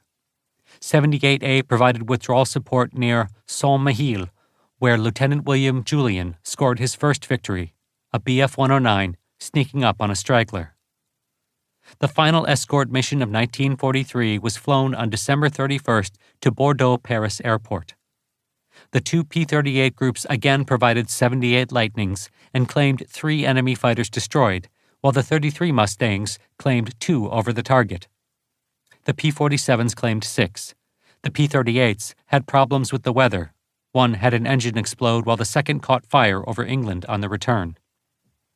While the main force hit the Paris airport, the 78th flew its first fighter-bomber mission, a dive-bombing attack on Gilles-Ryan airfield. The P-47s carried a 500-pound bomb on each wing pylon. Every pilot returned with a tale of personal terror as they dived into the sea of flak over the field. Ernie Russell flew as wingman to Quince Brown for the first time. He later remembered that, "I was never so scared before or after, diving into that flak, but I managed to put the bomb somewhere useful and impressed Quince so much that he asked for me as his regular wingman. That was the best compliment I ever got in the Air Force."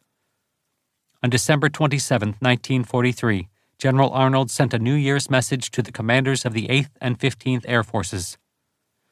"Aircraft factories in this country are turning out large quantities of airplanes, engines, and accessories. Our training establishments are operating 24 hours per day, 7 days per week, training crews. We are now furnishing fully all the aircraft and crews to take care of your attrition. It is a conceded fact that Overlord and Anvil, the invasion of Europe, will not be possible unless the German Air Force is destroyed. Therefore, my personal message to you, this is a must, is to destroy the enemy Air Force wherever you find them, in the air, on the ground, and in the factories." The missions of December had shown that 8th Fighter Command could now provide effective cover to the bombers. Paraphrasing Winston Churchill, it was not the beginning of the end, but it was the end of the beginning. Chapter 14. Jimmy Doolittle arrives. The 37 young men attending Southeastern Normal School, Oklahoma's teacher training school in Durant, Oklahoma, answered as one when the United States declared war on Germany in April 1917, all enlisting in the U.S. Army. Among them was Ira Clarence Eaker, then a senior and a week short of turning 21, who was planning to teach science and history in the state to which his hardscrabble family had moved from East Texas when he was 5 years old. A month short of graduation, he was sent to officer candidate school and commissioned a second lieutenant of infantry that summer. Eaker met his destiny shortly after he arrived at Fort Bliss in November 1917. A Curtiss JN-4D landed with engine trouble, and Lieutenant Eaker offered to help. Once the cowling was opened, the solution was easily found, and Eaker reconnected the spark plug lead. By chance, the pilot was flying from base to base, hoping to recruit volunteers for flight training with the Signal Corps Aviation Section. Congratulating Eaker on his mechanical ability, he encouraged the young lieutenant to apply for transfer to the Air Service, and he did just that. Eaker was awarded his pilot's wings at Kelly Field in July 1918 and received an assignment to Rockwell Field near San Diego. Fate again intervened in early 1919 when Colonel Henry H. Hap Arnold returned from combat in France, assigned as the new commanding officer at Rockwell. He was accompanied by another veteran who had flown with him in France, Major Carl A. Toohey Spatz, Arnold's executive officer. A few months later, the command's adjutant was killed in a crash. Lieutenant Eaker had impressed Arnold, and he was offered the position. Eaker had found that he liked the Army, but had been on the point of taking his discharge since he did not see how he could compete professionally with the West Pointers who dominated the officer corps. With Arnold's sponsorship, he soon became one of the Air Service's rising stars. Still not convinced that his future lay in the Air Service despite his appointment as commander of the 5th Aero Squadron at Mitchell Field on Long Island in 1921, Eaker was ready to submit his papers and leave the Army for law school when fate intervened a third time in the person of Major General Mason M. Patrick, Chief of the Air Service, who was forced to land at Mitchell while flying to Boston when his pilot became sick. Eaker volunteered to fly him on to Boston and back to Washington. Impressed by Eaker's flying skill and learning of his plans, Mason offered to sponsor him at Columbia University Law School if he would remain in the Army. Eaker took the offer, though he returned to Washington in 1924 as Patrick's executive assistant, having found the law not to his liking. There, he renewed his contract with Arnold, who was now Chief of the Air Service Information Division. The two, despite being cautioned by Patrick against risking their careers, became passionate supporters of General Billy Mitchell when he challenged the Army leadership on behalf of the Air Service and air power. Arnold and Spaatz were among those who did risk their careers to testify for Mitchell at his 1925 court-martial, while Eaker worked behind the scenes. He thus avoided the professional banishment that Arnold and Spaatz suffered following Mitchell's conviction. Following Mitchell's dismissal from service, Arnold took on his mantle as leader of the Young Turks in the Air Corps, as the Air Service had been renamed. Eaker remained in the vicinity of the upper reaches of the Air Corps when General Patrick's assistant and successor as chief, Major General James E. Fetchett, retained him as staff pilot and promoted him as Air Corps Executive Officer in the Office of the Assistant Secretary of War. Eaker was not happy flying a desk and took every opportunity to get away and fly, continuing the success he had found as leader of the 1925 Pan American mission, in which his planes and crews visited 25 Central and South American nations to demonstrate air power's long reach. He pioneered aerial refueling in 1929, setting an endurance record of nearly 6 days in the air as chief pilot along with Spaatz, First Lieutenant Harry Halverson, and Second Lieutenant Elwood P. Casada in the Fokker C-2 ? Which was refueled in flight over Southern California 43 times by a hose from a Douglas DWC tanker. This included an appearance at the year's Rose Bowl football game, where they overflew the crowded stadium. In 1931, Eaker obtained a degree in journalism from the University of Southern California, during which time he spent his weekends out at March Field in Riverside, where Arnold was the base commander. After he graduated in 1933, he took command of one of the March-based squadrons. The two also hunted and fished together in the Sierra Nevada. In 1936, he set a record by flying non-stop from New York to Los Angeles entirely on instruments and navigating by the newly built radio beacon system. When Pearl Harbor was attacked, Lieutenant Colonel Eaker commanded the 20th Pursuit Group at Hamilton Field outside San Francisco. Arnold, chief of the newly designated U.S. Army Air Forces, quickly recalled him to Washington and gave his longtime trusted associate the assignment to organize the American Air Force in Britain that would take on the Luftwaffe, sending Eaker to London after promoting him to brigadier general and pinning his own brigadier general's stars on his old comrade. With that history, it was with a heavy heart that Arnold was forced to the conclusion after the Schweinfurt disaster in October 1943 that he must replace one of his oldest and most trusted friends as commander of 8th Bomber Command. The man Arnold chose to replace Eaker was a friend he had made back when both were members of the Rockwell Bunch immediately after World War I. Major General James H. Doolittle, former commander of the North Africa-based 12th Air Force, now commander of the newly created 15th Air Force, rivaled and even exceeded Eaker for setting aviation records and contributing to aviation development. Doolittle had first gained public notice as the first pilot to fly coast-to-coast between sunrise and sunset in September 1922, departing Pablo Beach, Florida at dawn in a de Havilland DH-4 and flying to Rockwell Field in San Diego, where he landed at dusk. He was awarded the Distinguished Flying Cross for the feat. He was then assigned to the Air Corps Engineering School at McCook Field, later Wright-Patterson. In 1925, he received the first doctorate in aeronautical engineering at the Massachusetts Institute of Technology, MIT, after completing his MS in aeronautics there the year before and receiving the Distinguished Flying Cross a second time for research performed for his master's thesis regarding aircraft acceleration. He was then assigned as pilot of the Curtiss R-3C2 racing seaplane, in which he won the Schneider Cup that year with a record speed of 232 miles per hour. For this, he was awarded the Mackay Trophy the next year. He followed that in 1927 by executing the first successful outside loop, a maneuver previously considered fatal, in which the pilot faces the outside of a loop and experiences negative G-force through the entire maneuver. Doolittle's most important contributions to the development of aviation involved his work with instrument flight.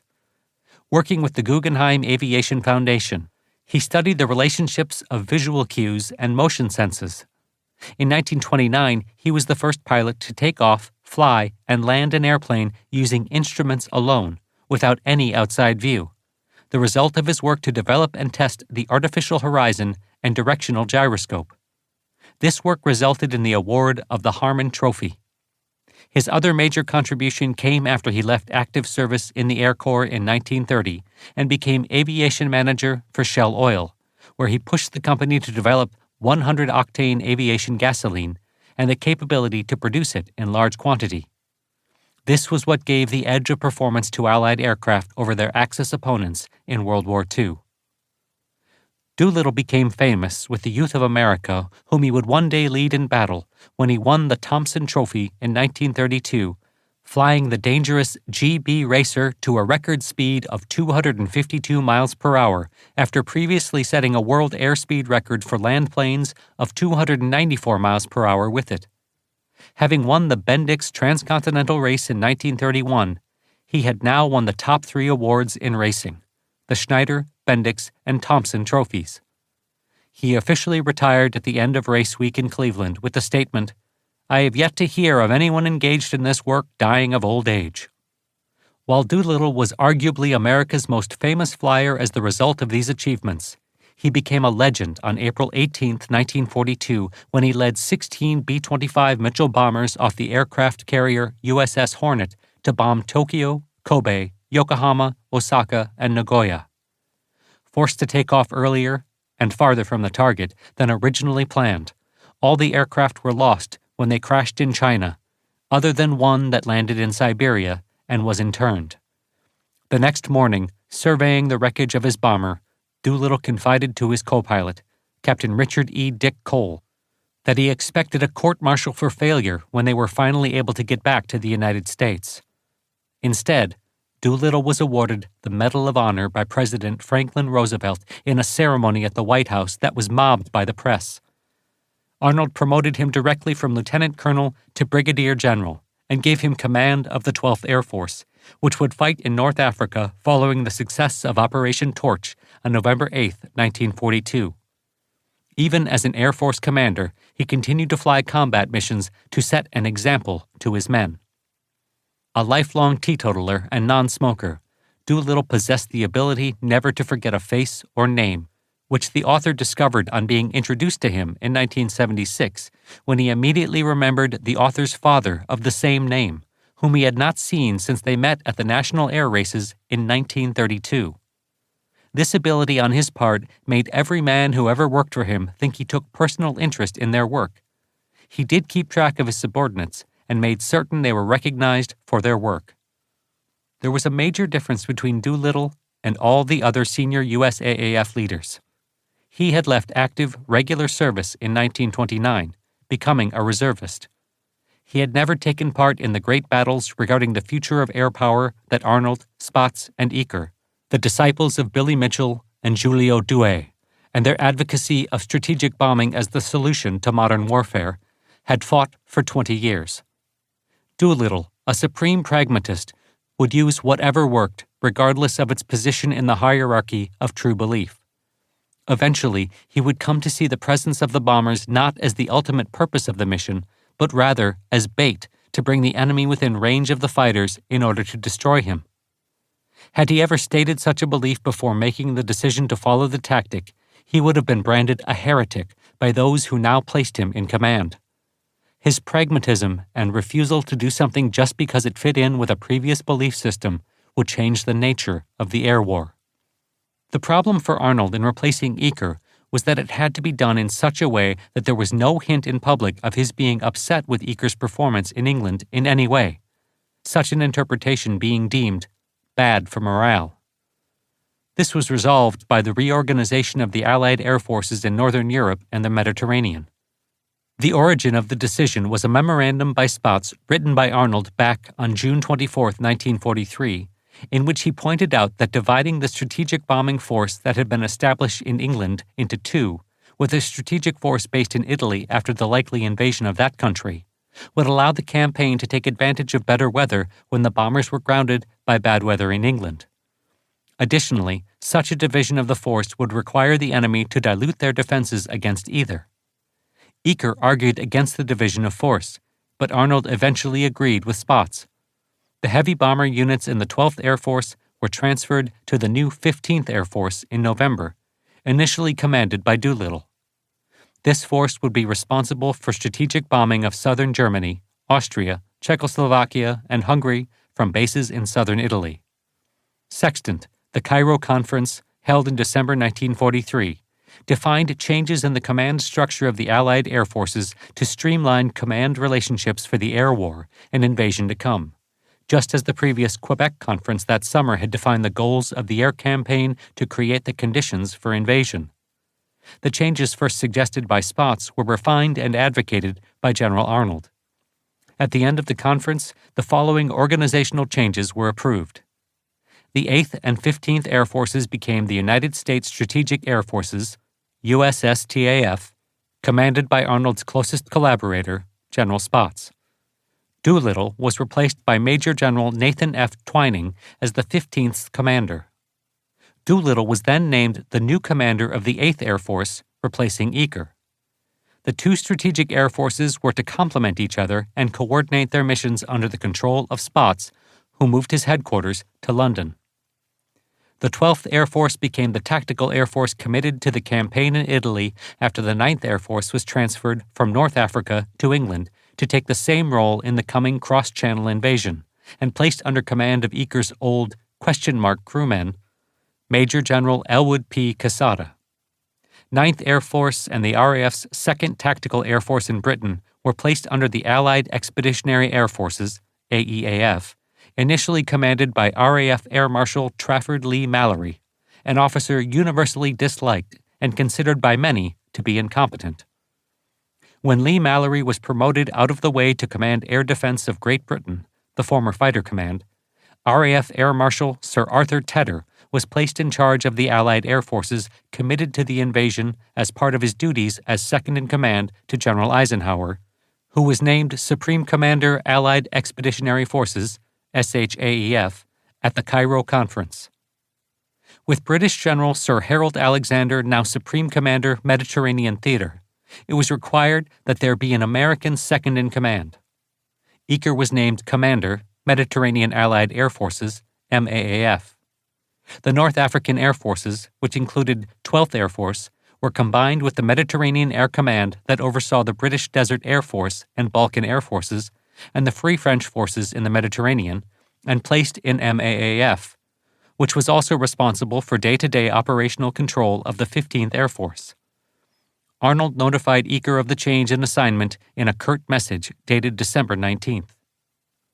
Eaker, for his part, did not wish to leave his command and made things as personally difficult for Arnold as possible, cabling him, "Believe war interest best served by my retention command 8th Air Force.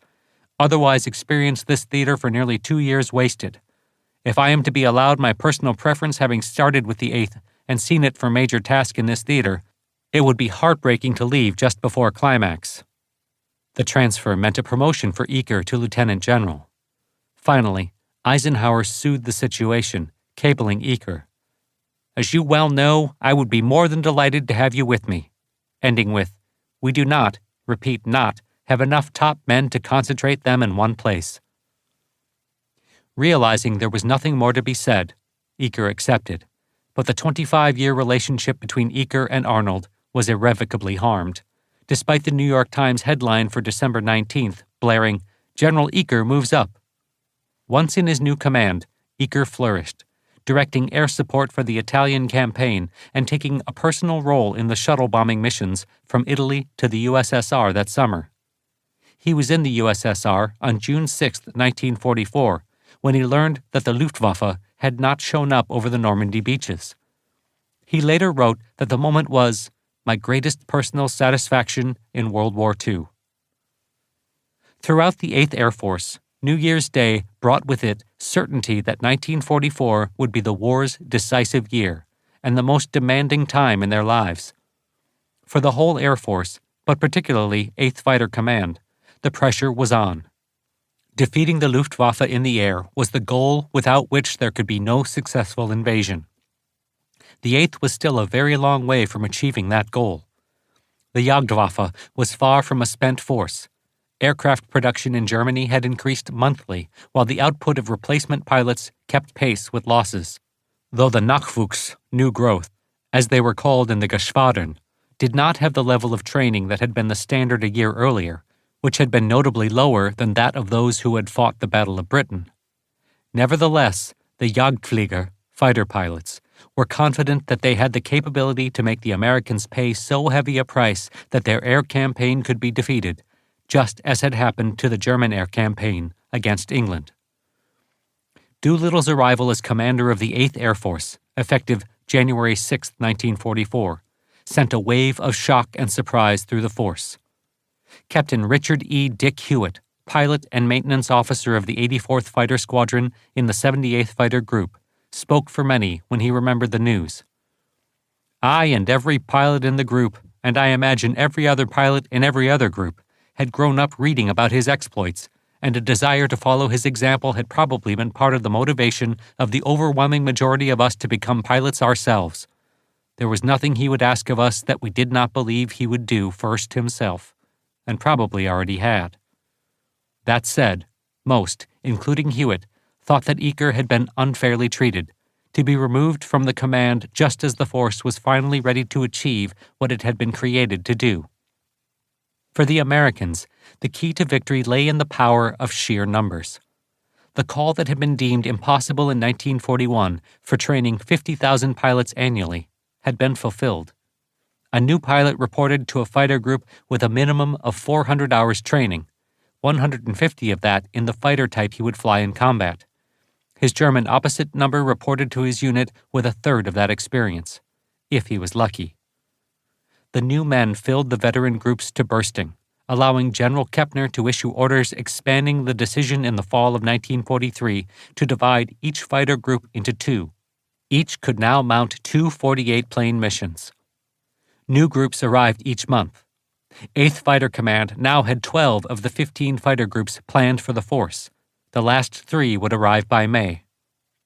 Not only were there numbers, but now those aircraft were capable of providing protection to the bombers all the way to the target and back. In 8th Fighter Command, 2 changes in strategy and tactics would have a major effect in the coming battles. The first came soon after Doolittle took command, when he announced a major change in 8th Fighter Command escort policy on January 7th, adopting phased fighter escort, a concept that had been argued at length since the beginning of the air campaign back in May 1943. Since then, fighter groups had joined with the bombers and stayed with them until they were required to turn back due to low fuel, with each fighter group supporting a particular bomber formation. This tactic failed to maximize the fighters' range because the escorts ended up flying a further distance than the bombers they were covering. The difference in cruising speeds between fighters and bombers meant the fighters had to weave or fly S-turns to remain close to the bombers. As a result, for every mile the bombers flew, the fighters flew half again, if not more. This cut the maximum range dramatically when compared with their straight-line range. The early P-47s, which had to break off over the Low Countries due to lack of fuel, actually had the straight-line range to fly well into Germany. Phased escort involved a group flying directly to a rendezvous point, from where they would cover a particular area as the bomber formations flew through it until another group rendezvoused further en route. Because they were able to fly directly to the rendezvous point, they had more fuel and could take the bombers further. Thus, short-range Spitfires escorted the formation across the Channel or North Sea, with P-47s picking them up as they crossed the coast, taking them halfway to a target in Germany, with P-38s relieving the P-47s until the target was in sight, where P-51s would take up the coverage over the target and through initial withdrawal, though both P-38s and P-51s might cover the target if it was not so deep in Germany that only the Mustang could provide cover. The A and B groups meant that a unit could send one group for outbound escort and the second for return. When the leaders of 8th Fighter Command brought their arguments in favor of this to Doolittle, he had no trouble accepting their validity, since he had made that change in the 15th Air Force many months earlier. While this made sense strategically and tactically, it did not go down well with the bomb groups. Crews were comforted by the sight of the little friends around their formation, despite the fact that placing the fighters in this position and restricting their ability to take offensive action against enemy fighters actually made the escort less effective. The next change Doolittle authorized was even less popular with the bomber crews. On January 21st, following further discussions with General Kepner, his staff, and fighter group leaders, Doolittle declared that while the role of protecting the bomber formation should not be minimized, the fighter escorts should be encouraged to meet the enemy and destroy him rather than be content to keep him away. Several days earlier, when he had visited Kepner's headquarters, he had noticed a sign that read, "The first duty of the Air Force fighters is to bring the bombers back alive." When he asked Kepner who had made that rule, he was told that it dated to Monk Hunter's command of the fighters. Indeed, the strategy was at first dictated as much by force majeure as anything else, since when Hunter led the force, there were only some 175 fighters available in all of 8th Fighter Command at the time of the Schweinfurt-Regensburg mission. But now there were 12 groups, each equipped with 108 fighters, capable of sending two 48-plane escort formations with each mission. Doolittle ordered Kepner to change that rule to, "The first duty of 8th Air Force fighters is to destroy German fighters." When Kepner asked if this meant the command was now authorized to take the offensive, Doolittle replied, "Yes." Pragmatism had just taken a step away from detailed procedure. Fighter group commanders like Hub Zemke and Don Blakesley had been advocating this change in overall strategy since the previous summer, with Zemke stretching the rules of close escort as far as he could to give the Wolfpack the opportunity to meet the enemy as early as possible. Zemke agreed with experienced fighter leaders like Adolf Galland, who had argued vociferously in 1940 against tying the fighter escorts too closely to the bombers and losing the fighters' best tactic: offensive action to break up the defenders before they could make an attack. Zemke later wrote of Doolittle's decision, "General Eaker's brief had been that our first objective was to bring the bombers home and our second to shoot down enemy aircraft. Now General Doolittle told us to pursue the enemy when and wherever we could. We were now allowed to follow him down and no longer had to break off attacks. It also meant official recognition of what I had long advocated, getting way out ahead of the force to bounce the enemy fighters before they had a chance to make their attacks." The result of the change regarding escort policy was that several fighter groups, most notably the Wolfpack and the Eagles, followed by the 352nd, who became known as the Blue-Nosed Bastards of Bodney, from the markings on their new Mustangs once they re-equipped, and the new 357th Group, which arrived as the change was made, ran up their scores over the spring months as the daylight offensive finally hit its stride. However, the change was not universally adopted. Some group commanders disagreed with the new strategy and maintained the close escort policy. Prominent among these was Colonel Jim Stone, whose belief in close escort meant that the 78th would not score as highly as the 4th or 56th groups it had served beside from the beginning a year earlier. The 359th Group's Colonel Avalon Taken Jr. was another who kept the policy of not allowing his pilots to go herring off over the countryside, as he put it. This difference between the groups was primarily down to the aggressiveness of particular commanding officers. By May, Zemke had proposed to General Kepner that the aggressive commanders like himself, Blakesley, and those others whose groups were demonstrating the value of the offensive tactics be replaced in their groups, and that they be assigned to the other groups as temporary group commanders for several months, which would allow them to turn those units around by changes in leadership.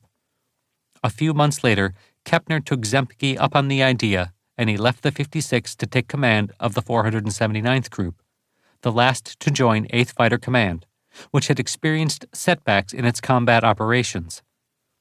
Robin Olds, who became the 479th's leading ace, later said that there was a real difference in the group and the way it went about fighting within a matter of weeks following Zemke's arrival. Choosing to follow a defensive or offensive escort strategy was not the only determinant of a group's success. The escort assignments it received were crucial. A group that was assigned to cover the leading formation was much more likely to run across the opposition than one bringing up the rear. As successful pilots approached completion of their tours, commanders like Zemke and Blakesley intervened at 8th Fighter Command to have their guys assigned to Fighter Command operations, where assignments were made for each mission. By organizing the individuals' transfer from operational unit to staff before their tour expired, they remained in the same overall organization, where their presence could be helpful to their old unit. Unfortunately for the 78th, original pilots Gene Roberts and Harry Dayhuff were not in the operation planning section, but were assigned to tactical development, responsible for bringing new groups up to combat standards. Additionally, its base at Duxford was 50 miles west of the next 8th Fighter Command base in East Anglia, so it could not get assigned to target support cover, where the chance of engaging in combat was the greatest due to its relative lack of range as compared with the 56th, which was based right on the coast at Halesworth, or the 4th, which was only 30 miles inland at Debden. Thus, geographical location and the politics of fighter command would be a bone of contention between fighter groups for the rest of the war. As Hub Zemke, Don Blakesley, Joe Mason, and other aggressive leaders demonstrated, taking charge on the ground was at least as important as any leadership in the cockpit. Doolittle made one other change. If the fighters were to destroy the Luftwaffe, they couldn't allow the enemy to pick when and where the two sides would meet. Ever since 1941, the Jagdwaffe had used a strategy of avoiding combat when conditions were unfavorable, and the target was not considered to be so important. Thus, most of the time, the only place the fighters could always be found was on their airfields. Doolittle's new rule was that any group that finished their escort assignment without engaging the enemy and had sufficient fuel was to find and hit German airfields on their return. Strafing missions really changed things. A fighter versus fighter engagement was a test of skill and ability between the individuals involved. A low-level attack posed the question of whether one could survive the law of probability. German airfields were defended by a multitude of anti-aircraft guns, from 88mm high-altitude cannons through 50mm and 37mm medium-altitude weapons to 20mm cannon down low, all throwing up a veritable wall of fire through which a strafing fighter had to fly. The odds were against the attacker, even in an airplane that could take hits and keep going like the Thunderbolt. To counter the reluctance of pilots to engage in strafing, Doolittle ruled that a ground kill, the successful destruction of an aircraft by strafing, would be credited the same as an air combat victory. No other air force in any theater on either side had such a policy. The result was that more than two-thirds of the German aircraft claimed destroyed between Big Week and D-Day were strafing claims, while 70% of fighter losses were the result of such missions. The 78th Group was the first to follow Doolittle's directive. After chasing FW-190s to low level during an escort on February 6, 1944, to Troyes, France, 78A Group separated into squadrons and strafed the airfields at Orléans, Brissy, Beaumont, Chartres, and Évreux. They ran into the light flak defending the airfields and lost 6 shot down. It was quickly discovered that attacking airfields without a plan was a recipe for disaster. The P-47 got a technical upgrade at this time that would make the fighter more able to carry out such an offensive strategy. The aircraft were in the process of being equipped with a system to inject water into the engine that would increase power by nearly 20% for a short period of time, a maximum of 10 minutes, which could be used at all altitudes, improving both high-altitude and on-the-deck performance. Additionally, a new Curtiss paddle blade prop was fitted to the Thunderbolts that improved climb dramatically, increasing the P-47's rate of climb by 600 feet per minute and allowing the fighter to climb to 30,000 feet in 13 minutes, rather than the previous 20 minutes. Bob Johnson recalled an experience he had shortly after his P-47 was equipped with the new prop. He ran across a British pilot in a Spitfire 9, the most powerful version of the RAF fighter, equipped with a Merlin engine that had a two-stage supercharger. The two flew alongside each other and signaled interest in what the Americans called hassling, a term used for what would be called in a later war dissimilar aircraft maneuvering or simulated dogfighting. When we did a straight climb, he had me cold. That airplane could pull away from me like the proverbial homesick angel. But after a few times of having my tail feathers waxed, I managed to get above him and make a dive on him. He pulled up, figuring to outclimb me as he had, but I pulled up in a zoom and rocketed past him. He tried to dive, but I came around and the jug seemed to literally fall on him. Then I zoomed and came around again. So long as I stayed in the vertical plane and used the jug's incredible dive and the new zoom ability she was now capable of, he couldn't touch me. I knew I would use that on the Germans the next time I ran across one. Also, by February, every P-47 in 8th Fighter Command had the underwing pylons that allowed them to carry 3 times as much extra fuel as they had only 4 months earlier. With the agreement to divert the P-51B from 9th to 8th Air Force, plans were already afoot to re-equip 4 8th Fighter Command groups immediately with the new fighter. Hub Zemke was surprised when he returned from his stateside tour in late January to find that the 56th Group had been offered the chance to be one of those chosen groups, but had turned down the opportunity. Zemke later wrote that Dave Schilling had done so in his absence, due to the feeling of commitment to the Thunderbolt felt by the pilots who had tamed the beast. Zemke himself had no such attachment to any type of airplane, and would have gladly accepted the offer because it would have allowed them to chase the enemy anywhere in Germany. On the other hand, Don Blakesley was calling General Kepner every day to request re-equipment, pointing out how easy it would be since most of us had flown Spitfires. In fact, the Mustang was so easy to fly that little thought was given to extensive conversion training before entering combat. When the 352nd Group received its new Mustangs on April 7, 1944, pilot Robert "Punchy" Powell remembered, "We were coming back from a mission, and when the field came in sight, we saw all these P-51s parked there." On landing, Powell was informed by his crew chief that he was expected to take one of the Mustangs for an initial flight in 30 minutes. Powell was surprised and initially resisted the idea of not even studying the flight manual. But that's what we did. Our engineering officer showed me how to start it, and the next thing I knew, I was at 15,000 feet. To get the feel of it, I did some tight turns, a chandelle in both directions, and a barrel roll. I tested the stall by putting the wheels down, cutting power, and bringing the nose up till she stalled. I was surprised by how stable it was. I went back and landed, and we flew our first mission in the new planes the next day. The bombers themselves were different from what they had been during the battles of 1943. The B-17G had entered production at Boeing in late spring of 1943 and at the Lockheed Vega and Douglas Long Beach factories over the summer. The first of these had arrived in England in August. By December 1943, only a few of the earlier B-17Fs were left in the bomb groups. The B-17G differed from the earlier subtypes most notably in the installation of a remote-controlled gun turret immediately beneath the bombardier's position, controlled by the bombardier. Fitted with 2 50-caliber machine guns, the turret provided a much wider field of fire than did the 2-gun armament fitted inside the nose, which could only be fired individually by the bombardier with limited field of fire. The new turret could cover all the sky ahead of the bomber that would be used by enemy fighters in the 12 o'clock high attack. Additionally, the 2 other guns fitted in the nose compartment, which could only be fired to the side with the fitting used by the B-17F, were now housed in cheek positions, so named because they bulged out to either side of the nose, that could be aimed much further forward to give a total of 4 guns defending the nose of the flying fortress. The chin turret had first appeared on the 12 YB-40 convoy defenders that had proven unsuccessful.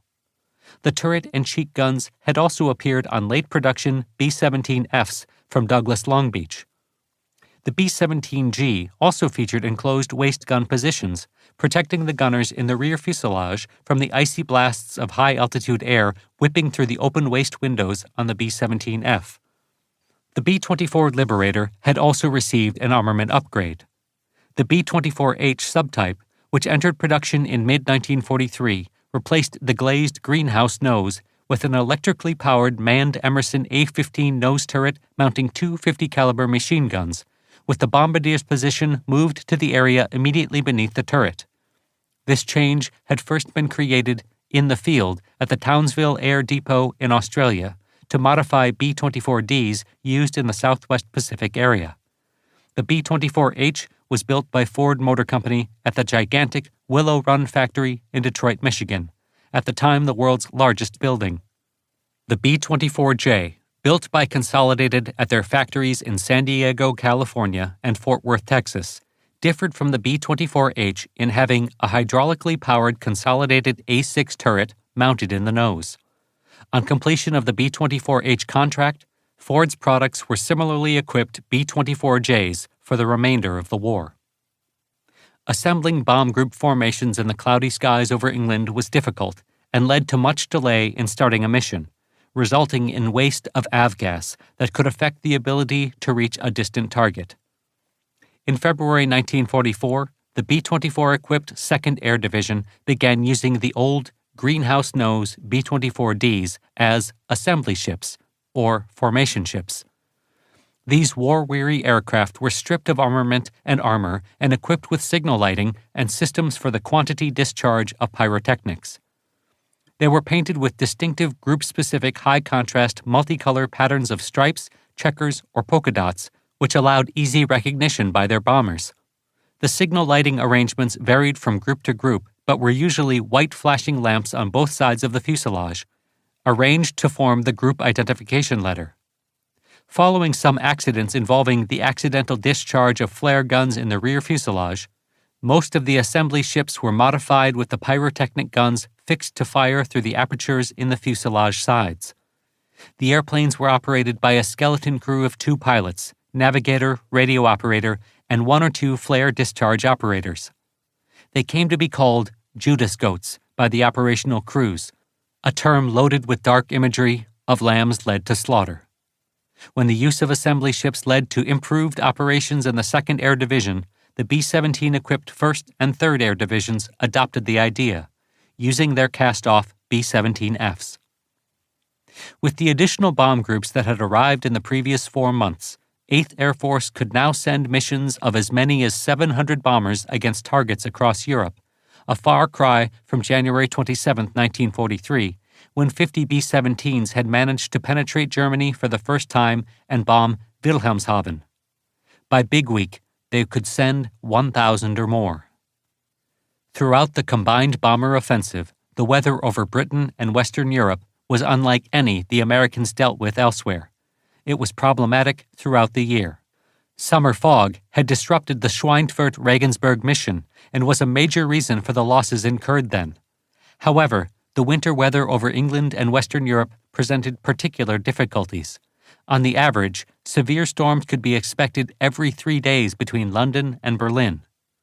Jimmy Doolittle dealt with the persistent cloud cover over Germany during January 1944 by directing 8th Bomber Command to use radar-directed blind bombing in order to fly missions at all in the unfavorable conditions. 8th Bomber Command and Technical Command had gotten involved in intensive development of radar bombing beginning in late 1942 in an effort to reduce the weather-imposed operational limitations in the ETO as much as possible. At this point in its development, existing radar equipment was seen not as a substitute for visual bombing, but rather as an alternative that allowed 8th Bomber Command to maintain pressure on the German economy as a whole. When radar bombing missions did begin in the fall of 1943, the missions were restricted to targets that showed up clearly on the radar screen. These were primarily built-up urban areas on coastlines or estuaries, since the distinction between water and land was easy to recognize on the screen. While a large industrial area could be located without difficulty, it was impossible to identify specific factories unless they were either unusually isolated or unusually extensive. The governing philosophy regarding radar-guided bombing was that it was better to bomb low-priority targets frequently, even if it meant less than precision accuracy, than not to bomb at all. Early plans were based largely on the RAF's experience, and British equipment was the first to be used. Of the RAF's radar equipment that best suited to 8th Bomber Command's requirements was H-2S. a centimetric radar using a beam of transmitted energy to scan the ground below the carrier aircraft, with the reflected signals showing a map-like picture on the indicator screen with light areas for ground, dark areas for water, and the broad reflecting surfaces of towns and cities showing up as bright areas. The 482nd Bombardment Group was first to use H-2S on September 27, 1943. With first priority for the sets going to RAF Bomber Command and production pressed to meet those needs, 8th Bomber Command still had only a few sets in October, and the units using them were experiencing difficulty in using the equipment at the high altitudes at which the bombers flew. The MIT Radiation Laboratory was contracted to develop an improved version of the H-2S type. Rather than centimetric wavelength, this set used a new and shorter microwave length, which gave a sharper and more accurate ground return. Known as H-2X, the sets were placed in production in the summer of 1943. The need for rapid supply resulted in the Radiation Laboratory hand-building 20 sets, which were enough to equip a dozen B-17s with necessary spares. The 12 B-17s, manned by crews partially trained in operating H-2X, joined the 482nd Group in October. The crews underwent further training over the remainder of October, and then went operational earlier than intended due to the winter weather being worse than expected.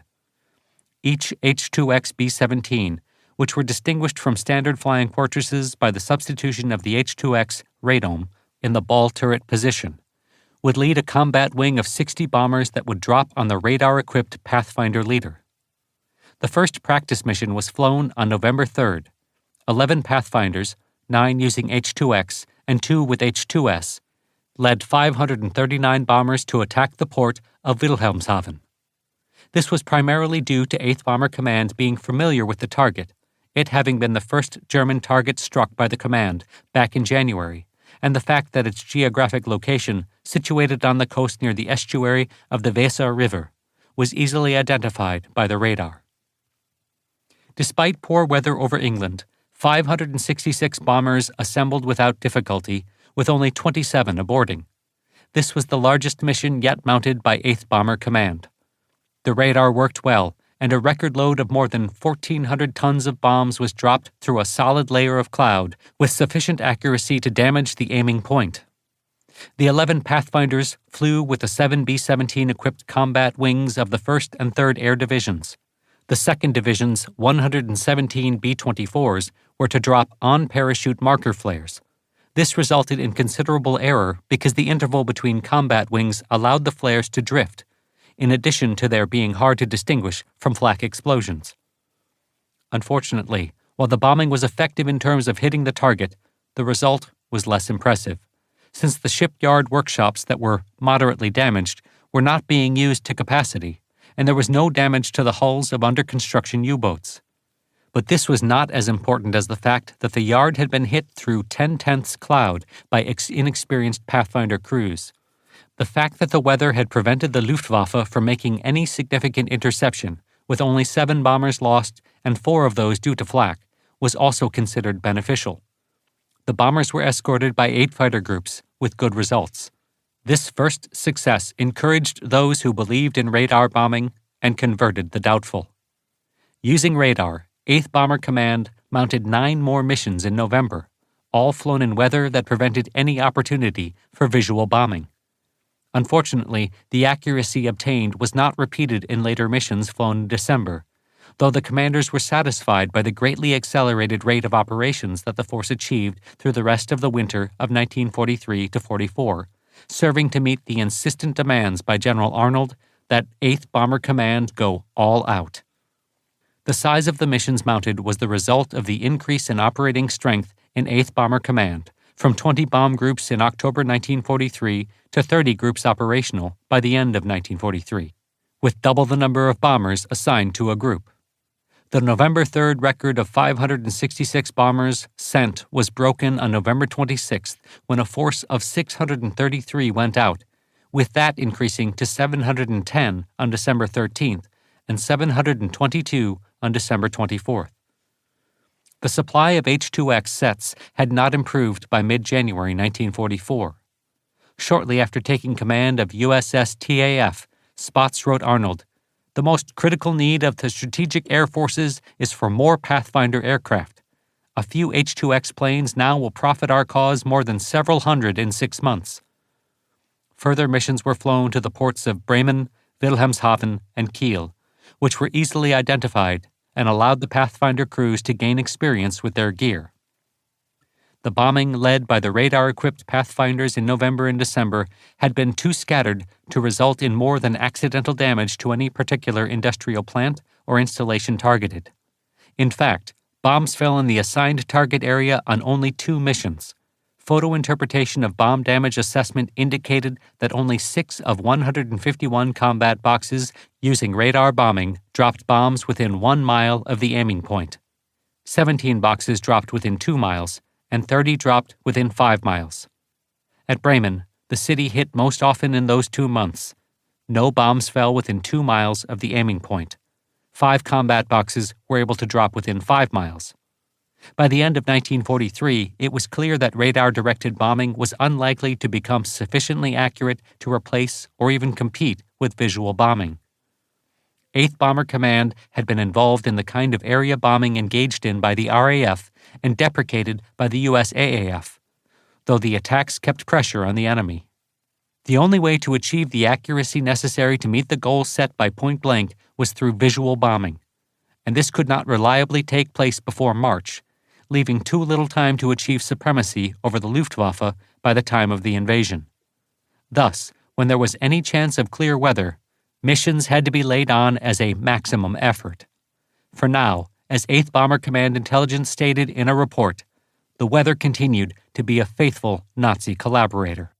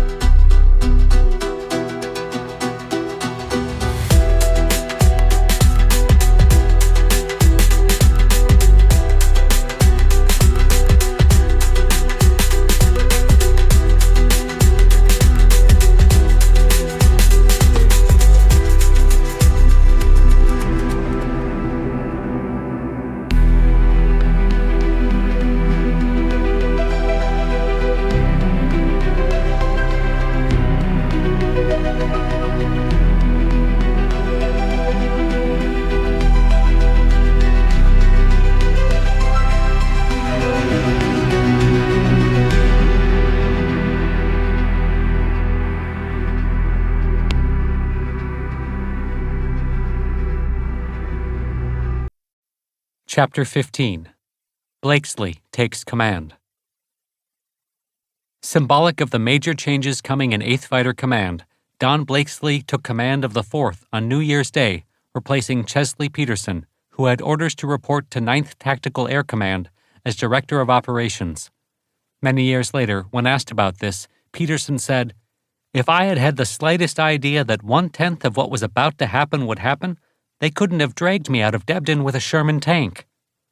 Once he was the leader, Blakesley told his pilots point-blank what he expected of them.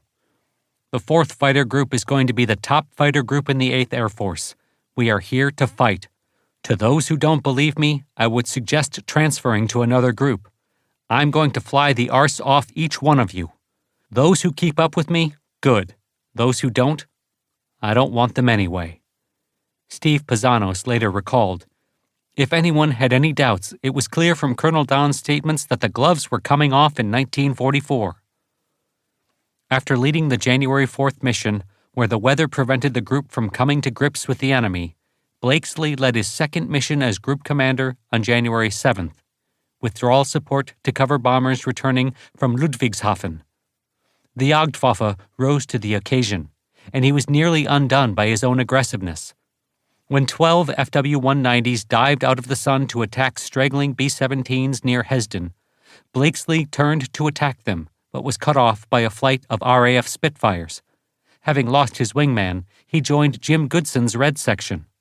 "I had climbed up back to 14,000 feet when I saw more Focke-Wulfs attacking stragglers," Blakesley later wrote in his combat report. "I dived on these, being covered by Captain Goodson's section, and chased one enemy aircraft down to between 2,000 or 3,000 feet. Goodson, with newly promoted wingman First Lieutenant Bob Wehrman in tow, followed Blakesley in line astern. Other 190s attempted to attack, but usually broke away down through the clouds when I turned into them," Blakesley reported. Goodson later reported, "Suddenly, I was jumped by 3 FW-190s. One made a determined attack, firing at Blakesley even after I attacked him. When I started getting strikes on him, he broke hard to port. But even though he pulled streamers from his wingtips, I was able to pull my sights through him. He suddenly did 2.5 flick rolls and then split est vertically through some light scud cloud. I followed in a steep wing over and had to pull out hard to miss some trees as the cloud was lower than I had realized. As I did so, I caught sight of an explosion. Since the 190 had gone through the clouds vertically, I feel sure he could not have pulled out even if he had not been damaged." Goodson soon joined Blakesley and Wehrman, but before he could get close enough, another FW-190 got on Blakesley's tail and opened fire. Goodson managed to get on the enemy's tail and fired. I was relieved to see strikes all over him and see him peel away and crash in flames on the ground, which was quite close. Jim Goodson had saved Don Blakesley, but was out of ammunition when a third FW-190 tried to shoot Blakesley.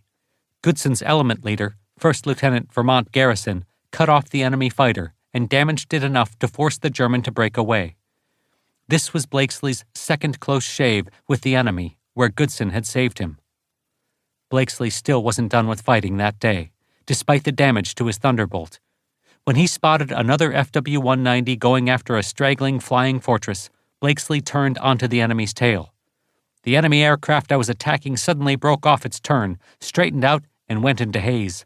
I followed, and as he came out, I was dead line astern. I fired a 3 to 4 second burst, observing strikes on the enemy aircraft's tail and starboard wing. Pieces came from the cockpit. It then did a half flick to the right and went in. My radio had been shot out, and my aircraft was spraying oil badly." For the rest of the flight back to England, Blakesley and Goodson had to depend on Bob Wehrman, who again was the only one with ammunition. The P-47s were again bounced by Bf-109s, which turned away when Goodson and Wehrman turned into them. When they managed to put down at the Manston emergency strip, Blakesley later counted 71 holes in the tail and rear fuselage of his Thunderbolt.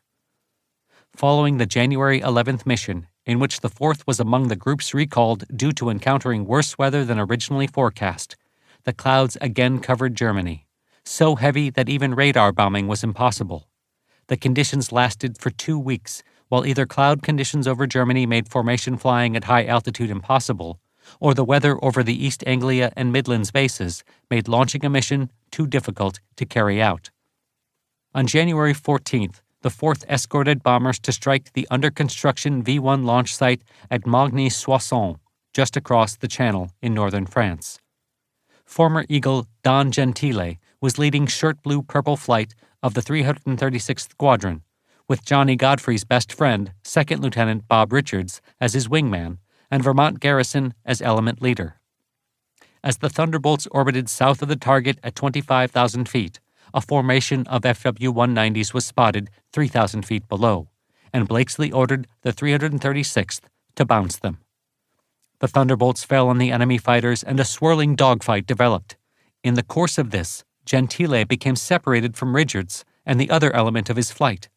Spotting 2 FW-190s below flying east to get away from the fight, he dived on them. Pulling in behind, he managed to hit the wingman and set his engine on fire. The leader made a wing over to escape, diving for the ground below. Gentile went after him, finally putting a fatal burst into the Focke-Wulf's engine as the 2 fighters roared 50 feet above the trees. Gentile pulled up to climb back to altitude and rejoin the group, but he spotted 2 other FW-190s diving on him. He turned into them to break the attack, and initially both overshot, but they came back around. Gentile managed to get on the wingman's tail and fired a burst, but missed. The enemy fighter pulled up and away while the leader pulled around on him, attempting to get on his tail. Gentile pulled the stick into his stomach and slammed it against his right leg as the P-47 stood on a wingtip over the forest, G-force contrails streaming from the wingtips. The 2 fighters went round and round over the trees. Gentile managed to pull tight enough to get his opponent in his sights, but when he squeezed the trigger, there was no response. He was out of ammo, and the enemy pilot was good. The P-47 wasn't supposed to be able to turn with an FW-190 at low altitude, but Gentile now had no choice. He pushed the throttle into war emergency power, and the R-2800 screamed as the entire airframe shook, right on the edge of a stall that would spin him into the trees below in an instant. His only option was to stay in the turn till the enemy pilot ran out of ammunition. "Help! Help! I'm being clobbered!" Gentile screamed over the radio in near panic. He was answered by the imperturbable Carolina drawl of Captain Willard Millie Milliken. "Now, if you will tell me your call sign and approximate position, we'll send help." "I'm down here by a railroad track with a 190, screamed Gentile in reply. The turning fight continued below as the other pilots of the 4th looked for their comrade. Afraid the German was going to win the battle, Gentile called out to Blakesley, "Horseback! Horseback! If I don't get back, tell him I got 2 190s. He later reported, "I suddenly flicked and just about wiped myself out on the trees. Recovering, I reversed my turn to starboard, and there he was, still inside me and still shooting like hell. I kept on turning and skidding. He slid under and overshot, and I reversed again. We met head-on, and he was still firing. For the next 10 minutes, we kept reversing turns from head-on attacks, trying to get on each other's tails." As the FW-190 began to close the gap, Gentile suddenly leveled his wings and pulled the stick back into his gut, standing the big Thunderbolt on its prop until the shaking told him he was just about to stall out. He was now above the enemy pilot, and if he'd had any ammo left, he could have swooped down and finished the fight. His German opponent suddenly flicked over, recovered right above the trees, and fled. Gentile leveled out, breathed a sigh of relief, and climbed back to rejoin the group. When he bounced down on Debden's runway, he didn't bother to gun the engine before switching off. Gentile sat in the silence, spent and worn, every fiber of his being heavy with weariness. When the intelligence officer jumped on the wing to interrogate him, he didn't answer. The officer later recalled that when he pulled off his leather flying helmet, it was dripping wet with sweat. Gentile finally found the strength to pull himself up and climbed out of the cockpit. "I got 2, he said as he jumped off the wing to the ground. The boy who at age 8 had seen the movie Wings and determined he would be a fighter pilot, who had made up business cards reading Don Gentile, Ace, had just scored victories 4 and 5. While he was doing that, Bob Richards scored his first victory and lived to celebrate it when Garrison shot the enemy wingman off his tail.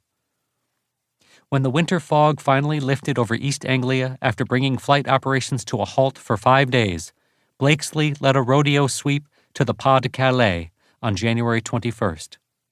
Most of the time, the Luftwaffe studiously ignored such flights, but this time a fight developed when a small force of FW-190s were caught unaware of the Thunderbolt's presence. Bob Richards recalled, "We were vectored to Beauvais to intercept some bandits in that area. When we got near there was nothing to be seen except a little flak. My number one, Lieutenant Kenneth Peterson, was still very keen on the way out, and when I saw him roll his airplane on its side, I looked down also and saw 4 bogies flying south. Peterson started to go down, and I followed. As we got closer, I recognized them as FW-190s. They didn't see us until we got right on top of them, and Peterson started firing.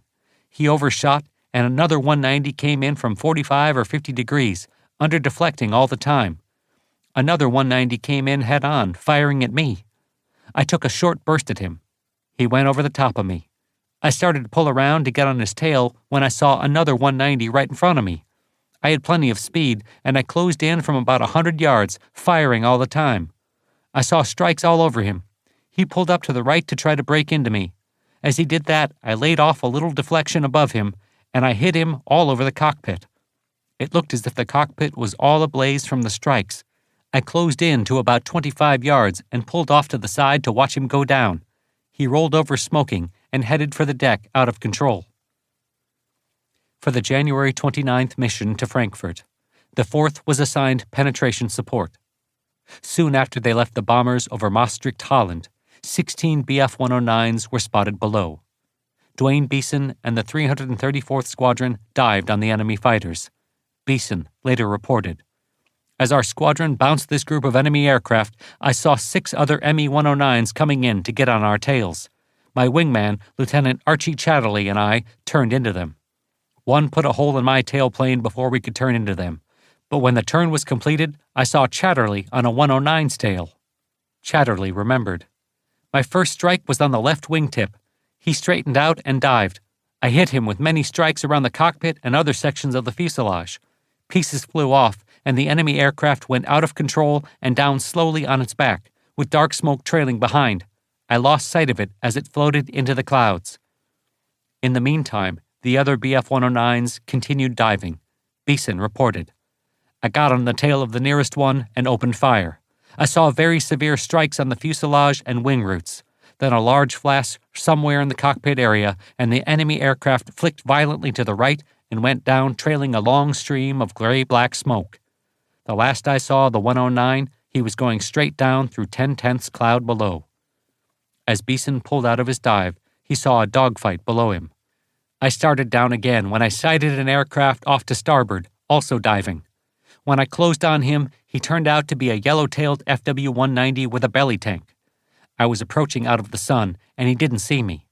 I fired a burst from out of range, trying to slow him down. No results were seen, so I continued behind him as he went into a cloud at about 3,000 feet, and when he came out below, I was about 300 yards behind. I opened fire again and saw many incendiary strikes on his fuselage. He dropped his nose at about 200 feet and went into the deck."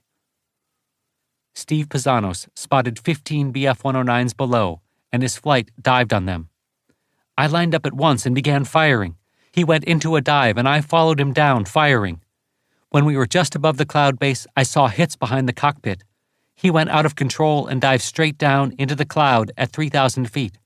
I then started to climb to starboard when I saw another 109 below me to my port, flying straight and level. I went down and closed on him, opening fire. As he dived into the cloud, I saw hits on the cockpit and fuselage. A lot of fire came out, and he rolled over to the right and went in." With these 2 victories, Pizzanos was 1 confirmed kill away from making ace. Altogether, Pizzanos got 2 Bf-109s, while Beeson and Captain Henry Mills claimed 2 FW-190s each. Archie Chatterley got 1 FW-190, as did First Lieutenant Vic France. Unfortunately, the 335th Squadron's 2nd Lieutenant Burton Wyman, who had last been seen chasing a Bf-109 into the undercast with another behind him, failed to return to Debden, becoming the 4th's first combat fatality of 1944. The next day, flying a target support mission to Brunswick, the pilots in the 335th Squadron spotted 12 bogies at 26,000 feet and 15 more at 12,000 feet. They climbed after the higher group, and the enemy fighters responded. Second Lieutenant Charles Anderson later reported, "When we were almost up to them, two 109s dived down between my number 3 and me. When they saw my aircraft, they started to climb immediately. I followed them up and fired at the one on the left from about 350 yards. He started smoking badly and turned away to the left. As there were two, I could not follow the one I had fired at for fear that the other would get on my tail. I later saw the Bf-109 spinning and burning as it entered a cloud." On January 31st, Captain Raymond Kerr led the 4th on its first ever dive-bombing mission to strike Gilze Ryan Airfield in Holland. 2 4-aircraft flights in each squadron flew Thunderbolts carrying a 500-pound bomb on the centerline shackles, while the other 2 flights provided cover. The P-47s hit a fuel dump and one of the runways. While the dive bombers were attacking, the top cover was attacked by 15 to 20 Bf-109s. First Lieutenant Raymond Klotfelter's 335th Squadron flight dodged 4 diving enemy fighters. I then spotted a Bf-109 coming in at 9 o'clock, and when he started to pull deflection on me, I called a brake and immediately flicked over into an aileron turn. I saw 3 other enemy aircraft off to my right, approximately 1,500 yards away. I decided I could catch them, so I pushed everything to the firewall and closed very quickly. When the Me-109s recovered from their dives, I pulled deflection and opened fire. After a short burst, I pushed my nose through again and fired a longer burst. I closed to 100 yards, seeing strikes all over the cockpit, pieces falling off the tail, and a fire. I had to break off to the right, and as I did, I passed within a wingspan of the enemy fighter, which dove to earth and exploded. Captain Mike Sabansky was leading the 336th Squadron's top cover. One Bf-109 made a pass at the flight. As he broke away, I saw another Me-109 dive head-on past us, and I followed him down. I gave a short burst while I was in a 70-degree dive, observing no strikes. He started pulling up, turning left, and I fired, a 20-degree deflection shot. I observed strikes in the wings and near the cockpit. A large puff of white smoke came out after my last burst, and he flicked left, smoking badly. My wingman, First Lieutenant Howard Moulton, saw him go down in flames after he flicked over. While the top cover was engaged, another group of Bf-109s snuck in behind the P-47s that had just bombed. The Thunderbolt pilots thought they were friendly and orbited to join up. The 335th's First Lieutenant Paul Ellington later reported, "They turned out all to be Me-109s, about 6 or 8 in number. We engaged them immediately, and 3 of them dived for the deck." First Lieutenant Kendall Swede Carlson shot down a Bf-109, then saw the P-47 flown by the 335th's Second Lieutenant William Rowells, with another Bf-109 behind him. Lieutenant Ellington cut inside of me and took the 109 off the 47's tail. On fire, the enemy fighter crashed on a mud flat. Vermont Garrison and Dwayne Beeson also claimed a Bf-109 each.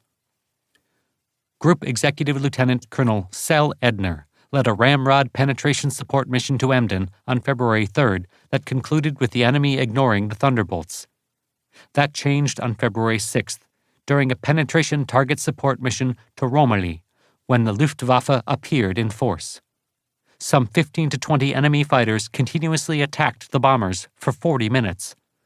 The 334th's flight officer Ralph Hofer knocked down a Bf-109, while Lieutenants Vermont Garrison and Robert Hobart each destroyed an FW-190. 4 days later, on February 10th, escorting bombers to Brunswick, the group battled 25 to 30 FW-190s and Bf-109s that made repeated attacks on the bombers between Lingen and Nienburg. Vic France claimed an FW-190, while Millie Milliken, Red Dog Norley, and Vermont Garrison claimed Bf-109s, with Garrison's claim landing him ace status. On February 14th, each of the 4th's 3 squadrons received a P-51B when the fighters were delivered to Debden. Blakesley informed the pilots that he expected all to check out in the new fighter between flying combat missions. There would be no downtime to permit pilots to transition en masse. Chapter 16. One-man Air Force. The 1944 campaign began on January 4th with a radar bombing mission against Kiel, with Münster as a secondary target. A total of 644 bombers took off, of which 555 were able to bomb the target. Kiel was among several targets the next day. This time, the 215 bombers were able to bomb visually and inflicted severe damage to the Germania